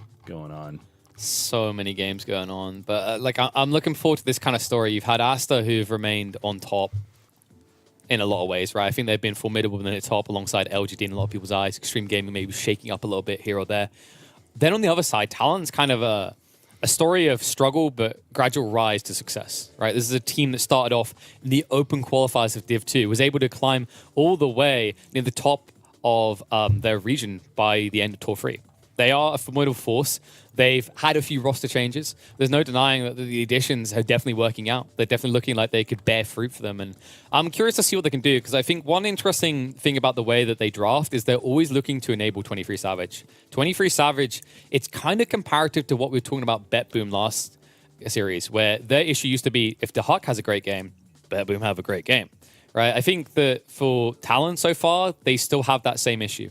It's a very big hump to get over, because if you end up being predictable like that, these high-level teams, the best in the world, are going to pick you apart because your drafts start to become one-dimensional. Yeah, absolutely. You got to look out for that being too easy to read in that sense. So I believe we got game number 1 of the series pretty much coming up right here. And once again, looking forward to it. So it's going to be the theme as far as the initial picks, which of those heroes is going to be left open. The Marcy, as we really expected, has been the popular one, but so far as a draft on the screen now, Marcy is actually going to be banned with that Enigma, so it'll be neither one of those this time around. I still look back at the Undying. I mean, I'm not saying I'm not sitting here like, fiending for the Undying by any means, but we have not seen the Undying appearance so far today throughout our coverage, and now this being our 5th game in total. I could see it maybe coming out from Talon. I'm less suspecting it to be on the side of Aster. I think Aster, while they want to play aggressive, they want to play heroes that actively kill. The cool thing about Undying is he gives you lane bullying, and then eventually he can become this great sustainer in these delayed fights. What we've seen out of Aster so far today is a team that want to go in, they want to end a fight fast, and they want to come out ahead. So I think they're going to go for more killer-oriented picks. And interestingly enough, Talon do ban out the Undying. That I'm a little bit surprised by, because I just don't feel like Aster are leaning towards it with their current strategies. Well, comfort for them to take it away and not give them the option, and that will leave open a Primal Beast, which they'll gladly take. And the other ban that we really haven't talked about much as well, but I've noticed we've been seeing a lot of even the first 2 bans in there, is that Shadow Fiend. And yes. that was another one of those after the first set of series took place earlier on tonight, whatever you want to call it. Notice Shadow Fiend was getting a lot of attention. In fact, right now, Shadow Fiend is the 3rd most picked hero with 11 games and a 7-4 record behind Marcy and Primal Beast. So, yeah, Shadow Fiend is getting a lot of attention. For very good reason. This hero has been grinded to the end when it comes to high-level games. Pre-TI pub stats have it being picked 770 games at pro level. 770 games, which is the highest at the highest ranked ones, right? The most successful ones. For comparison, Leshrac, who we've seen being an absolute baller, only had 624, which I believe is the 2nd highest, the top end of that chart. It's an incredibly effective hero right now. I think he dominates a lot of his lanes. Even if he falls behind, he can go back and farm. He also bridges this gap in the mid game, kind of getting into that death ball push. We've actually seen some interesting drafts earlier today where I believe Gaming Gladiator has done one where they utilized Tusk, they utilized, maybe it was a Tidehunter, they went for this kind of minus armor and aura push type strategy. There's a lot of ways you can leverage this hero to try and take full map control. And there's no doubting that right now he scales phenomenally well into that late game. Yeah, pairs well with somebody else like a Visage comes to mind. I know he's pretty popular right now in the meta for some teams. So, yeah, seeing the band here again, not surprising, but still worth noting as we're in this first game of this series now. But a pick that we do have is the Clockwork. Not as typical as the Primal Beast, is fair to say, but certainly in his own right. Hey, good hero here's to that have. second And most picked. there you go. least in That's pub what we games. really wanted to see. Yeah. Like after what they probably just, maybe they caught a glimpse of what RNG are doing, like, oh, we can't be outdone. We've got to do it too. I mean, this is a very comfortable pick for Ori as well. I think he's been blitzing it pretty effectively this hero. Obviously, not too many games played in competitive because I feel like Leshrac, if I recall correctly, wasn't really picked at all at Arlington. It was only in the last month or so people started to spam the crap out of this guy and realize how balked Bloodstone is on Leshrac. There's a good chance we're going to see that Bloodstone early on in this game. That's Could you imagine if he didn't? Like, you'd just have to be changes it up. so. It'd be like a form of BM, right? That's how I'd feel about it if he didn't. It'd be like a Primal Beast never building BKB and having 6 slots filled. Like, what are you doing? Interesting. So, I don't think we've seen this as a solution to Leshrac so far. It gives you good control and disengage, though, which I think is what we've seen a lot of drafts lack up against Leshracs. Like, when he's in, how do you get away from him? yeah. That's immediately what went to my mind when I see the Invoker pickup because exactly he's got ways to tame the Leshrac in a sense Stallion. with that There you tornado, the EMP, the Stallion, whatever you want to say. So makes Sounded sense there. wild. Also a mid matchup against the Leshrac as well. That not too bad for him. So I could understand where Talon is coming from with that Invoker pickup. And that's something else I've noticed too. I was thinking about it, especially going back to the LCQ coverage. We're seeing a lot more of these aggressive earlier Invoker picks. I mean, there was a while there where Invoker was a 5th pick hero for a lot of the time. But as of recent, that mentality has changed. People are not afraid to pick him up even in the first 2. Yeah, I think there's just a lot more flexibility of him. I think we, even in the last chance qualifiers, saw 1 or 2 Crosswex games. So you see how he's able to flex. It's not just about the exhort anymore. And it's a pretty complementary strategy, especially if your goal is to kind of find a way of roaming the map as 4. I could see Crosswex being the way with the Primal Beast opener. Just depends on what they follow up with. Either Talon's going to go for a more kind of passive start to this game, or they're going to try and brawl. I think the issue of being passive, though, is Team Aster have proven that they want to brawl, even when they pick these heroes that in theory shouldn't fight. Right? Like if you think of the previous games, they're picking heroes that are meant to come online 30, 40 minutes in, yet they're somehow participating in fights at 20 minutes at the latest, which is kind of bonkers. I don't think many other teams have been doing that to such an impressive degree. Look back at the Team Aster previous game as well from the earlier series, especially the one that they won, and that was that's right. That was around their Luna strategy, and the Mars even thrown in there. So, wondering if that's something that they're potentially going to be leaning towards, and that's also one of those things though where, unless you're just truly very confident, there's some heroes you certainly like that with like a Primal Beast, but something more like a Luna strategy where you showed it earlier on today already, and you won your 1 game with it. Obviously, Talon's looked at that, they've seen it, so that's kind of fresh in their mind, right? So the chances maybe of Aster going that here is probably a little bit less. Just don't want to give away. Or Talon might just be more prepared for it, I suppose, but maybe too much next level thinking. You've got final pick, right? So there's no rush. You don't need to get out early. You've already got your mid. It could be that they leave the offlaner pick to last. I believe in the last series, we saw them prioritize XSS for a Mars final pick in that game you're talking about. So it might be that we see a similar pattern here. I think Luna kind of works just because you have the clockwork. If it wasn't for that, the Primal Beast gets a BKB, your Luna gets caught, and she's dead. Because a spooky combo that Talon do have is the Primal Beast lockdown plus Invoker Sunstrike. You can very efficiently kill off any target in the game, unless they are some ridiculously godly 3,000 HP Leviathan. I just trying to think about the Pummel Sunstrike combo. Yeah, that's certainly one that I'm sure we'll see come out throughout this game. Could you imagine if someone like slightly incorrectly targeted Sunstrike because the Pulverize lifted them elsewhere? Oh man, that would be so painful. Like, we're about to get a clutch kill and then he lifts him over his head out of range of it. Oh, I would never pick Invoker again. That would have feels bad, man, right there. But no, I don't think that's something you got to worry about, thankfully. Trying to worry about figuring out their 5th ban here. The Silencer coming out on the other side for Team Aster to go with that Visage. It's Talon. actually It's interesting the Monkey King's getting banned a decent amount here. I think this is just a lot of respect because we saw this in the Tundra series. Tundra banned it against Aster. It's one of Mone's best heroes. He's phenomenal in this. But if you look at the last chance qualifiers, it performed incredibly badly. 1 win and 6 losses overall. So just peculiar how much prioritization is given with this Monkey King ban. I don't know if it's just Aster specific or if other games and other teams rather are paranoid about it too. 10 seconds remaining. Yeah, there definitely could be a lot of factors in there, and it kind of goes back to his, meta shift, especially going from like an LCQ to now the actual group stages, and all these teams that have been practicing, scrimmaging, playing, warming up while the LCQ was taking place, figuring out their own strategies and what they're comfortable with. So clearly still some respect given to the Monkey King there, one reason or another. But Nyx Assassin makes sense, a good ban, and yeah, immediately with the Shadow Demon then. There's a lot of feeling of what we just saw in the last game of the Leshrac draft. They now have great saves. Shadow Demon, of course, can save the Leshrac directly. Also, Disruption just cancels Primal Beast ult. Not to mention the fact that with your Purge, you can screw a Primal Beast's ability to even initiate. And on top of that, the Clockwork is always the be-all end-all if the initial save fails. He can just hookshot in, and that, of course, is going to work against the Primal Beast even when he gets a BKB. Mm-hmm. Yeah, I like the save potential, though. Again, we saw even earlier on today. You need Shadow it. Demon Disruption save is pretty good. Yeah, you just need it with this hero. That's what makes Leshrac look busted whenever he comes into meta, is when he's got this partner in crime. Whether it's some like an Omni Knight or an Undying that can heal him, or a Shadow Demon that can save him.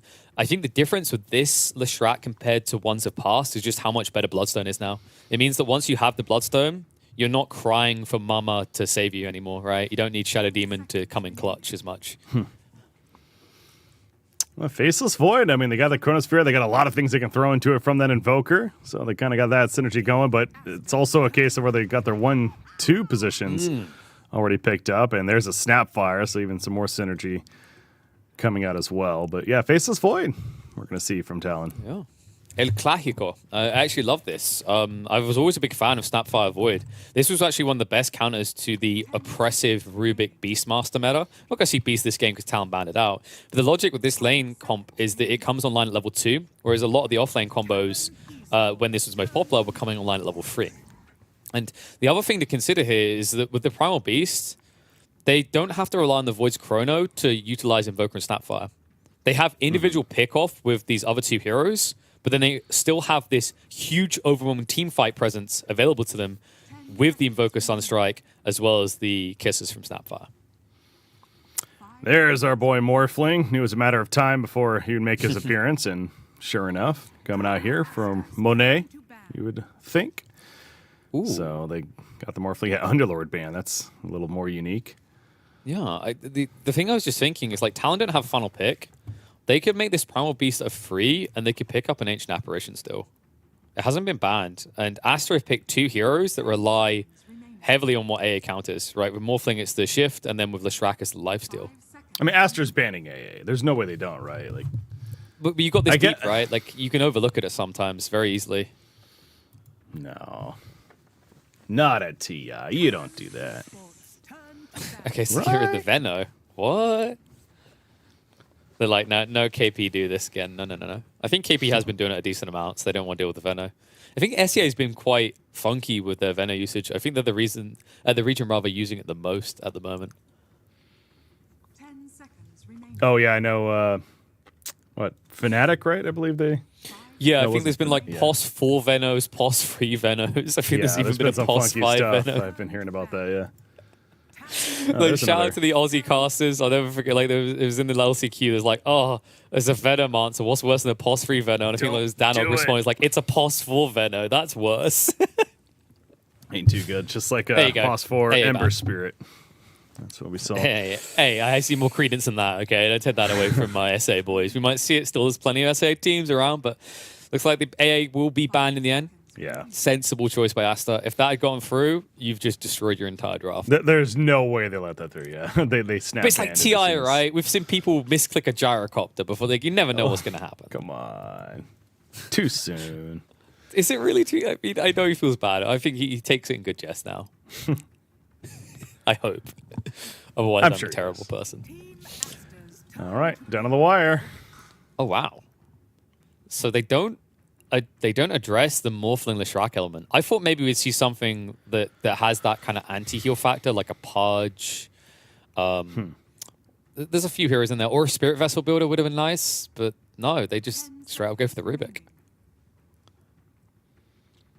I'm trying to think of the spell steal capabilities this game that he's really going to be aiming for, and I mean Clockwork, I suppose, a little bit put there, but well, Brewmaster now for a Team Aster. We saw that earlier today, remember? So XXS going to get his chance to get those primal splits off this game. Interesting finish. I'm with you on the Rubik, though. The Rubik feels a little, I don't know how to feel about it. This the lift itself is potentially pretty good. Yeah, it doesn't immediately strike you as like, now they've solved issues with this pick, right? It's like, it'll be okay on the lane. It'll make Monet's laning a little bit harder, and that means KP will come out ahead. So maybe that's the thought process, is they're just trying to say, like, what gives our Primal Beast the best opportunity to control mid-game? Giving him a better lane. And what's one of the easiest ways to make sure you can't lose a lane? It's definitely a Rubik. Yeah. Well, Q going to be playing it. Of course, they're position 4, so we'll see how he's able to perform on it. But going to go back to XXS on that Brewmaster. Some confidence there. And look at what he's up against. I mean, they definitely have ways to keep him locked down to an extent. But if he's able to get that primal split off, we know what the Brewmaster is able to do. But they have heroes from that want to get the primal split off, the mobility of a Morphling, and even a Leshrac wants to run around. So the Chronosphere certainly going to be the impactful point for Talon and getting some big ones off from 23 Savage. As you pointed out from the beginning, though, that's certainly the player that they rely on for their success. So they're going to need that. But the cool thing is, like, if KP gets a good start, they don't need him to come in with clutch chronos for the first 25 minutes. He can just keep farming and occasionally show up. And that doesn't matter because they have a strong 4. Even the Rubik round it out, like, while it's not a gotcha pick, it just gives you a stable foundation to go and do things. I think Aster in this game, we've seen they have this propensity towards aggression, even when their lineup is technically out-aggressed. I think what we've got here is a likely bloodbath in the first 20 minutes, and then we're going to be looking and seeing which carry came out ahead. Aster definitely prioritized that. Let's see if they're able to do it. A Morphling game where Morphling looks pretty uncounted. Let's get into game 1. Yeah, he feels like he's setting up to have a pretty good time, and a hero that we've seen a lot of success from. Faceless Void, there was, very recently where he was, of course, considered pretty powerful. A couple of patches later, though, toned down a bit and not as expected to perform, but still, the core of what he brings to the table, again, including that Chronosphere, is in play. I remember that one of his nerfs was right that the reverse time walk itself, yeah. Oh yeah, it's so good. If they don't have like perma stuns, like insta stuns rather, then you can just quickly scout and get away. In this game, you want to be careful because if you do try to be a little bit aggressive with your reverse time walks, there is a Shadow Demon that could maybe insta catch you with a disruption, and everything else that follows up will kill you. That being said, it's not like a Rubik, right? I think, yeah, no, like thinking about it more, he probably is the scout for the team. I say that, we can't underrate how absurd Primal Beast is. He'll just scout by, sorry, I say scout with like, little abbreviations because he'll just charge through the entire enemy team and say they're here. Such an absurd hero. Oh, there's Primal Beast, a lot of screaming back and forth going on. But look at this Rubik some more as I'll hold the thought, because actually might have a little bit of an engagement here. Baboka poking in and getting some auto attacks on him here. Disruption down here. That was Faceless Void. But he walks away, and that'll be the end of that. So we have our 2-for-2 rune split. Yeah, what priority Rubik's going to make? I know, again, for the laning phase, it certainly makes sense as far as spell steal goes. And maybe the cogs actually aren't too bad actually for him to have and use against the Aster cores. It's so, like, remember, like, we're going to wait for 6 and he has a support, so it's going to be a while. I think the premium steals this game. Hookshot is, of course, always godly if you can get your hands on it. Primal Split as well. Primal Split, I think, is the best single spell that he can get his hands on for maximum impact in this game. But it's difficult to get. I was going to say that. Yeah, they either run away or they clap instantly, right? So you shouldn't be getting it in this game. Yeah, that would be nice, but yeah, the chances should be pretty slim. But we'll see if Q what he's able to manage to do later on in the game. But again, the laning phase setting up to have a decent time. bottom lane, not afraid to poke at one another. Yeah, the Brewmaster laying down that level 1 Thunderclap. As soon as Faceless Void gets close. Again, disruption in play for the Shadow Demon, so not necessarily the Centaur Shadow Demon setup, but still. They have a lot of ways to get on top of you and be annoying. Yeah, and in early levels, that's really frustrating because Time Walk has a long cooldown, so they just want to pressure. This is an easier kill if they can find it. It's just, I say it's easier, it doesn't mean it's easy though, because the Snapfire, this has been a discussion that's been had many times. Imagine being a ranged hero and being strength. Yeah. Snapfire, ladies and gentlemen. She's so absurdly tanky. Not too shabby there. Yeah, has been scaled down a little bit, in fairness, right? Not as absurd as it used to be, but still just a very respectable brawler in the early phase of the game. Oh yeah, she's not as new of a hero anymore, so of course being toned down slightly. Yeah, I think she used to have higher starting stats, if I remember correctly. Like, it was just impossible to trade efficiently as a support on a support when this hero first entered a competitive.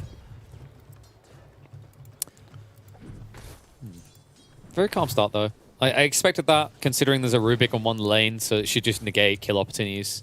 Also, this bot lane is just kind of one of damage done and damage offset. How about our mid lane? Invoker at 13-0. We got Leshrac 10-2. What is Invoker? We didn't even notice that. Oh yeah, Quaswex. Okay, so he's going the Quaswex style. So no expert this game. Talked about the ability for Sunstrike setup, certainly there, but you know they have a Faceless Void core as well. So I think really just assisting with that idea of just getting that control, Yeah. and being able to throw stuff into the Chronospheres, and Quaswex does that a bit better. You want to have 2 cores to go do stuff. I'm sure that Talon are fully aware that Aster are a very aggressive team, even when it doesn't look like they should be. So they need to have 2 cores at least available to party, and this is going to allow 23 Savage to farm. Like, they're doing everything they can to enable his game, and this is part of the course. This is the way Talon likes to play. Every time they draft, it's all about how does Savage win the game.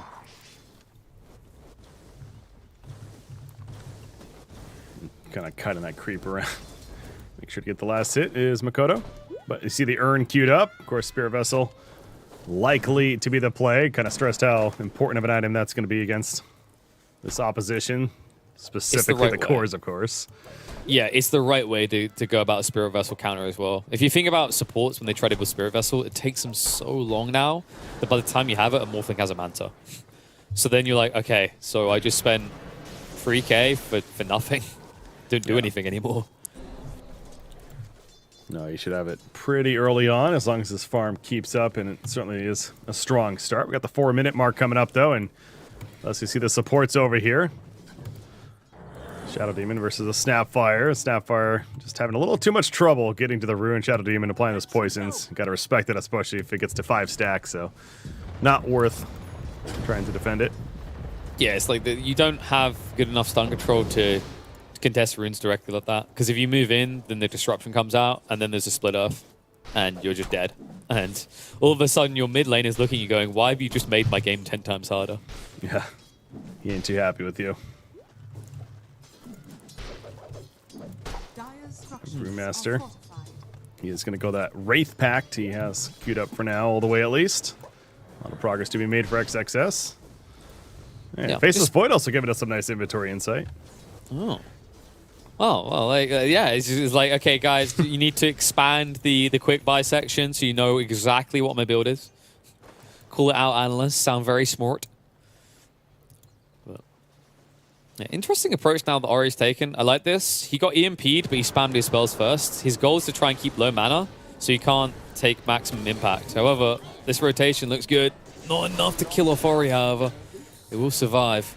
Both of them just bad and bloodied, actually, in this mid lane. Yeah, I'm very surprised that no one did that. I thought Leshrac for sure was in trouble, but of course, good rotation from the Clockwork, and Leshrac able to pop his regen, I believe his wand at the time. Managed to stay alive, so both teams having their supports come into play. But speaking of supports, rotation in, and Invoker. Disruption, split earth is easy at that point, and Makoto. The lift. Oh my gosh, he's alive. Yeah, the lift and the tornado turnaround. And now they're going for the turn kill to Baboka. He's fine, or he's low as well. I mean, the brawls continue. Still no kills. That was clutch from Q. He didn't just lift and stop the Clockwork. He stunned the follow-up damage from Ori. That would have killed him off. So great move there to save the day. And all of a sudden, it's a dance in the mid lane because it's all about these runes. Chinese teams especially have prioritized the 6-minute mark to rotate supports. And It looks like Talon is all too aware of this. Over in the end, Runa's getting the south side, is picked up by Shadow Demon. Leshrac kind of upset about that. Doesn't really have much say when his support is busy giving first blood. Yeah, Q manages to get credit for it, but Talon's got to be happy about that one. And Makoto can come back to the mid lane and continue his farm. He's already got the urn as we talked about. Spirit Vessel, ideally going to be well in the works, but both his supports are still hanging around. Snapfire and Rubik. So if they want a position, they want this kill on Leshrac. They're going to go for the dive using an urn charge. Ooh, the blast just out of range. I don't know if it would have been enough damage, but yeah, Ori can't go in though. Because the cookie comes out, will land right on his face, and he'll end up dead. So Ori has to stay away from this. Cookie on the high ground, and Shadow Demon now a little bit out of position. Makoto being chased on too. The final poison stack comes out. Yeah. Great move by Siamese C to get the better trade.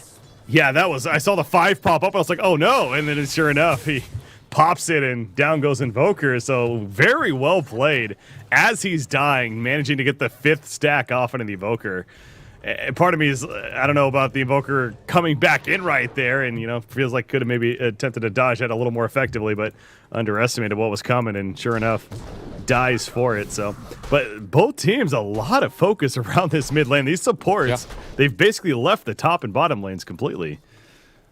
It's because Talon respects what Aster's draft does. It's all about this Leshrac. You know, the rest is kind of supporting cast, minus the Morphin, of course, but he comes in later. So it's all about what does Lesh do and how do we stop him doing it. And that's why Ori's had enough. Great call by Aster to rotate. And a good position to rotate. Void. Oh, the missed time. He chronos, though. He actually commits the chrono just to run away. And they're going to continue to dive. Yeah, that was a very aggressive chrono, especially when no TP's coming in. I understand the idea of being panicked, but without it, they weren't feeling too scared about continuing to go. But yeah, XXS going to come back together. However, the cookie, the stun, and now Savage. He gets a nice bash proc off the bat. He'll take the onslaught from KP. And there's the pulverize. The disruption, unfortunately not going to save him because using on the Faceless Void, and Brewmaster couldn't get away in the trees. So yeah, big turn right there. Again, that's really unfortunate. The timing of that splitter just a half a second too late. Yeah, it's unfortunate. They did at least get value in the fact the chronos commit, though. Overall, not the worst fight for Aster. It's unfortunate to get that death on the Brew. I think the fact they had to use split as well is annoying. But the Lesh is now more free to make plays because the chrono threat isn't there. However, the pulverized threat is. And KP is looking to use it again. Savage is even going to join him in the Dire Ancient area. Oh, farm. I mean, all right. What hero? Yeah, just takes it and smashes the ground and just walks away. It says, here, I'll leave one for you, Shadow Demon. Yeah. He's got the just one like right you can... there. You can just imagine him screaming gold, gold, gold as he does it. It's just, it's so trivial, man. Trample, no joke. And I think what you're seeing is the difference between the POS 3 and the POS 4 Primal Beast. Like, I think that's what happened in bot as well. When Siamese C chose to use Disruption on the Void instead of the Primal Beast, it makes sense usually, because usually it's a Primal Beast support rotating.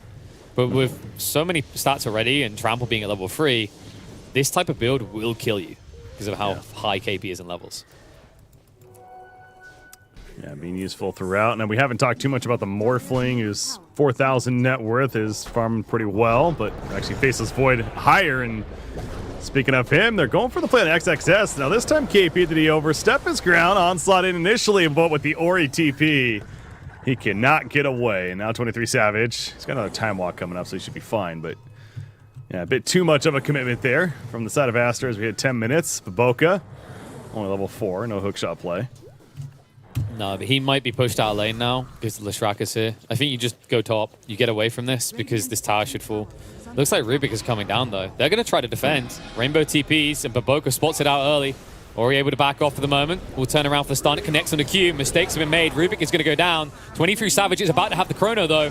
But the Disco Pony doesn't want to commit it. It's going to be thrown out onto the Leshrac. But instant reaction save from the Brewmaster. They drag him down instantaneously. Nice sidestep by Ori. Time warp back. Rejuvenates 23 Savage. And KB will follow through to finish off the Disco Pony. I mean, that was great play on God, both Savage. sides, frankly. Yeah, Savage, he's somehow going to be able to survive as he TP's out, but is going to lose another teammate around him as the Snapfire goes down as well. But yeah, that started with the Chronosphere. It actually missed the Storm Bruling as well, and so thus the lift happened and it prevented a lot of the initial damage happening onto the Leshrac. But then a good job by KP especially getting in there and taking out the Leshrac. Although Leshrac did a good job of avoiding that is the cookie stun, you know, predicting that it was coming. So yeah, but both teams definitely did a great job there, making some big individual plays. But in the end, I think Talon's certainly coming out on top of that one. Yeah, it almost felt like there was a communication by Aster. It's like, no, don't cyclone him, bring him down. I'm a Leshrac. He can't chrono me. It's the worst thing you could possibly do. And as a result, like, you know, maybe they missed out on a kill. Maybe that could have happened, or at least forced Void to run away quicker. But overall, just a decent brawl for Aster. Even though they lose Leshrac, they eventually get the tower, and Monet gets a new area to farm. In the meantime, top side, they make up for 23 Savage living before. This time, he will be killed off by Ori. Yeah, big kill. He's working on that Maelstrom, so that'll now be delayed. We saw the idea of him going even Hannah Midas earlier on, but I suppose that's changed. Let's take on the Maelstrom, and we'll continue from there. I think the adaptation that caught Talon off is the fact that Aster rotated Monet. As well as we're going through this thought process, just a pause for the Baboka that was, poor little clockwork goes down. But usually they don't rotate Monet this early, especially when heroes like Morph. But the fact they did secured the kill as well as the tower afterwards. If it wasn't for that, I think Talon would have kept this tower up, and the game looks a lot more cozy.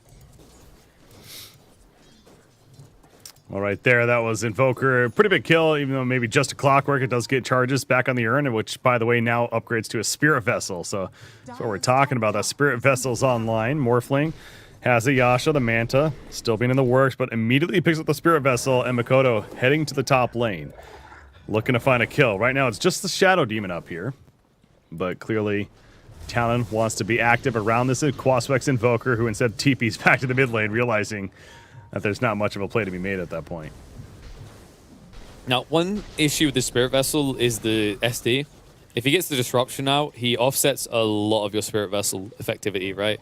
So he takes almost a third of its time away, which could be very big. It's going to be required in this game because, remember, it's not just the Morphling that gets counted out by Spirit Vessel, the Shrek as well. The Shrek hasn't even completed the Bloodstone yet, a long way off BKB territory. Mm-hmm. Clockwork is level 6, has Hookshot ready. It's got a scouting out down here. Unfortunately, by scouting out, he's going to run into a death trap, apparently. In fact, all 3 cores coming in. He's like, wait, why are all 3 cores down here? What's... Okay, well, I'm dead, I guess. He's like, I trapped them, guys. They're not farming right now. Kill heroes. No. Never mind. No, you just died, Baboka. We're not doing anything. Now you see Rubik, he currently has Thunderclaps stolen. So... just him managing to take that from the Brewmaster, but keep an eye on that spell steal. As Brewmaster, speaking of him, as we kind of expected, working on that Wraith Pact first, but the Ags queued up for next. Pretty standard for him, it feels like. Yeah, just means you're more than the split. Like, I know some people are really kind of butthurt by the change, so you don't get double split anymore. But in some ways, this just feels better, because now you aren't just the ultimate. Like, in a way you are, because it's part of your ultimate permanently there. But it gives you some independence from this one spell that I think Brew was lacking before. Yeah, that's actually more eloquently said than what the point I was trying to make earlier with the Brewmaster. It's good way to put it, actually. So yeah, with these like Doom or in the game and stuff like that, you still feel like you could be useful around that. You're not just all in on that ultimate idea. Speaking of Doom, Doom used to be that way, right? Like, Doom used to be one of the most boring heroes in Dota 2. You Doom someone, and yep, we're done. that's your combo. You Doom, it's all about Doom. Then they evolved him with the way he kind of functioned around Scorched Earth and the Devours, and especially with Infernal Blade, the different iterations that went through. I'm glad to say that Doom is a bit more than that now. I think he's reverted somewhat to still be around that ultimate a lot. But who knows? Maybe I'm wrong about that. Maybe there's new builds to be discovered here at TI. Certainly potential. Not a new build to be discovered is the Bloodstone on Leshrac, and there you go. It is finished on Ori. So yeah, wow, indeed. He's got it. Pretty good time. He's going Blink next as well. So he's not even thinking BKB, despite the fact he's up against Spirit Vessel. He has no Dispel against this at all. Unless... what if Shadow Demon's your Dispel? There you go. That's very, very possible. Absolutely. Would not be surprised, in fact. Yeah, just get the Ag Shard and do you Lesh a favor, at which stage he can play the game as deep as he wants. It's actually a a pretty logical way to approach this. Because alternatively, you build a BKB and you're just not playing to your biggest strengths, right? You're jack of all trading your hero. The downside of that is he requires enough farm that, which, you know, he's going to Eighth Lens right now. This is your main support, so him having a shard very soon isn't necessarily going to be realistic, but eventually. Beat him with a stick. Tell him to build it. Start farming. Where's your Philosopher's Stone? Get to. Where's the Philly? No Philly? Ah, GG. Look at this Brewmaster positioning. Wraith Pact has been finished. Has Primal split, but Talon's not committing to a defense. And Aster, it's one of those cases like, we'll fight you if you try, but you know what? We'll also take the tower for free. We're good with that. And they're going to 4-player smoke immediately after the tower kill. Does this go to Roshan or do they go top? Let's see. No, they're hunting. They're going straight top. They see the Primal Beast is playing a little bit forward and they want to punish that. And they have the tools to do so. They can easily initiate with the hook shot. But KP senses that something is not right. The only thing they're going to find up here is a Rubik. Yep.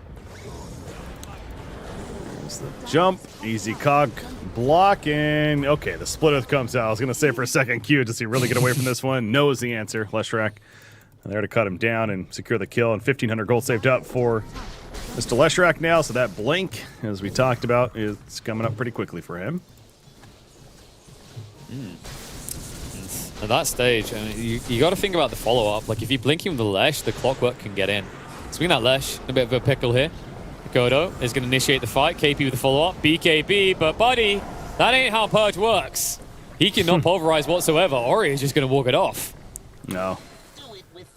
Yeah, that's, again, I remember earlier today, it's been a long day already, but talking about the Shadow Demon against the Primal Beast, for that reason right there, exactly. That Purge, the fact that the heavy slow, and they mentioned the BKB, and as we saw, it just doesn't even matter. You cannot get close enough to pulverize, so certainly considered a pretty decent counter.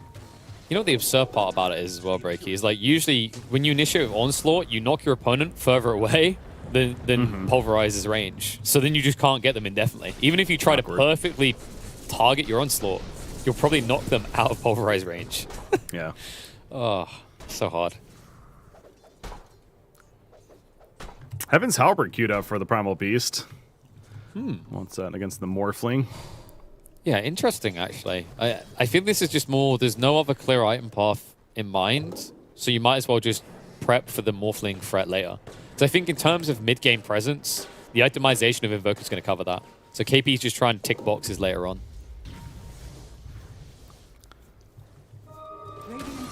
Aster ticking the appropriate boxes here. 320-minute tier 2 tower being taken. After this, likely to start surging towards the Roche Pit. Roche Pit, the Talon are already in. Are they going to be fast enough for this, though? They don't really have a fast Roshan killing team, so yeah, I was a little surprised to kind of see them go in there like that.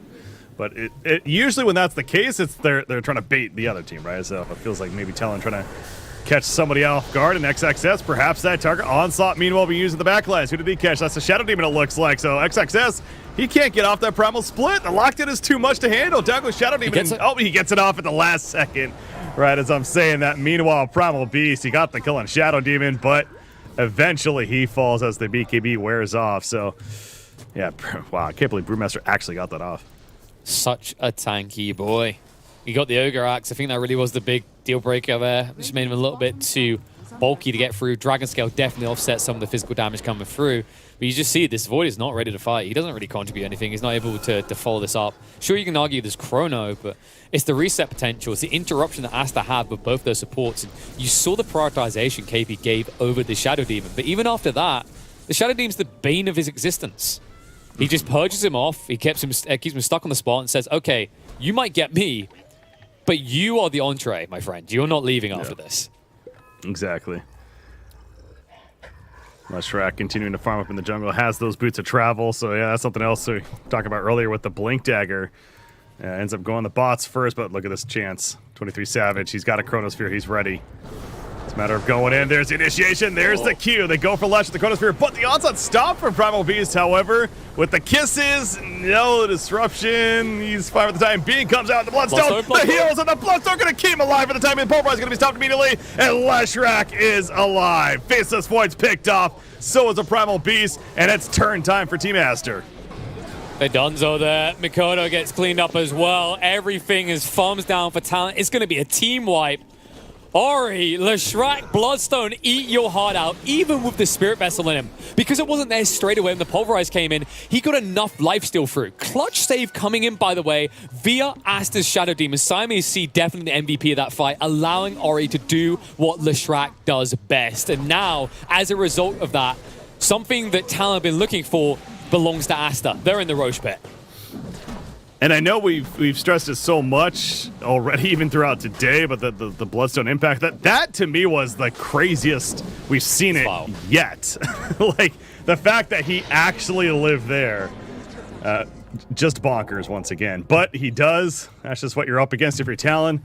Doesn't feel good, but some way, somehow, you're going to have to figure that out figure that one out, that is. But Morphling picks up the Aegis. We also see that he picked up the Aghanim Scepter recently. And this Morphling, we haven't talked a lot about Monet. We're going to start talking about him, though, because he's a beast at this point. He's 5-0-1, and he is massively farmed.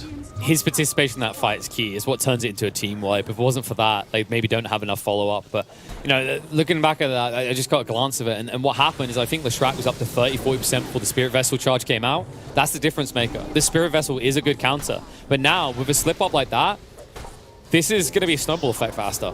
Aster are ridiculously strong. They've got the Aegis to play around. Monet is now participating with his team as 5. You just whiffed on the Chrono in regards to it didn't really lead to anything but your deaths. And behind this, Ori's finding even more. And why that's important is what he's getting next. Your Spirit Vessel is soon to be irrelevant. BKB has been queued up for Ori. He already has enough for one component. Yeah, that certainly does not feel the greatest if you're Talon. So that early Spirit Vessel, don't want to say it was useless, but it does feel like a much less effective item and certainly not worth that gold investment in kind of a hindsight type deal, right? Where, you know, imagine if he just goes like the Hand of Midas first and what can happen. But obviously, all hindsight at that point. The point is they need more progress out of the Invoker especially as well, because this Faceless Void, he's farming decent, but clearly they were lacking the damage to finish the job onto that Leshrac. And that was Leshrac with the Bloodstone, sure, but this Morphling, you can't kill the Leshrac. The Morphling is not going to be much easier. That's another tower kill. And they're going to go make their way to the bottom. There are no towers down here, but they're just going to take over the Radiant Jungle at this point. There is a prime target in Savage, though. Looks like it's only level 1 hookshot, however. Shame for Baboka, so close down that level 2. But don't worry, follow-up's going to be there from Big Daddy Ori, able to get the freebie on the Snapfire. And by the way, Baboka's about to have an Axe. That's going to make it even harder for Talon to play around Chrono or these Pulverizers. That is, by the way, this scan down here, they scanned Faceless Void. He walked into it. So you see the minimap, everyone turns and starts running here. Unfortunately for them, they're not going to catch him, though, because, right as the rocket comes out, too. So Savage makes it out just barely. And you see that they're still hunting. They think he might be down here, but unable to catch. He's out. That's good for him, at least. This could very easily end up being the quickest game of the day for us. Looking at the way this is now playing out, I think if Talon misuse the Chrono in the next fight, Aster can break the entire base. They've already taken out all the tier 2s, and we've seen how absurdly fat Ori is. And it is a Leshrac with a Morphling. With this level of farm, they can delete every lane very quickly. They can, yeah. They're smoked up right now, hunting for a kill, but we're already at that point if you're Talon. It's a lot of just sitting in the base, not really feeling safe to even remotely step out of it. I mean, Invoker's hiding in the trees way at the top side of the map, so it's more of an idea of how Talon's already feeling very restricted. Only 25 minutes into this one. Storm brewing. It's hunting. Take anything it can get. Especially considering that Savage, he's just picked up this BKB. If you can force some easy usages of the maximum duration, makes this game a lot harder long term. Speaking of which, there's the overclock. Sees everything everywhere. Is basically just Chinese New Year at this point. I love it. That's a great ability. And then he sleeps. It really is kind of like a party, right? You vibe, you have a great time, there's fireworks going off everywhere, and then I really just want to sleep. It's been a rough time. Well, this Invoker has been just chilling in the trees for quite a while, and He's here somewhat protecting the Faceless Void at this point. He sends out the Forged Spirits. But now there's the cue for Aster, especially with seeing Faceless Void up there. They're going to come up, but both have already TP'd away, and at least they got the distraction, I suppose. That's kind of what they're looking for, especially with this Aegis still online. Only for 30 more seconds, though. But there's not much else they can do. Yeah, Talon doing a phenomenal job of just delaying now. They're buying themselves a lot of valuable time here. Remember that Aegis is about to expire, so they will look to make a play soon. When they do, Aster are going to be no pushover. They're still 13k ahead. You got the Ags online for the Morphling. He's got enough to buy the crit as well if he wants. Meanwhile, the Shrak's progress has now got the Eternal Shroud. If he was impossible to kill before, good luck now. Yeah.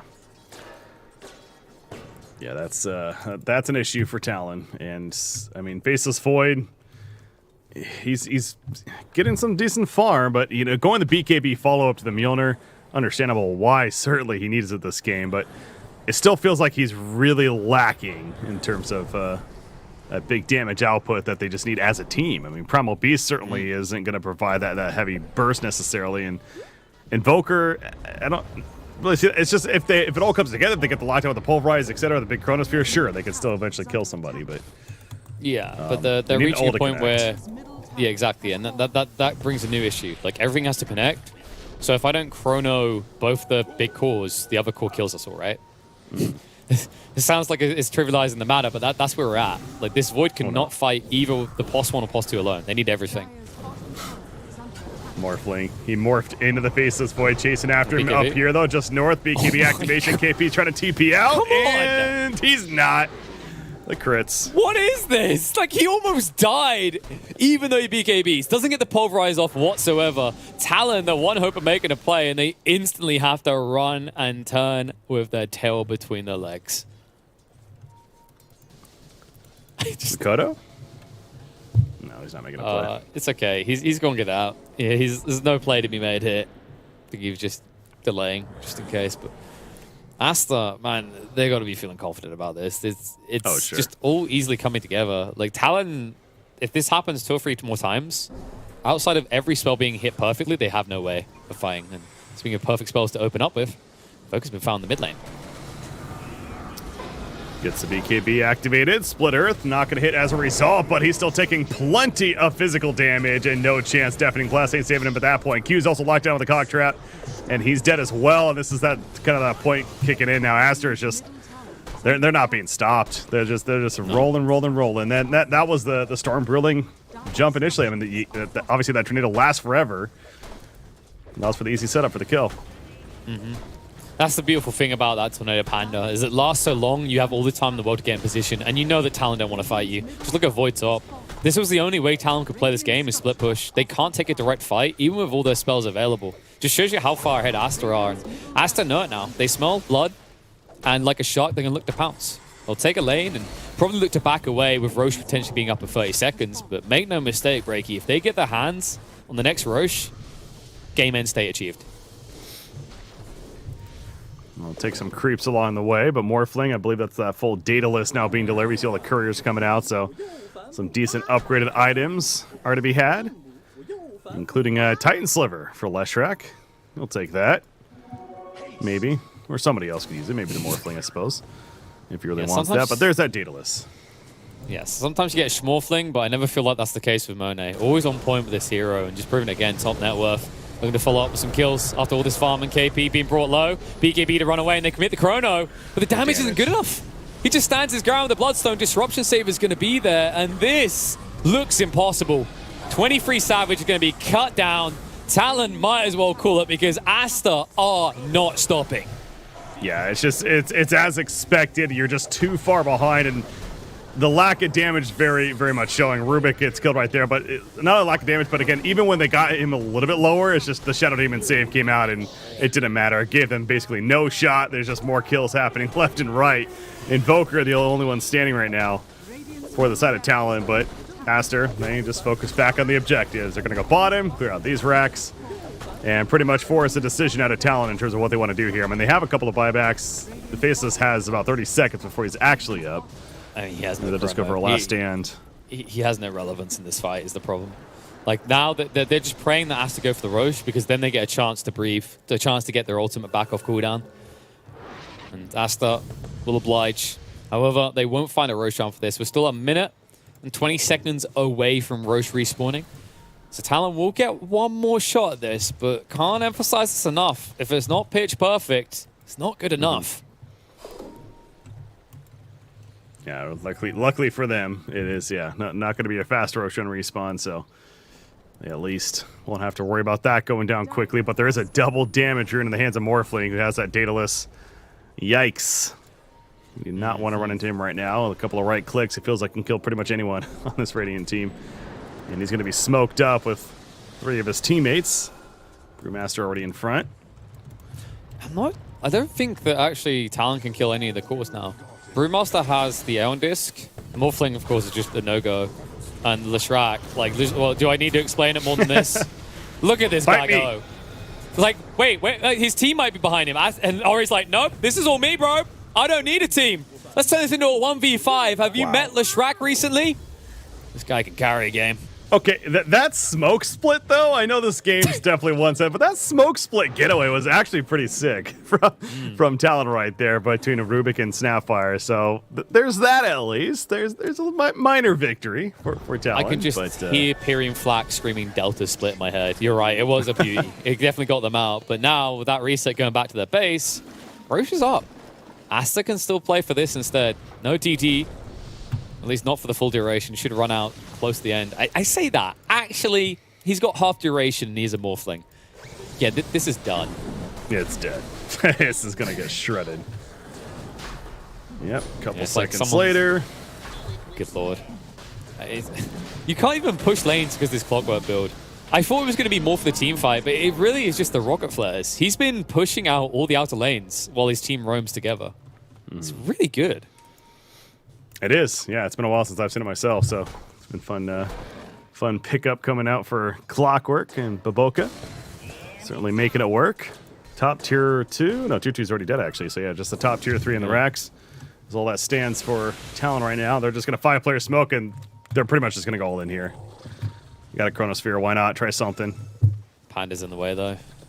Monet has the Aegis. They need Leshrac, you'd think. I think they need the SD. If they don't open with Siamese C, this is going to be a loss. They might find him in the tree line. Oh. Savage is going to reveal him. Siamese C instantly uses disruption, though. They're jumping for Leshrac. BKB up. Cataclysm coming through. Lesh is dead. They finally do it. Siamese C also hit the deck, and 23 Savage trying to stand a fight, but Monet is far too big. He will dominate the follow-up of this fight. Follows on into Q next, who is dead. Buyback forced out of both members of Talon, but they have no answer. This Morphling is unstoppable right now, and he will not stop until he has all 5 heads of Talon. Yeah, no, he is unstoppable. Now, he's in a kind of a funky position right there, and his teammates are dying around him. Brewmaster manages to somehow escape, but again, Monet, he doesn't care how deep he is. He's even going to be pulverized. He's getting lower. Remember, he has the Aegis, worst case. He's manning up against Makoto. Nice job with the Ghost Walk, though, getting away for the time being, and they will pop the Aegis. So, honestly, this fight is going pretty much as well as it can for Talon right now, considering everything. Okay, Monet doesn't want to fight. He wants to get out. BKB's on cooldown for 10 seconds. He's going to show respect. What a great turnaround. Talon just picking apart the foundations of Aster's lineup. But Monet, in the second part of this story, might still just take it all on his lonesome. Makoto slowing things down the Tornado EMP, but no way away. Monet will find a big kill onto the Invoker. And with no abilities at their disposal, with no Chrono to play off of, although they answer Leshrac, they have no answer for the Water Boy. Yeah. Yeah, Morphling. He unstoppable. I also like the Faceless Void takeover as well has been great, and it's just that added mobility that's brought to the table for him. And also the time dilation pop has been effective for him, but especially with that axe, of course, being the agility benefit there.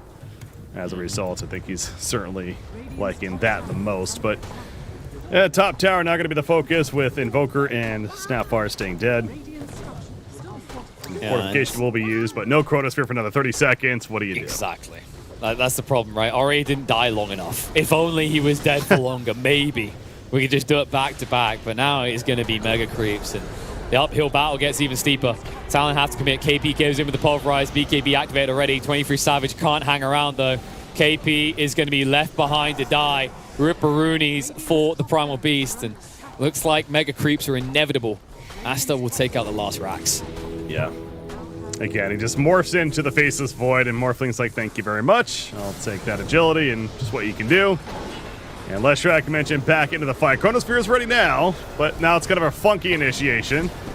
Clockwork, in fact, making it extra funky, and he's a little too deep, but not a big deal. Yeah, appropriate crashing, but he's like, well, everyone got out. That's what's important. Clockwork covered the escape. Doesn't make it out himself, but still just escalating that lead. And it was important they got away like that. They just got a lot more gold after taking the final racks. They want to make sure Payday pays out here.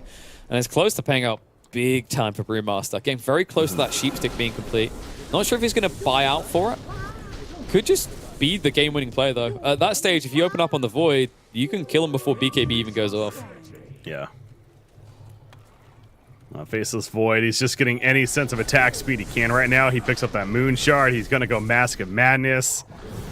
So that's going to be his answer to just try to be able to assist in as much damage as possible in a timely manner. Give hope and keep hope alive for Talon in game number 1, but that 30,000 net worth deficit suggests that this game is feeling like a near impossible task to come back from, and that's a catch on Snapfire. He's up for 50. So there's part of your Chrono combo gone. No buyback either. Well, Faceless. Some cooldown. Chrono's going to come out, though. Cataclysm follow-up. Monet won't die fast enough. They'll turn around Nori, bringing him low, but BKB gets activated. The turnaround now. 23 Savage is gone, and Talon have lost all hope. They will finally call it a game of survival, but that's not this game, my friend. Try DayZ, because Dota requires a win, one that Aster comfortably take. Yeah, they certainly do, and again, right as that Bloodstone was activated, the GGs came out. It's just they knew that was just the absolute guarantee that game number 1 is in the books. But yeah, very well played by Aster. Monet kind of just quietly being that almost like stealthy like assassin of sorts early on in that game. We weren't really paying too much attention to him, and frankly, neither was Talon apparently. Because he ends up finishing off the game 19-0-4 as far as his hero kill record, and again, obviously a dominating performance from him. But I'm thinking back, I suppose, to really there was that one fight where they initiated on the Chronosphere, they got the pull rise up, but he got the Bloodstone off on Ori just in time to stay alive and turn the tides of that fight, and it just seemed like that was the big turner, if anything, for Team Aster to go for the victory. Absolutely. I think like it's right to highlight Monet. He was definitely MVP in this game. Like he had a standout performance. I think it's kind of the underrated element. It's like we can talk about more from the late game, but I think where it was key is what he done early. That rotation bot, when things were getting weird and scrappy, secured them the tower and gave them some map control. And he was very present for a POS 1 Morphling very early on in the game. Usually they're a little bit more passive. They just want to get their farm, first 2 items online. But he found a way to participate. And there you can see he did get the MVP as is appropriate. But another kind of silent MVP to me was Sami C. He came in clutch. That fight in the jungle, when they committed on the Leshrac, if that disruption doesn't come out, that's a dead disco pony. And you can start to lose momentum there. So just overall, Aster covering each other's backs phenomenally well. Opening this series with a win. And it's got to be said, Talon for the last, I'd say 10 to 12 minutes of that game didn't look in it at all. They need to find a way. Oh, sorry, go ahead. Oh, sorry. I was going to say onto another point about Shadow Demon. In counter to the Primal Beast, it feels like he really is becoming more and more the obvious kind of pick when we have these early Primal Beasts coming out, that you better be prepared to maybe deal with the Shadow Demon. And by deal with it, it's going to be annoying for you, because between not only the saves of the disruption, but like we talked about with that Purge, that is a very effective tool against him, even with the BKB activated. It makes his life very, very difficult. So as popular as Primal Beast is, maybe that's where Shadow Demon is starting to see a bit more here as a result. Yeah, I think another interesting thing is when you look at these drafts, in theory, Talon should be fairly easy to execute, right? And they should be able to just get a big fight and take a win. But I think Aster just showed you how to dismount the map. They didn't really offer up great team fights when Talon needed them. And it just shows the importance of patience and avoiding fights when it matters. And as soon as that Bloodstone came out, they're ready to fight. But you know what? Let's not waste any time. We probably need to get prepped. Folks, these are best of 2s. If you're a Talon fan, you better start cheering loud. They're going to need it to recover this. Aster opening up this series with a pretty dominant display, but Talon still have an opportunity to strike back after a short break.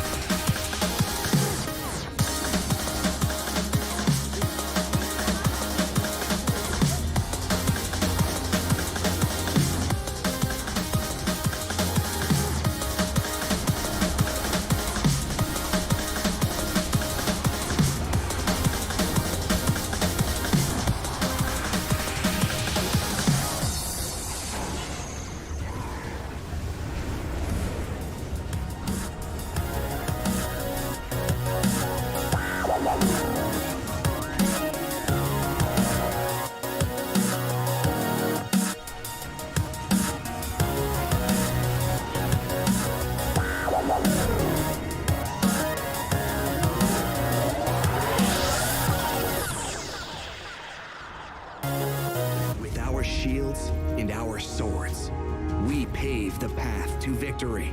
With our shields and our swords, we temper our courage. With our shields and our swords, we're making history. With those who make the game a reality, we're the vanguard. We're with the best. Let's raise our shields.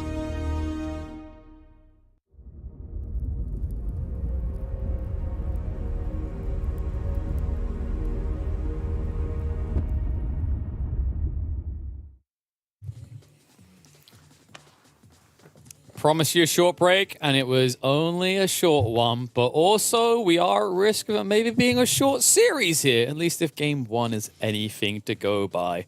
Breaky, Talon, they got to have a recovery point, right? There's got to be hope, because this first game looked pretty grim. Yeah, there absolutely is. I mean, I definitely wouldn't say after that game one, we're just counting Talon out by any means. Okay, going into this, we knew Aster was certainly one of the favorite teams, not only in this matchup, but even in the event as a whole. But Talon certainly capable of making some plays. I go back to that draft, though, and thinking back where, you know, the Invoker, the second pick Invoker, not necessarily an issue, but it seemed like a lineup that's a little out of the meta right now. Like I said, with the Faceless Void, yes, a couple of months ago, especially in the qualifiers, he was a great hero. After a couple of patches, though, some tweaks, some changes, some nerfs, really, has died off a bit. And then that final pick, Rubik, Q played it great. You know, in the laning phase, he did well. He had some solid plays, but it felt out of place, simply. So I think I would like to see them start with a stronger draft. And that starts right now. Yeah, I'll see what they can do. I agree. Like I highlighted in the moment, like the Rubik pick wasn't the gotcha. It was like, wow.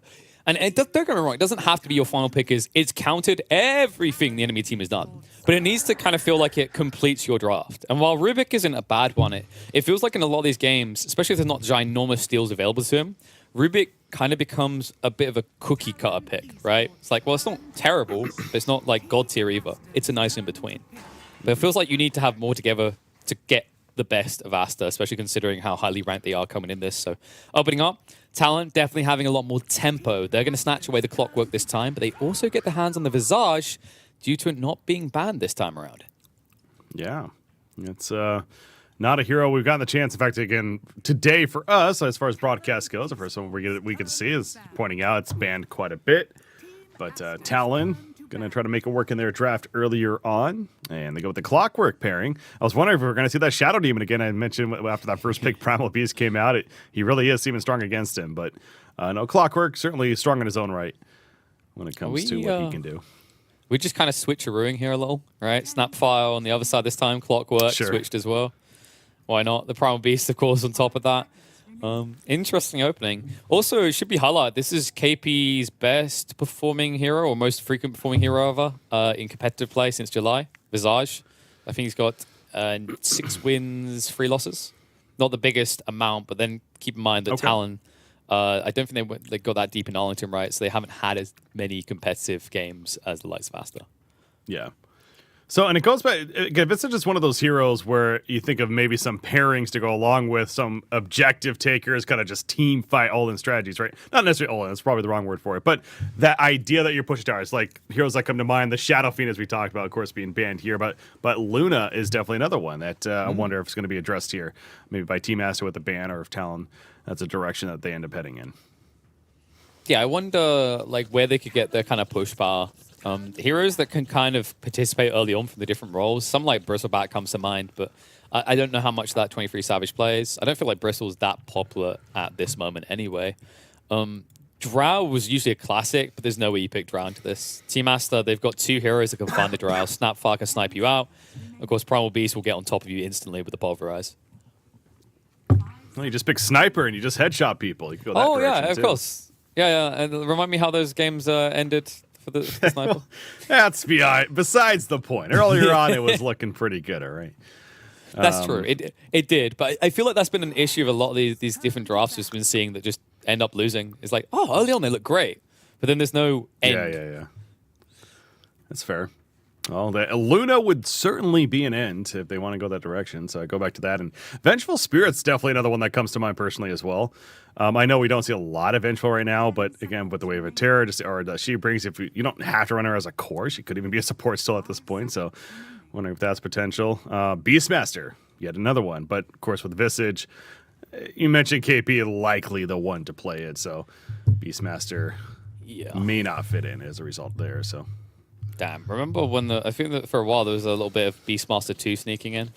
Those days are long past us, sadly. So there are alternatives to push bar. Something like the Disco Pony could appear on Talon's side. I don't think it's completely counter. We've seen Primal Beast is actually a counterintuitive counter to it because you end up just being a lifesteal source for your opponent until you have BKB. Even then, Diabolic Edict goes through BKB, so you're still lifestealing as a Leshrac.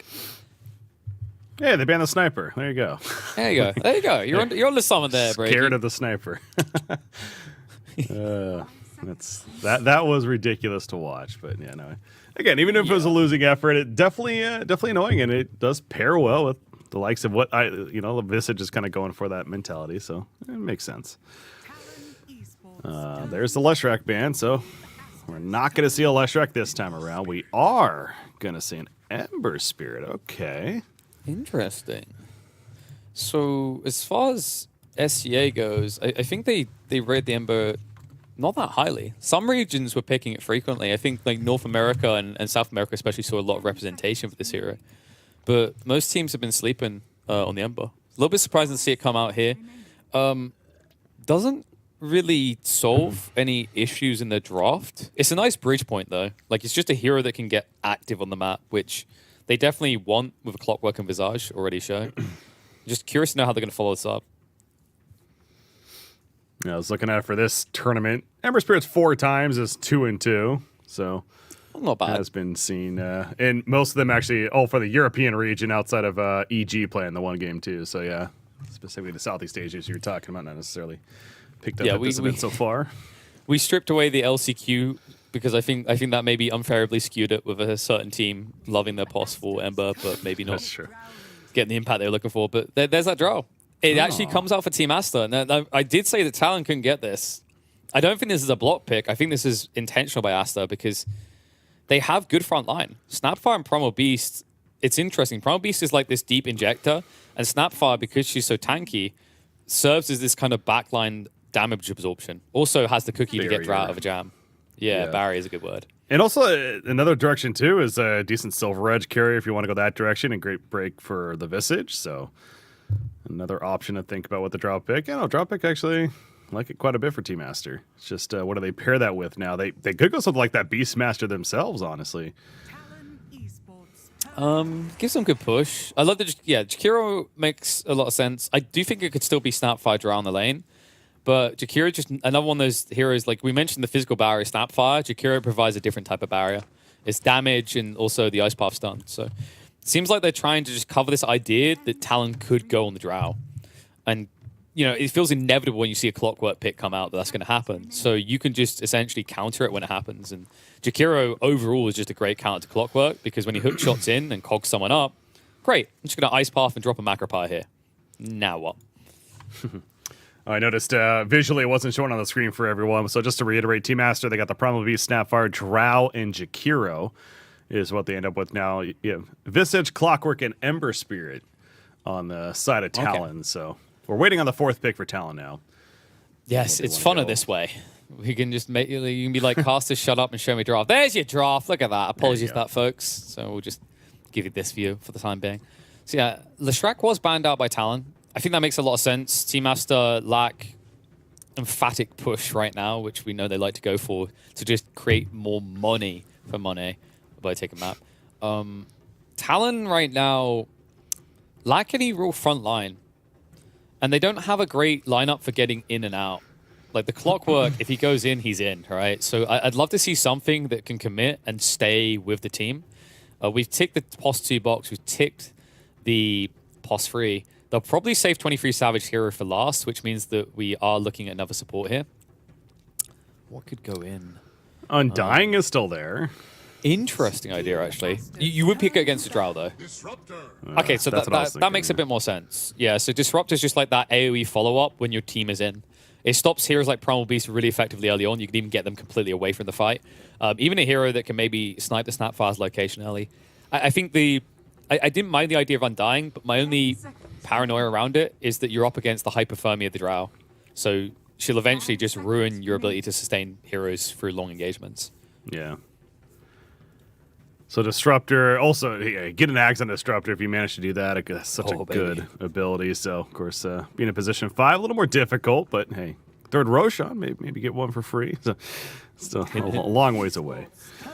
Your Clockwork's like, no, but I need this to make it rain in the sky. I want to farm. No, please, come on. I can win fights if you just give me axe. But farm. There's the running out. Yeah. Brewmaster ban. Naga makes a lot of sense here. I wouldn't be surprised if TB is something on the table for Team Aster to get rid of. Just anything that has a very high peak, because I think Talon have a lineup that want to take map control early, but they don't have the end game solution. And the Lunar Ban makes a lot of sense. We've seen this hero, it's able to enable 4 other heroes in the game without even participating in the fights. One thing I am still concerned about for Talon is the lack of lockdown. Like they have ways to keep people in place, but you know those hard stuns, right? They're not necessarily the best at right now. It's really Clockwork, and then they got Visage Familiar stuns, I suppose. But so I'm sitting here like, and I know I keep pushing the idea of something like a Vengeful, but oh man, that's a bird. I was looking for the cheesy element here, and Aster are correct on this. There is no spider answer right now. So they have to tick a lot of boxes. Luna got removed, and Naga, which are kind of okay on the lane against Brood. Like, now you need to pick a hero that has great late-game scalability, but can also address Brood on the lane. There's not many heroes that tick that box. Even something like Sven very early on doesn't do that well. What about, like, a Dragon Knight? But wait, is Monkey... Monkey's available. But I don't know if I like that against the Drow. It does give you something to deal with the spiders on lane, right? But there's then a question mark on how you perform against the Drow. Can you even ever reach her? Also, it's another hero that relies on lifesteal, so Drow just gets loads of value out of the Ag Shard. Also, the hero looks terrible in stats right now, so... This is one of those that would be it's unfortunate we don't have the player can't, because I would be curious to see the face of Talon. I was like, God, that's a Broodmother. Oh, crap, what do we do? Well, we're going to find out here, and... Oh. Double Spirit? So it's a +1 Ember. Okay. Interesting. I feel like this is Talon once again, like, flinching to recover the draft. That Brood pick definitely was unexpected. Like, it was not countered. Now, mid-game and beyond, like, good counter, right? Ember maybe goes for Battle Fury, maybe just gets the Maelstrom, has a way of de-pushing the Brood. I'm worried about early on, though. I think XXS could easily turn this into a big problem for Talon by 15 minutes. Well, Talon going to have to be up for the challenge some way, somehow, to figure out the answer and not let Broodmother get too out of hand here in game number 2, but certainly an easier said than done task. I'm excited to see the Ori Primal Beast, though. It's going to be Primal Beast versus a Storm Spirit in the mid lane matchup. I think that's actually a good matchup for Primal Beast. Because you onslaught in and then you pummel. And Storm Spirit's idea is that he's tanky, so he stands his ground. But I don't know, man. Maybe I'm wrong on this, but I just feel like Primal Beast beats most of these matchups where part of your toolkit is I can stand still. Right? Like, I have to stand still, which Storm has to do before 6. Heroes that do you feel like they could be good against Primal Beast are things like Puck, where it's like, I'm level 1, but I have a way out. Or Queen of Pain. I'm level 1, but I could have a way out. Let's see what we can make work here. I think one thing to highlight is that Broodmother's job isn't to win the game outright. It's to draw a lot of attention. And if you do that, like, no one's answering Monet. And I'd say Monet deals with most of these heroes fairly well. Like, you can definitely get on top of him Double Spirit. But if he's an item or 2 ahead like he was last game, that's not going to matter. Mm-hmm. Drafts continue to be interesting. Again, definitely another curveball, and I think you are right that it's a case of Talon. Just maybe they weren't ready for this Broodmother final pick, threw them off a bit, and Gonna figure out how can they best adjust to this now. So gonna run the safe lane Ember Spirit with a Storm Spirit mid. Still waiting to see if that's ultimately the best answer for them, but they're giving themselves a shot as we now load into game number 2. So Aster up 1-0 in this best of 2. Looking to go for the 2-0 sweep, but Talon, 5 players smoke off the bat, and here we go. It's probably just to get wards down. Not really a lineup that wants to fight level 1 Talon. You've already got Soul Assumption that's inevitably going to be leveled on KP to open up with. You're playing a POS 1 Ember, so probably don't want to necessarily go for Searing Chains early on. I think, yeah, it's just wards, nothing else. Meanwhile, on the other side, notice Aster delay their smoke. They can kill. This lineup, they've got their hands on potentially Cookie or Scatter Blast. They've got the Onslaught charge through. They could kill any member of Talon. God, they're going really deep here. Yeah. It's a really good one, though. Oh, Ember. They're going to find the perfect target. 30 seconds. Or not. Okay, yeah, the Frost Arrow is slow to connect there. Oh, the chains. The chains aren't going to save him here either, maybe. Oh. Living life on an edge. Yeah.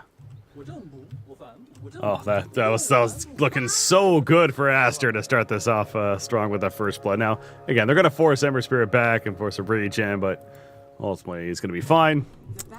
And we'll make his way to the bottom lane. But yeah, good attempt from Aster. Unable to come through, though. Yeah, I think the issue there is they jumped a little bit too fast so that Drow can get close enough. I think that might have even been a body block at the initial start of that stopped him getting the first Frost Arrow out. One extra Frost Arrow at the beginning, Ember never gets that close. Monet's saying, hey, come, please. All right, XXS at the bottom lane. Doing some blocking. On the other side, wants to get that pushed in. Creep Wave not quite under tower on this bot lane. That's good news for 23 Savage. He needs a kind of safe level 3. Otherwise, the Brood can very quickly kind of just escalate in this type of lane. And early on, they will at least have the Disruptor to offset the Spider, not the Spider threat, but the big Spider threat, rather, the presence of these two in the lane. The problem I see is, like, once XSS gets level 6, who's clearing these spiders? Yeah, that goes back to that final pick. It's just, it didn't necessarily answer that specifically, so... I suppose Ember Spirit with the Flame Guard, but it's definitely not ideal. But he's already gone for a point in chains. I feel like a lot of the time, because you're rushing Maelstrom, you don't necessarily, like, what do you want? Sleight of Fist maxed, Flame Guard maxed? Well, it's always been one of the troubling issues with Ember is, like, you pick two. You don't level them evenly, because if you level them evenly, especially Flame Guard, doesn't feel good enough because it doesn't have enough damage absorb. we'll keep an eye on what 23 Savage decides is best for this matchup in the laning phase. I will say mid lane, Storm Spirit's having a hell of a time. 10-4 against the Primal Beast. That's 4-2. I know it's really early on, but yeah, he is dominating right now. Yeah, this was someone I was kind of question marking. Is like, in theory, this is a stand your ground type hero, but Primal Beast loves those type of heroes because you can just trample all over them. But apparently, the additional armor, how bulky you start off with the extra damage from Static Remnant is proving enough to keep Kodo in control of this lane, at least for now. Yeah. I think that's the biggest factor. The Remnant's just being there as, like, yes, Primal Beast wants to go in, but he is going to take a good chunk of damage in response and clearly unable to play as aggressive as he would like. I mean, you need, what, like 4 tramples to compare to the damage of Static Remnant? That's a lot of tramples. And in that time, you're going to get hit by probably 2 Static Remnants. So yeah, here you go. He jumps in, immediately takes damage, has to back away. Man, that's annoying. Although I'm glad, because I feel like every time I say this annoying, it's in favor of the Primal Beast. That's fair. Yeah, it's something just right about maybe Primal Beast deserves to be annoying against. Yeah, it's like with Leshrac right now. I'm waiting for the game. I'm like, yeah, screw you, Disco Pony. It hasn't happened yet, but there's still time. All the webs down there at the bottom lane. Broodmother has officially infested the Radiant jungle. Yes, It's all my lane now. Ember's doing well, though. 15-0. The only real highlight here is that Storm took a great start to this. That's the disparity that exists. In fairness, Primal Beast needs a lot less to do things than a Storm Spirit, but it still bodes well for Talon. Oh yeah, right now the CS you'd be very happy with looking at all 3 of your cores. Off to a great start. Not a lot of trees up here to work with at the top lane I'm watching, but yeah, bottom lane initiation. Scatterblast, hide. Getting low, but not low enough. XXS can't chase much further. Still no first blood as we're approaching the 4-minute mark now. I think one of the frustrations for Talon long term in this bot lane is that XSS can just offset their work with the insatiable hunger. That's something you have an advantage in. Now, 23 Savage did go for a very early bottle here on the Ember, but until you get level 6, you don't get the greatest of value. And even then, you're paying 100 gold to TP back to base each time. But as I talk about that, top lane, that's what the brawl's on. Jakira goes down. Meanwhile, bot lane, drag back. We'll find a kill onto Snapfire. So Talon had enough of Aster's early aggression. They set the pace on both lanes. Yeah, I was watching that top lane action, actually, and it was really started with the clockwork. He went for the creep pull, and Drow Ranger had to come over and kind of contest him for it, and Jakiro just got isolated as a result, cog blocked, and eventually just run down as we saw in the end result. Visage showing off some good damage there, the Grave Chill slow, and Jakiro could not get away. So yeah, the first blood, but as you also saw, the bottom lane, exactly, Talon making a play at both of them. So Baboka finds himself TPing back in and harassing the mid lane the best that he can, at least initially. But we'll just roam through the Radiant jungle for the time being. They're trying to set up for kill before 6. This is a perfect time as well. Makoto gets stunned up. No rotation will save him. Great move by Baboka. Yeah, wrapping back around, and Storm Spirit did not expect that. Now, the unfortunate detail for Ori is he's not going to get enough XP in this downtime to get 6 before Storm. So you can't now make this kind of snowball effect of the secondary kill. But it's still a great kill. One that, considering Storm Spirit start, you would not expect to happen here. Yeah, here comes that Storm Spirit back into the lane. At this rate, both are going to hit level 6 actually at the very similar timing now. Oh, Ori's trying to rush it. You can see, like, look how close he is on the XP. He almost had it. Yeah. But won't be able to force the matter. Get that catapult maybe. The problem is Makoto's rushing this wave now on purpose because he knows what Ori's up to. So Makoto dodges the imminent death there. Ori won't get the rune either, so Makoto, just everything looking thumbs up after that initial death. And where is he going? He's going top lane. It's an illusion rune. I don't think that's the ideal rune for Storm Spirit necessarily, but hey, he'll take it. Something. It's coming up top, and Q, he found Jakiro. That's a cog block, and likely a kill. There's a TP in for the Snapfire. Zip zap in from Makoto, though. Does secure the kill. However, Clockwork dies in response. Pull in on Monet. Monet, that would be a big target kill for them. Makoto, not a lot of mana to work with, but it's enough to secure it. Baboka doing all that he can, even the cookie earlier. Unable to save his teammate, though. Yeah, and good job by Makoto there. He was holding on to the illusion rune because you said, like, not much value. There was one thing it had value of there, and it's the gust threat. Once Drow used that gust incorrectly, or not incorrectly, but forced to use it, shall we say, Makoto was very confident he didn't need the illusion necessarily anymore. But I love that detail that he didn't just insta start bottling up to full regen. He's like, I need this in case this dive goes wrong. And a good transition to the jungle to take a stack and pick up some farm. And meanwhile, bottom lane, you got Broodmother. This farm's build feels looking good. Build feels a bit odd, right? Like 1-3-1. This is what I mean. Like this is the thing that Empire suffers with is it works at the moment because there's not another hero here. But if one hero shows up, the damage absorption's instantly gone on Flame Guard. And you now have once again no answer to the Broodlings. Well, again, working with what you got kind of deal. Yeah. You've got a safe lane Ember and a mid Storm Spirit. I mean, I'm just disappointed we didn't get the Earth Spirit as well. Yeah, true. And the Void Spirit. And I guess we'll fill it in with Vengeful Spirit. Oh, Nice. Perfect time there. Ori knew what he wanted. that was one of those cases I was expecting. We saw that coming the whole way, but yeah, Ember Spirit had no clue Still good. what was happening. That was beautiful. It's one of those moments where, like, if we knew in advance, we stick it on Fog, right? We live it like it's a thriller experience from Ember's perspective. Probably just had a heart attack there. Big beast trampling out of nowhere. And Ember's dead, and his struggles continue, unfortunately. I mean, they're not going to stop. You can see how ridiculous Slidefish can be.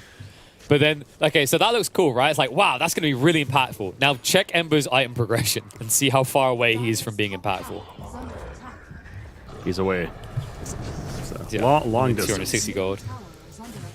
And this is escalating quickly. Aster's just now rotating the Brood. They're playing off their advantage. Glimpse back on the Ori. In pretty deep here. Has got the onslaught for 10 seconds. Has got the pulverize, but is stunned up for the moment. No way to commit it because he knows that Q is nearby. Stays alive though. Now he can turn around the pulverize. Storm Spirit getting a little bit ambitious here. Mikoto about to be drained of mana. He can't even get the kill. Ori lives through it all. Finally goes down to 23 Savage. But damage is truly being done here by Aster.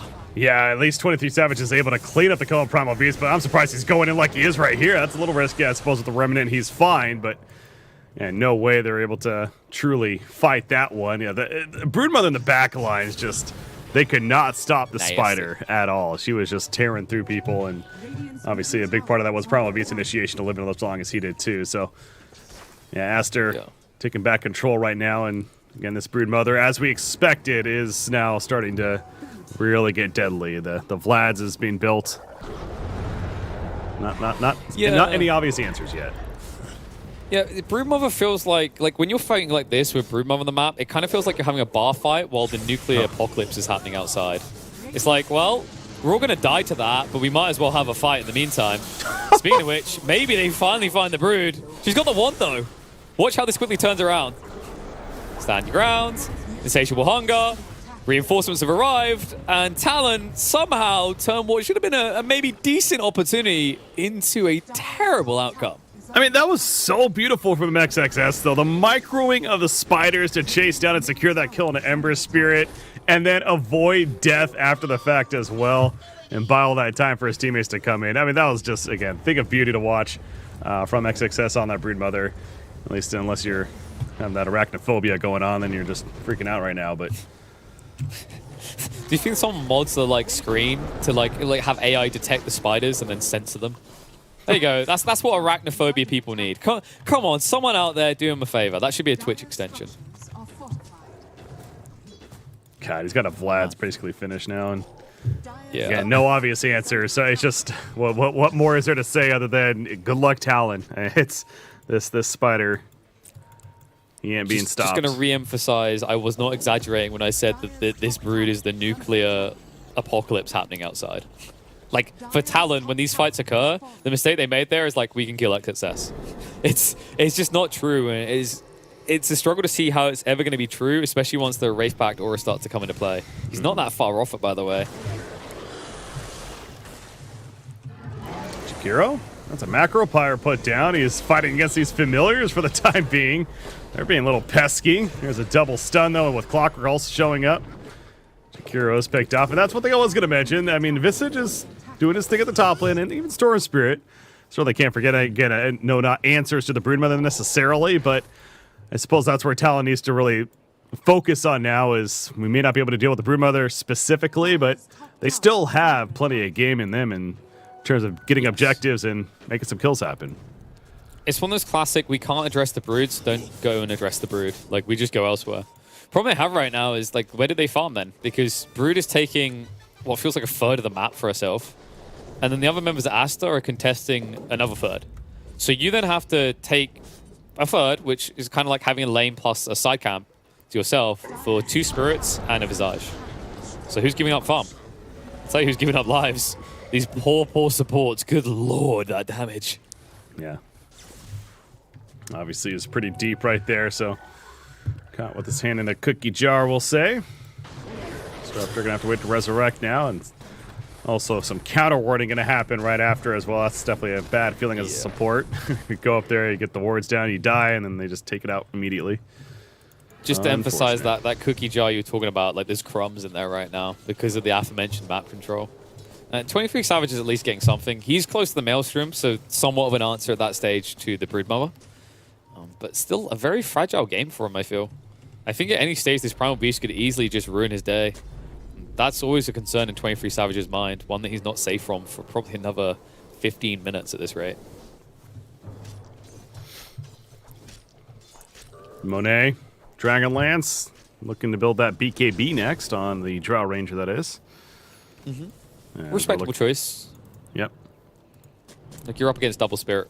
There's a lot of jump on Talon, so I think in Monet's eyes, it's not about maximizing damage, it's about maximizing survivability.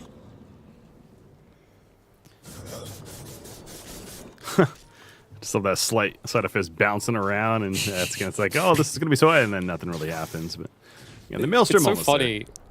Yeah, it's like before Maelstrom, let's say there's like 20, 30 spiders. He's like, I could probably get up and go to the bathroom and come back and still be jumping with Sleight of Fist.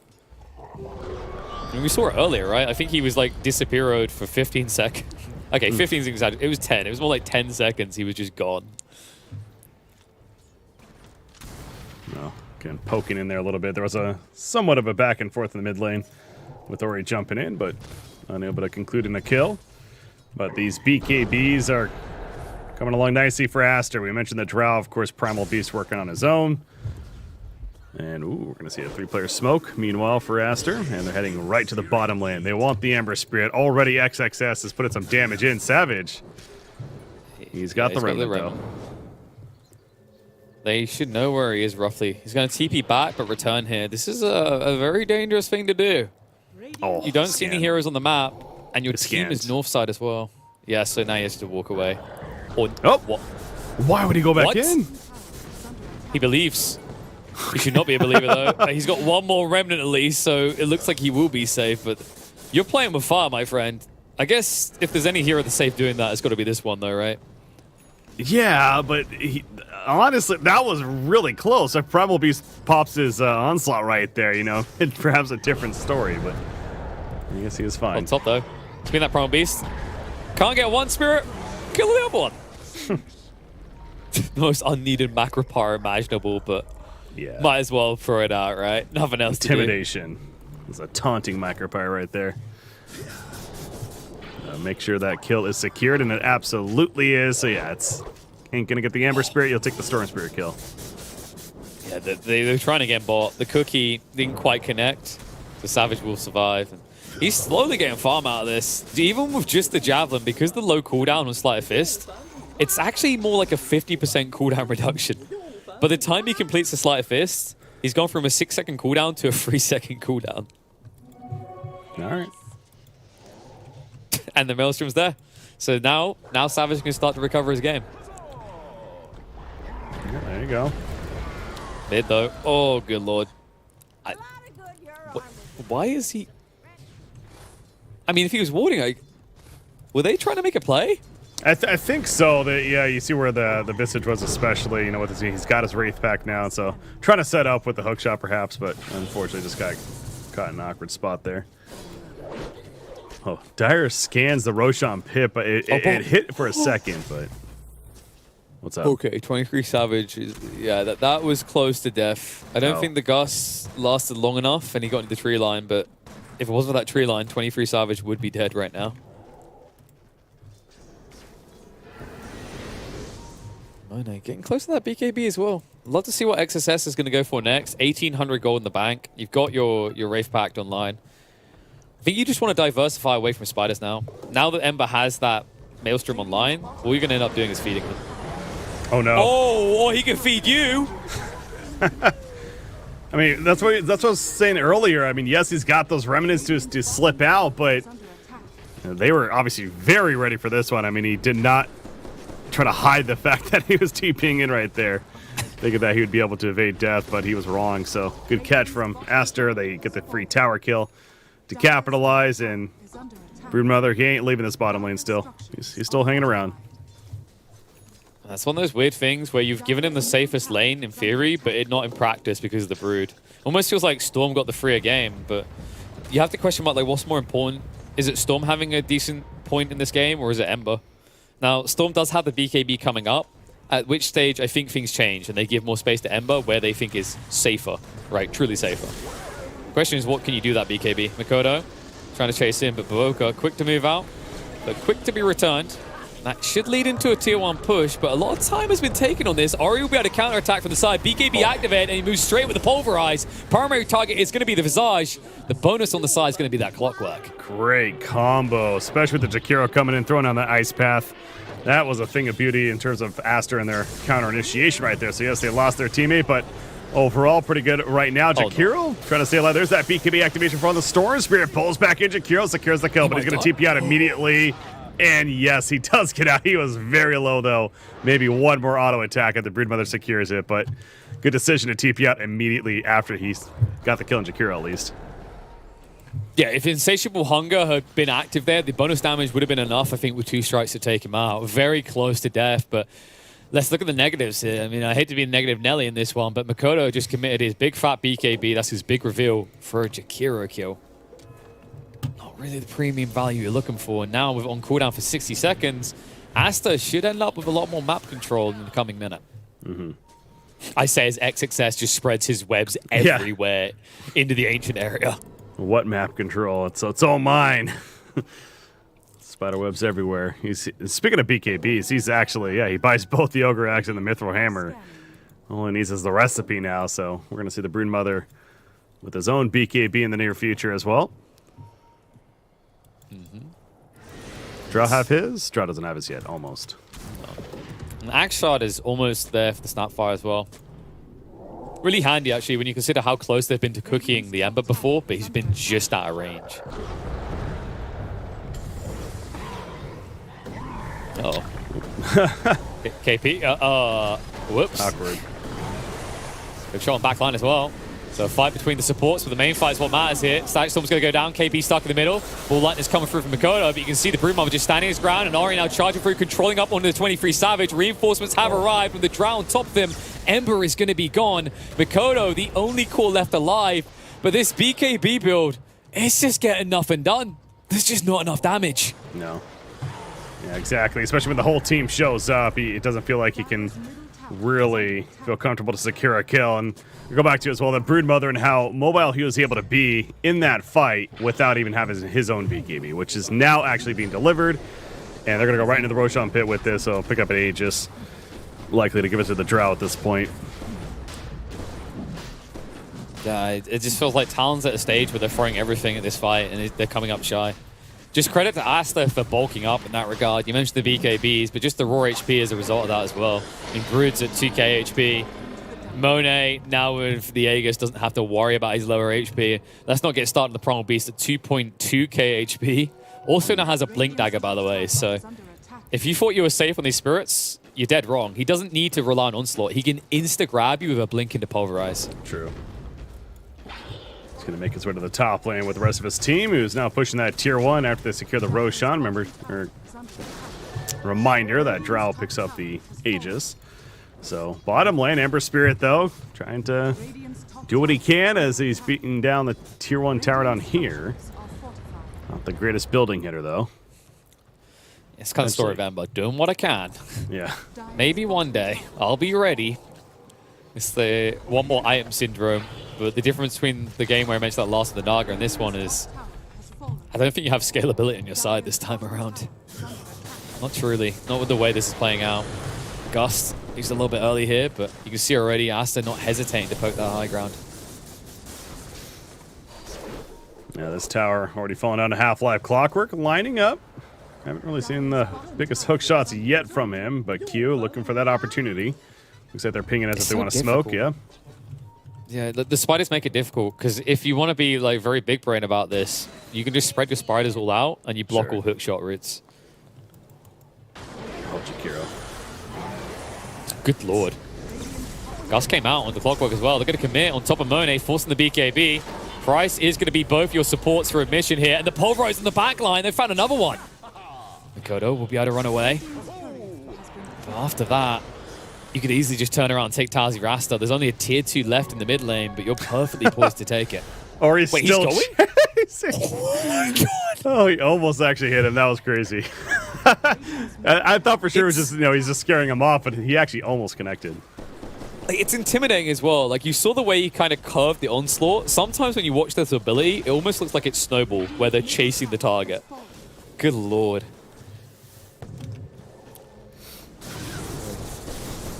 back alive. Maelstrom will at least give some D push, but it's not just XSS anymore. You notice Monet chips away at these towers pretty effectively. About that Ags on Disruptor. Yeah, that ain't happening anytime soon. Drow gets pulled in, though. The initiation from the Storm Spirit. That's a prime target for sure. The Ice Path put down. Oh, but the pushback with the Cog, and that's going to be an Aegis burnt. But at what cost? Clockwork, he dead. He buys back. You got Broodmother. BKB activated herself. Storm Spirit getting very low on mana. Gust away. Monet is still so low. The cookie save initially. They kill the familiar. Yeah, at least one of them, and she's going to keep running. So, yeah, they had a little bit of trouble protecting the Drow as effectively as they would have hoped there. And considering the situation, Talon, pretty good hold by them. Going to force a reset. Yeah. But at the end of the day, you did just buy back on the Clockwork. You lost money in that fight. You didn't gain it. You only got rid of the Aegis. So Aster have to be content. Like, the Aegis didn't have, the longest time left. I think considering what their objectives are. Because after that tier 2, you can see they can't easily breach high ground. It's a slow chip. Kind of reminds you of the sniper game earlier. They're not committing hard to kill towers. They're just looking to slowly whittle them. So probably for the best that Aster's able to back away. But agreed, Talon, they get a much needed fight in a way of maybe coming out on the map. But as soon as they do, punishment is to be had for these poor supports. Hyde is going to be picked off top. Oh, I was wondering if bottom lane Drow, or more so Ember Spirit, was making a play on a Drow right there. But now he's just says hello, then quickly remnants away. No, not before the BKB. Because Monet, he was fake pumping the Gus just in case. Because if you jump on him, Gus comes out. This Drow is big enough compared to you that you die before Gus runs out. He's just going to push out this bottom lane now. And again, you look at the Drow, he's third in the game right now behind his two teammates of the Primal Beast and led by that Broodmother when it comes to the net worth. So another reason as to why Aster feeling pretty cozy in this game. KP, he is going to TP away. No stopper. Ooh. You can see Ori wants it. That's the threat of the Blink Dagger, by the way. If you're not paying attention for a millisecond, he will grab a target. Might still get an opportunity, though. Ball line will get them far away, so it looks like they do at least make their way out. But you can see how restricted map control is for them. They have no desire to fight. The problem with that is Aster's soaking up so much of the map, they continue to escalate this net worth lead. And just continue to see the Broodmother that is, and infesting all over with those webs and feeling unstoppable. 5-0-8. Yeah, having a phenomenal game. I love the way he kind of diverted away from relying just on spiders. BKB looking towards a sheep stick next. We'll have the means to kill heroes. Speaking of kills, top lane, big one. Mikoto gets caught out. Crafty bugger he is. The Jakiro gets a prime target. Back down here, speaking of the Broodmother. Yeah, Clockwork, Cogs. That's not going to stop him too much. Durrell does connect. And I think that range was going to hit, but the multi-shot, it connects. And they're going to kill some familiars as well. Yeah, never doubt the power of Dragonlance. Good old Dragonlance coming in clutch there. Just the tip of the icy arrow connecting to the clock. And now you've lost your reliable initiation. I say reliable, like your best initiation. It's not even necessarily reliable in the Clockwork, which means that Aster get to do this again. And remember, that Clockwork, he bought back last time. So they know he can't catch them off guard with a buyback hookshot. Yeah, it's a free tower, and definitely these racks going to start melting away. The pings come out as if they want to initiate, but Aster postured. They're ready in case anything does, and it goes back to Clockwork being dead. Doesn't feel the strongest, but Storm Spirit wants to go in. He keeps pinging it out as if they're going to make a play. It's just a matter of when and how. Well, apparently now is the win, but immediately zips away, and his teammate Visage is just dead. Melts off the bat. Disruptor also takes a fall, and the Rax is cleaned up. So you can tell there was definitely hesitation there as a team. Maybe a little bit not on the same page, and either way, it's a free fight for Aster. Might be a free second lane now because of that. Because I was going for 40 seconds. That means you haven't got any Wraith Pack aura. Maximum damage will be coming your way, and you have no way of getting through this front line to even get Monet at this point. XSS alone could just keep pushing this while they guard him. Seems they want to back off, though. Understandably so. They just extended their lead further. We take a lane, you've got plenty of gold in the pocket, so time to go spend it. Where's that line? More.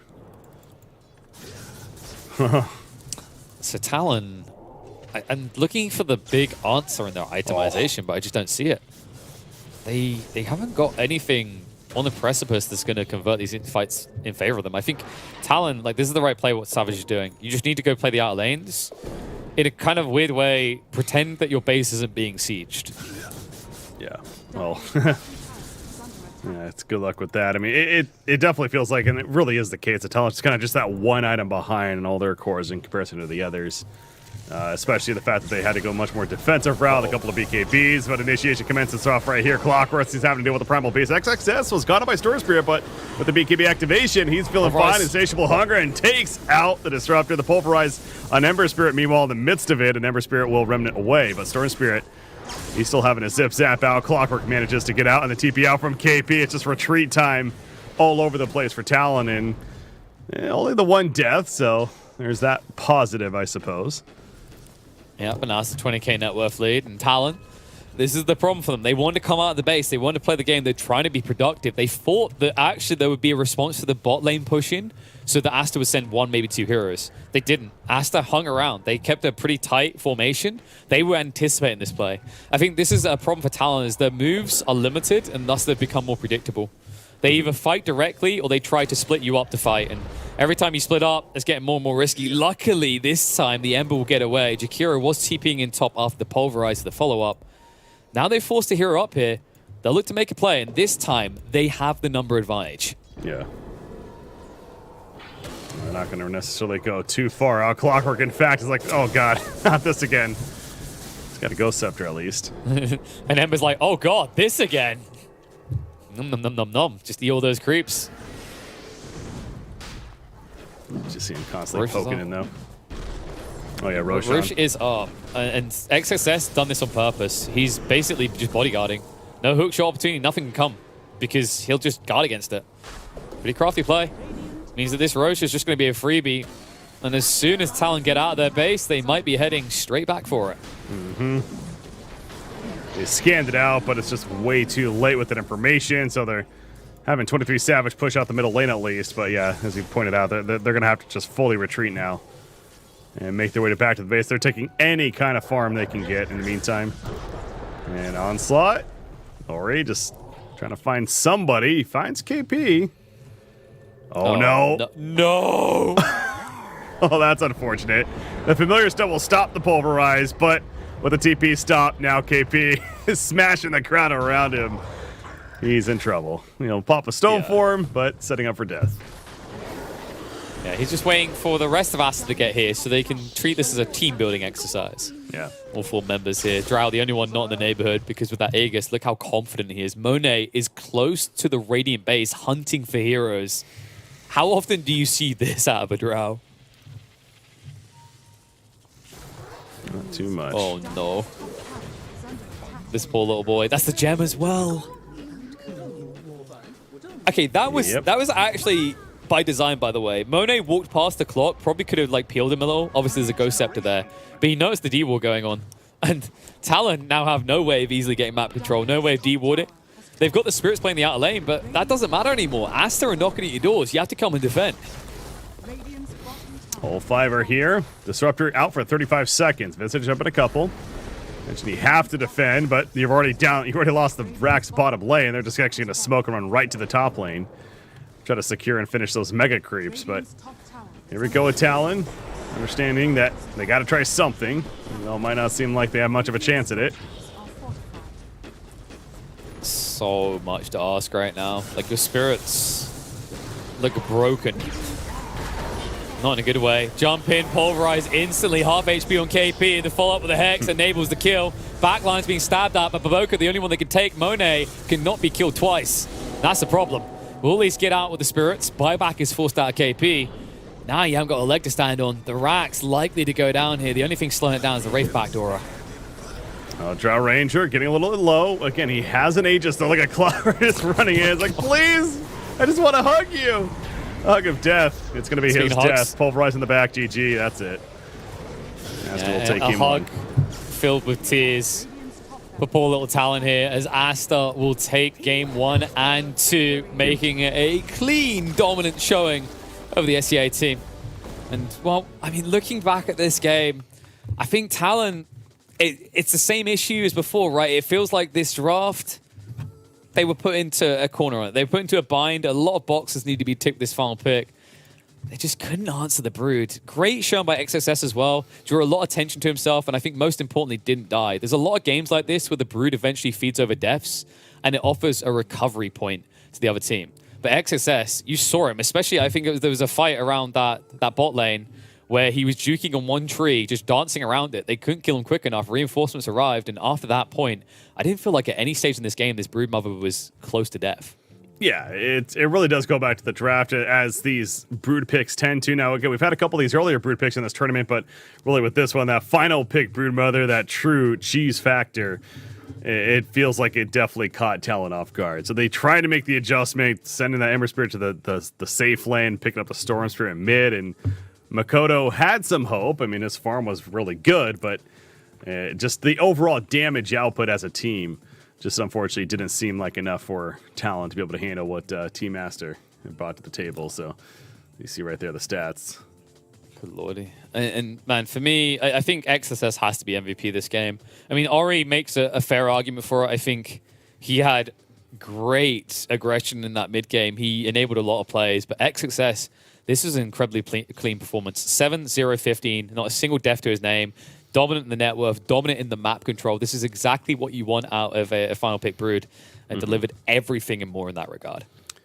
Yeah, and it kind of goes back to just the series as a whole. Again, both games, there were the kind of questionable pickups, specifically with the final pick on the side of Talon. And, you definitely want to think that's something that, perhaps to improve on moving forward with, easier said than done, I know. But really just both of those games with the Rubik, the first one, and then that Storm Spirit here in game number 2, it just didn't address the answers, or didn't give enough in terms of what they really felt like they needed. But in the end, it's Team Aster taking game number 2 over Talon here. Pretty dominant, as expected from Aster. Yeah, I think you kind of hit it on the head. Talon, they have this very dangerous and toxic relationship with final pick. It almost feels like they look really good with their draft up until then, and then it just kind of falls apart. I think for game 1, it was this Rubik pick that just didn't really do anything. It didn't add that much necessarily. And in this game, of course, it was the other way where the Broodmother was completely out of left field. They didn't see it coming and didn't have an answer. But overall, nothing can be taken away from Aster. Great performance by them. But there is still more action, folks. That's right. There's still one more series to be played out here on channel number 5. After a short break, we will return with Hoki versus Gaming Gladiators. Stay tuned. Don't want to miss it.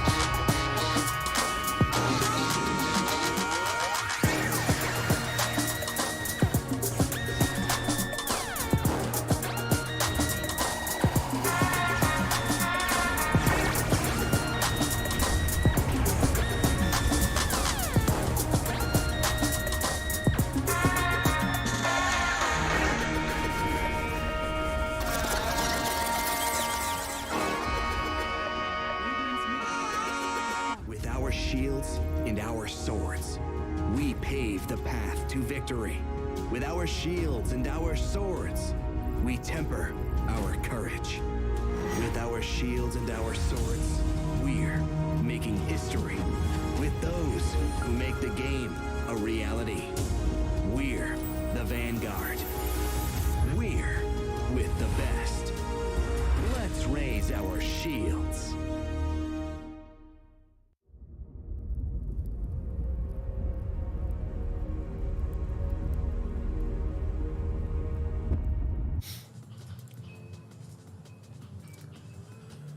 All right, welcome back, ladies and gentlemen, boys and girls, to the TI-11 group stages coverage here. I'm Brick CPK, now joined by Gods as my co-caster, and we got our final series of the day, the night, wherever you may be.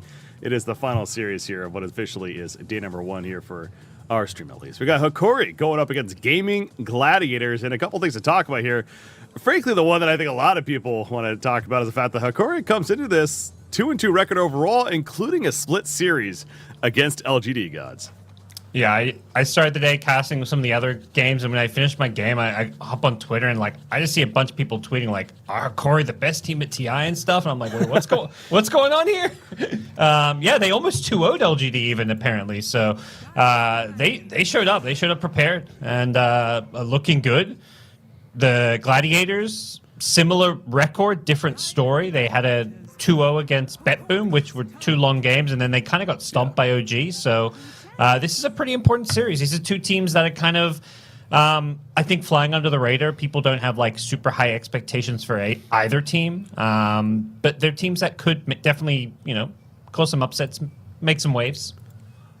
As they already have, specifically Hoki once again. Yeah. So yeah, again, there's a lot of Tundra to be played, and that's obviously the kind of the crazy thing with these group stages, where 20 teams involved, 10 in each group, and 18 games over this 4-day period that you have to play. So hey, if the draft kind of just connects and things start working from the laning phase, who knows what can happen. So looking forward to seeing how that continues here in a game 1 of this series. And all right, let's talk about this opening, though. We got the Enigma first pick, the Rubik Enchantress, but there's the Shadow Fiend, a hero that we've been seeing plenty in this event. Yeah. SF seems, alongside Morphling, those are the 2 carries right now, at least considered to be the 2 best carries. The only 2 that seem to be getting picked up in the first phase. Maybe I've seen a Slark hero there, maybe a random sniper counter-picking SF, but SF's great. There's just so many things that work well with it. You can build these strong 5-man push drafts around the minus armor, now that you get the talent that affects buildings, and it's just a scary hero. A Corey have picked up basically 2 cores in the first phase because of how strong both Enigma and SF are. Yeah. Funny enough, this is the 7th game now broadcasting today myself, and we actually haven't seen Shadow Fiend, but I know with the stats, and we have seen a lot of these first 2 bans coming out on the hero. It's understandable why he is getting so much respect, and you always got to love the wombo combo potential, as we talk about with the Shadow Fiend Enigma too. But yeah, how about the Rubik in response to the Enigma? What do you think about that? I think it's maybe a little overly reactionary, because I think so much of Enigma, you're not just picking Enigma for the black hole. No. This hero is just this solid offlaner that pressures buildings and just goes for these team-oriented items. Wraith Pact is almost always the first item you buy on the hero, and that's not something that Rubik really does a whole lot against. So I feel like if you're Enigma and you see this, you're just thinking all right, maybe I double down and don't even go for BKB Blink and play around Black Hole. I just get Wraith Pact, I don't know, whatever other teamfight items you can think of. Yeah, it seems a bit too much, maybe. Yeah, to that point, we were having the discussion earlier, myself and KP, that it feels like a lot of these Enigma games, you want to react, and sure, a Rubik reaction is that, but yeah, you don't want to overreact, because exactly, this hero still farms very well, gets the items that he's looking for, he still provides teamfight presence, and even if you have that quote-unquote counter, there is still the mind games of, well, I gotta save this specific ability for that black hole, and the idea that you're kind of waiting on it. So yeah, Enigma, just way too much value. Understandable why we're seeing him as first pick priority. There is Enchantress, the fact that she could take over the Eidolon, so they're, in a sense, they kind of did pick 2 heroes that could certainly address Enigma in a couple of ways, I suppose. Yeah, I don't see this Enigma having a great lane. Maybe they pick a carry that's not amazing against Enigma, but definitely right now looking like a Corey may even want to demote Enigma to 4 position. There's still some teams who play 4 position Enigma, and you see these lane counters and game counters, and sometimes you just got to switch things up a bit. But we'll see where they do. I loved right there seeing the player cans gaming gladiators having a good time about something. I don't know if they're talking about the draft or something else going on, but the team laughing together. It's a long day for everyone, right? Everyone that's involved in this event and the production side, as well as especially the players too. But there's still a couple of games to be played, and certainly the focus going to be there once the game starts. But nothing wrong with trying to relax the best you can in terms of getting ready for the final series of the day. The group stage for, I mean, obviously you mentioned like for everyone, but for teams, it's like it really is this marathon. Like you can't go all in on every series in terms of preparation and like using all your mental and physical energy. You have to really pace yourself a bit because, like for the teams today in Group A, you're playing 3 best-of-2s. There's all these other games going on against potential opponents. You have to really lean on your coach or coaches and analysts for the team to kind of do the prep for each series because you don't get the chance to watch all those other games. You're playing all day. Yeah. Yep. So playing continues, and they're going to be playing with a Beastmaster on the side of Gaming Gladiators. Yeah. Over there, right? They played this earlier today. It's kind of one of their, I think, just comfort heroes. Ace and the team as a whole just play really well around it. And you look at Beastmaster and Enchantress, I think you've got a kind of strong foundation to kind of build a, classic push draft where you just, play your lanes out and then 15 minutes in, you're just going from off-lane tower to mid-tower. Then you're going for Roshan, and you just kind of go from objective to objective. Beastmaster's just really good for that kind of play style. Yeah, I want to say we saw a Bat Rider earlier to go along with the Beastmaster. Yeah, there's a lineup. I forget the exact game, but certainly it was just a go, go, go kind of lineup. And, maybe that's even something we could think about in this one. Maybe a mid Bat Rider if it calls for it. But, the idea that they got that catch, plenty of it, and going to look to benefit off of that. Also, some nice objective push. How about the other side, though? Tiny Crystal Maiden.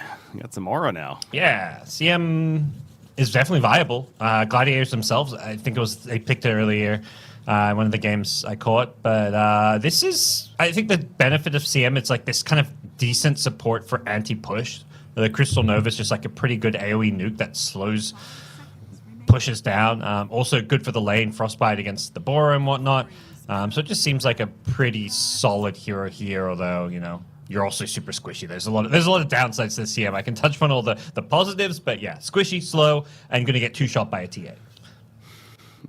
Yeah, TA is certainly not the hero you wanted to see if you're the Crystal Maiden, but suppose something was bound to be picked up that's going to worry you, and that's certainly one of those options here. So TA's really gives, they clearly indicating what their draft's looking to do. It's not going late game. It's all about this early to mid game. It's another strong pushing hero.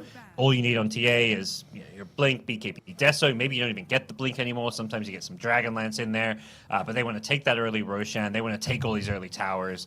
TA is like one of the best pushing carries in Dota, although we haven't seen much TA on this patch.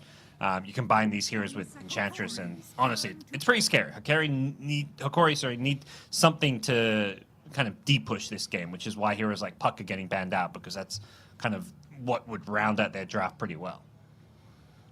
It is interesting, though, seeing a Shadow Fiend and a Templar Assassin in the game on either side, and both teams banning out mid-heroes. Just something about that feels wrong, guys. Dota's changed in some funky ways, but yeah, seeing these safe lane TAs and SFs these days. I mean, SF still goes mid a lot. I think TA, at least to some extent, is being played mostly safe lane. There isn't much mid TA against certain matchups, sure, but yeah, it's definitely bizarre. Totally agree. Yeah, getting old here, guys. Back in my day, that wouldn't have been a thing. I don't know about this. Back in the Dota 1 days. Yeah. Yeah, that's been a while, man. All right, 15 seconds remaining, though, for Hokori. They're really trying to figure out Leshrac. Okay. Yep. Just, I guess, another hero that would complement pushing, of course, Edict and whatnot. And I think they're just worried. I mean, you should be worried about getting overran here. They're thinking, okay, what's going to round out this draft? It doesn't have to be another pushing hero. Sometimes, like heroes like you mentioned, the Bat Rider, I think, work well with pushing strats because you want to have a way to initiate and catch people who try and defend towers. Like, there's going to be some CM or SF sitting at towers throwing nukes, you want to have a way to jump them and kill them, which a hero like Batrider can be good for. So we'll see where Gladiators go, whether it's some kind of catch, some kind of additional pushing power, but they've got last pick, and the fact that TA can flex between mid and safe lane gives them a lot of room to go a number of directions with their draft. Yeah.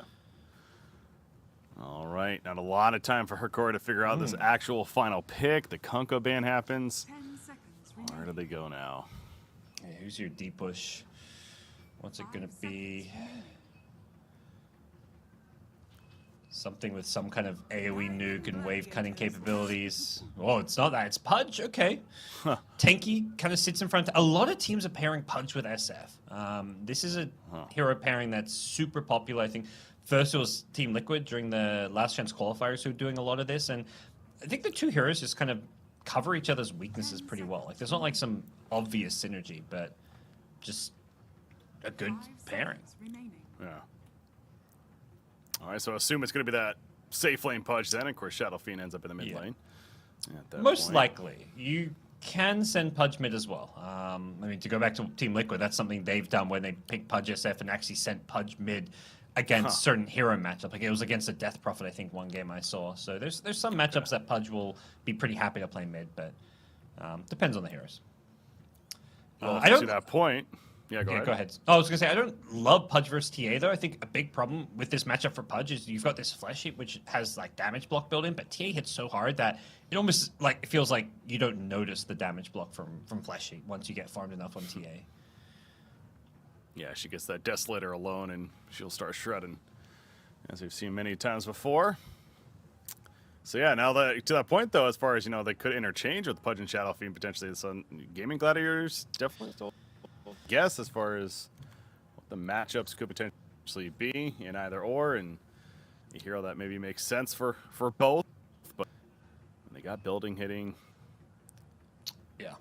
Boom usually likes to play these, more explosive heroes. It's more a Durachio thing to play something like a TA, so he's usually that spirit player. In the past he loves his Queen of Pain.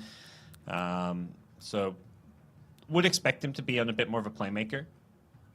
They don't have the tankiest front line. Like Beastmaster isn't really this tank. He's more like about all his summons and zoos. Yeah. So I'm wondering if that's something they're considering here.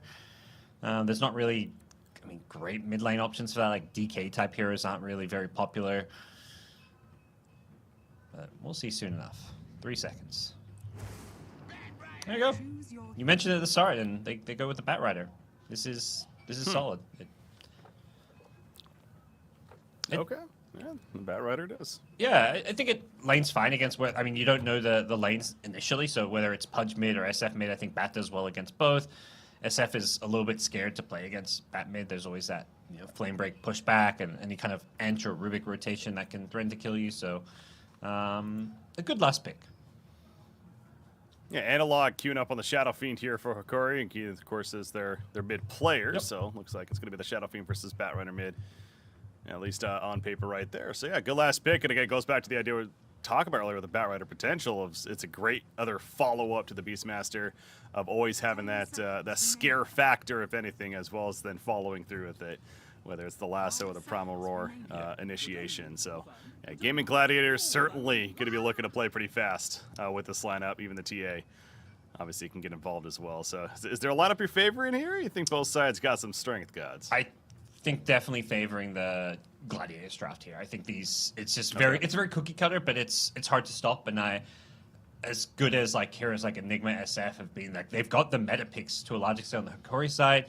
I don't think they have the answers to this scary push. I think Batrider just plays off of Beastmaster so well. You get all this vision from the Hawk, from the Ench creeps. It's just going to make Boom's game so easy when it comes to kind of running in and getting these initiations. We'll see. Hikori going to be up for the challenge. Obviously, they got great team fight potential, that's for sure. And the aura of Crystal Maiden is going to be a great ability to take advantage of this game as well. Really, every single hero is certainly going to benefit from having the Crystal Maiden on the team as well. But, excited to be here in the final series now. As we mentioned, both teams with that 2-2 record, trying to, break that even split. Could still remain that way in the end with a split here, but hey, starts with game number 1 of this series now. Yeah, stuff like the CMR is nice, but it's still, I think, a tough laning stage when it comes to playing into Enchantress and Beastmaster and Batrider. All right, loading on in. Got the early smokes as usual. Gaming Gladiators. Right off the bat, going to throw out theirs. On the other side, they match it eventually. Enigma not going to join them. He's going elsewhere. Picking up the early Buckler, actually, from the beginning. Interesting stuff there from Enigma. Huh. Yeah, I'm curious about this one. That's not what you normally expect from Enigma for starting items, but maybe he's just got a different idea about how to play this. And where is he going to be going on Enigma? Surely it's just you're expecting offlane, but maybe Hikori want to swap up some of these lanes and try to find some better matchups. Yeah, hiding mid for the time being. Might need to be careful here as we got a bit of a wraparound from the Gaming Gladiators. All 5 heroes unable to find anybody though, as Hikori actually had a very similar idea doing the same thing up on the top side of the map as the 4, so it ends up being no one finds each other. Classic. Yeah, Hikori will come in and look for any mid lane wards maybe. They're going to get down early observer ward here just to get some extra vision and yep, maybe a bit of a fight over this top rune. Gladiators get some wards down and we'll see if they actually look to take this one. Yeah, you have that punch hook. You always got to be worrying about that. In fact, there we go. There's the hook, the setup with the stun, and Rubik, he is dead. So Analog, you will love to see that on the Shadow Fiend. You're just going to ditch the Tiny? Hikori, but what is this? Oh, maybe? Yeah, no, he's fine, but man, that was a lot of damage. Yeah, everyone was just like, oh, gotta go to my lanes. And Helicor's like, guys, hello? Team? Luckily, the CM was a bit of a bro and stuck around, but whew. Yeah, Crystal made him the true support there. Yeah. TP's Yeah, down big bottom. start And, against Shadow Fiend with a kill. yeah, this Beastmaster's taking a lot of damage down bottom. They've got a hook too. Oh no. Ace is actually gonna go down. Second Frostbite. Wow. What a start. I mean, usually you think of these CM lanes with like Jugs and stuff, but Pudge is another hero that really benefits from the Frostbite for these kills. Yeah, talk about an easy setup mid lane. Analog getting low. 8 stacks of that sticky napalm, but it's Analog low, or is it Boom that's low? Let the taunts start flowing in with the tips. What a turnaround in that mid lane. Yeah, what a beast. Oh, we got action. Yeah. Talk about some of these players, it's been a long day for them, and that's where some of these, little mistakes can happen. Like, you don't expect a solo kill in the mid lane this early on. SF coming out on top, the first Blood Gold obviously helping. He had a Magic Wand already to go along with his Fairy Fires and Mangos, and yeah, he's going to get fast level 3, and then that's going to give him a big advantage over this Batrider in the mid lane. Yeah, really, that's a good point. Without that Magic Wand, I don't know if it if he's able to make that turn in the first place, getting that first blood prior. Certainly allowing him the opportunity to make that happen. But yeah, Pudge having that great setup from Crystal Maiden with that Frostbite that you're talking about, and he's already 2 for 2 on the hooks. At least that I've seen on There's screen. another. So. He just got another hook down bottom onto Tofu. There's a lift back, and it looks like Tofu will survive.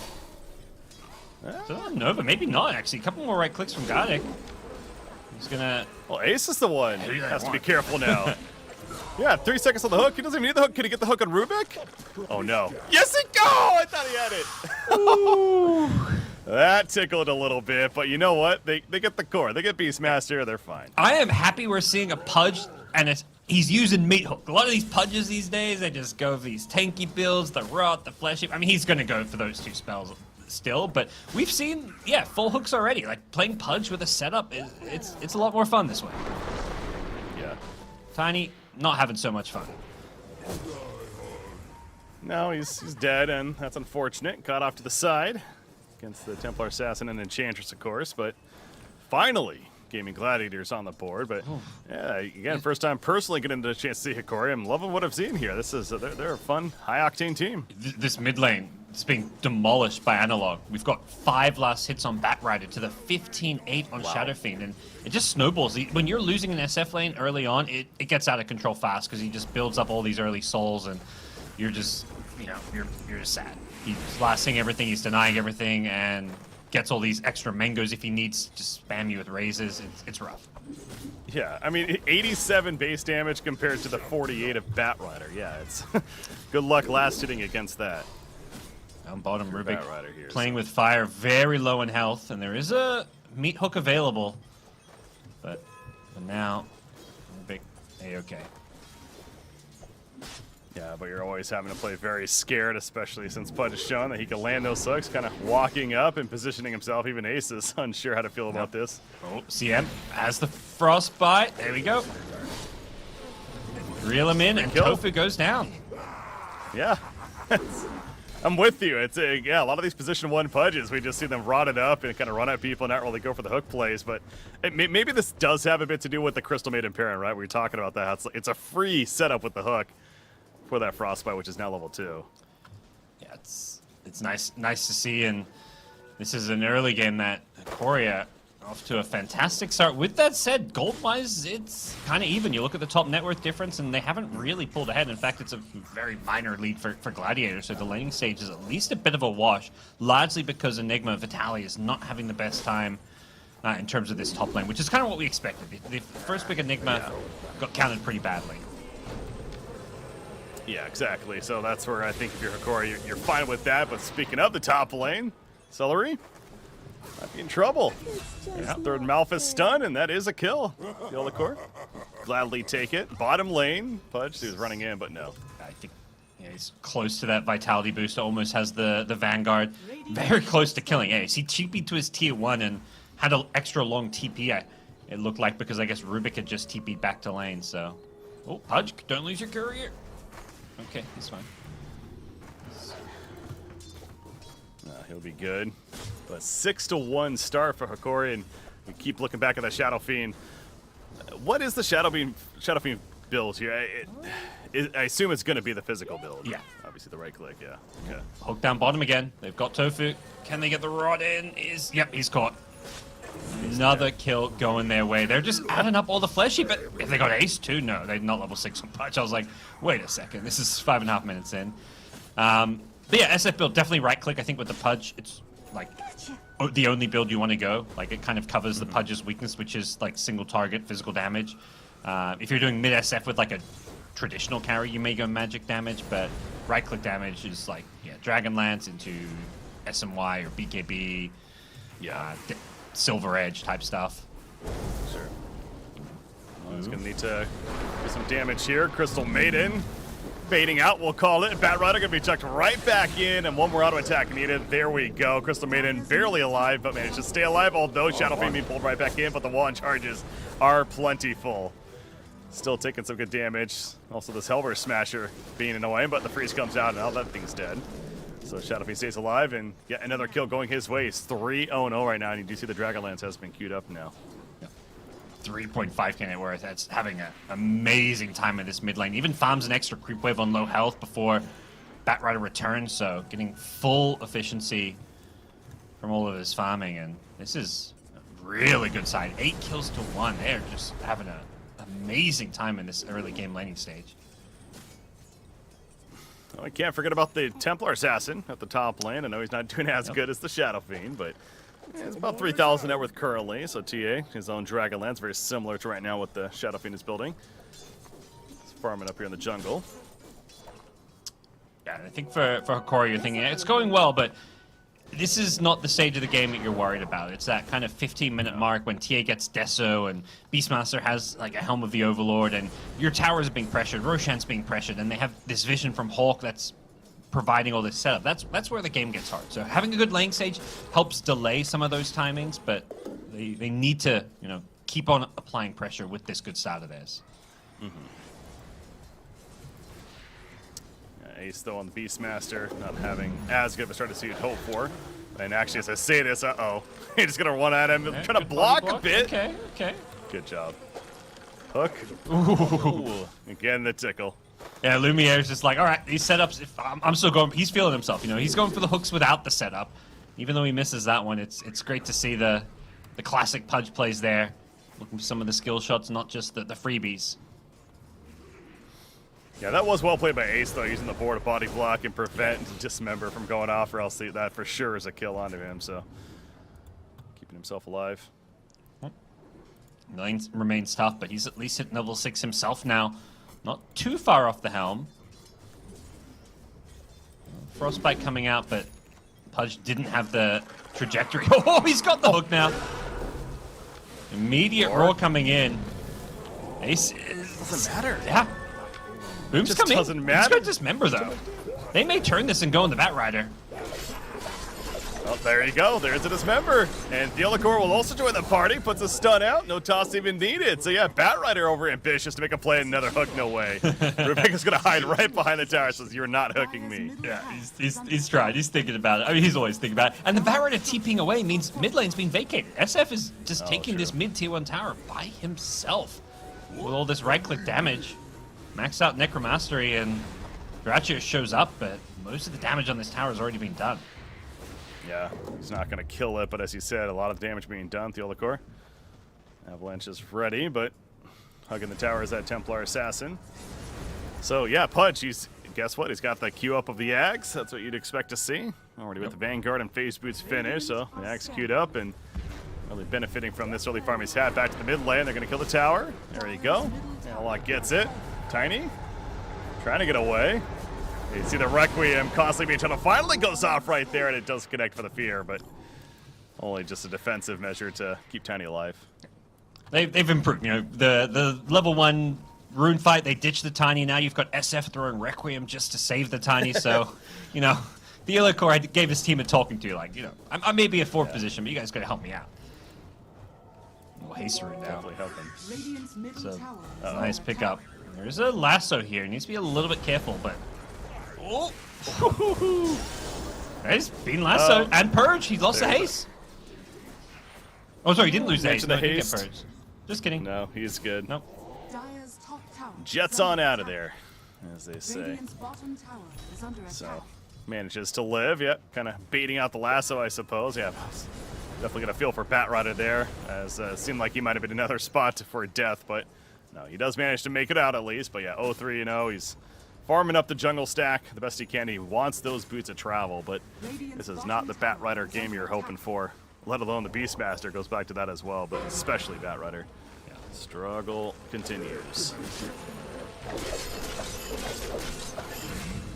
Top. Oh, that was bottom lane. All right. Yeah. Tofu found. Pudge is just finding kills wherever he goes. He's just demolishing this game.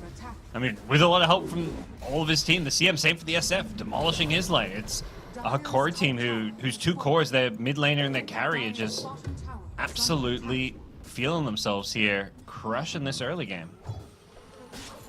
Yeah, how is this going to translate, though? Again, you figure it's obviously looking great for Hikori, but how do they capitalize off of this lead? How aggressive do they need to continue? They've got tier 1 tower top and mid. What more do they need to be doing here? I think right now it's keep being aggressive. Ideally, they want to be the ones who get into the Roshan pit first because of how good the Gladiators lineup is. This is perhaps a bit too soon, and they don't quite have the damage to kill it off, but fighting before TA gets Deso would be huge for them. Fighting before Bat Rider gets any items, he's going to have boots of travel, but you want to fight before this BKB, so there's a little window over the next kind of 5 to 8 minutes, I feel like, where they're going to be much stronger than the Gladiators. Mm-hmm.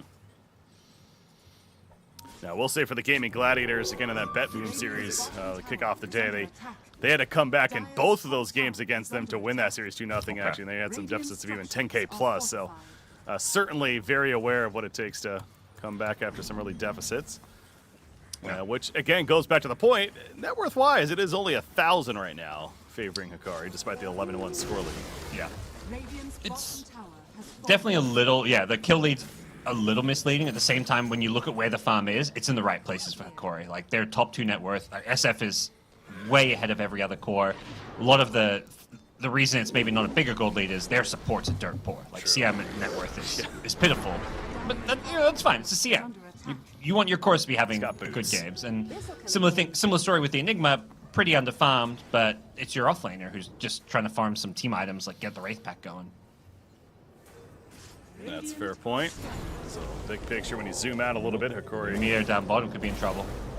this is a big kill for Gaming Gladiators. Can they secure it? There is help coming in for the Crystal Maiden, but I don't think it's going to matter, although the Dismember, that's just delaying the inevitable. So, Yeah, that's the kill that Gaming Gladiators needed to start finding an opening to claw their way back into this one. But as they get that kill, Roshan is open now. You're mentioning this, Gods, and they're going to go for this. It's such an important part of Gaming Gladiators' game plan that taking it from the Radiant side, I mean, they've got such a good start that they can do this with relative ease with some good idle on micro. They are going to get a bit low, so if they get caught here, it could be a bit of a problem for them, but it doesn't look like that's going to happen. I don't think Gladiators have any idea this is going on. No. Especially with them just killing the Pudge bottom lane. That's definitely one of the last things they figure is happening right there. But Yeah. Oh, very good choice. Nice kill on the Pudge nonetheless. You kind of got to punish that over-aggression when he just sticks around that enemy, your tower for a little bit too long, and he's kind of doing it by himself. Batrider bots have been finished, working on the BKB now. Mentioned Boom. Bit of a struggle earlier on. He's certainly recovering, but still work to be done. Tiny's going to see him farming up a stack over here in the jungle. There's a Hellbear Smasher toss back, so going to make Enchantress pay a little bit. So you got this Aegis now. What do you do with this Aegis here, Corey? You really push the issue again? Yeah, I think you're using it to kind of control the map a bit. I think right now Hikori's they're trying to farm all 3 lanes, which is maybe a little bit too greedy and kind of exposes you to what happened earlier with the Pudge where he gets picked off. But I think I'd like to see Pudge like push out this bot lane as quickly as possible and then go join up with the team. Ideally, they want to be playing more around this mid and top side of the map, trying to get the tier 2 tower top lane so that they can take the enemy outpost. But, you know, farming with Aegis is fine. I just think you want to be farming more aggressively on the enemy side of the map. Right now, I think Hikori playing a little bit too defensive for my liking. Yeah. Well, Gaming Gladiators, they like it, including Templar Assassin especially. I mean, crazily enough, they're ahead on overall gold. Obviously, as mentioned, Yeah. a lot of that is because of the supports, but it's still at least a sign that things aren't going all astray for them.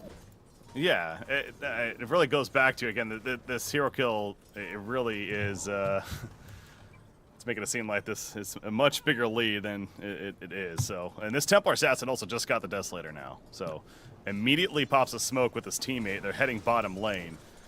Obviously, it would be a big kill if they can kill the Pudge down here, but I don't know about that. Oh, they've seen Celery here in the trees. He just poked his nose out, and Helicor's there. Oh, gets juked. Celery breaking ankles. He ran north when they went south. He just managed to sneak his way out of there. And bottom lane. Bottom. Yeah, the Primal Roar is going to be used, but a lot of TPs coming in. Not worth it at all. Crystal Maiden, the freezing field, she eventually is cut down by the axes, and boom! Oh, how did that miss? That hook. I thought that was hitting for sure. The angle was there. The reach was just not long enough. But Templar Assassin, this is a big one. Black Hole, you might as well. This is a big kill. Secure it, they will. So Templar Assassin out for 40. And they know this Batrider is maybe still lingering around. Doesn't have a TP for a few more seconds, but he'll get out of there. Pudge's other ideas is headed top and looking for the Enchantress. Can't actually... Oh, Dismember him cooldown, and there's these little shard golems, but... It's the hook and we'll rot her down. Well, Tofu, meanwhile, falling elsewhere, and eventually the rot's going to kill the Enchantress, but the mid lane, that was all happening. Okay. Yeah, Celery throwing tips to the Tiny. Not sure what that one's about. Helicor getting closer and closer to his Blink Dagger on Tiny. When they get this Blink, it just feels like they can really up the tempo as far as the plays that they're making. TA back into it now. TP's to the bottom lane. Takes advantage of that farm being pushed up. But yeah, Beastmaster making the kill happen onto Enigma. Has that ancient Thunder Hide. Thanks to the Helm of the Overlord. So he kind of found his groove. And yeah, man, I remember saying that Ace was struggling early on in laning phase and third core on the team as far as farm goes. Well, not so much anymore. He has really stepped it up. 9,000 plus. That's just Beastmaster, I suppose.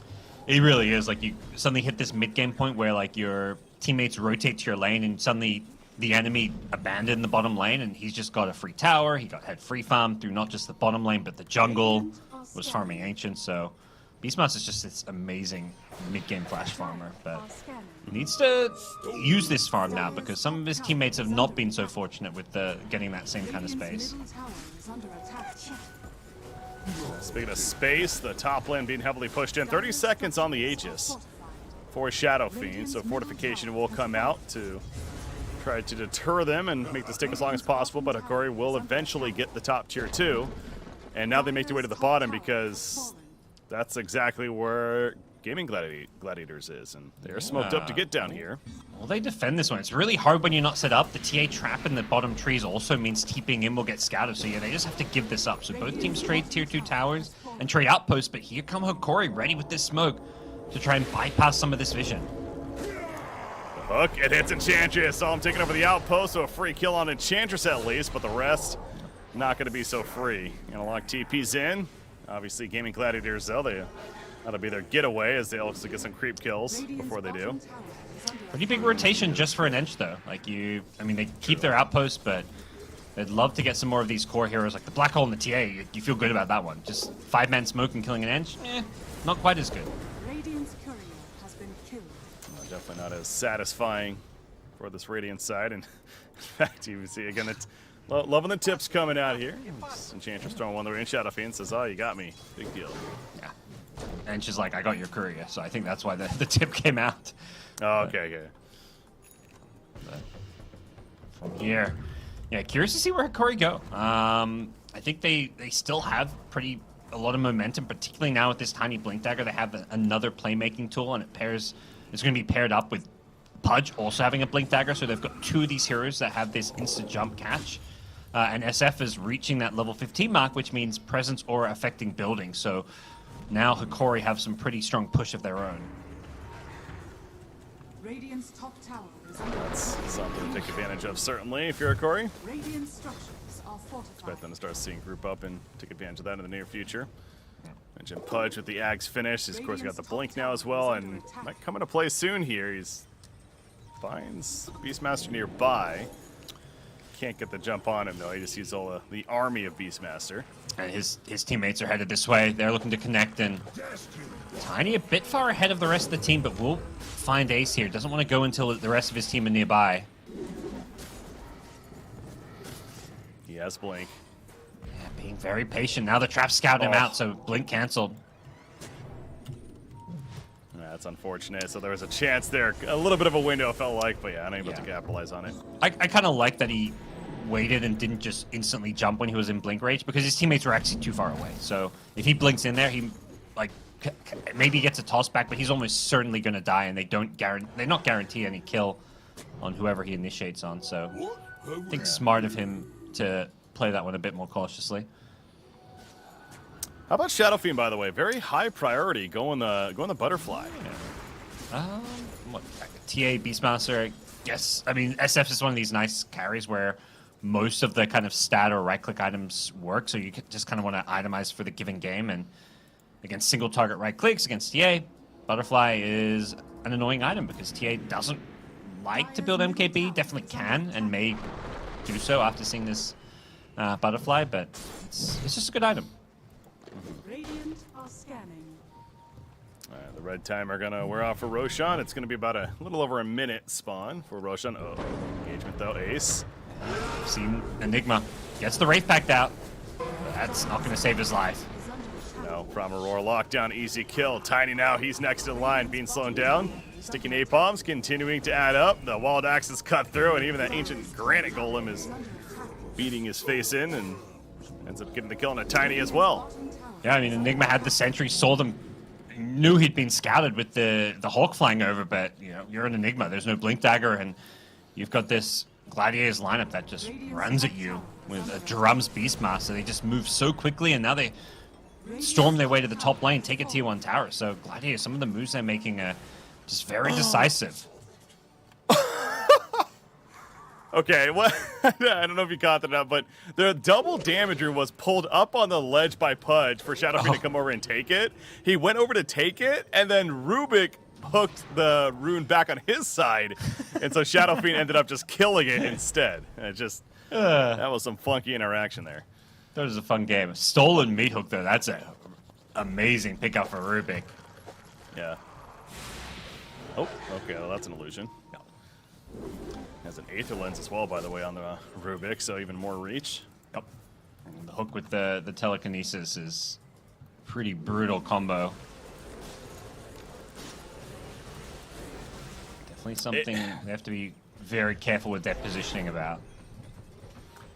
It feels like, though, they got this butterfly, no MKB yet. He is going to start working on it, but this is kind of that window, right, for Hoki. Like, you got to take advantage of this massive farm on Shadow Fiend, specifically the butterfly pickup. Yep. You can't just sit back and static farm. No, they're kind of trying to play around Roshan, but I think the fact that Rubik has Meat Hook kind of actually screws over a lot of the moves and plays they can make. They need to maybe get a smoke and be the ones getting the jump, but first it's Gladiators, again, making these moves aggressively, smoking up. They've got some good ways to scout. They get the ward on the high ground cliff, and now they see Hoki. There's the jump. Pudge is found. Oh, the hook back onto the Crystal Maiden, I believe that is. Tiny gonna do what he can with the stun, but Pudge, he's dead. He buys back immediately. They do kill Enchantress in the process. Analog means slowing down, trying to get close enough to get any kind of auto attacks in. Can't really find any actual hero targets. Templar Assassin. Blink. Blink in, Theolicor, toss back onto the Rubik. On the high ground, though, is that Batrider, so they will kill Tiny. Rubik, he buys back immediately. And they just continue. So technically nobody dead just yet. As the buybacks flow in, Pudge, he, remember, bought back himself, has to be careful. Analog, Lumi jumping back in, goes for the Dismember in a bad spot, though, for this was a Templar Assassin. It's going to come at a cost for his own life, but they do get the kill on a TA, so worth it, likely. Batrider's also tossed back. And now it's Hoki winning this fight. Tiny gonna get picked off going way too far forward alone, though, so in the end it comes at a pretty heavy cost. Diebacks on 2 heroes. Yeah. Analog has a Manta Style, so he shouldn't be able to get chased down here, so 2 diebacks, but worth it if they get this Roshan. They got 3 kills out of it, including the so important TA. They can't really just walk into Roshan necessarily. It's awkward, yeah, because it's like they want to secure it, but just by himself, that he really can't. No, they don't want to just run in there. The vision that Gladiators can get from the Beastmaster and even just 2 supports are enough to kind of scare them off the Roshan pit. So Hoki gonna have to wait for another good fight. And the big issue is, like, because they were diebacks, their respawn timers are just so much longer. So all of a sudden, it's like a 3v5 for a little bit. They did not want to get caught inside Roshan with a potential respawn from the Gladiators heroes, but now that their Pudge and Tiny are respawning, they're like, okay, let's get back in. Now being scouted, walk right on top of them. That's Eidolon's assisting. Here comes Beastmaster, the Alpha Wolf being just gonna sent blink. in. He Waiting needs for to the right catch time. The Batrider. Requiem. The Requiem coming. Oh, but the lasso hits, and now Shadow Fiend on top of the black hole. Going to be used as well, but the Aegis is snatched by the Batrider. So Boom picks it up. He will die. He's going to be resurrecting, though. Off to the side, you got Templar Assassin living. You know, for the time being, lost his teammate to Rubik, though, but the cut down on Shadow Fiend. He has buyback, not using it yet. Meanwhile, it's going to lock down Pudge using the Dismember on Templar Assassin. The auto attacks, trying to kill the Enigma. It ain't going to work. And Templar Assassin is dead. Enchantress also locked in place. And despite losing the Shadow Fiend and the Aegis, Hoki will come out on top of the fight. Yeah, they somehow win the fight. Beastmaster, by the way, there was he got denied by SF. I think Enchantress enchanted the illusion, so it counted as a deny somehow. I'm not entirely sure. But yes, apparently the SF denied the Beastmaster. Even though he's on the enemy team, so it should be a kill. But I'm pretty sure that's... I mean, it's kind of like a bug, not a bug, but it's like, I think it should be like Enchantress denied him, or he denied himself. Sure, yeah. That is some funky stuff there. Well, but anyway, again, the big picture, though, how about that? Like, the fact they lose the Shadow Fiend, they lose the Aegis. No, that's one of those things. It's like, yeah, he's been around for so long, guys. It's like, wait, what the hell is that about? But I'm just getting kited. That's huge. Yeah, this is something, by the way. Is he going to die again? Boom's just kind of toying with him, but luckily, Lumia's got some backup to play around. But yeah, the SF just hidden like a truck in the Roshan pit, even though, you know, a heads-up play coming in from the... You'll see it here again. The Batrider preemptively BKB'd knowing a potential Requiem was there, and the Black Hole tried to secure the Aegis, but Boom was just so fast with the Aegis pickup.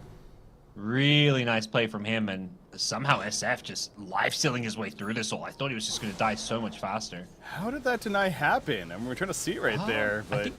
I think he enchanted the illusion after the right-click had already gone. I think that's the way. If the right click's mid-air and you enchant the illusion, it like counts as a deny.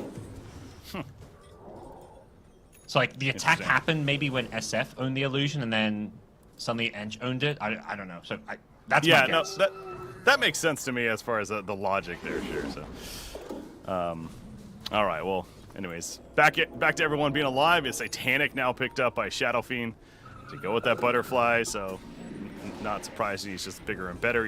He's also almost level 20, and I think that's kind of another spike. Of course, that +3 damage per Sultan is massive. That's a BKB. TA. No. The Dismember in trouble. Uh-oh, this is a big kill if they can get it. Tiny comes in as well, and they secure it. 70 seconds. TA's out for. Yeah. And you mentioned the SF hitting level 20. He's going to combine that with the Aghanim Shard, which is a really nice damage burst tool as well. So, Butterfly, Satanic.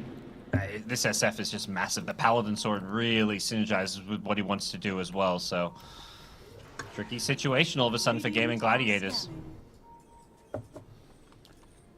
Yeah, finding himself in a tough spot. Templar Assassin still working on that MKB. I mean, almost has it. If it wasn't for that death, pretty much would have had it now. But of course, dying not only has to wait to resurrect, but to farm the MKB. And now this tier 3 tower top lane.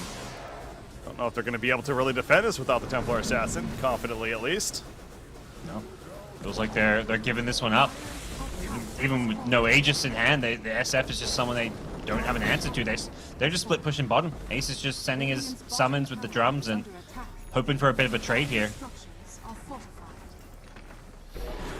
Well, not really going to get the trade, but getting a lot of tower damage down there, as you mentioned, with Ace pushing. The racks back up top, the melee racks, they want the kill on it, and they're going to get it. So the top rack's completely cleared out. Templar Assassin is now back. Ace, though, is going to get the bottom tower, so it feels like, you know, considering the situation, not too bad for Gaming Gladiators. Just to get something out of it. And Ace doesn't get picked off bottom or anything. In fact, he's got Boom, who's TP'd down here, but in fact, the entire Gladiators team, they're coming down to this outpost. They want to take him right, it seems. Well, that's because they got to jump. That's Tiny, the support Tiny. It's going to be a quick kill. That's all it'll be for now. Yeah, the gig's up a bit though. Like once you reveal that, I think Corey are like, okay, bottom side of the map, not the best place to be. Let's just get the hell out of here. Go farm some ancients and set up for. I mean, it's kind of early to set for Roshan, but at least that's something they're going to be thinking about right now. There's 2-2 towers, so they're not really looking at any kind of another high ground push anytime soon.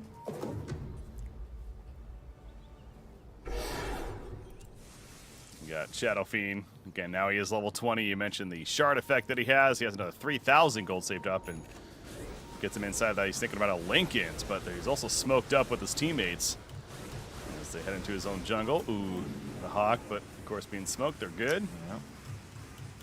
Does look like Gaming Gladiators know about this one. Batrider TP's out, although TA's still in the neighborhood. Dire's middle tower. Now, starting to see a bit of a fall off as far as non-SF heroes on the Hikori side, particularly with that dieback on the Pudge. Lumiere's farm progression has slowed down quite heavily. It really is all in on the SF as far as their late game goes. Yeah, it definitely is. Noticing that as well. So, the overall net worth continues to be a really similar story of just very, very close, really, in this game, and still feels like so much could potentially happen, but you know, a big black hole from Enigma certainly could be a game changer, and he's got a blink to allow him to do so. I'm still, of course, there's plenty of stoppers on the other side, but they know where the TA is. They found her. But there's a black hole. Just remember to follow. Yeah. Perfect awareness. They saw the trap, I guess, get cast, so they knew TA was nearby somewhere in the trees, and they just instantly blinked forward. With the gem on the Enigma, they're able to find the TA. That's such a big find there. I thought the TA was honestly being pretty clever, just got a little bit too greedy by throwing out that trap, and Hikori pounced. Yeah, I mean, being clever is greedy, but why is he even down in the first place? You gotta, but sure, it's easier for us to say that, I suppose, but Templar Assassin dead. That's so costly. That's just a lane of racks off of that one mistake, and honestly, Hikori being so fast to respond was definitely impressive. Yeah. But I totally agree. You're right though. If you're down there, don't show yourself. Don't risk it because you just lost the lane of Rax for your team. Well, definitely well played by Enigma to start that off and allow that catch to happen. Ace continuing to do what he can at least. Yeah. And that's doing the Rat Dota now. He's going to start pushing the top lane. Gets a response. Feels tricky though. You've lost 2 lanes of Rax, means there's just gonna be constant pressure coming your way. Makes it that much harder to contest next Roshan as well. And Hakori can just wait for that black hole cooldown before they take another fight. They'll probably be playing a little bit passive for the next minute or so. There's no rush right now. Roshan, we'll see that timer in 20 seconds time about how long they're gonna have to wait for it. And of course, yeah, as mentioned, the black hole, something they don't want to really take a team fight without. Oh, Gaming Gladiators, they want to take a fight. All 5 smoked up. See punch the Haster and gonna go for it. There we go. The Lotus Orb though. Oh, what a Lotus Orb reaction. Fiddly in the background. Kind of cut them off. The Primal Roar catches Enigma. Freezing Field being channeled as well. The Dismember helps to kill the TA. TA's out for another 70 seconds. Ace is now in trouble. It's going to be run down. You see those auto attacks and shut up and how much damage they do. That BKB is going to be wearing off in a second. And the third core is going to go down for the side of Gaming Gladiator. So another very successful fight for Hakori. Oh, it almost got better. Once again, Pudge. They're tipping the Tiny. Tiny's the one who had the Lotus Orb. Even Boom himself, the Batrider, he tipped Tiny for that play. He's just like, dude, he insta-blinked last turn. He was so fast on it, and he still got the Lotus off. That's just a game-winning play right there. Honestly, Tiny, just for that play alone, is probably the MVP of this game. Well, catching Templar Assassin in the jungle, those reactions of Enigma, and then exactly right there, Tiny with the Lotus Orb, absolutely agree. I mean, that's just mega creeps. It was just 1, 2, 3 with the Rax, They pushed top Rax, kind of just, it was a TA kill that they got earlier right at the top lane. Yeah. Same thing, bottom lane. And now this one to complete it. So the mega creeps are spawning, and I know Gaming Gladiators is hanging in this one, but it's just all but over at this point. The tier 4 towers are now dying as well. One's already killed. There's a buyback from the Beastmaster, but it's going to be a 5-player smoke reset. And I mean, Roshan is up, so we could, I suppose, just go back there and secure a Roshan if you're Hakori. Yeah, this is TI Dota. No chances. You get megas. You're happy to back off and take a Roshan because you don't want to leave anything to chance or to potential throws. And I mean, guys, they've smoked up, but they're not going to be able to get out to this Roshan pit in time. It's gonna fall before they get here. The Hulk is gonna be flying on out, but I don't see this working. No. Nope. Analog picks it up. They got the Ags on Enigma, it looks like. Black hole upgrade as the hook hits, gets a push back, and Chandra is going to be Dismember. The long range Dismember there, but easy kill. Oh. Now they can go for that killing blow down the mid lane, go for that last tier 4 tower and the throne. We'll see if there's any defense for the Gaming Gladiator side. It's going to come down to some kind of lasso into fountain or something, it feels like. But it's just hard to imagine that working. This SF is getting so massive. And finds a double damage rune getting ported around by the meat hook too. Extra mobility, nice. Let's go. Push down middle lane, they say. Double damage here in this match, and the Lotus Orb already applied. What do you do? The answer is you ain't got much of a choice for Gaming Gladiators other than just auto attack and hope for the best, I guess. I mean, your Ancient's dying. You got to try something here. Staying a little bit low. There's the jump. Oh, that's going to be the Lotus Orb play once again. The black hole in the backline stopped pretty quickly. Caught TA, but again, stop doesn't really matter though. Shadow Fiend still well alive. Templar Assassin cannot say the same. She is dead. Batrider gets the lasso off at a punch, only to die a couple of auto attacks later. And let's go ahead and say Hakori is going to take game 1 against Gaming Gladiators. Impressive performance. I mean, I'm loving what I'm seeing, guys. This is a fast-paced team. They love to play fast, you can tell. And they're playing well. Oh, very well.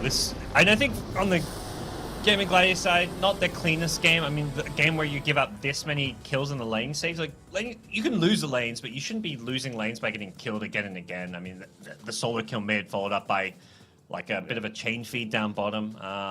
Things like that. It's hard because once you give up one kill, it kind of can snowball out of control. And they did a decent job farming to get back in the game, but then they kind of threw the game away a bit more with some of these kind of unusual pickoffs. I feel like Gladiators were not on their A game this game. Yeah, certainly part of that showing as well. It goes off to that first blood kill that happened, prior to the runes even spawning, and then we mentioned how that allowed him to get that wand earlier on, and that allowed for that turn kill onto Bat Rider in the mid, and it just kind of continued to accelerate more and more for there. I mean, there was hope for Gaming Gladiators, especially with Templar Assassin getting the farm that she did, and notice that in the net worth and all 3 of their cores looking strong, so it's not like this was a complete runaway by any means. But yeah, really, again, just impressive performance. I really do want to highlight that on their part, just scouting out the TA both of those times, both at the top and especially the bottom lane, and then that Lotus Orb reaction from Theolacor. They're here to play at TI 11. Again, a team that maybe a lot of people would not have expected to have the most success, and I don't want to get ahead of myself by any means, but hey, they're 3-2 overall right now, and they play like this, they could do much better. So we'll see. Yeah, they're hoping to break that streak of draws, especially as a team who, only 4 of the 10 teams advance. You can't just get draws and expect to go up a bracket. You've got to get some of these 2-0s. We see the MVP here, the Shadow Fiend. I mean, the solo kill from the start, he was absolutely carrying them in some of these fights with the damage he was dealing. There were some amazing individual plays from other players to get some of these pickoffs, but he was he was the carry this game, You don't let Analog get Shadow Fiend game 2, do you? Probably not. I mean, they could have taken it themselves is the thing. It was first pick Enigma overall, and then, if Gladiators wanted, they could have taken the SF, chose to go a different direction because they didn't want to maybe get counterpicked by something. They took the double support. We kind of touched about I didn't love the Rubik Edge opener. I think it's just kind of overly reactionary. Picking double support, I think it can work with some support duos, but double range support, they're both kind of squishy. I don't know. Just not a fan of that support opener that they went for. Yeah, it's the overdoing it maybe on the Enigma reaction. It seems like a lot of teams kind of have that tendency. So we'll see with game number 2, though. But ladies and gentlemen, stay tuned. We're going to take a short break. Game number 2, just around the corner.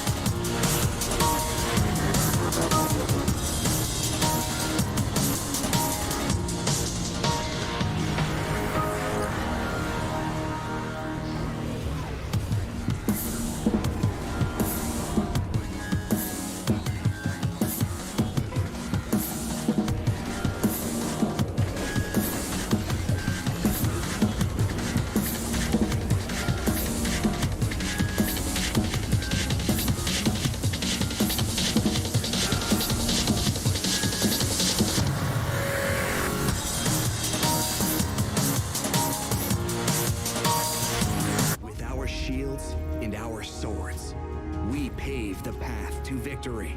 With our shields and our swords, we temper our courage.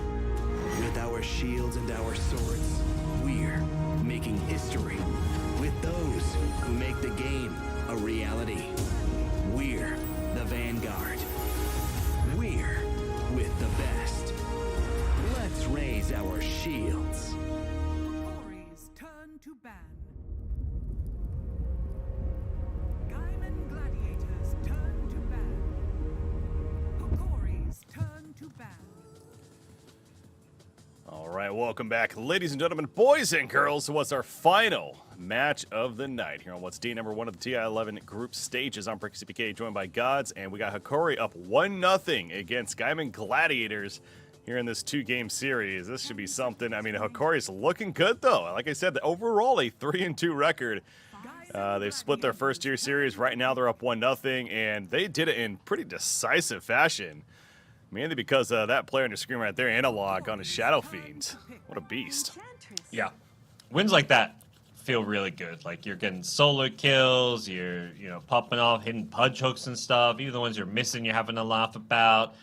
Your Tiny made, like, the sickest Lotus Orb play, like, I've seen in a while. It's a real confidence booster, which, as a team, you get to, like, really celebrate afterwards, because you not only stomped the game, but you made a lot of great individual plays. So we'll see if Hokori can kind of repeat it. They're going to have to do it with a different opener, at least, because both SF and Enigma have been banned. Yeah, I mean, that's one way to respond to the first game. They really didn't like how that one went, so we'll just take out, your first 2 heroes. So I suppose, again, if you want to look at it that way. But Gaiman Gladiator is still confident with the Enchantress. So again, we talked about last game, was it maybe in response to the Enigma? Is it just something that they like to run? Well, I think we got our answer. They like to run the Enchantress as their first pick. Celery's been a big Ench spammer, even going back to some of his previous teams, like the Viking GG days. He was all over the Ench, and obviously not much has changed. They're going to keep on going with it. Hokori chewing through a lot of reserve time just for this opening 2 picks. I mean, it's a pretty hard part of the draft. You don't often want to reveal too much. You want to pick kind of heroes that flex between roles here, or supports. Usually it's like support plus flex hero, or double support is what we saw last game. I think double support can work if you get like 2 supports that really kind of play well together. And what are they going to do? Weaver. I assume that's a core. I have not seen much Weaver. Let's see. Speaking on that point, Weaver is 1-0 in this event. Has only been seen once by... Oh, no, he's 0-1. Was seen by BetBoom, and they lost that game. So, yeah, interesting. Second pick, though, too. Jeez. Yeah, this must be something they've practiced or scrimmed with. On paper against the Ench, I would consider it decent-ish, but not like a counter necessarily. And Gladiators do some typical first pick Dota stuff. You first pick your support, and then you pick your X Factor hero with that 4th pick of the draft, and then ban out the counters. Morphling seems to be one of the most picked heroes in this slot from what I've seen. You pick Morph, then you ban like AA Drought +1, and it's hard to beat this. Especially when you're picked Undying Weaver, like you've got no lockdown, already you've got 2 heroes that are pretty bad against Morphling. To that point you're kind of getting at with, I assume that's going to be a core. I mean, again, Weaver has that support potential. We've certainly seen before. So maybe that's a little bit of more of a reason as to why they're comfortable enough to pick a hero that if they feel like they need to adjust it into a position 4 as the draft develops, and that is certainly an option they could still go with. But still unique. Yeah, I think it definitely could be a flex. I mean, it could be an offlaner too. I think the one thing it won't be is a mid laner. But maybe that's, as mentioned, like often these heroes, when you have second pick and you're kind of picking these 2 heroes, it's generally a team with a better opener is the team with first pick, because they get the first pick of the overall draft, which you can pick some OP hero, and then you get this 4th pick, which can be some hero that you then ban to protect. So it's tough picking in second pick, as we saw last game with Gladiators, and the Weaver, I think if you're playing it as a flex, is a lot stronger if you can play it in multiple roles. Mm-hmm. definitely comes down to kind of player comfort as well. But 10 seconds. one more band to go before we go into our next couple of picks now as 5 Hikari seconds remaining. trying to think about what they want to do here. I mentioned they've already used a little bit of the reserve time, but Bissage, Rubik. You already have the Morphling, as we talked about. Yep. Classic bans, Protect Morph, AA, Drow, Slark. It's always AA, Drow, and then the +1 is, it varies a bit. Sometimes it's a Slark, sometimes it's like an Invoker or something.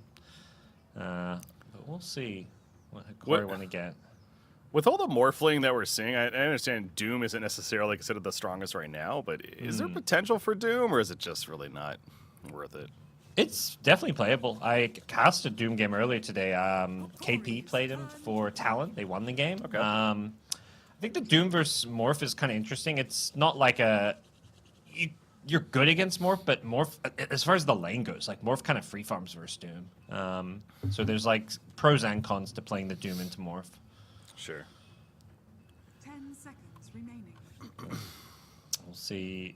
Broodmother ban, just banning out some of these pesky kind of cheesier heroes, stuff that gladiators have pretty big history of running. Ace loves to play his kind of summon heroes, his helm heroes, like we saw the Beastmaster last game, but he'll play Visages and Broods, and Brewmaster's another kind of funky one he plays, but there's the Hikari Lion. So this puts Weaver on the core role.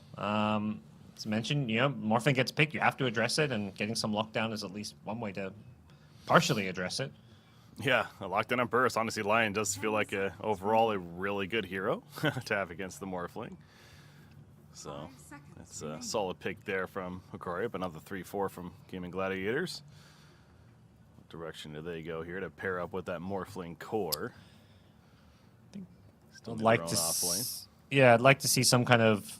I mean, they're gonna have double pick here, but for supports, I think they want to pick some kind of. I like to see the melee fours that have stuns and initiation, the Clockwork, the Tusk. These heroes also lane pretty well with Morphling. I mean, you can do Edge Morph too, but I think there's a bit more synergy there if they take that approach. ET is another hero that OG were playing quite a bit of. But we'll see if that's what they want to do, if they have something else in mind. Definitely. Like Clockwork potentially pretty good against like the Weaver. Yeah. I mean, gives you that insta catch, and you can follow up with like a Cogs push. It's interesting seeing these teams, by the way, on camera. At the end of the day, you can just kind of feel the fatigue. Yeah. Like, I don't think this is not how the player cams looked at the side. I mean, I wasn't casting Gaming Gladiators until like midway through the day, but I feel like there was just a general, bit more buzz about the team room. Yeah. We mentioned that before last game, right? Where it's just. It's real. I mean, that's just one of those factors that they're all human, right? Like as much of gods they seem like they are at this game here in Dota 2, they are human in the end. And there's that element to it. So it's been a long day, draining day, but here we are at the final game, and do your best to get as much focus as possible. But that's a Silencer Brewmaster combo. Yeah. This is a repeat pick. They've played the Brew. This is, I think, their third Brewmaster pick today. The Silencer, maybe their second or maybe third as well. They actually did these two heroes as an opener against OG. It did not go particularly well. They got countered by a Slark. This time around, Slark's banned, so they've at least covered that potential counter pick. But they like the Brew. Ace is very good on this hero. It's comfort for him. It's just this kind of teamfight havoc hero that really enables some of these carries. And Corey going to Sven. Oh, this is a good Sven game. Yeah, maybe not as concerned about that Silencer especially. Yeah. Brings more lockdown. That's always nice. Yeah. Sven does not care about Silencer. It kind of just cleaves through all the Primal Split Warriors. You are, susceptible to just getting Cyclone, but that's kind of every carry. Like saying, oh, Sure. Sven's bad because you get Cyclone is like, well, what carry is good against Brewmaster by that logic? But yeah, I think Sven feels really nice against Brewmaster. The lane feels good, and you've got enough burst damage that you actually kind of can chomp through a Morphling like during your God Strings. I assume it's a Sven carry. I think Weaver more likely is going to be like an offlane Weaver, but there's some flex potential. Unless they're really planning to play like this utility, like armor buff Sven, with the shard, something like that, and maybe like an off lane with the Weaver core still. I don't know. This doesn't scream like you need a lot of physical mitigation this game, so. Yeah. I think doing like an offlane Sven into Morphling is kind of like just conceding your lane and giving Morphling free farm rather than trying to pressure it. There's maybe a world where they do offlane Undying, do 4-position Weaver or something, but that also seems a bit too funky. Seconds remaining. Well, the one more band to go on either side.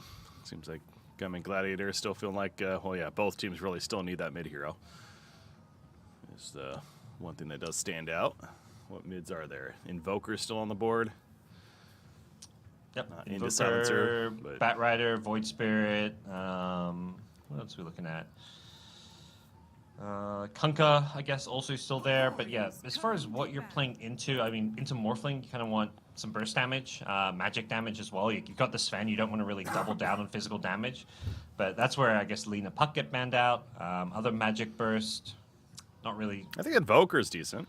Yeah, I think Invoker's great. I was thinking, what are the alternatives like Zeus, but Zeus I'm not a fan of, so Invoker seems like a ideal pick for Hikori here. I guess the worry, I mean, they have last overall pick, so maybe Gladiators pick it first or something. I think it gets banned by Hikori, so Gladiators definitely, I think likely work. If the fact they're leaving in the pool makes me think they were going to pick it because Yeah, it's so good against Morphling. it did seem pretty good here, but either way, not going to be seen. Mentioned, you see the team is getting up and stretching. So they have their final pick ready to go. They're going to do their nice cheer. Hey, that's what we're talking about, guys. You know, got to wake up a little bit, get ready, get the team atmosphere going, and get that final pick in. That's good.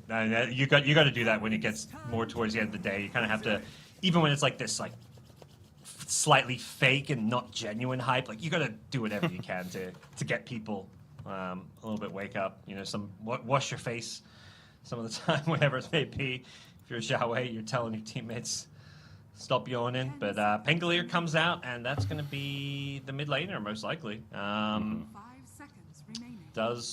I guess, yeah, what are the counter picks for Pengo? Wonder what that might be. Some of the range heroes that can cause problems, like a Leshrac could still be in the pool as an option. But no obvious picks that jump out to me right away. What about like Ancient Winter Wyvern mid? We've seen that a couple of times. Yeah, that was all the rage for a period of time. Here goes Zeus. So it's the... To me, it was like Invoker would have been better, even though they're the ones who banned it. But I guess they just felt like Boom was going to take it for himself. But Zeus is heavy magic damage against Morphling. Into Silencers a little. I don't know. Yeah. Doesn't feel ideal, but... and Pengalier does jump on top of Zeus, not to mention the Morphling kind of does too. So it's not the easiest of Zeus games. It could be quite tricky for Analog. He's going to have to play, pretty cautiously. Be careful with his positioning. Yeah, that's what I was thinking, whether it's the Invoker or the Zeus. I mean, yeah, Silencer is certainly going to be an issue, but clearly not enough of a deterrent to not pick, in this case, the Zeus. But it gives him that added burst, certainly, to go with the Lion. And, yeah, Lumi on Sven, so a much different style of game we expect to see to play it out of him. Of course, on that Pudge last game, much more of an initiator and had a great laning phase there, but he's going to be definitely the carry this time around as an offlane Weaver is going to make the appearance. Yeah, probably see some like Vessel build against the Morphling and just trying to be pesky. I think it's a hero that can actually pressure the Morphling's lane a little bit, so makes at least some sense to me that they decided to play it in the off lane. And whether paired with a Lion, like double ranged harass, like a lot of nukes that you can throw out. It is a lane that isn't that particularly easy for Morphling, I feel like, or the Enchantress. Like Enchantress, like known for her strong laning, but these are two heroes that can kind of get on top of Enchantress quickly and do quite a bit of damage in a short amount of time. Yeah. Is it potentially a lane situation where you want to avoid? Is it maybe some mind games going to happen there, or is it just you still settle with the safe lane and kind of deal with it the best you can, you think? I think could consider a swap. It's always tricky to do that because just sending Morph to the offlane is just naturally going to be harder for the Morph, and maybe you feel like, the Morph against the Sven is a good lane, but is it still a good lane when you're playing it in the offlane? Not so sure. And also, a lot of these character players just often aren't as comfortable trying to play in the offlane because they're not used to it. It's out of their comfort zone. Well, we'll find out here shortly as we're loading into game number 2. Again, our final game of the day. Hoki versus Gaming Gladiators. And looking forward to seeing how we finish off. Again, knowing that this is just day one that we have right here. Of 3 more to come here in these group stages. So many games to be played. Ultimately trying to compete for those top 4 spots specifically in the group stages as you move on to the winner bracket. The next 4, of course, go to the lower bracket, and then the bottom 2 actually get eliminated from the group stages. So pretty big deal. And unlike, most, at least the past 2 or 3 TIs, it's only the bottom 1 team from each group. When there was 18 teams, it's grown, it's expanded. 20-team TI. It's great. It feels like Dota is like there's just so many more competitive teams than ever. So I think it's great to see not only the 20 teams at TI, but also the last chance qualifier. So it felt like there was like an actual, a LAN to decide those last slot, an international LAN too. Usually it's like the last qualifiers are regional, region by region, and they're played online. So it's awesome to see the format this year. It's been so good. Yeah, LCQ is great. I definitely agree there. Look at the smoke play from Hoki. Yeah. Gonna get spotted out by Ace. So no engagement. My keyboard is Yeah, Gaming Gladiator, they're just completely spread out. They weren't going for any kind of play themselves. Also, well, actually, hold that thought, because look at this ward way down here at the tier 1 tower. 30 Interesting. seconds to battle. Yeah, wanting maybe to scout these lanes out, or I'm not sure exactly. I mean, lane wards typically can be pretty good, but it does seem a bit, not a lane where they're necessarily going to be playing super aggressive. Huh. Yeah, that is something. All right, we'll see if it becomes a little more clear, perhaps, as the laning phase does eventually pick up. But as far as the bounty runes go, doesn't look like. Oh, maybe. No, never mind. Not going to steal. Actually, yeah, it's still Hoki will get the 3-for-1 to start. Right, into the lanes we go. Looks pretty standard, although, I guess the one thing is the Undying is going to be playing in the off lane, the line in the safe lane. So Thelic or the 4 position, but often 4s and 5s will swap lanes based on, making sure they get the right heroes paired together. You want the range support with the Sven and the melee support with the Weaver. You do see immediately Celery puts the Sentry Ward down in the tree, so of course that being for the Weaver. And that's Shikuchi, and there we go, right off the bat, Shikuchi comes out, and that Morphling already dropping fast, but that's what happens with the Morphling. Yeah. Dying has a Sentry of his own. Is he going to find the D-Ward, though? It's always like this big battle with Weaver lanes is that D-Ward battle. Probably see multiple sentries coming out from the edge, same for the Undying, just to keep on trying to take out Sentry Wards, just to give the Weaver the easiest time possible in the lane. Yeah, you see him place it to the left, and sure enough. Guess wrong. Right, try again. No. And Celery would have clicked him a nose as a sentry, so Celery's going to realize, yep, this guy guessed wrong about the sentry. The dire sentry being in the trees, a little bit tricky to find. And very useful for their lane. I thought the might have gone for a play right there, but never mind. Gemini attack now leveled up. I have that decay. Once again being thrown out, and it's a double decay. Yeah, top lane, it seems like if we're going to have a kill, that's certainly a possibility up there. I'm looking at the middle lane. Zeus is taking some good pressure from the Pango. He'll be fine, but Pango not afraid to fight him. Yeah, what a early last hits going Zeus's way. I mean, we saw Analog own his lane last game with the solo kill, and picking up a little bit there with a big CS advantage over the Pangolier.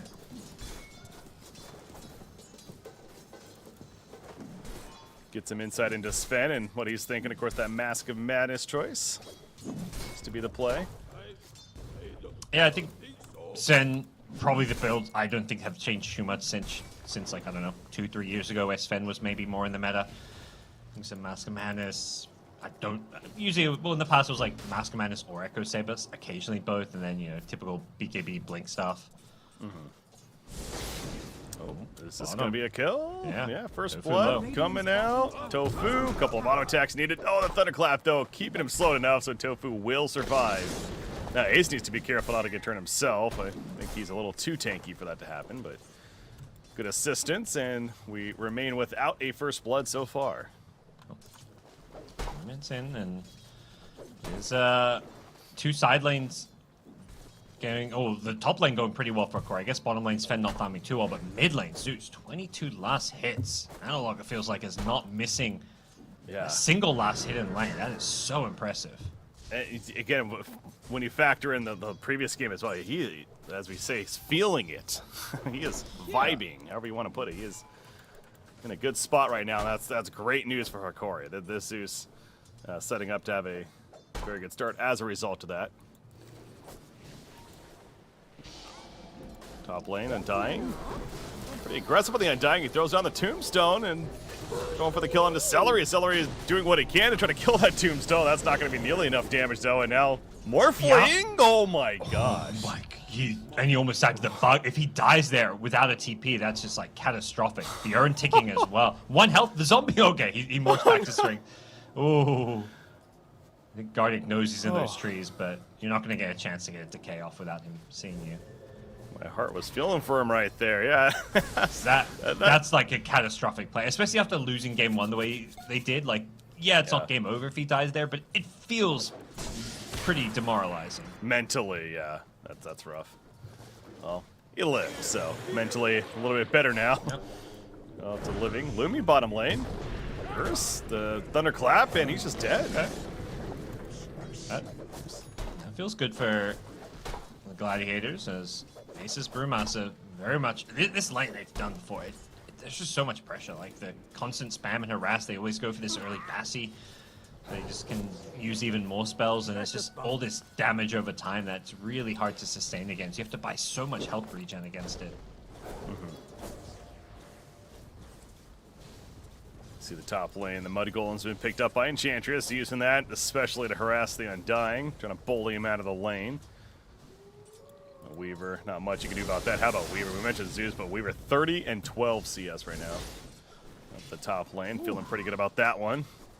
Yeah, I mean, Shen does have a good time. This is Weaver. Weaver's a carry hero, right? And I mean, he's going for the Vessel, but there is potential to kind of transition to, you know, at least a bit of a semi-carry build if needed.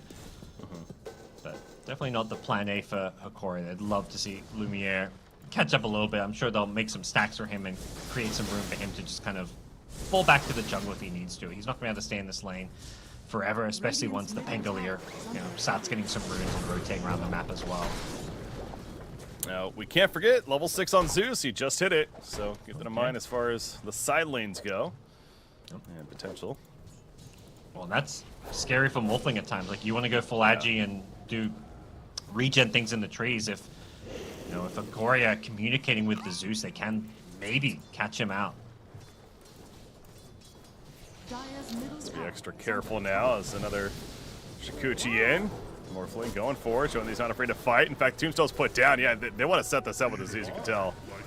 But the Tombstone isn't necessarily going to do a lot.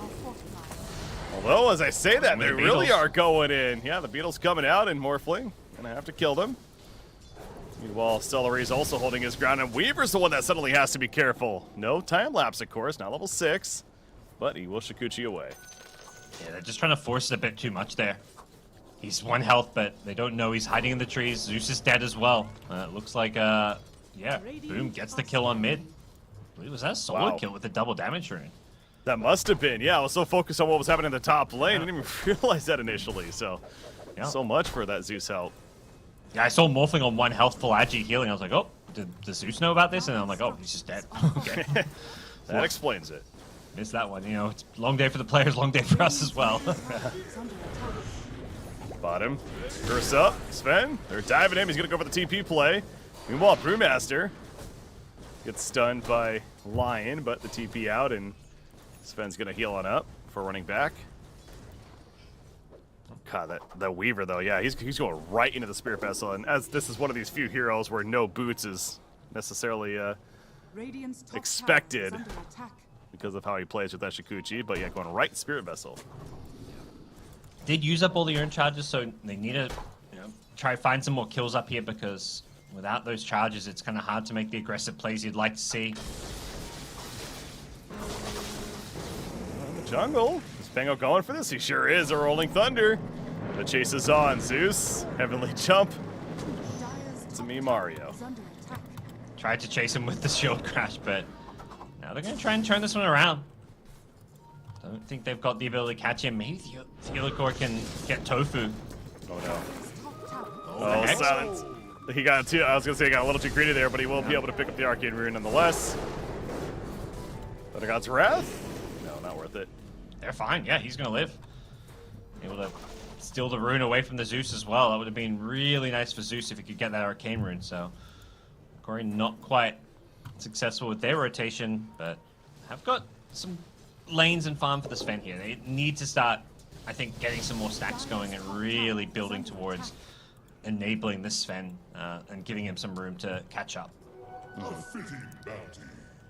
The Silencer roaming into the jungle with the Pango.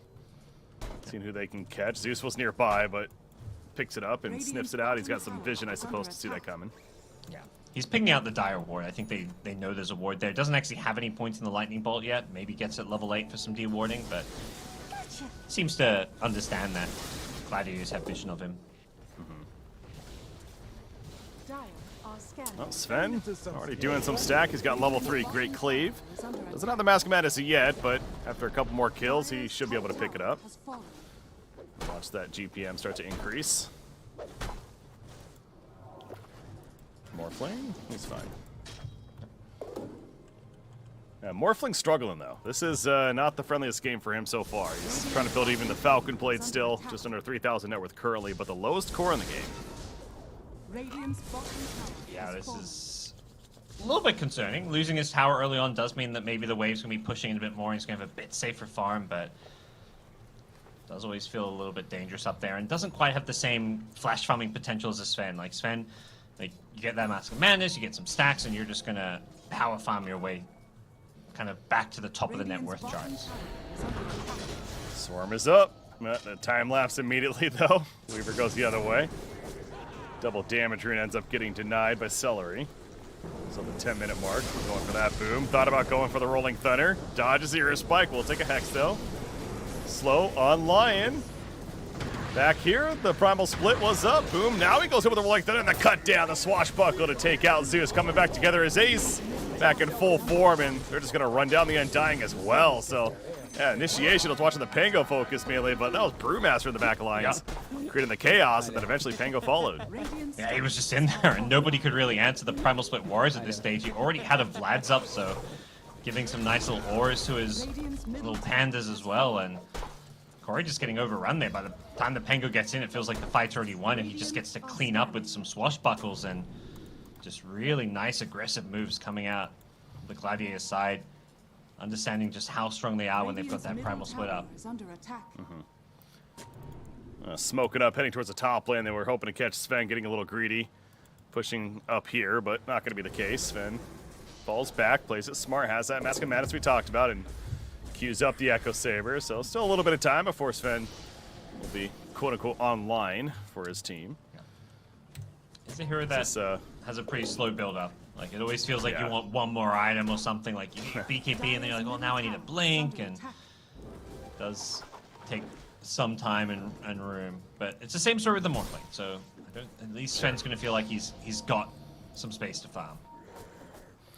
All the rest of his team is looking for farm on some heroes in the Swarm, activated on the Silencer.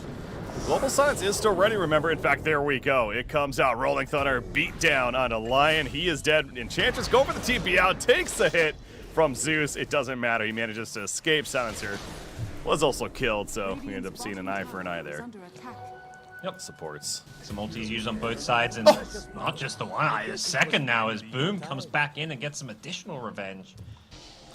Gets a second kill. Yeah, he was actually coming back in really just to bottle up the bounty rune. He ends up killing Undying in the process with the Swashbuckle. So nice little extra bounty there. And yeah, with the Diffusal Blade, he's hitting hard. That Swashbuckle, do not underestimate it. Diffusal plus Blightstone. I'm surprised he didn't have the Orb Corrosion, but he's going back for it now. It's just such a value item on Pango to combo with Swashbuckle. And like one Swashbuckle with Orb Corrosion Diffusal can delete like half of his support's health pool. Yeah, this is the last pick Pango, at least for their team. So clearly working out very well so far for the side of Gaming Gladiators, as he's now top farm up there with Ace on the Brewmaster, who's almost got that Wraith Pact finish. Invade the Morphling's jungle, but they're not killing this Morph. They don't have any vessel charges, so it does seem a bit aggressive. Jirachi, yeah, he's tipping the Weaver. He's like, what are you thinking, mate? You can't kill me.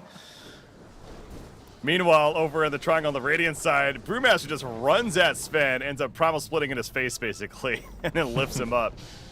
Now, the team is here to respond, but again, it's just too little too late, it feels like. Although the Stormbreaker, yep, he's going to lift him again. He's just here to be absolutely annoying.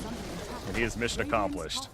And they want to fight while Primal splits down, but they can't if they don't have somebody to initiate and catch. The Lion doesn't have a blink dagger or anything. He can't just go running in. He'll, feed to the Primal Split warriors. So, a bit of a lack of catch there for the Hikori side, make it hard to punish like a missed Primal Split of sorts. Well, I was going to ask, speaking of the lack of catch, I mean, a blink on Sven does sound potentially pretty good, right? But does he prioritize a blink next? Is it like that important? Does he go for the BKB? Is there, or is he just going to get both, you think, at this point? I think both. I guess it's just kind of a question of which order. You can always disassemble your Echo Saber too. But I would lean more towards the BKB than the blink, but I'm not entirely sure what's going to be better. It just feels like, if your teammates can be the ones initiating, you can kind of just run in with your Warcry and just make sure you have the BKB so you can team fight. You blink in and you don't have BKB, you may just be feeding. Lumi cleans up that creep lane, pushing middle. The Echo Saber being delivered.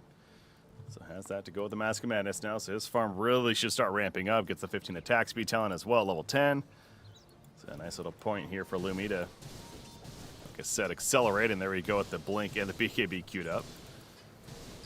So once again, that insight. Oh, might run into Brewmaster. Should be fine, but yeah, no split yet for another 30 seconds for the Brewmaster. They're running at this Sven. Oh. Yeah, the Walding Ripper actually pulling him back in. Decent damage right there. Sven kind of forced to fight this. Nice global silence means Weaver has to be careful. Meanwhile, the backlines. Lion is cut down thanks to Pangolier. And back over here, they end up catching the Sven. The army helps to run him down. Ace is turning the other direction. Undying, putting the tombstone down, that is, and it's just killed. Yep. Not going to do too much. Boom. Meanwhile, Rolling Thunder back and forth. Catches Undying. He's likely going to die as well. Can he maybe get denied by the neutrals? He's going for it. Repeal. No, that's not going to work. The Sven just kind of melting to all this damage over time. He's so slow. He's getting kited, and that's where the BKB is so essential this game because just the Curse plus the Cinder Brew and the Thunderclaps just completely had him moving at almost a standstill. And not just slowed, he's taking hundreds and hundreds of damage over time. Like every second, it's like 150 DPS, and eventually he just ticks down.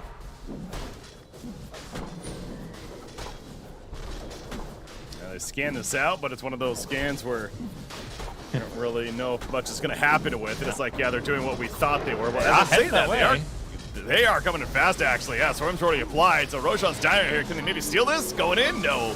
Boom, picks it up, and it's gone. All right, so immediately gone. Thanks to the Finger of Death.